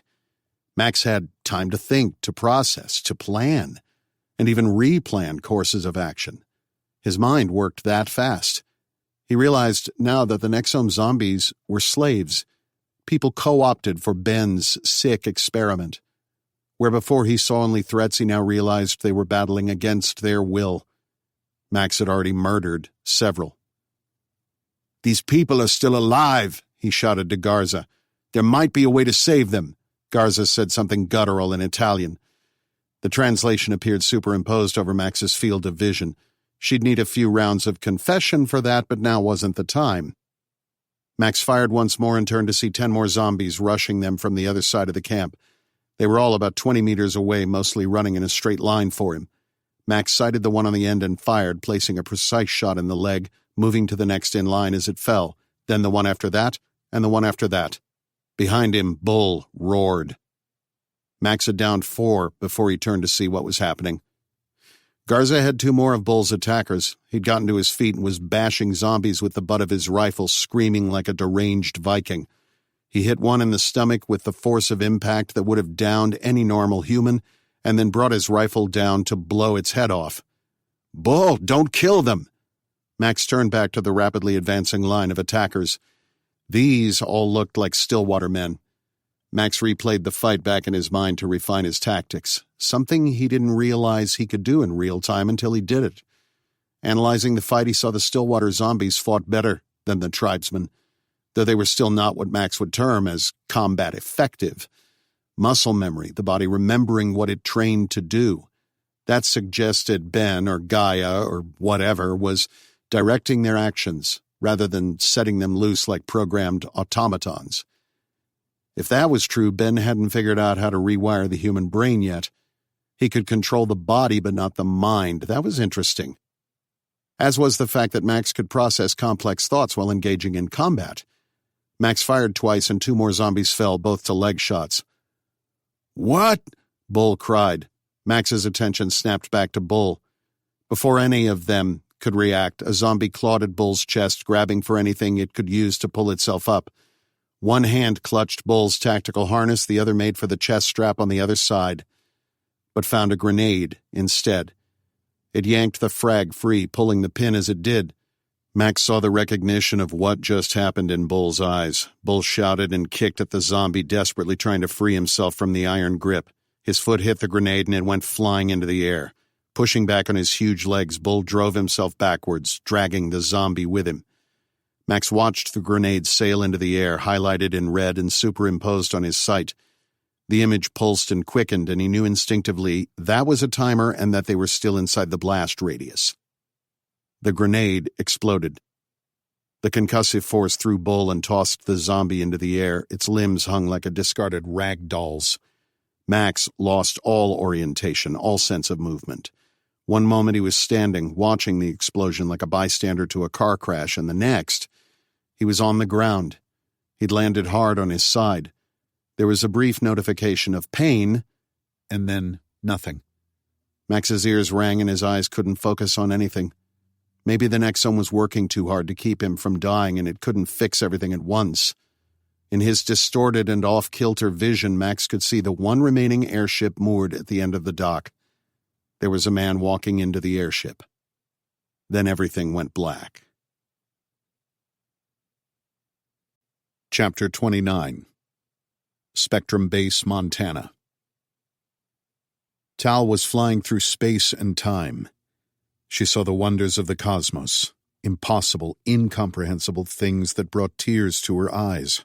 On a level, her mind registered that she couldn't cry in space, and yet she felt tears on the skin of her cheeks. Didn't she? Tal saw planets orbiting binary stars, worlds of unimaginable ecologies, worlds of glowing seas, worlds filled with air you could see, all populated with creatures and beings from the strangest reaches of the imagination, all living or not and existing. Tal saw nebulae burst into life, grow, exist for eons, and then die. She saw more follow the same cycle and endure. Tal saw supernovas drink up the skies. She heard the voice of God calling to her from the corners of the universe, telling her to wake up and be, to become one with everything, for the sake of her child. She sailed through space on this incredible journey, and she was not alone. The voice of God spoke to her again, reminding her she must become one with her world. She must awaken. Tal sailed through the cosmos. She was free from pain, from worry, from fear. She flew on a wondrous journey of discovery. She sailed by distant galaxies, saw stars explode before her eyes, then collapse in on themselves and become black holes. "You must wake up, Talisha." The voice of God again told in her mind, and some unseen force pulled Tal across the cosmic blackness toward that black hole. She tried to fight it. Tal wanted to continue flying, continue being in this amazing, fantastic place. She wanted to see each of the wondrous secrets the universe had to show her, and she wanted to be without fear, wanted to be at peace. But that fear returned as she fought against the black hole's inexorable gravity. Tal strained against it, mustered all her strength to fight, but its pull was inescapable. Tal screamed into the void, but no sound came. She circled the rim of that impossibly large ring of blackness, watching the visible light bend around her. It pulled her with an inexorable grasp. Tal felt the crushing weight of gravity as she fell down the black well, down into the depths where there was no light, down, down, into the dark. Tal's eyes fluttered open and the images in her mind retreated, replaced by a reddish-brown field and something hazy, unfocused in the distance. Everything looked strange, off balance. As her mind came fully aware, Tal realized she was lying on a floor. The pieces came together quickly, then. Her floor, in her suite at the Spectrum compound. "I am glad to see you moving, Talisha, but I fear we cannot tarry." "I'm not going anywhere with you. You're one of them." "No, I am not one of them, one of the Chimera. I came here to stop them. We will have plenty of time for cosmic philosophy once you are safe," Nyx said dryly. Her avatar sat on the couch, legs primly folded and appearing calm. "This installation is under attack and you need to get to a safer place. Please," Nyx's voice was more insistent now. "I have as much interest in a successful outcome as you do. Why can't Buchanan handle it? Seems like that's sort of thing a private army would be good for." Tal pushed herself to sit up. She couldn't have been out for very long, but she felt so groggy. "I think they're more than capable of handling some looters." "It is not looters, Talisha. This is Golden Dawn, and they have help." "From whom?" "Someone like me." Tal froze. "What do you mean, like you? You mean the Chimera?" "I do not think so. Our society has diverse perspectives. In this we are not unlike humans. There are those who believe they must protect the universe from itself, the Chimera. Then there are those like me who believe that each species should be able to choose their own path. Unfortunately, there are also those who believe the only path to evolution is through chaos. They view their role is to foment as much chaos as possible so that the most resourceful, most capable, and most adaptable species rise to the top. A sort of enabled natural selection. Chaos for the sake of chaos, Tal said. That is a little reductive, but reasonably apt, Nix replied. It was the first time Tal recalled her sounding irritated or showing any emotion at all. I had thought and hoped only the Chimera traveled to Earth, that this other faction was unaware of your existence. It appears I was incorrect. I can connect with the pockets of the Internet that still function, as well as retrace the initial communications between you and the Golden Dawn. I am certain this faction is enabling them, and they are here now. Nix, I'll remind you I'm 6 months pregnant. I'm not exactly in prime condition for escape and evasion. I have access to the installation's security system and surveillance feeds. They have an extensive multi-spectrum camera network and have launched multiple surveillance drones, all of which I can see. I have also tapped into their battle management system so that I can keep track of the conflict. Nix, I think it's better to stay here. This is as good a place as any. I don't trust Oleander Buchanan for much, but he knows how to end a fight. I'll give him that much. Besides, in order for these Golden Dawn clowns to do a sweep and clear action, they'd need to defeat the Stillwater team. Based on what I've seen so far, I don't see that happening. They're thugs with pistols fighting professional soldiers. Remember, I have more combat experience than you do. On this world, yes, Nix said dismissively. I calculate that Golden Dawn is a diversion. Also, Spectrum's forces, represented by Mr. Buchanan's Stillwater Security, are not at full strength. I suspect the force that rescued us from Golden Dawn is all they have at present. And that, Talisha, you need to get to the bathroom now. Go. Tal didn't question the sudden urgency in Nix's voice. She just moved as quickly as her body was capable. She slid into the small bathroom, closing the door behind her just as the building shook with an explosion. Tal heard breaking glass, her window. But it was a concussion, not a single-point fracture like a bullet. We have cover. We must go, Nix said. Right. Tal opened the bathroom door and looked out. The front half of her suite filled with acrid black smoke, and she heard shouting from outside. Tal stepped out of the bathroom, opened the front door of the suite, and moved into the hallway. Go to the interior stairwell. Tunnels connect this building with the rest of the complex. We can move safer below ground. Tal checked the hallway in both directions.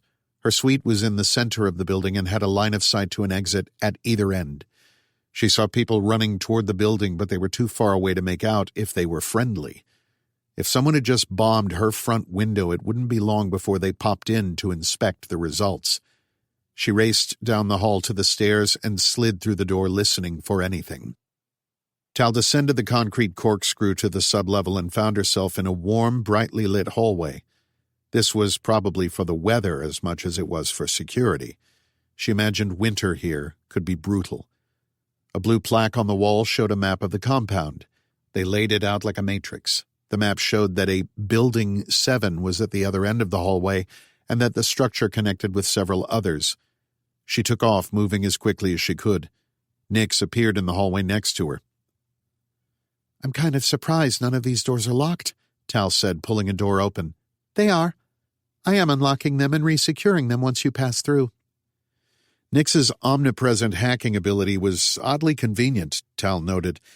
Nix's abilities had been unlocked, for lack of a better phrase, when they'd come here. She'd finally restored access to the parts of her self that existed beyond Tal. With that came a surge in knowledge and capability. Tal had to trust that what Nix told her about the Chimera, and what to call the others, chaos, was true. She also had to trust what Nix said about not being able to read her thoughts. Tal wondered what other new abilities Nix possessed now. There were too many leaps of faith here. Tal stepped through another door and entered the hallway for Building 7. The lights flickered on as she did. The air here was different. It had an antiseptic quality. Bright lights illuminated the hallway, which looked more like a scientific facility than a dormitory. The walls were stark white with nothing other than alphanumeric designators for room numbers. There were long, pill-shaped windows next to most of the doors. An electronic dimmer blacked them out. Tal took a step and the entire room shook. The Golden Dawn have just used a vehicle-borne improvised explosion. I know what it is, Tal said. Tal went to the end of the hall and through the door, instructing Nix to open it as she approached. It occurred to her that if Golden Dawn took over the command center, they could see what rooms were occupied and which ones weren't. Is Stillwater still in control of the base? They are in command of the facilities, yes, Nix said. Tal came to a tunnel junction, listening first for any sounds in the stairwell above her. Nix had already pronounced it clear, but Tal wanted to judge for herself. She followed the arrows to Building 9. It looked identical to the last one. White walls, blacked-out windows, and an overall something weird going on below ground kind of vibe. It looked like an artist's rendering of a secret government lab, which wasn't far from the truth. She moved down the hallway, which was wide, looking for somewhere to hide. Everything looked the same. She chose a door. Nix, open this, she said. Tal tried the handle, and it opened. The lights flickered on. This was not quite a surgical suite, but there was an examination table in the center with a large light on an articulated arm above it. Clustered around the light were 6 smaller arms with various claws, tools, and attachments, the purpose for which Tal could only guess at. She asked herself, "What the hell are you doing here, Oli?" The room also had a small table with a computer workstation and several cabinets. She opened these looking for anything that might be useful. Medical supplies. She hunted around until she found scalpels wrapped in packaging. Tal grabbed several of them and stuffed the bundle into her pocket. Nix, what's going on outside? The Golden Dawn force has attacked the base from 2 sides. They used a feint to draw most of the quick response force to the main gate, and then sent sappers in to blow a hole in the fence on the opposite side of the compound. They had a large truck filled with explosives. I do not have enough information to make an educated assessment, but the explosive pattern is similar to that of fertilizer bombs. It appears most of the quick response force is dead. The aggressors now outnumber the defenders by approximately 3-1. I detect that they have entered this building. The aggressors went to your room immediately, so I can only surmise they are here for you. How did they know it was my room? Nix shrugged.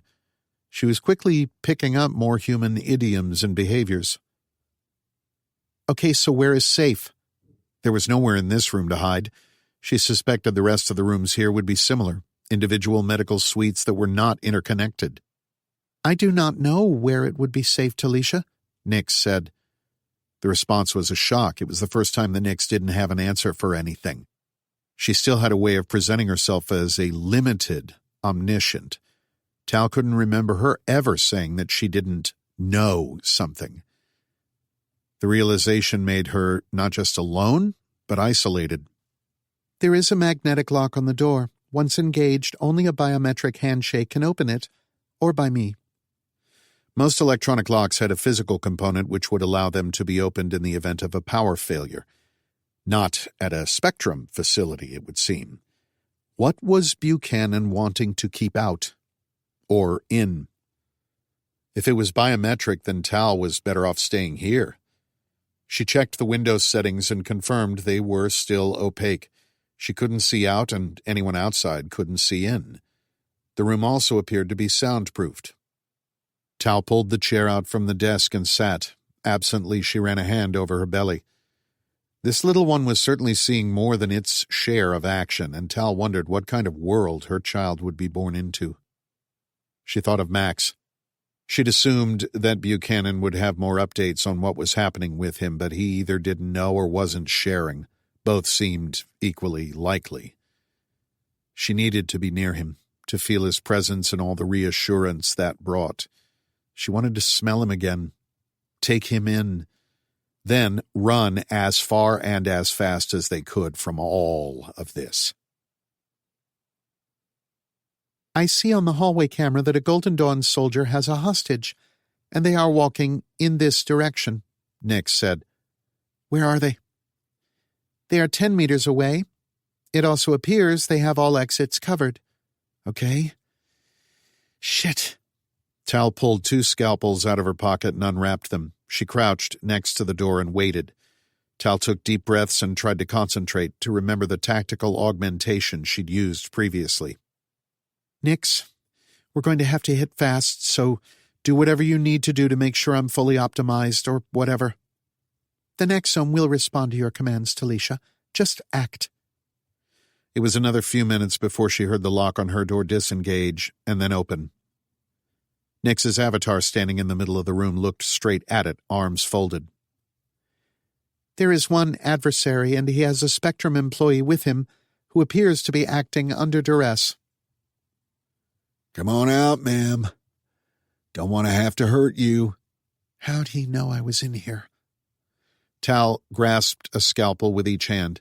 She didn't even know if she could do this, but she had no other options but to try. Trust that this technology would do as promised and keep her alive.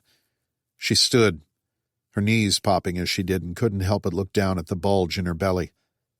How many times was she going to risk her life? Her child's? When was this going to end? Would it? Ma'am, I need you to step out now. If I have to ask again, it's going to get less friendly. I'm coming, she said. Tal took a deep breath and tried to prepare herself. She apologized softly to her baby. I wanted a better world for you. A better everything. Hands at her sides, Tal stepped into the doorway. He was a big man, but that was from too many beers as much as it was sheer mass. He wore mismatched tactical gear as though he'd just knocked over an army surplus store. A bushy beard hung down over his armor vest, which was covered with meaningless military-looking patches. A weekend warrior who thought joining a disorganized militia made him a soldier. The Nexome immediately identified the Uzi submachine gun with a flash suppressor in his hand and the Glock G21 holstered on his hip. The former she'd have recognized anywhere, as it was synonymous with Israel. This clown probably bought it because he thought it looked cool. The Golden Dawn thug moved his mastiff head, looking her up and down. Need you to place your hands above your head now, ma'am. The Spectrum person next to him appeared to be in his late 30s, early 40s. He looked scared as all hell. The man wore the same fatigues as the rest of the Stillwater employees, but they looked wrong on him somehow. He held a tablet in a hardened rubber case. Hands above my head? That's right. Slowly now. Tal lifted her arms quickly and simultaneously flipped the scalpels. To Tal, it looked like she was throwing them in slow motion and with all her force. Both flew perfectly to their targets. The first struck him in the trachea, sinking clear to the handle, and the second in the right biceps. The man shrieked in pain and surprise, an awful gurgling sound as blood rushed into his throat. He staggered backwards, eyes bulging. He grabbed at the scalpels. Tal sidestepped him, ripped the Glock out of his holster, and shot him in the head. The weekend warrior crumpled to the floor in a heap. Tal bent down and grabbed the Uzi. She pulled 3 magazines out of his vest and put those in her pocket. She stuffed the Glock into her waistband. The Spectrum employee fell back to the opposite wall. Tal stood. "What's your name?" As she asked, his name and relevant details appeared in blue-green lettering on her field of vision. Dr. Daniel Bryce. He was a research scientist. It then listed the code word information they cleared him for. Daniel Bright, never mind. I know. You're with me, I guess. How'd he know where to look? They made me show them. He held the tablet out with a violently trembling hand. It had a map of the complex and showed which rooms were occupied. The Nexome alerted her to incoming threats. Tal turned to see another Golden Dawn thug coming through the door. It identified him as a hostile before she even saw his face, and she fired with the Uzi, dropping him immediately. "Come on," she said. "Can you use a gun?" "Everyone here has to qualify," Dr. Bryce said. That didn't leave her with a hell of a lot of confidence in Bryce as a battle buddy, but Tal handed him the Glock anyway. The dead knight at the end of the hall had an M4, but Tal was more comfortable with the Uzi, so she handed Bryce the rifle. "Anything on the other side of this door?" she asked Nix silently, so as not to freak Dr. Bryce out. "The way is clear." They went through the doors. Since the Golden Dawn apparently had a way around the biometric locks, Tal decided they should stay on the move. They stayed below ground, moving between buildings. Nix used the base security system to scout ahead and confirmed that the way was clear. Tal knew they couldn't keep this up forever. For one, this compound was limited to just the research facilities and the dorms. Second, if COG won out above, they would eventually establish choke points at the exits. Dr. Bryce asked her a few inane questions about whether she should fight right now, awkwardly glancing at her belly. Tal asked him if he'd rather the alternative. They were now in the hallway between buildings 11 and 12. 12 was kind of the end of the line.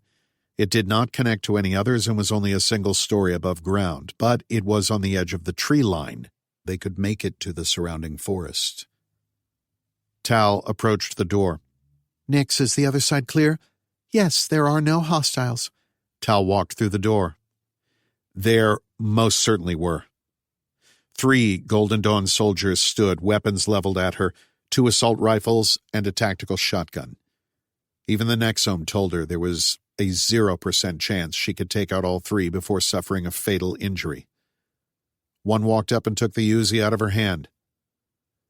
"Why don't you give that to me before you hurt yourself, sweetheart?" "What the hell, Nix? I couldn't see them," Nix said in an astonished voice. Rough hands grabbed Tal, disarmed her, and pushed her toward the stairs. Chapter 30. Ross Ice Shelf, Antarctica. Shin watched the back end of the truck pitch up sharply and seemed to balance for an instant, teetering on the brink of the chasm they'd ripped open. And for that instant it looked to Shin like it would fall back into place just long enough for Dag to scramble out. But it didn't. The truck pitched forward and, with a terrible groan of metal, slid off the ice shelf and plummeted to the blue abyss. Dag's face was impassive. He'd gone back for her research. It was the most profound act of selfless love Shin ever witnessed. She could never tell him. She stood on the edge of the chasm, something she'd never have done in a million years a week ago, and looked over, desperate for any signs. She called after him until her voice was hoarse, but all she'd ever heard in response was the sound of her own words thrown back at her. Dag was gone. Shin threw herself back from the edge and screamed and wept. They'd come so far, endured so much, only to have this? The worst by far was knowing that Dag died without her having told him how she felt. After they'd slept together, a frantic, desperate act of human defiance as much as it was about passion and love, Shin made an awkward dismissal. It created a space between them that Shin knew would take time to fix, and in the end they hadn't gotten that time. The look on Dag's face as he fell was inscrutable. Did he know how she truly felt, or did he plummet into that chasm thinking Shin believed making love to him was a mistake? Shin fell back onto the snow and wept uncontrollably. Lying there in the wet snow, staring up at the blood-stained sky, a sound welled up in the depths of her soul, and she hollered. It was a primal bellow, a thing of raw emotion, anger, pain, sorrow, guilt, all together in a single torrent of sound. Shin screamed so loudly that she didn't hear the ice cracking at first. She saw small rivulets of slush, ice chips, and snow flowing past her. It wasn't until she felt the ground shake that Shin understood that she was still in danger. She looked back up at the glacier and saw more large sheets had broken off and were sliding down the slope. She rolled over and pushed herself to her feet, running as fast as she could to the southeast, out of the direct path of the ice sheets.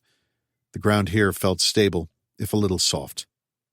When they'd come down, they'd hit what she surmised was a seam between the ice shelf below and the glacier above. The chasm was like a tear, and the more ice that careened down that slope, the more pressure would build on the already fractured and stressed surface. This wasn't exactly Shin's brand of science, but she knew basic physics. Heart racing, Xin ran as fast and as hard as she could in her snow boots and Arctic suit. Luckily for her, Dag insisted they keep their one-piece exposure suits on while they were in the vehicle. She'd taken the top part off and tied the sleeves around her waist. It came undone on her mad dash across the ice and now trailed after her, a kind of flapping blue ghost. There was a tremendous crash, and the ground shook. Then Xin was flying.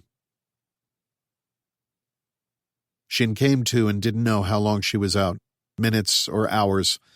It was impossible to tell since the sun never really changed position in the sky this time of year. When she landed face down, her white waffle-knit thermal base layer got soaked through. Xin looked over at where she'd come from and saw a huge, jagged chunk of ice sticking out of the ground where the fissure had been. She could still see some of the dark blue depths, but she knew the crevice was sealed. So, that would be Dag's tombstone, she thought somberly. Xin scanned the ground for her bag. The surface ice had buckled, and one of the broken pieces must have been what vaulted her into the air. Xin spotted the bag. It landed close by. She trudged over and picked it up. Then she walked slowly and carefully over to the fissure with the ice chunk sticking out of it.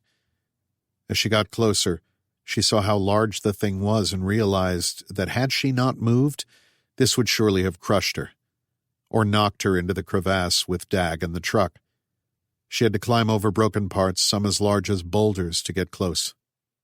Xin carved Dag's name roughly into the snow and the day's date as close as she knew it to be. This would be the only memorial he would have, and it was nowhere near worthy of the man. Although, she thought with his black sense of humor, Dag probably would appreciate the irony of it. Xin turned and left. She shivered and realized she needed to do something about the shirt. She peeled off the waffle knit, the air cold on her skin, and then zipped the exposure suit up to about her navel. It was designed for sub-zero temperatures, and it was now well above freezing. The highest recorded temperature in this region was 50 degrees Fahrenheit. It felt higher. If sustained, it would mean an ecological catastrophe for Antarctica, but improved her situation. A human could survive a long time at that temperature. Xin would be more concerned if it were the inverse. It would take decades for all of this ice to melt as long as temperatures stayed in the low teens, certainly long enough for her to complete her trek. She had no food. That had all gone down in the truck. The exposure suit was waterproof. She would have all the water she would need in the form of snow, and it would be pure. Xin's problem was she didn't know how far it was to McMurdo. At least 100 kilometers, perhaps much more. She didn't have a map, but it turned out she didn't need one. The trans-Antarctic mountains ran north-south, separating the Ross ice shelf from the mainland, and McMurdo was along that range. Conceivably, if she just walked south, eventually she would reach McMurdo. Xin estimated that if she pushed herself, she might manage 50 kilometers per day. If she were on the inside of the estimates to McMurdo, that might be enough. But without food and with very little body fat to consume for energy, she couldn't sustain that kind of pace for long. More than that, Xin didn't have proper trekking gear. The boots were for trudging through heavy snow, not sustained walking. The exposure suit was heavy. She'd start sweating as she moved. She could eat snow for water, but she understood from one of Dag's lessons that it burned a lot of calories to turn that into water in the stomach. It would gradually sap her strength and erode her endurance. It was possible she wouldn't be able to continue walking after the first day. Still, she had to try. Whether you will or you won't survive, you're right. Xin turned south, leaving Dag behind forever. Wherever he was now, she hoped he believed his sacrifice was worth it, because it meant everything to her, and her greatest regret in this life was not being able to tell him that. Xin realized the one significant flaw in her plan, and it might well prove a fatal one. She had absolutely no way of measuring time or distance, and therefore couldn't set a pace that conserved what little energy she had. While she knew the direction she needed to travel, she had no way to measure her progress. She had no shelter and no food. Could she walk 50 kilometers in a day? Probably. She was in excellent shape and jogged regularly. She'd been eating okay until then. If she burned through her energy stores before reaching the base, she would collapse. Shin had no way of knowing how long that would be. A wave of despair washed over her, threatening to envelop her whole. Shin didn't know how long she'd been walking, trudging through the endless ice with an equally endless line of mountains to her left before she realized it. It felt like hours, but maybe not. She had no way of knowing. Frustration, sadness, anger, hopelessness, all parts of a cocktail of emotions she knew well by now. Shin dropped to her knees, suddenly too tired to go on. What did it matter anyway? She'd come all this way just to protect some scientific data that no one in the world could even read. What did any of it matter? Shin had warned them, told them this was a possibility. Wasn't that the point for Ice Cube? To detect violent cosmic events? When Shin saw the first neutrino spikes, a week ago, she'd told everyone in every official channel that would listen. When none of them did, she'd gone to social media to raise the alarm. A few extra days might have made a difference. They couldn't have hardened infrastructure against the onslaught of cosmic radiation in time, but maybe world leaders could have coordinated a response for when the lights went out. Instead, they'd tried to bury it, to control the narrative, as though the universe worked that way. Shin seethed at the overwhelming arrogance and incompetence of bureaucrats at every level, thinking this was something they could manage. Maybe if someone had listened, she wouldn't be walking across the Ross goddamned ice shelf alone with no food, shelter, or ties to the outside world. Shin knew this thinking was unhelpful, but she needed to focus her anger, her frustration at something. She thought of her son. Shin missed him so much. She just wanted to hug him and reassure him. Of what? She didn't know. She had no answers there. Little Bingwen would be so scared. Her parents were elderly. They couldn't look after a little boy, certainly not in this environment, with no power, no utilities, no way to get food. Shin hoped her government would look after its citizens, but she also knew better. The CCP leaders made a lot of grand statements about communism, but in the end, they were as broken and corrupt as the West. It's not as if they had a plan to feed 1.4 billion people. How long could her parents hope to care for Bingwen? How long would they last? They were both in their mid-70s. Her father smoked heavily. They lived in a high-rise with no power. It was a 20-story walk for, anything. The guilt, the pain, the self-loathing, it was just too much. If there was another fissure, Jin would probably jump into it. End it now. She had no way to signal for help. There was no way to tell if she was meeting her progress targets. Probably she was undershooting them. From the recesses of her mind, she remembered Dag saying that the most important factor in survival was a positive attitude, believing you would make it despite all evidence to the contrary. "Sorry to let you down, Dag," she said. Shin never learned who shot him, or why. There was no way to find out, of course, though that proved shallow comfort. Understanding that might help her believe his death was anything but meaningless. Shin looked up at the stained and glowing sky.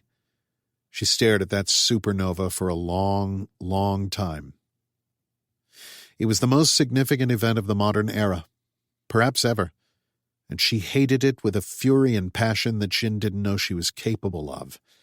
She shouted the foulest, most profane curse into the heavens. She'd told them it was coming, and no one listened. Shin wanted to die, practically will it into happening, make it all go away, the pain, the guilt, everything, all of it. She remembered, oddly, reading a paper written by a theoretical physicist. He theorized the universe was one massive quantum network and that when we died, we joined it. We became a distinctly novel form of energy and one with all things. This scientist postulated that was why so many people with near-death experiences thought about seeing a light. She could be with Dag again, and probably her son. One with everything, instead of looking out at nothing. Nothing to jump into or off. There was nothing but goddamn snow and ice for hundreds of kilometers in any direction. It wasn't even cold enough for her to die from exposure.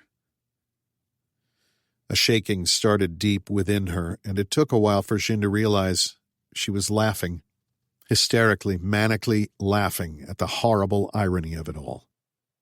She was in the most inhospitable place on Earth, and the environment couldn't kill her just yet because of that damned supernova that was going to kill everyone anyway. Then she rose. She walked, one foot in front of the other for as long as it would take. If for nothing more than to spite that radiant blood-red eye staring down at her, mocking her, Shin continued her march across the ice. Chapter 31. Colony Staging Area, Serra Curicuriari, Brazil. Max rolled onto his stomach and pushed himself onto all fours. The air reeked of cordite. He leaned back to a squat. Max was hurt, but already he could feel the Nexome working to mend his damaged body. He could move, so that meant he wasn't badly injured, or the Nexome masked the pain. Either way. He looked around and saw movement. The zombies that hadn't died in the grenade blast were stirring, reviving out of their momentary concussion daze. The remaining 6 that charged them were still on their feet, but they stayed distant, as though there was some kind of invisible wall between them. Frankenstein's monster meets fire, Max thought. Max crawled over to Bull. Bull lay on his back. Shrapnel shredded his body, and he bled badly. Garza appeared at his side, bending over Bull's body. "Oh, Jesus, Bull," she said. Garza dropped her pack, ripped it open, and pulled out the aid kit. She just handed things to Max, trusting that he knew what to do. Max asked for scissors. Garza handed him one, and he cut Bull out of his shirt so he could see the most severe injuries. Max used 3 of the self-sealing bandages on Bull's torso. Garza asked for the scissors back and sliced open a pant leg. Max looked over. There was a lot of blood. She cleaned up what she could with the few gauze pads they had left and gently placed a self-sealing bandage on the wound. "I can't tell if it hit the femoral or not. Jesus, there's a lot of blood, Carver." Garza injected a painkiller into Bull's neck. "This'll help somebody," she whispered. They treated him as best they could with what they had, but Max knew that without a dedicated trauma center, it wouldn't be enough. Bull had been close to the grenade when it blew, and he was going to die if they couldn't get him serious help, and fast. Max stood. "Do what you can for him." "What the hell do you think you're doing?" "I know how to save him. Or at least who can." Max started running for the platform, ignoring Garza's shouted protest after him. Wind whipped up as Max stepped onto the bridge. This side of the mountain faced southeast. He slowly looked up to see the unfathomable wall of storm that didn't just dominate the horizon, it was the horizon. The bridge, a landing platform really, was constructed from wood and about 10 meters wide and another 20 long. The airship floated at the end, tethered to a mooring, bobbing softly in the wind. Ben stood at the end of the bridge just outside the airship's loading door, arms folded, and a look of resigned sorrow on his face. He shook his head slowly. "I told you not to interfere, Max. I gave you a way out, a ride home to your wife and your child," Ben said. His voice rose above the wind. "I didn't have to do that." Ben pointedly stared over Max's shoulder. "I told you there would be consequences." "I can't let you do it, Ben. You can't stop me," he said, matter of fact. "Can't I?" Max said. He adjusted the rifle in its sling. He wasn't aiming it at Ben yet, but the barrel wasn't far off either. "No," Ben said with a mirthless laugh. "You can't." "This is wrong, Ben. All of this is wrong, and I think you know it. I'm offering salvation." "No, you're not. You're turning them into slaves. You think those tribesmen understood what you were offering? Did they even speak our language?" "They speak my language now, Maximus. That's what matters." Even at this distance, Max could see the flare of madness in Ben's eyes. He was fully, wholly committed to this course, body and soul. There was nothing Max could do to change that. There was an ocean between them now. Thoughts and memories sped through Max's mind. His childhood, the shared adolescence, played back to him, and he wondered if they had ever actually been close. It hadn't been Max, Charlie, and Ben against the world. Hell, it hadn't even been the three of them against their podunk backwater parish. It was always Charlie and Ben, with Charlie making Ben accept Max tagging along. The only time Max factored into their plans was when they needed something mechanical done, like picking a lock on the school door or building something out of scrounged parts to test an idea. Even now, standing on this bridge hanging off the side of a mountain, Max somehow felt like this was part of Ben's plan. There was nothing Max could do to outsmart him, and all this time Max had just been playing into his hand. But how? And to what end? Despite everything Ben said about consequences and warnings, this all seemed preordained. Ben would say it was God's will, except Max just wasn't smart enough to see it. "What are you doing, Max?" That was Garza. Max's mind snapped back to the present. Bull was dying. Ben had another 6 zombies standing ready to swarm them. Max wouldn't be able to get to his friends before the zombies overwhelmed them. His only chance was to get Ben to call them off. Iona had followed the group over the ridgeline from their landing spot to Belloc's camp. She stayed well behind them, careful to keep out of sight. She didn't need to maintain a line of sight to follow their trail, as this was about the only navigable path between the 2 points. To the right was a nearly sheer drop Iona judged to be about 2,000 feet to the jungle below. To the left was a steep bowl leading to the jagged plateau where Belloc built his staging area. Iona found the place where the others descended. She could see where they'd slid down the hillside. By the time she'd gotten there, the battle was well underway. Iona sat and slid down the hill, as the others had presumably done, letting the dirt moving beneath her do most of the work. Gunfire and shouts filled the air. She landed at the bottom, stood up, and made herself as thin as she could next to a boulder. Once she touched it, she knew it wasn't stone, but some strange material that Ben must have come up with. Having spent the last year living in a treehouse, Iona thought nothing could surprise her. This was a day for eating her words, apparently. She had the backpack with the hard drives. She'd wished she had something to copy them onto for safety's sake. Max was going to Boy Scout this if they made it back, give them over to whomever he deemed the proper authorities. She wanted to make sure she had a copy as well. There was too much at stake here for them to risk this research ending up in the hands of narrow-minded government scientists. Iona took a few steps when she saw the body lying in the dirt and the leaves. It was a native, shot in the head. She'd known Ben was experimenting on locals. It was a dirty truth she hadn't shared with Max when they'd first encountered those people on the banks of the Yapura. That's not to say she approved of it, agreed with it, but she also had done nothing to stop it. "As though you could," a voice inside her seemed to say. "You can always do something," the voice shot back, a favorite phrase of her father's. Maybe. But there were consequences, trade-offs. Of course, Ben didn't view it as experimentation. He thought he was helping them. Like Doctors Without Borders, except with a nanoparticle colony secretly designed by subversive extraterrestrial intelligence.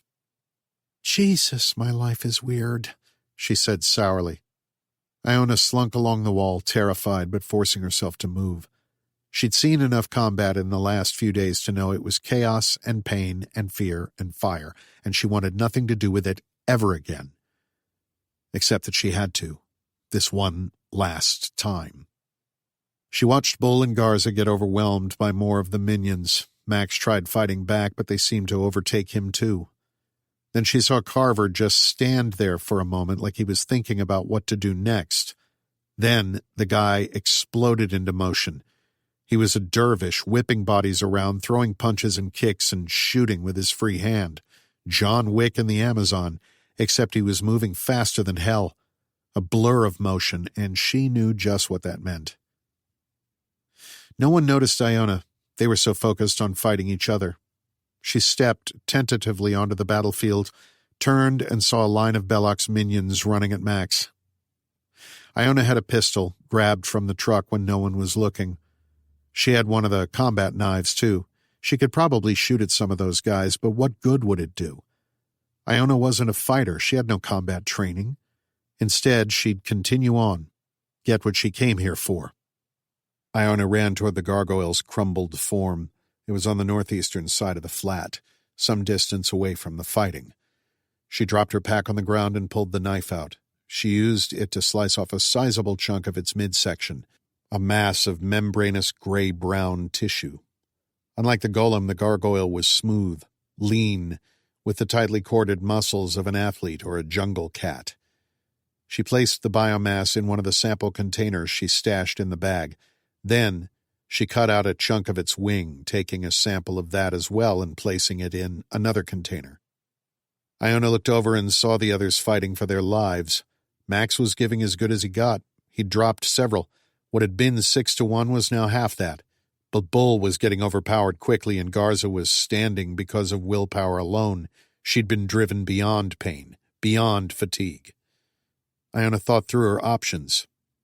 She still didn't think she could hit any of the attackers, but maybe she could distract them. That might give her friends a chance to escape. Then Max's words echoed in her ears. Survive. Get the data, these samples, back to the world so it could do some good. That's what Carver told her to do. Get it back, no matter what. Iona got up to leave. Then she stopped and turned back to the battle. They wouldn't leave her, she knew, no matter what. Not now.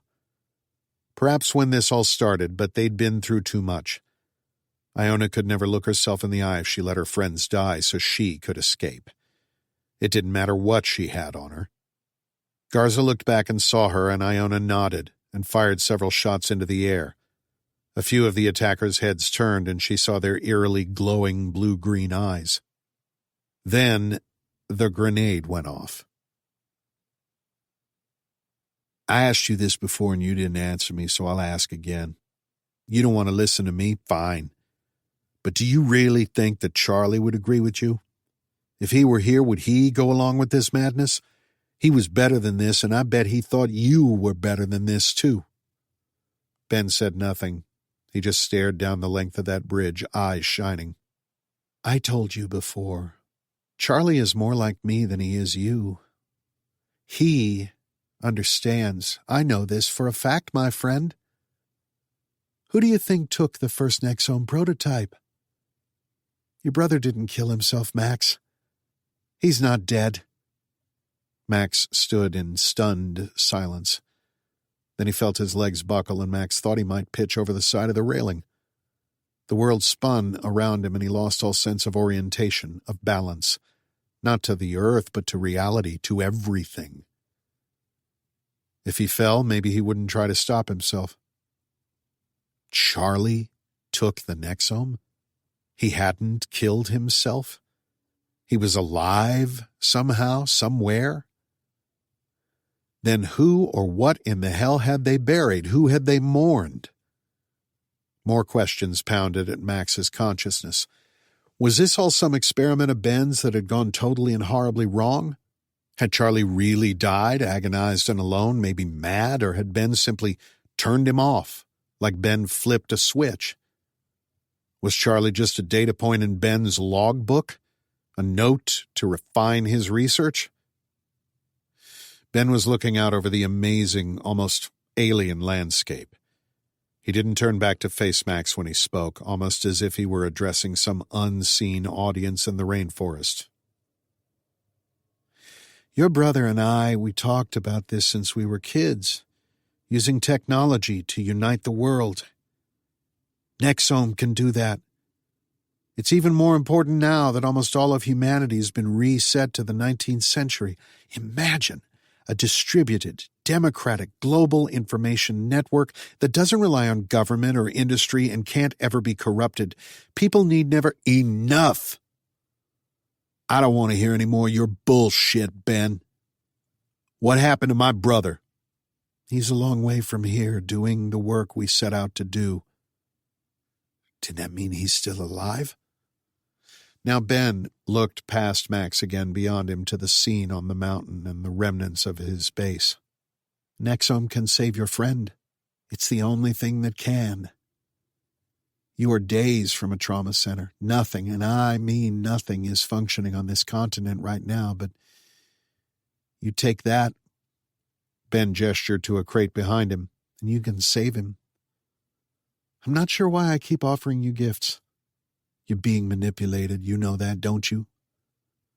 Everything you supposedly invented, that was the work of someone else, something else. You're being used, Ben, controlled. He laughed at Max, a hollow, sour sound. No, it's not them using me. It's a grand partnership, Maximus. One in which I will certainly gain much. He waved his arms dramatically. I already have, and this is merely the beginning. Max raised the rifle to his shoulder. Ben was maybe 20 meters from him. His madness was all-consuming, burning him from the inside. Where is Charlie? Where is my brother? He's safe. If he'd wanted to talk to you, Max, don't you think he would have by now? Ben just gazed at him across the distance, rewriting their history with his speech, reordering their world with his actions. Casually, dismissively, because nothing mattered to Ben but Ben and his grand design. Max snapped. He screamed in rage and fired. Max, what the hell are you doing? Why are you shooting at that ship? It came from a shocked, terrified voice behind him, and it took a few moments to recognize that it was Iona. Max looked over his shoulder at her. I don't know what you're doing here, but this isn't the time. I don't know what you're doing here, but you're about to blow up our ride home. Max turned back to face Ben. His aim had been precise. Even with the Nexome, it would be a fatal wound. If not, Max could make it so, except there was no one there. The bridge was empty. Ben wasn't there, and Max realized that he never was. Max Carver knew in his heart nothing would be real ever again. Chapter 32.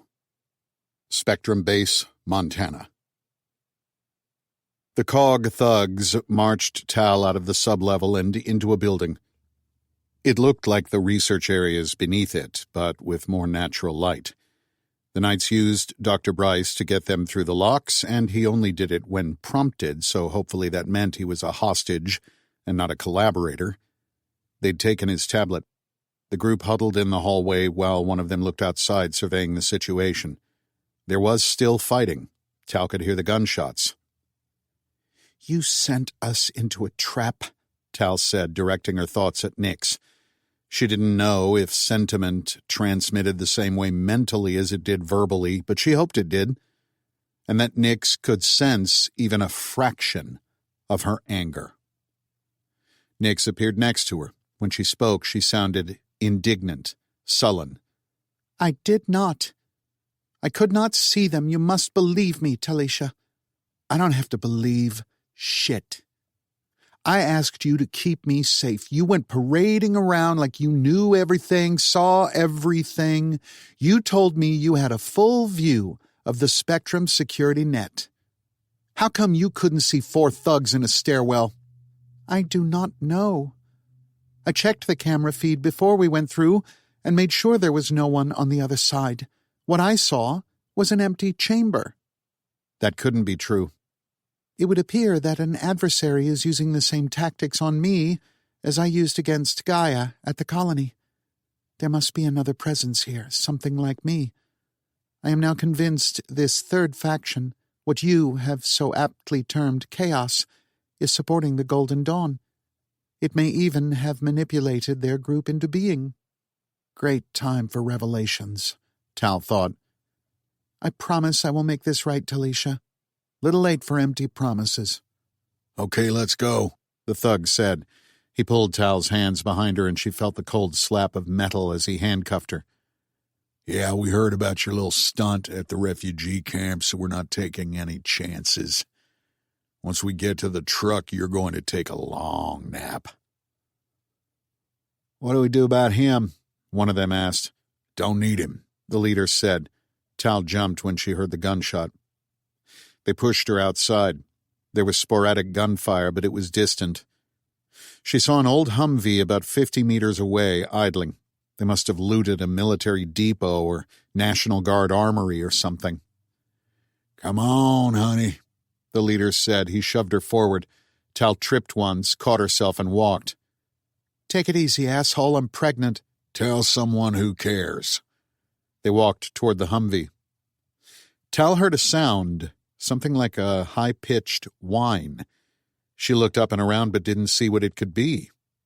The knights next to her had just enough time to ask, "What the hell's that?" before his head exploded in a mass of red pulp. Tal dropped to her knees and tried to curl into a ball. There were two more high, whining sounds, elevating in pitch rapidly as they neared. She heard a wet crunch and another knight fell. He landed next to her, nearly decapitated, and when she saw what killed him, she knew.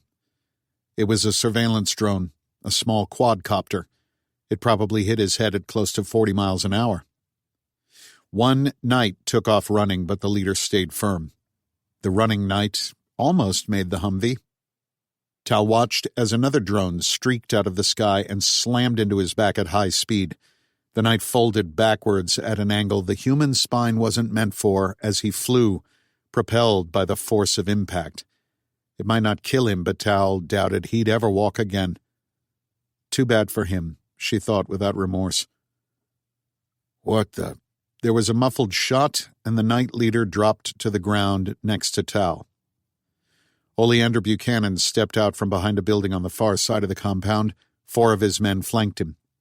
Nix appeared next to her. I said I would make it up to you, Talisha. Buchanan and his men ran over. One of them found the handcuff key on a dead knight and unhooked her. Come on, let's get you someplace warm, Buchanan said. These assholes left my cafeteria more or less intact.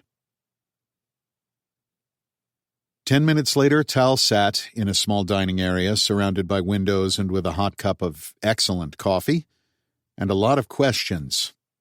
Buchanan sat across from her. There were 2 large water bottles on the table and some energy bars that he was trying to get her to eat, which she had so far refused. The 4 soldiers they'd come in with stayed with them, forming a defensive perimeter, but giving them enough space for privacy. Buchanan's radio provided periodic updates on the battle. Somehow they got past all of our perimeter sensors without tripping them. Now, that's not supposed to be possible. They had us outnumbered and certainly took us by surprise. Fortunately, as soldiers, they were crap. Once we could organize the counterattack, it didn't take long to retake the initiative. Still, I don't know how they got this close without us finding out. Nix materialized in an open chair. I can shed some much-needed light on this situation, Talisha. I am not telling Oleander Buchanan about the Chimera. I'm not even sure I believe it. I recommend you take him into your confidence. No, absolutely not. As a practical matter. I think you are safe here now. He has food and shelter and medical care, all of which you require. You are not in a situation that lends itself to taking sides lightly. That's exactly my point. But I think we've got them mostly wrapped up now. It wasn't a large force, and they weren't very good. Mostly idiots who thought owning a gun meant they knew how to use it. They had a force of 30 in all. I think 10 of them actually had military training and tried to direct the others. Still, not sure how those 3 got taken out with the drones. I don't suppose you had anything to do with that? Buchanan's expression was grim. He said nothing and drank his coffee. Tal knew he'd lost soldiers today. Whatever she thought about him, she believed he at least cared about his men. Tal stared down at her mug for a long, long time. The warmth was comforting, seemingly the only thing right now that was. Nix suggested she was safe here, but the Golden Dawn knew she was here and had attacked. They'd almost won. Nix believed it was because another intelligence, another one like her, was helping them. What comfort could she take? What safety could there be? Have you heard from Max? Not yet. Tal considered her dwindling list of options. She'd been on the run for days, crossing half the country, and she should have died half a dozen times since then.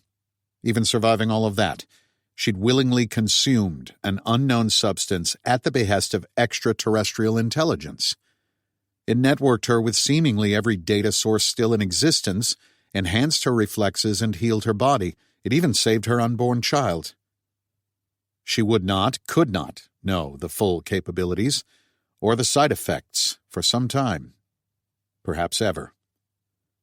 It had been a weird couple of days. Nix was right, she hated to admit. Tal needed an ally. She needed a side. If just for now, until she and Max were together again. She was safer here than she was on her own. Even if she couldn't or wouldn't fully trust Buchanan, she could at least side with him against those Golden Dawn fanatics. I might shed some light on what happened, Tal said. Buchanan's eyebrow lifted. Go on. How much do you know about what Spectrum is really about? You're not cleared for... Oh, come off it, Oli. There's no government left to hold secrets for. I know. What exactly do you think you know? You already told me the U.S. intelligence community formed Spectrum because they believed China or Russia developed a highly advanced AI, one that propagated across all of our information networks. But when you pressed them both on it, they claimed ignorance and then confessed they'd seen the same thing and thought it was you. So you brought them into the fold. Eventually, you brought Ben Belloc into the mix, and he helped you create an algorithm that isolated the signal. You didn't think to ask how he did that, but we'll come back to it. You traced the signal back to the Arecibo Observatory in Puerto Rico and figured out that they came from space. It was the first evidence of extraterrestrial intelligence. How am I doing so far? I'm going to need something stronger than coffee, Buchanan deadpanned. Give us the room, gents, he said, and Buchanan's men took up a position outside. Nix, Tal said aloud. Yes, Talisha, Nix replied. Is there any way for you to make yourself visible to Colonel Buchanan? I believe so. One moment. There was a brief pause, and then the ceiling-mounted televisions in the cafeteria sprang to life, all of them showing Nix's face. Everything with a screen, in fact, showed it. What the? Oleander Buchanan, meet your first, extraterrestrial intelligence. She's called Nix. Hello, Colonel. To his credit, Buchanan kept his cool in what must have been a truly remarkable moment. Up to this point, for Buchanan, this had all been theoretical. It was now real. It was you, wasn't it? The intelligence we've been chasing? Partially. You detected our shared adversary, which I have taken to calling the Chimera. There is another group which Talisha has labeled Chaos. I believe they are the ones assisting the Knights of the Golden Dawn. Where did you come from? My consciousness originated from the same place as the Chimera. To the best of my understanding, I represent a set of beliefs adversarial to theirs, one that believes in the self-determination of all species. I believe, now, that when I manifested on this world and absorbed much of your internet, I became something different. Are you on our side? Buchanan asked. I wish to help humanity, yes. I am afraid you have the misfortune of being born too late into a violent universe. Well, glad that's out of the way. Nix explained the nature of the Chimera and their shepherd virus and how she believed they were manipulating Ben Belloc. They had created the Nexome as a way of controlling humanity, masking it as the next step in human evolution. But you took it, Buchanan said, shifting his gaze to Tal. And so did your husband. Does this mean you two are pawns of Belloc and these chimera?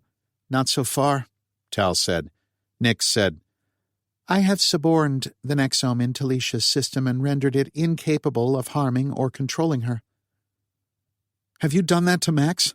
Tal asked, suddenly worried. I have not, Nix said. Tal realized how disorienting it was speaking with Nix this way, talking to a screen and having the response come through the room's PA system. Having a voice surround you in a conversation only amplified the already strange sensation of Nix's omnipresence. I can attempt this with his permission. Buchanan batted the air with his hands. Can we table that for a moment? I need to know what we're dealing with here. Nix, you can just reach inside Tal and Max and change the Nexome that your, counterpart created? What's stopping them from just switching it back? Are you stronger than they are? I am not stronger. I just act differently, subversively. Eventually, Mr. Belloc or the Chimera may decide to control the Carvers. He will discover that I have altered the Nexome in their system. Gaia may devise a way to reverse the changes. Thus, we must remain vigilant. Luckily, I do not require sleep. Understand, we are not all-powerful, Colonel Buchanan. Could have fooled me. Nix's expression on all the screens changed to a wan smile. We are a civilization eons older and more advanced than your own. This is true. However, we have no physical presence on this planet. Our adversaries must enlist the aid of agents here in your world to enact their goals. That, coupled with the Shepherd virus. Tal said, Nix, we didn't get to discuss the Shepherd virus much. Because I passed out, she didn't add. Can we counter it? I have never seen it done. However, every world is different, and the virus, by definition, takes on the characteristics of its host. Tal thought this through, her mind racing. The words characteristics of its host kept playing over in her head. Buchanan and Nix discussed what the virus was and how it worked, how the Chimera used it to effect a kind of senescence among the infected population. Characteristics of the host. I've got it, Tal blurted out. She thought, want to deal with a virus? Call a hacker. Nix just said the characteristics of the host constrained the Shepherd, right? It's effectively a computer virus. We know how to defeat those. It can't be that simple, Buchanan said. Sure it can. I must concur with Talicia, Colonel. The Shepherd virus by design is constrained by the physics of the environment it attempts to subvert. Otherwise it would not work. It did not occur to me to think of it in these terms. So the way we handle this in the real world is we isolate the computer virus, firewall it off, and then patch the infected software. The virus still exists, but it can't do anything because it's obsolete. Then you just delete it. We understand what the Shepherd is now, so we know what to look for. Tal had a disturbing thought. But the way Nix explained the Shepherd to me, though, it's intelligent. We're using AI to hack now, Buchanan said. Presumably we're using it for defense as well, maybe just as intelligent. That's true, Tal said, nodding. Her mind was partially on the conversation, but primarily thinking of solutions, of options. God, it felt good to be trying the offensive, doing something she knew how to do. One of the use cases we were considering was training an AI to proactively identify any code that wasn't part of the system and eliminating it. Sort of like a beat cop. The program was called Neighborhood Watch. Tal let out a short laugh. Nix, could you do something like that? Buchanan asked. I believe I could, with Talicia's help. I know what patterns to look for. Now it would simply be a matter of creating a limited clone of myself to isolate and destroy the Shepherd virus. Though we must prepare ourselves for the possibility that the Chimera anticipated this, or that they will detect our motives and work to counteract them. Oh, I think that's a certainty, Buchanan said. Doesn't mean we shouldn't try. I think it's safe to assume we must remain vigilant until we defeat the Chimera, if that's even possible. When can we get started? We can begin right away. However, I must urge caution here. Caution? Why? We need to act. Buchanan said. You must keep this a secret. If the Chimera have discovered you are aware of the Shepherd virus, they will take more aggressive action against you. Well, I think we have some time. There's no internet right now, but your caution is noted, Buchanan said. Where do we go from here? Only we can't afford to be dismissive, Tal said. Remember, if there's no internet, there's no way to deploy the countermeasures on our own systems. I don't think we can keep this a secret from the Chimera. We can't just act fast and pray we can outrun them. There will be a counterattack, and we have to prepare for it. The most pressing matter for your society to contend with is the supernova, Nix said. Unless you deal with that, nothing else matters. I believe humanity is open to suggestions, Buchanan said dryly.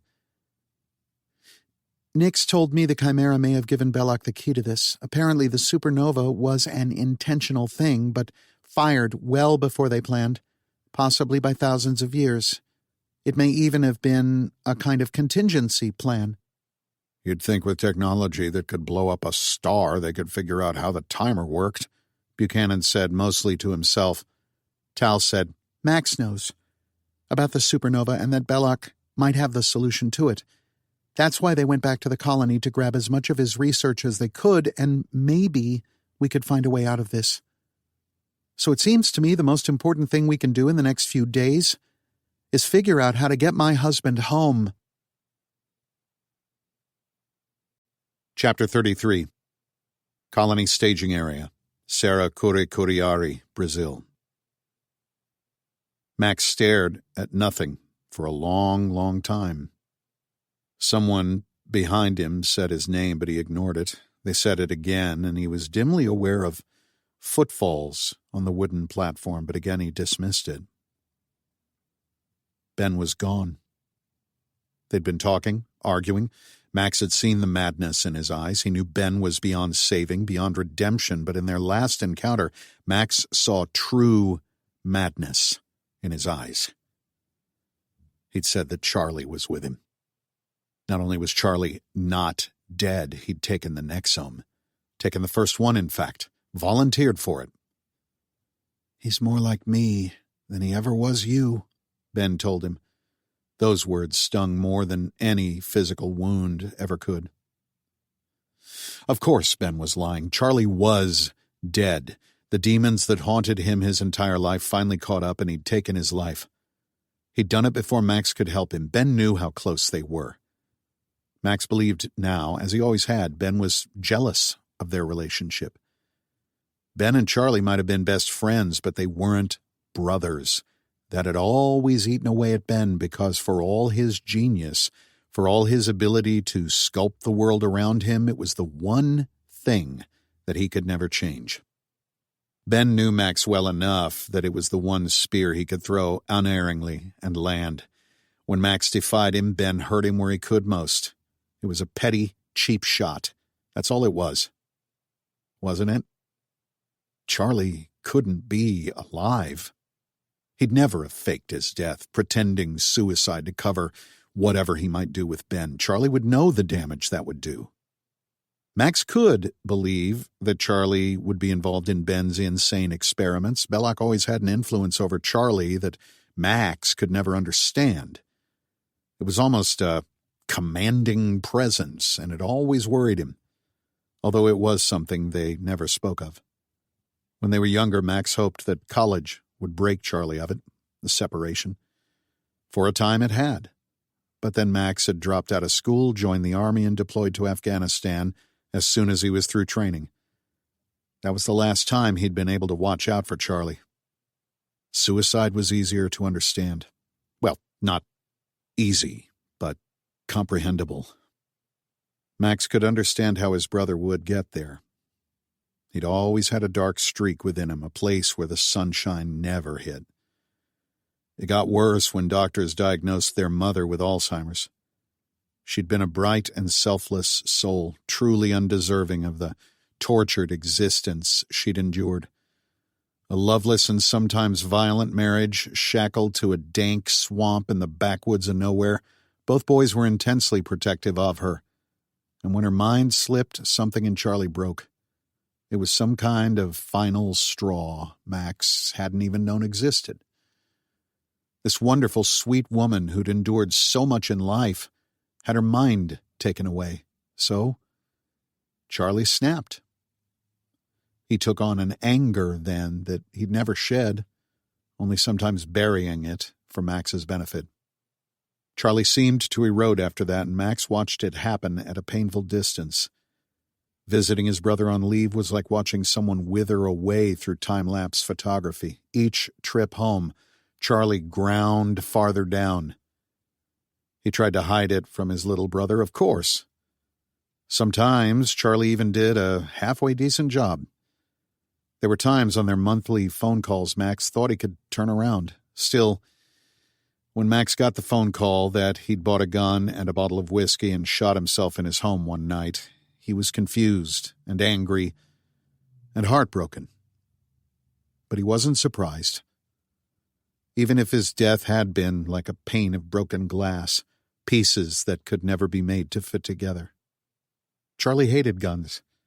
Buying a .357 in a pawn shop was an act completely out of character, and he didn't drink.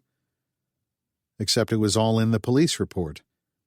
They confirmed he'd bought the gun and the booze and the hotel room. They'd identified the body and notified Max. Yes, the gunshot meant his funeral was a closed casket, but you couldn't fake that kind of thing. Not today. Not even with Ben Belloc's money.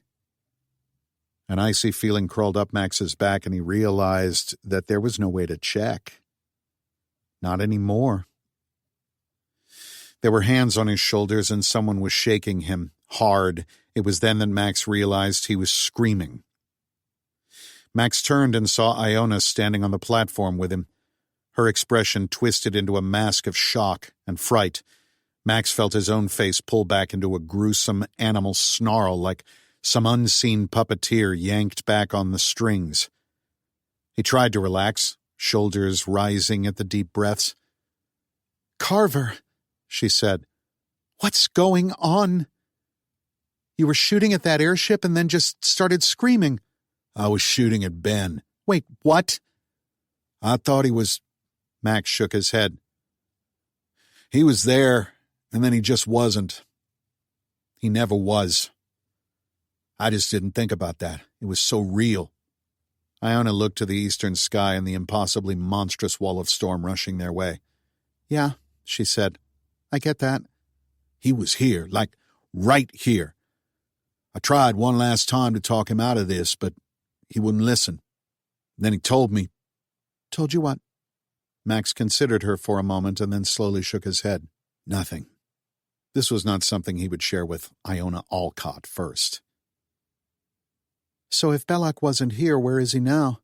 Iona asked. Max shrugged. "Wherever he always was, I guess. That entire conversation must have happened in the Nexome. He just superimposed his likeness in front of me, and I honestly could not tell the difference." Max looked up at the sky, too.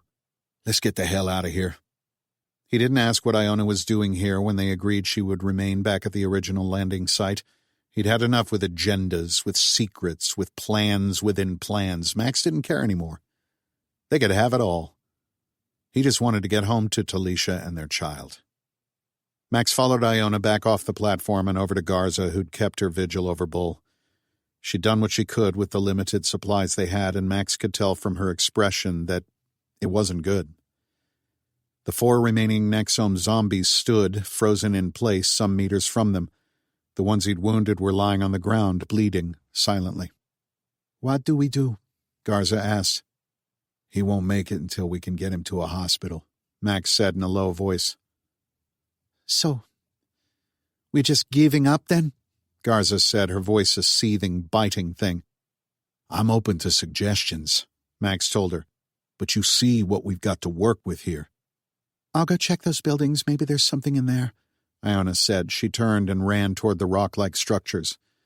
Max kneeled next to his friend, gripped his hand. Bull's eyes fluttered open, his eyes glazed over, matching the sheen of sweat over his body.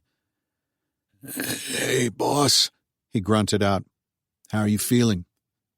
Not gonna lie. Hurts like hell. I know, buddy, I know. Max fought back tears, willed them back into his eyes. There was nothing else they could do for Bull. We're just not giving up, Garza said. Max allowed himself a small shrug that Bull didn't see. What could they do? Garza pointed at the airship. A wave of fury and frustration welled up within him. He'd already told her there was nowhere they could fly Bull in time. Half of South America was going to be flattened within hours. Millions were surely dead here, and even if some of their cities were functioning, their hospitals would be beyond capacity. There would be no help they could offer. Garza's expression turned pinched, her own anger barely contained, and she pointed at the airship again. She didn't want to vocalize what she was thinking. Then Max got it.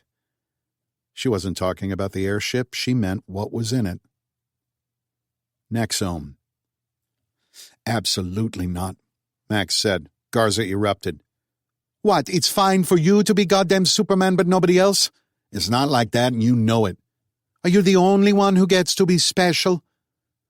I don't want him to be like that, Max shouted and threw an arm toward the zombies behind them.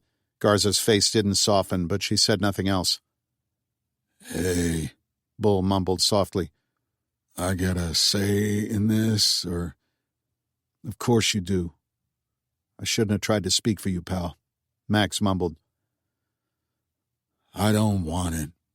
Bull, it's the only way we can save your life, Garza said, almost pleading. Ain't worth it. Like Max said, don't want to end up like them. What about you boys? She said. That's the point. Max looked up and saw Iona running back to them. The look on her face told him all he needed to know.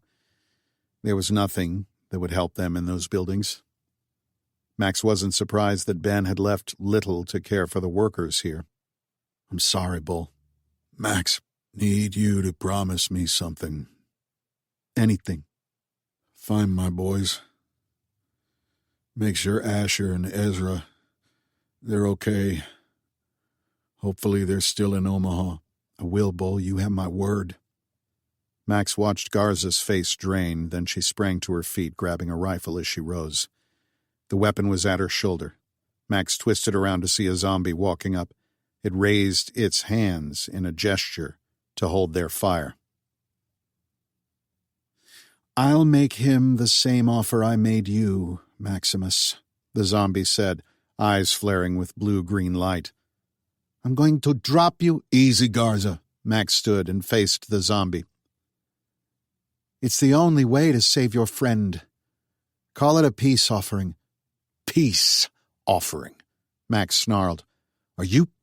He clamped his jaw shut and just growled his frustration into his teeth. After all this, you have the nerve to talk about peace. The world is coming apart around us. I aim to prevent that. So do you, if your actions in the last 12 hours are any judge. I'm not the enemy, Max. I just won't operate the way you or anyone else wants me to. And I won't let the powers manipulate me. At that, the zombie threw its glowing stare at Iona. Is that Belloc? Garza asked, astonished. Max nodded. It almost sounded like Ben when it spoke. A few minutes ago, Ben had said the one thing he knew would cause Max the maximum amount of pain any single thing could. Now, he was offering an olive branch, offering to save Bull's life. I cannot control you, Max, and I am releasing these men from their service. Get them home to their families. What about the tribesmen? Max said sourly. If they stay here, they die, but not by my hand. The humane thing would be to take them with you. Max almost laughed. Ben had infected these men with his invention, commandeered them, used them like slave labor, and he still mustered the audacity to lecture Max about humanity? Max kneeled next to his friend. Blood soaked Bull's clothes, and the color was gone from his face. It wouldn't be long now. Bull, he whispered. Belloc told me he won't control me the way he did those others. He's offered the same thing to you. It'll fix you. You'll live. Bull pressed his eyes shut against the pain. There were heavy tears at the corners. I can't, man. I don't understand any of this. I just know I don't trust it. What if he goes back on his word? Something I'll always have to live with, Max said. What if I'm with my boys and Belloc calls in his favor? It's a risk. You just have to decide whether it's worth it for you. Tell my boys I tried to do good. I will, Bull. Bull squeezed Max's hand once, and he was gone. Max dropped his head and wept. Eventually, Iona helped him to his feet, Max's shoulders racked with sobs. I am sorry about your friend, Max, the zombie said with his almost Ben voice. Max wheeled around and lunged at the thing, grabbing it by its collar and yanking it forward. You did this. You killed him. This is on you, and I'll see you in hell, Ben. What are you doing? The zombie said, and the ethereal blue-green light in its eyes was gone. Get off me, man! Max let him go, startled and numb. Around them, the other zombies came awake. Garza, is that you? What's going on here? Garza went over to them and tried to explain what was happening. There were a few of the natives that had survived. They were clearly terrified and bewildered. Everything around them was so far beyond the furthest scope of their imaginations. Max pushed them all out of his mind and wept for his friend. Iona organized everyone and got them moving toward the airship, reminding them all that a hurricane of unbelievable size and power was headed right for them, provided the nudge they needed. They could communicate with the tribesmen. The Nexome translated even their obscure language. They heard the words, understood them, but whether they believed anything that happened around them was another matter. Iona took the backpack with the research and brought it with her. There was some debate about what to do with the Nexome that was already on board. Max wanted to blow it all up, but Iona convinced him they didn't have the time to unload the airship and rig everything with explosives. There were a few crates left in the storage containers. Max tossed a frag into each one and left. He didn't flinch when they blew. Max was the last to board the airship, wanting to make sure they'd gotten everyone. He checked each of the bodies on that lonely mountaintop, verifying with grim solemnity that they were indeed dead. Most of them had suffered headshots. Not even the Nexome could fix that. When Max was certain, he left the staging area behind and walked down the long wooden platform toward the airship. The sky above seemed strange to him. 1/3 of it was bright blue and normal. The supernova's godlike eye colored the middle third that glared over them. The final third was a wall of furious gray that was fast approaching. Max could feel the leading winds already. He looked down a last time upon a land that he never thought he'd see and to which he never hoped he'd return. They'd made the agonizing decision to leave Bull there. There wasn't time to bury him, and they didn't have the facilities on board to store his body. Stuffing him in a cargo container seemed more disrespectful. No one was happy with their decision, but all agreed there were no other options. There were 12 survivors in the airship's cargo compartment, 3 tribesmen and 9 mercenaries. There was seating for 20. Max, Garza, and Iona sat in the cockpit. No one spoke. Max directed the ship to detach its mooring lines and then climb to its highest altitude. Once they achieved it, he set maximum throttle and prayed they would outrun the storm. Max felt mentally drained and emotionally exhausted. As they fled South America, they could see it fall to ruin in almost real time. Max couldn't even conjure the strength to process the human tragedy unfolding below. He had nothing left to give. They'd been so disconnected from everything since the supernova, Max didn't know exactly how many perished. Probably no one knew. Tens of millions, possibly more. Certainly more when that storm made landfall in Brazil. It was almost without doubt that everyone on that continent would die. The Nexome informed him he reached his physical limit. Max couldn't rest yet. One thing still bothered him. Why did you come to camp? He waited to ask Iona until Garza was back checking on their passengers. I asked you to stay in the airship, and if we didn't come back, fly that thing and the research material back home. No more lies. I think you'll agree we've earned the right to be honest with each other. Iona stared out the window for a long while, as if seeking her words in the clouds. We didn't have everything. Data is one thing. I wanted a sample. I goddamn knew it. You and you're just like the rest of them. You're going to take that thing back and figure out how you can reproduce it. Max's mouth turned down in disgust. He looked out the side window so he wouldn't have to look at her. You're half right, Carver, she said. Originally, I was going to do like you said.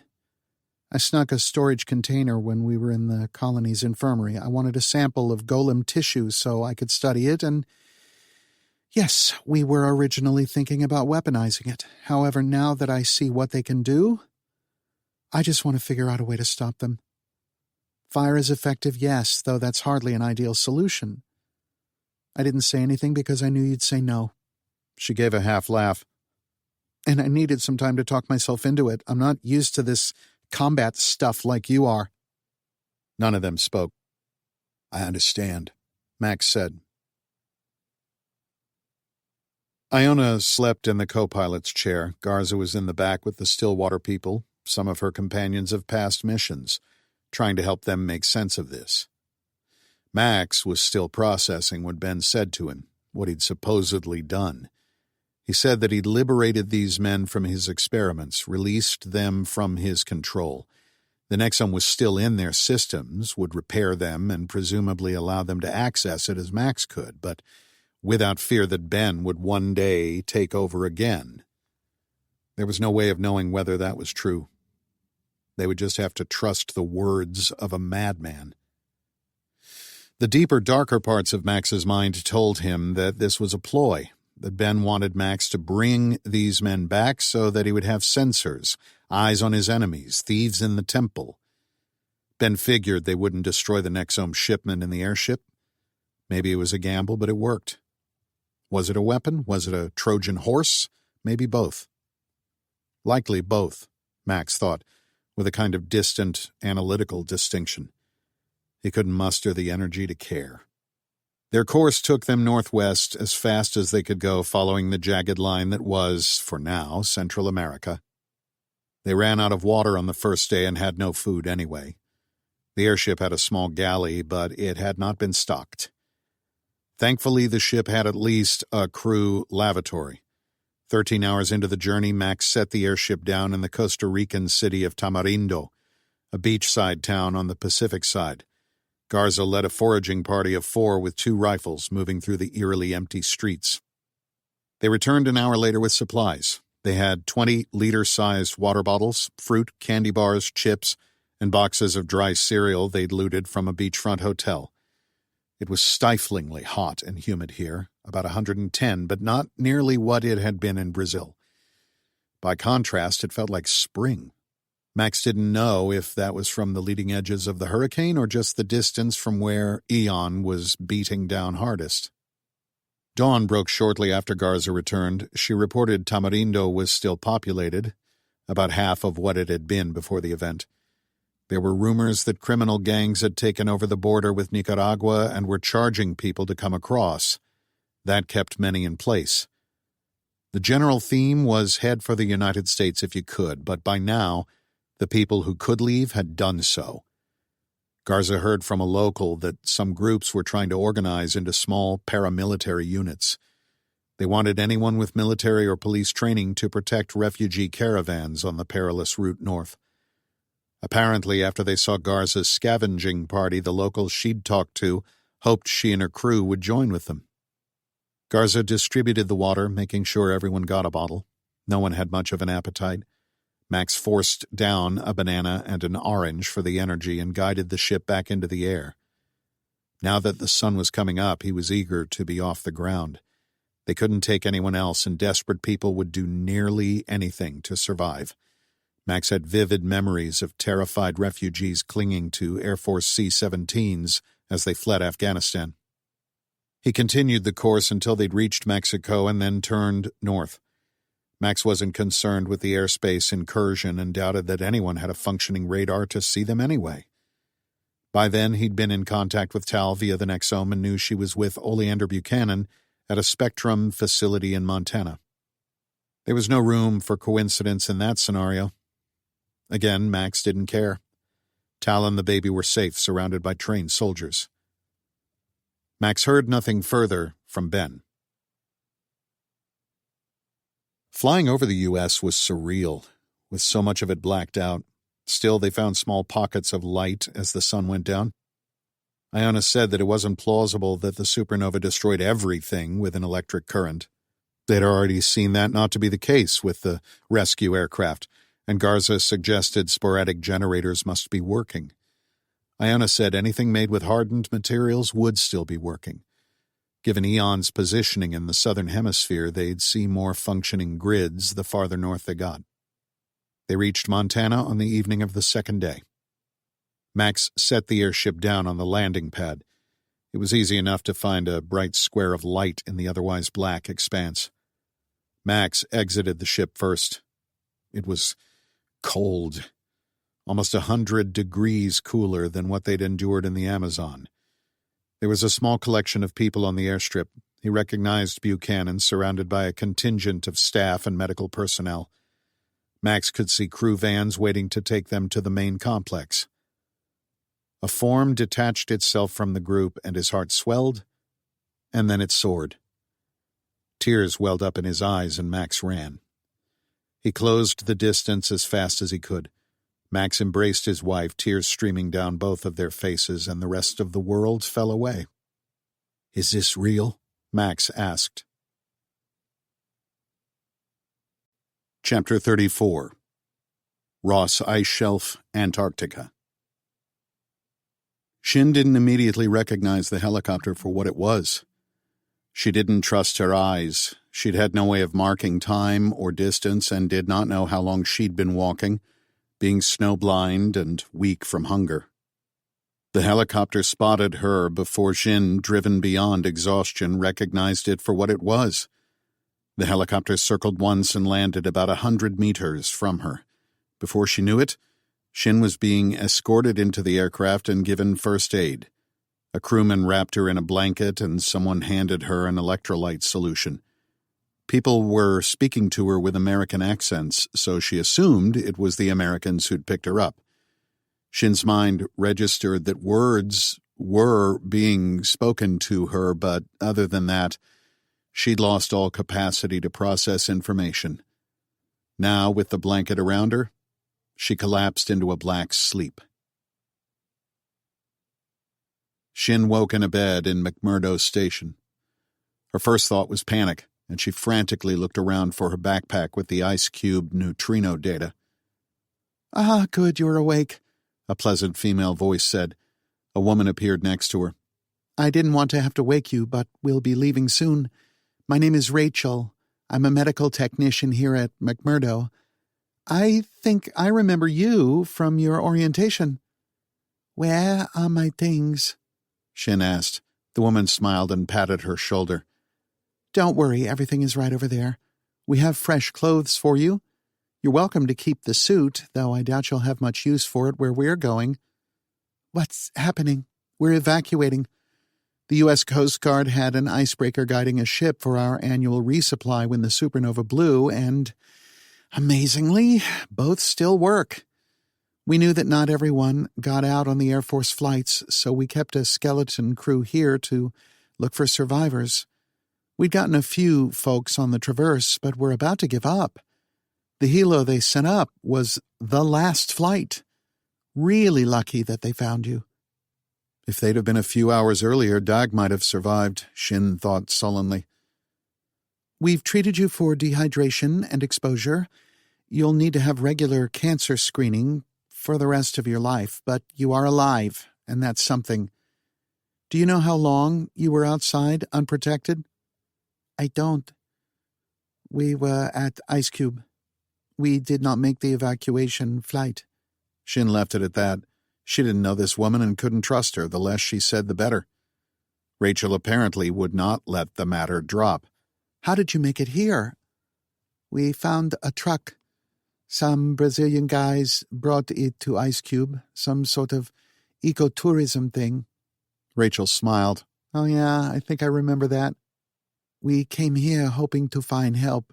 Shin left out the phantom radio signals that had them going to Vostok. But she'd already said we, so Rachel knew she hadn't made the trip alone.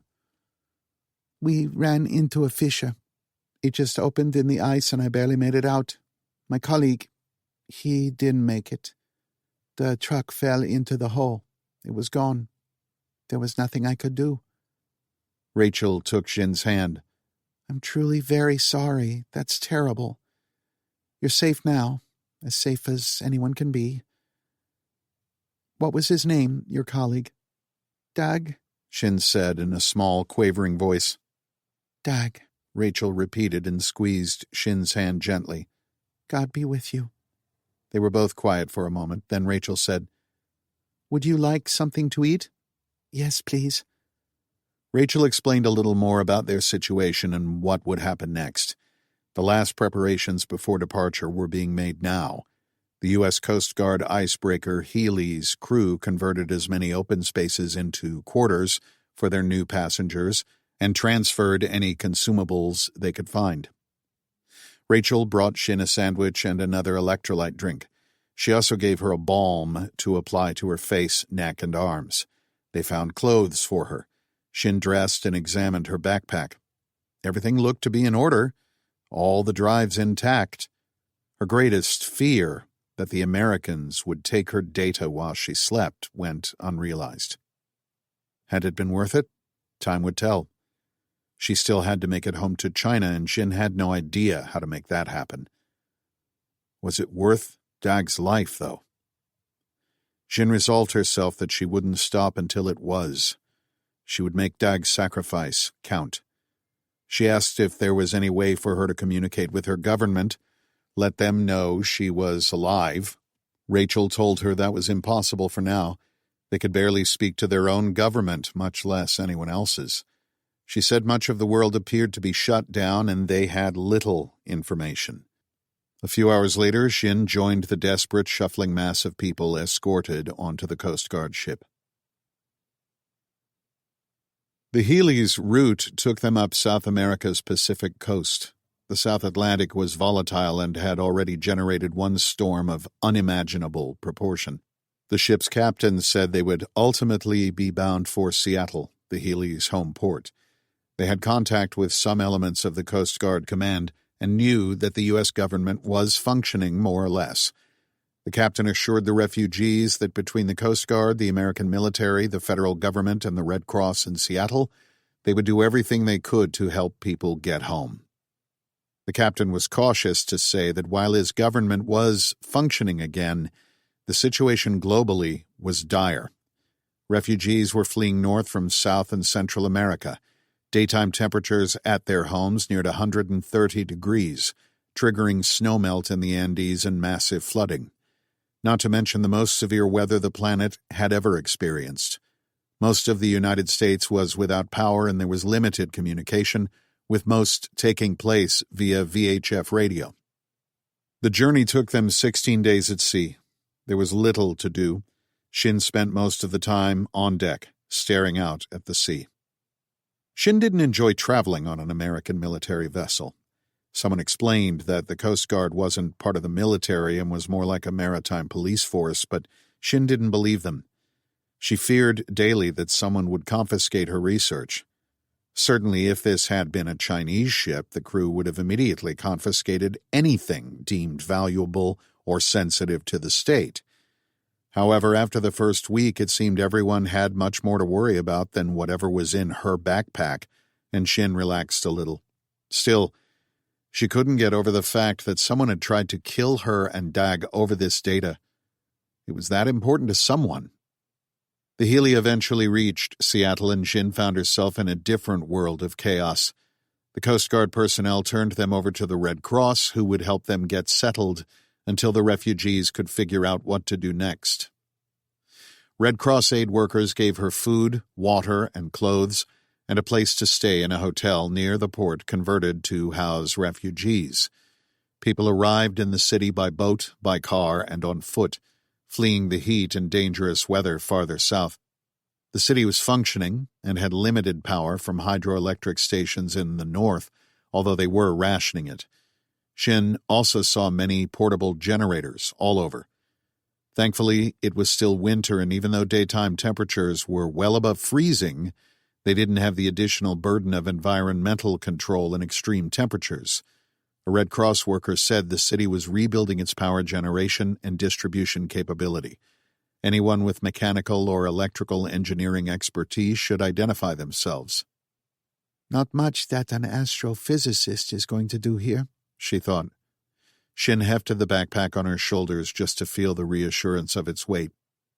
The ridiculousness of her situation was at times hilarious and at others hysterical. Several times on the journey from Antarctica to Seattle, Shin found herself shifting quickly and violently between laughing and crying. With nowhere else to go, she volunteered with the Red Cross effort, preparing and serving food, handing out clothes, anything she could do to pay back the help she'd received. Making those connections also helped Shin figure out what to do next. She'd learned that several countries organized outreach efforts in Seattle to help their citizens. In time, Shin found the Chinese government's representatives. They had a rather large enclave of Chinese Americans who'd fled north from California and those who'd lived here already. There was some news from home, but it was impossible to communicate with her family. The infrastructure to do it didn't exist, or rather, it did, but no one could make use of it. Perhaps the most frustrating part was that the undersea fiber optic cables that linked the world all still existed and would work. It's just that most of the electronics that connected them didn't. Until they restored telephony and internet service, the world relied on radio. Some satellites had survived the flare, but the government reserved them for national-level use. Shin asked about getting home and learned that for the time being that, too, was impossible. The enclave organizers were consular staff from San Francisco and told them they would remain here until reliable ocean travel resumed. Shin pointed out that she'd traveled here from Antarctica, and if the Americans could figure it out, certainly the People's Republic could as well. Quietly, there were rumblings that the real reason people weren't being moved onward was that the government in Beijing didn't need any more mouths to feed. Shin believed there was more than a grain of truth to that. However, she acknowledged the supreme difficulty in organizing a transoceanic relief effort when there were no communications back home, or knowing if they had ships capable of making the trip. So, she continued volunteering with the Red Cross and with the Enclave consular staff. Shin eventually moved to a hotel that the Enclave organized. It was comforting to hear her native language again. Shin folded into a new and equally strange life in Seattle as the months drew on. The temperature warmed considerably by the springtime, nearing what it would be in peak summer. Shin knew it would only climb. She estimated that a third of the ozone layer was gone, where Eon's gamma radiation had obliterated it. That massive influx of radiation sent the temperature surging globally. The effects weren't as severe in the northern climes, but Shin didn't think that reprieve would last forever, not unless they could repair the ozone layer. That was the maddening part for her. She had the most complete scientific data that she knew of on the supernova, and from that she could model its long-term impact. She believed that this was the first critical step in identifying a solution. There was no one to tell. The Americans seemed to have a functioning government, but its scientific community was on the other side of the continent. She couldn't contact NASA, the National Science Foundation, or any of her Antarctic research partners. Shin did not share her specific discoveries with the consular staff of the Enclave. She only told them she was a physicist and part of the International Science Mission in Antarctica. Shin said she needed to get home to be part of their country's response to the supernova. She knew, or at least suspected, many of the consular staff were part of China's Foreign Intelligence Service or reported to them. In the past, even she'd been told that it was her patriotic duty to report anything of value or interest to the state. Shin was not letting her government spy agency co-opt this research to get a lead on their adversaries in the West. The stakes were too high. No. Shin would keep this to herself until she could report personally to the science minister. As the weeks became months, Shin spent more and more time with the Red Cross effort. It was something she could do. They worked with the municipal government to organize schools for the refugees, and she taught science. Shin particularly enjoyed that. She loved how most of the kids channeled their energies into curiosity. Yes, they were scared and confused. However, give them an intellectual task, something to spark their interest, and she found it took much of the fear away, for a time. It was after one of these sessions that a man in fatigues approached her. Was that the correct term? Shin wasn't sure. It was a military uniform, sure, but it bore no markings. That wasn't novel these days. She'd already seen many civilians try to form militias, even here in the city. Seattle's police force and what she learned was the National Guard kept the self-organizing militias out of town. "Good afternoon, Dr. Rowe," the man said. Shin thought he was in his mid-50s, his hair gray at the temples and salty above it, tanned from long hours outside. He was fit and moved with a kind of hardened grace. He might not be now, but he'd had many years as a soldier. "I was wondering if I might have a word with you." "Who are you?" Shin asked. "My name is Oleander Buchanan. I think we have much to discuss." Chapter 35. Spectrum Base, Montana. Buchanan gave Max and Tal about a week to themselves to rest and recuperate before trying to bring them into the fold.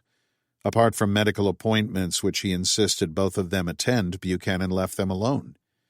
Max and Talisha spent the first week alone, emerging from their suite for meals and walks around the compound. Tal told him of the Golden Dawn attack, and certainly Max saw the aftermath of it. Oleander's people had repaired things quickly and assured them they were safe. As time went on, Buchanan found more Stillwater personnel and consolidated them there. By the beginning of March, the camp population pushed 100, most of them soldiers. They were likely as safe here as they were anywhere else. Golden Dawn did not make a second attempt on the camp. Buchanan believed that had more to do with the group going underground to reconstitute itself. It was strange at first being back together with his wife. They left a normal world, watched Armageddon from the front row, and now slogged through the aftermath. Max was relieved beyond words that Tal and the baby were fine. He learned they were having a girl, which was strange because they'd been told to expect a little boy. He didn't know how to raise a girl, didn't know how to raise anyone in whatever this was now, but Max knew how to be a better father than his father had been to him. That would have to be enough. He and Tal took their meals, sometimes in the canteen and sometimes back in their room when she didn't feel up for walking. They took strolls on the compound. Buchanan said they'd secured the perimeter 10 miles in any direction, patrolling it with drones and men. They were welcome to leave the compound as long as they took a radio and a sidearm. Tal never left, but Max took long walks in the woods. There was much he had to process, and he needed time to think. It surprised Max how quickly society had fallen apart. Within days of the supernova, nearly everyone abandoned their homes and fled north. Tal told him of her harrowing journey in the refugee caravan, and he'd since learned that was the scene all over the country. Were they truly that fragile as a society, or was the threat understood on some primal level and people instinctively knew to run?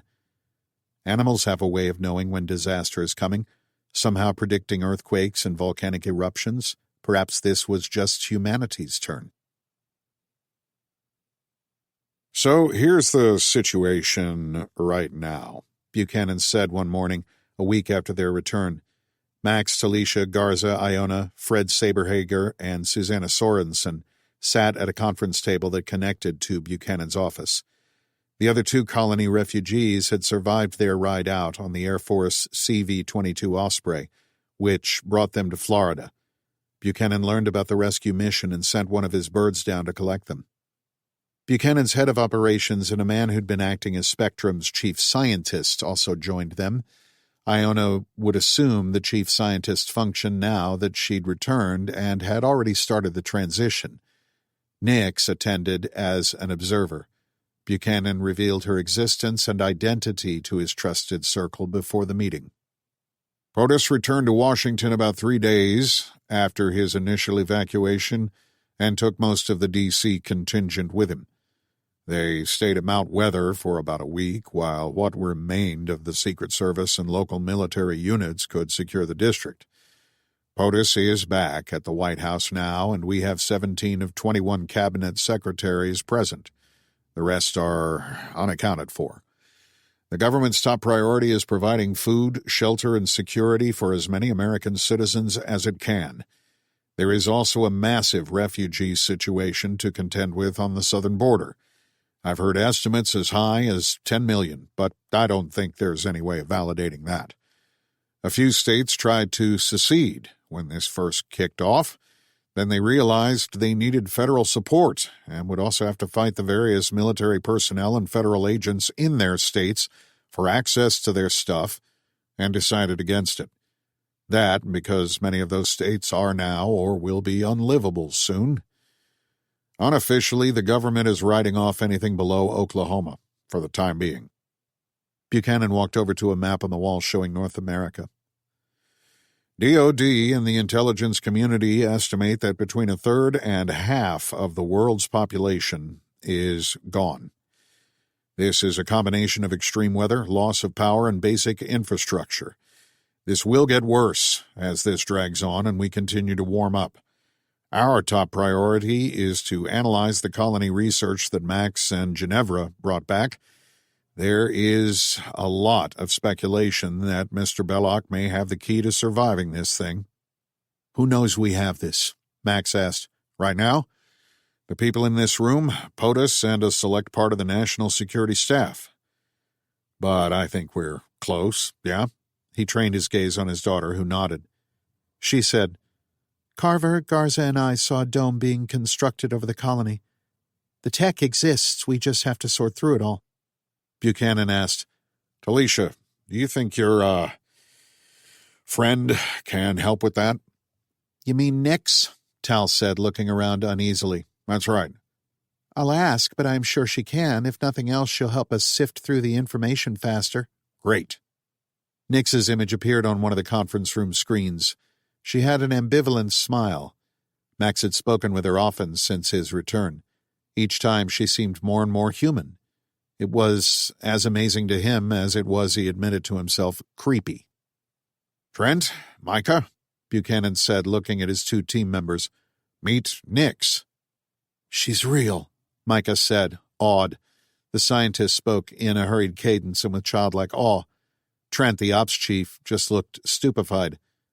Micah said, You told us, of course, but it's something else to see her in person. This is incredible. Max knew Buchanan told his 2 senior people before, so that this meeting wasn't the first time they were meeting Nix. It still had to be a hell of a shock. Or, apparently for Micah, the sum of all Christmases. Nix said, I was following the conversation. I can help Dr. Alcott and Talisha parse the research data.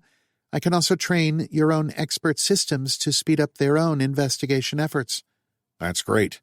When can you start? I will begin now. Please continue with your discussion.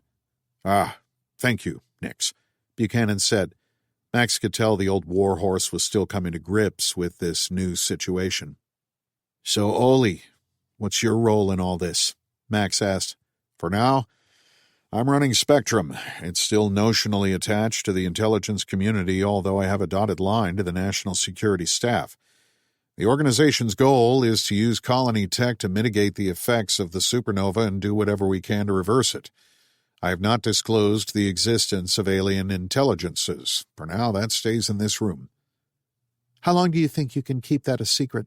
Tal asked. I think mankind can handle one existential crisis at a time. Let's not overload the system just yet. Max studied Buchanan, who had obviously changed. He'd taken on this kind of Duke of the Apocalypse persona. Strangely, Max found it suited him. I wanted to circle back on something, Max said. Shoot. This migrant situation at the border. What concerns me about this is that we've already seen Ben inject people with Nexome without their permission. What's stopping him from flying airships over those groups and just hitting them all with it? He told me in pretty simple terms that he believes Nexome is humanity's salvation and he's its deliverer. That's some real Jim Jones shit, Trent said. Max gave a short, mirthless laugh. You don't know the half of it. Buchanan said nothing for a while. Tight lines formed on his jaw. We're not exactly going to be flying combat air patrols over refugee camps, but I get your point. Buchanan said, we need more time to examine this. The two things I fear most are that if word gets out, some crazy militia just starts massacring people, or the government rolls in here and appropriates all the tech and none of the understanding. Is the orange a trick of the light? Max asked when they'd finished the dome. They'd allowed Iona to lead the work with the colony research, and trying to recreate the domes had been her top priority. Not really, Iona said, laughing a little. It's designed to vary the amount of visible light transmission. Like you have with ski goggles, it filters out all the other harmful kinds of radiation, though. We get a slightly lower version of full daylight. We can darken it entirely, for example, if there is another flare, and it's bulletproof. Pretty cool, Max said. He, Buchanan, and Iona stood in a line near the dome edge. This one enveloped the original compound. 3 more domes were underway. One was just for a large-scale hydroponic farm being built, and the other 2 were to expand the compound footprint. They were also experimenting with adapting the colony tree structures. They'd grown 3 of them over the last 2 months as a test bed, trying to understand how they conducted and transmitted energy. Buchanan was already talking about this solving the looming refugee shelter crisis.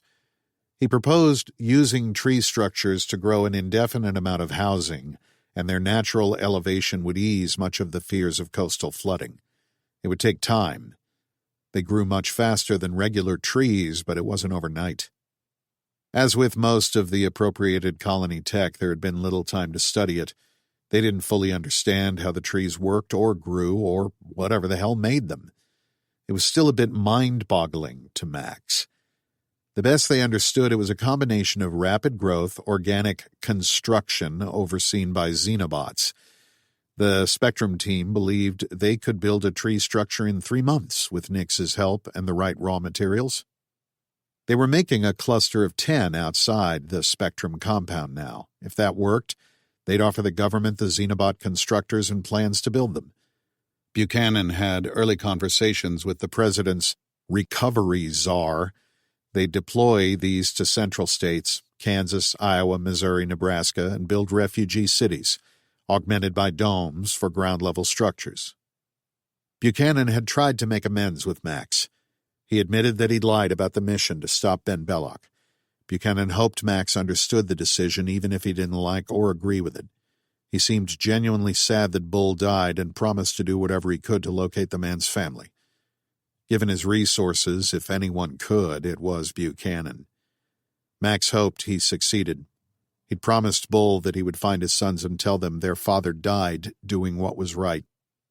Max didn't know if he could tell them about the other thing. He didn't know if he had the words to explain it, how in refusing the Nexome, Bull kept his fundamental humanity even though it cost him his life. Buchanan told Max that he and Tal were welcome to stay as long as they wanted, which they planned to do at least until the baby was born. He gave Max a job.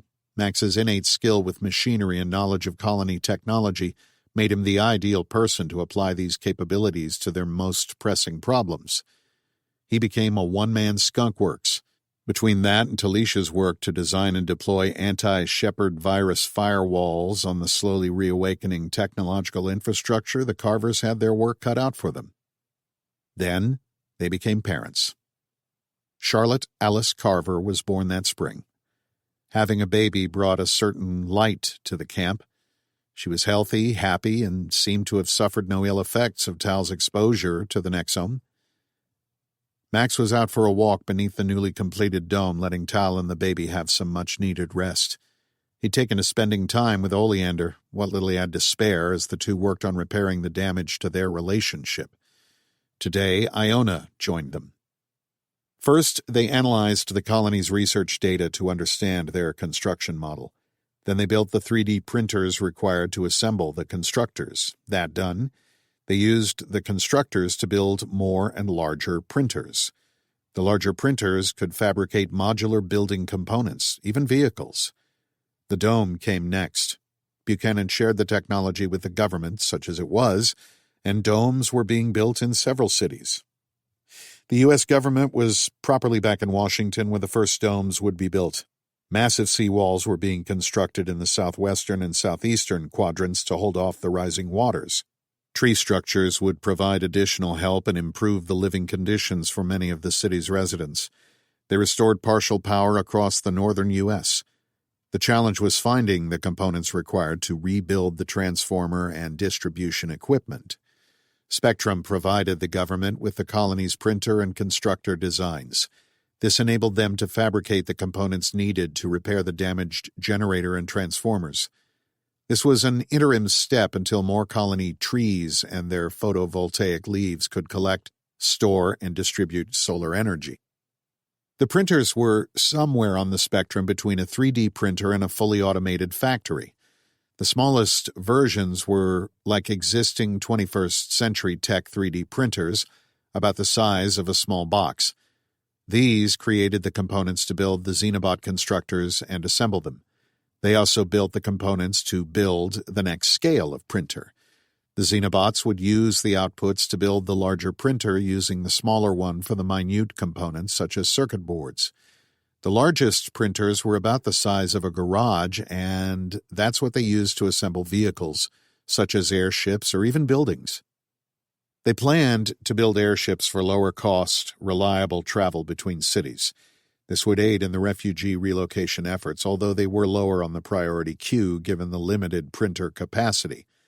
No one knew when or if the supernova would flare again, and until they did, few civilians were ready to resume air travel. As with deploying all the colony tech, the first challenge was eliminating Belloc, Gaia, or the Chimera's influence. Nix created expert systems to analyze colony tech and design out the Nexome from future iterations. The challenge then became how to control them. Reverse engineering the Nexome so Ben Belloc couldn't regain control challenged even Nix's advanced intellect. She vowed to keep working it until she'd solved the problem. Thankfully, Nix didn't need to sleep.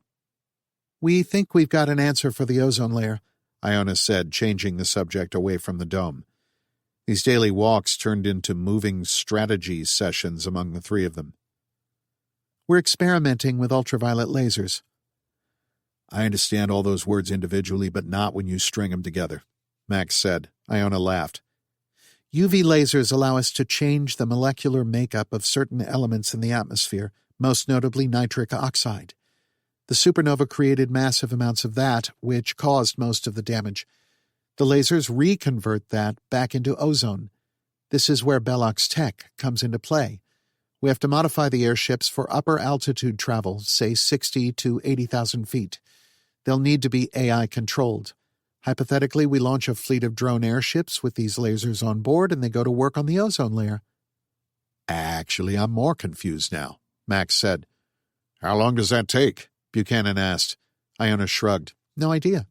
We've never tested this. It depends on a lot of factors. How many airships we can deploy, how powerful of a laser we can mount on them, but if it works, I'd say we could make a measurable difference in a year. I think we could close the hole within 5 years.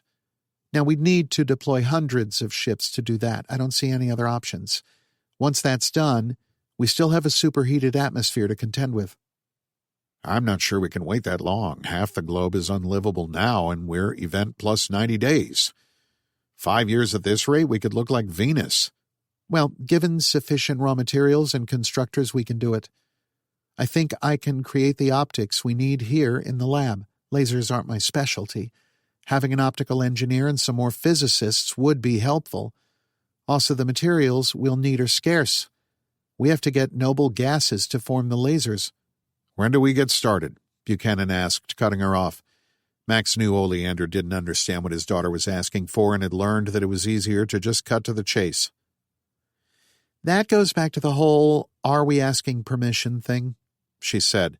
Max gathered this had been a topic of conversation for some time. Can we just go shooting lasers into the ozone layer? Buchanan raised his hands. Who would we ask? The UN barely exists. Hell, the United States barely exists. I don't want to have a bunch of governmental remnants arguing about whether to do this because they think they still have some kind of authority to exercise. We're just going to do the right thing.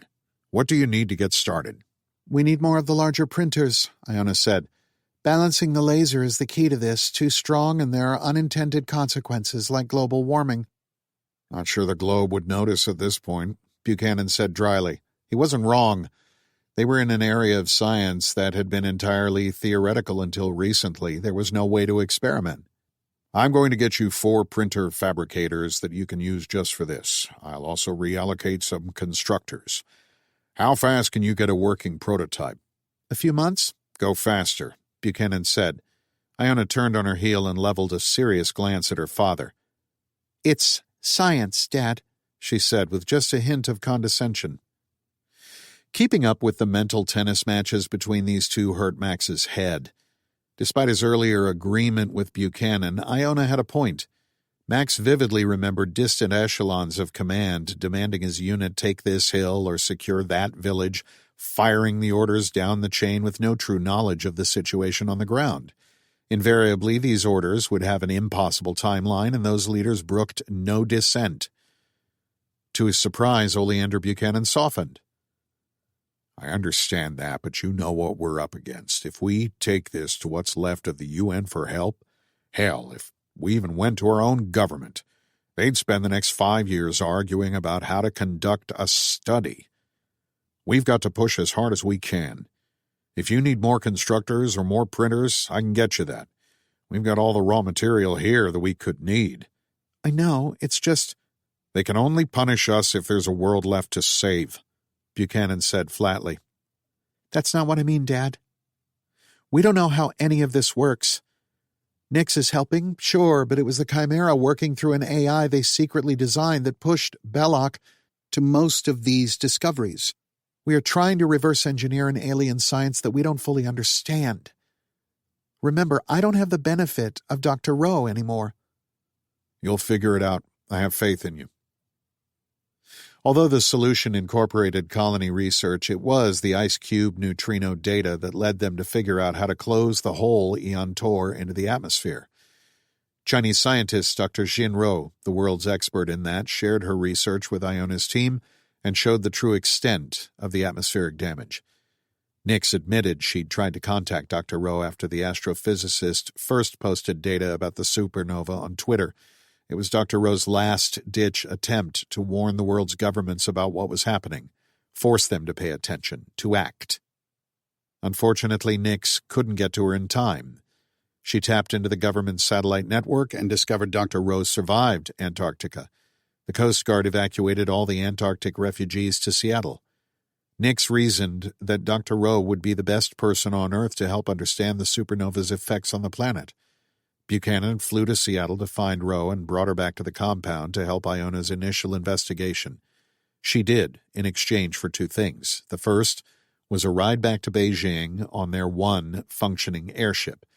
The second was for Buchanan to use his connections to tell her who shot a Norwegian computer technician at IceCube.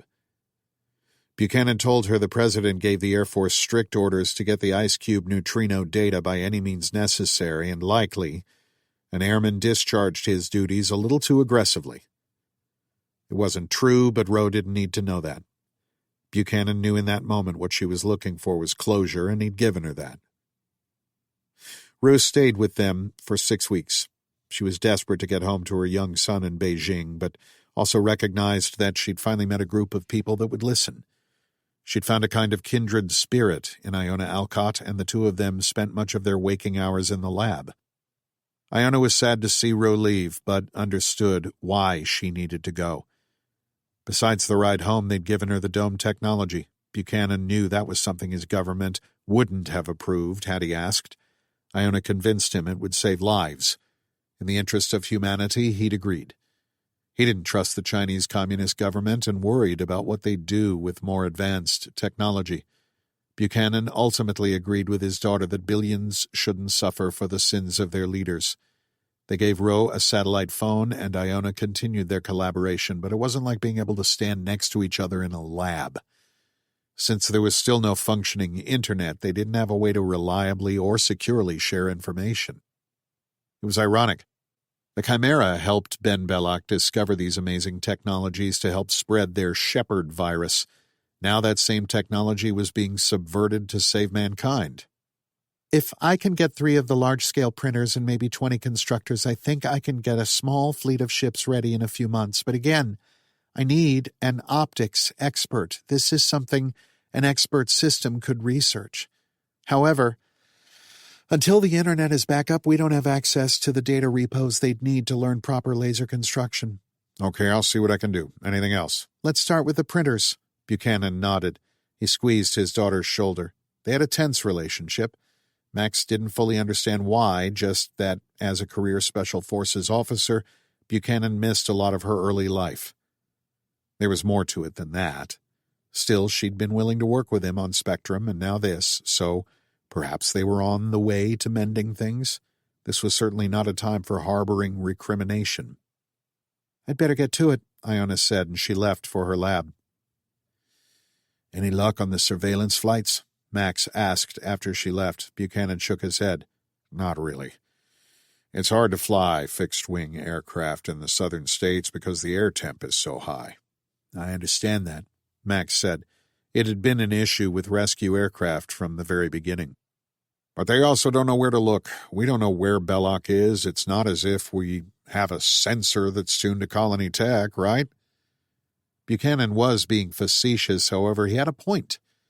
Ben could be anywhere. Spectrum found Tal only after she'd activated the nexome in her body because they could home in on the satellite signal. Buchanan, looking off into the distance, said, Tracking and obfuscating satellite signals is nothing new. Problem is, he's figured out a way to hide the downlinks from the nexome constellation, and we can't figure out how he's doing it. So all that's saying is we don't know where he is and don't know where to look. No one seemed to know.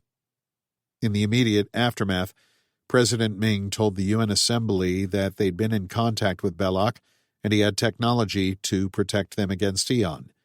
Max assumed they meant the domes, and no one contradicted that since. To his knowledge, no one had heard from Ben since their showdown in the Amazon. I'm going to confide something with you. I hope you keep this between us, Buchanan said. Of course. I meant what I said to Iona about closing that tear in the ozone layer as being our top priority. However, we have to find Belloc, Max. That is probably more important than anything to our long-term survival.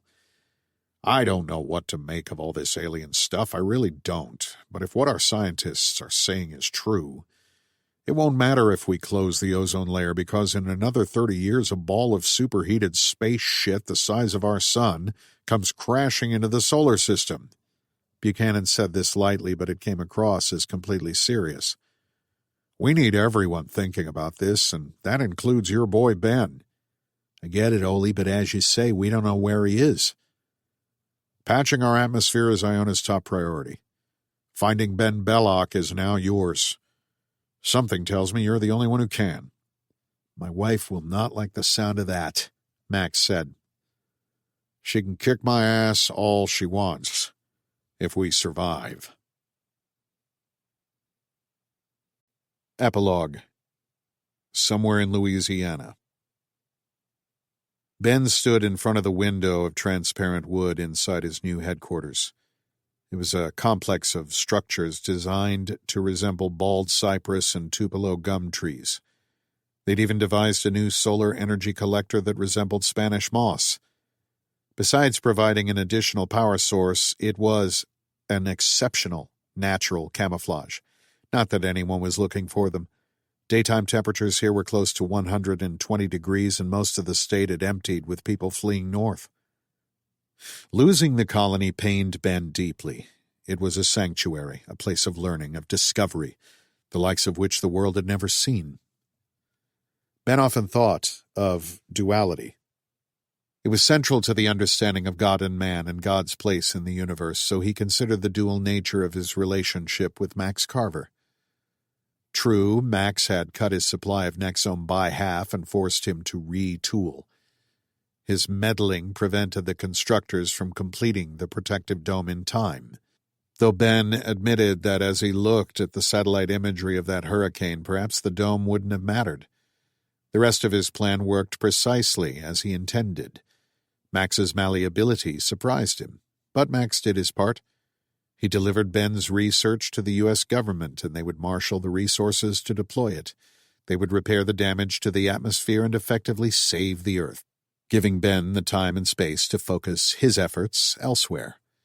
Ben and his new patrons had larger, grander problems to address. Ben would still get the credit he was due for saving the world. One day the world would know that Ben Belloc was their deliverer.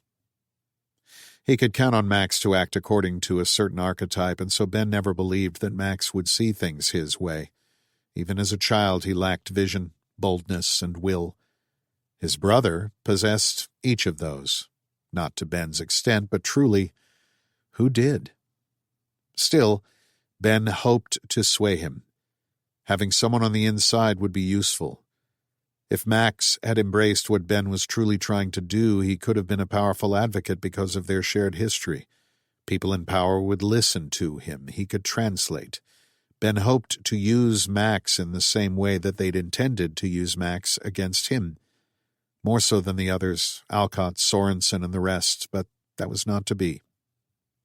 Ben looked down on the black water beneath his compound, saw a ripple on the surface, and smiled. He wanted peace, and surely they would all understand that in time. It was his sovereign mission, his responsibility to shepherd in a new era for humanity. It was the only way they could survive what was coming. Ben Belloc knew humanity. He knew the backwards, undeveloped thinking that drove their so-called leaders. And he knew, sadly, that it would most likely be a violent peace. The water rippled again, and he saw a gray-brown shape crest before descending again. If it came to violence, he would be ready. After all, Ben had his avenging angel, his Gabriel, or rather, his Charlie.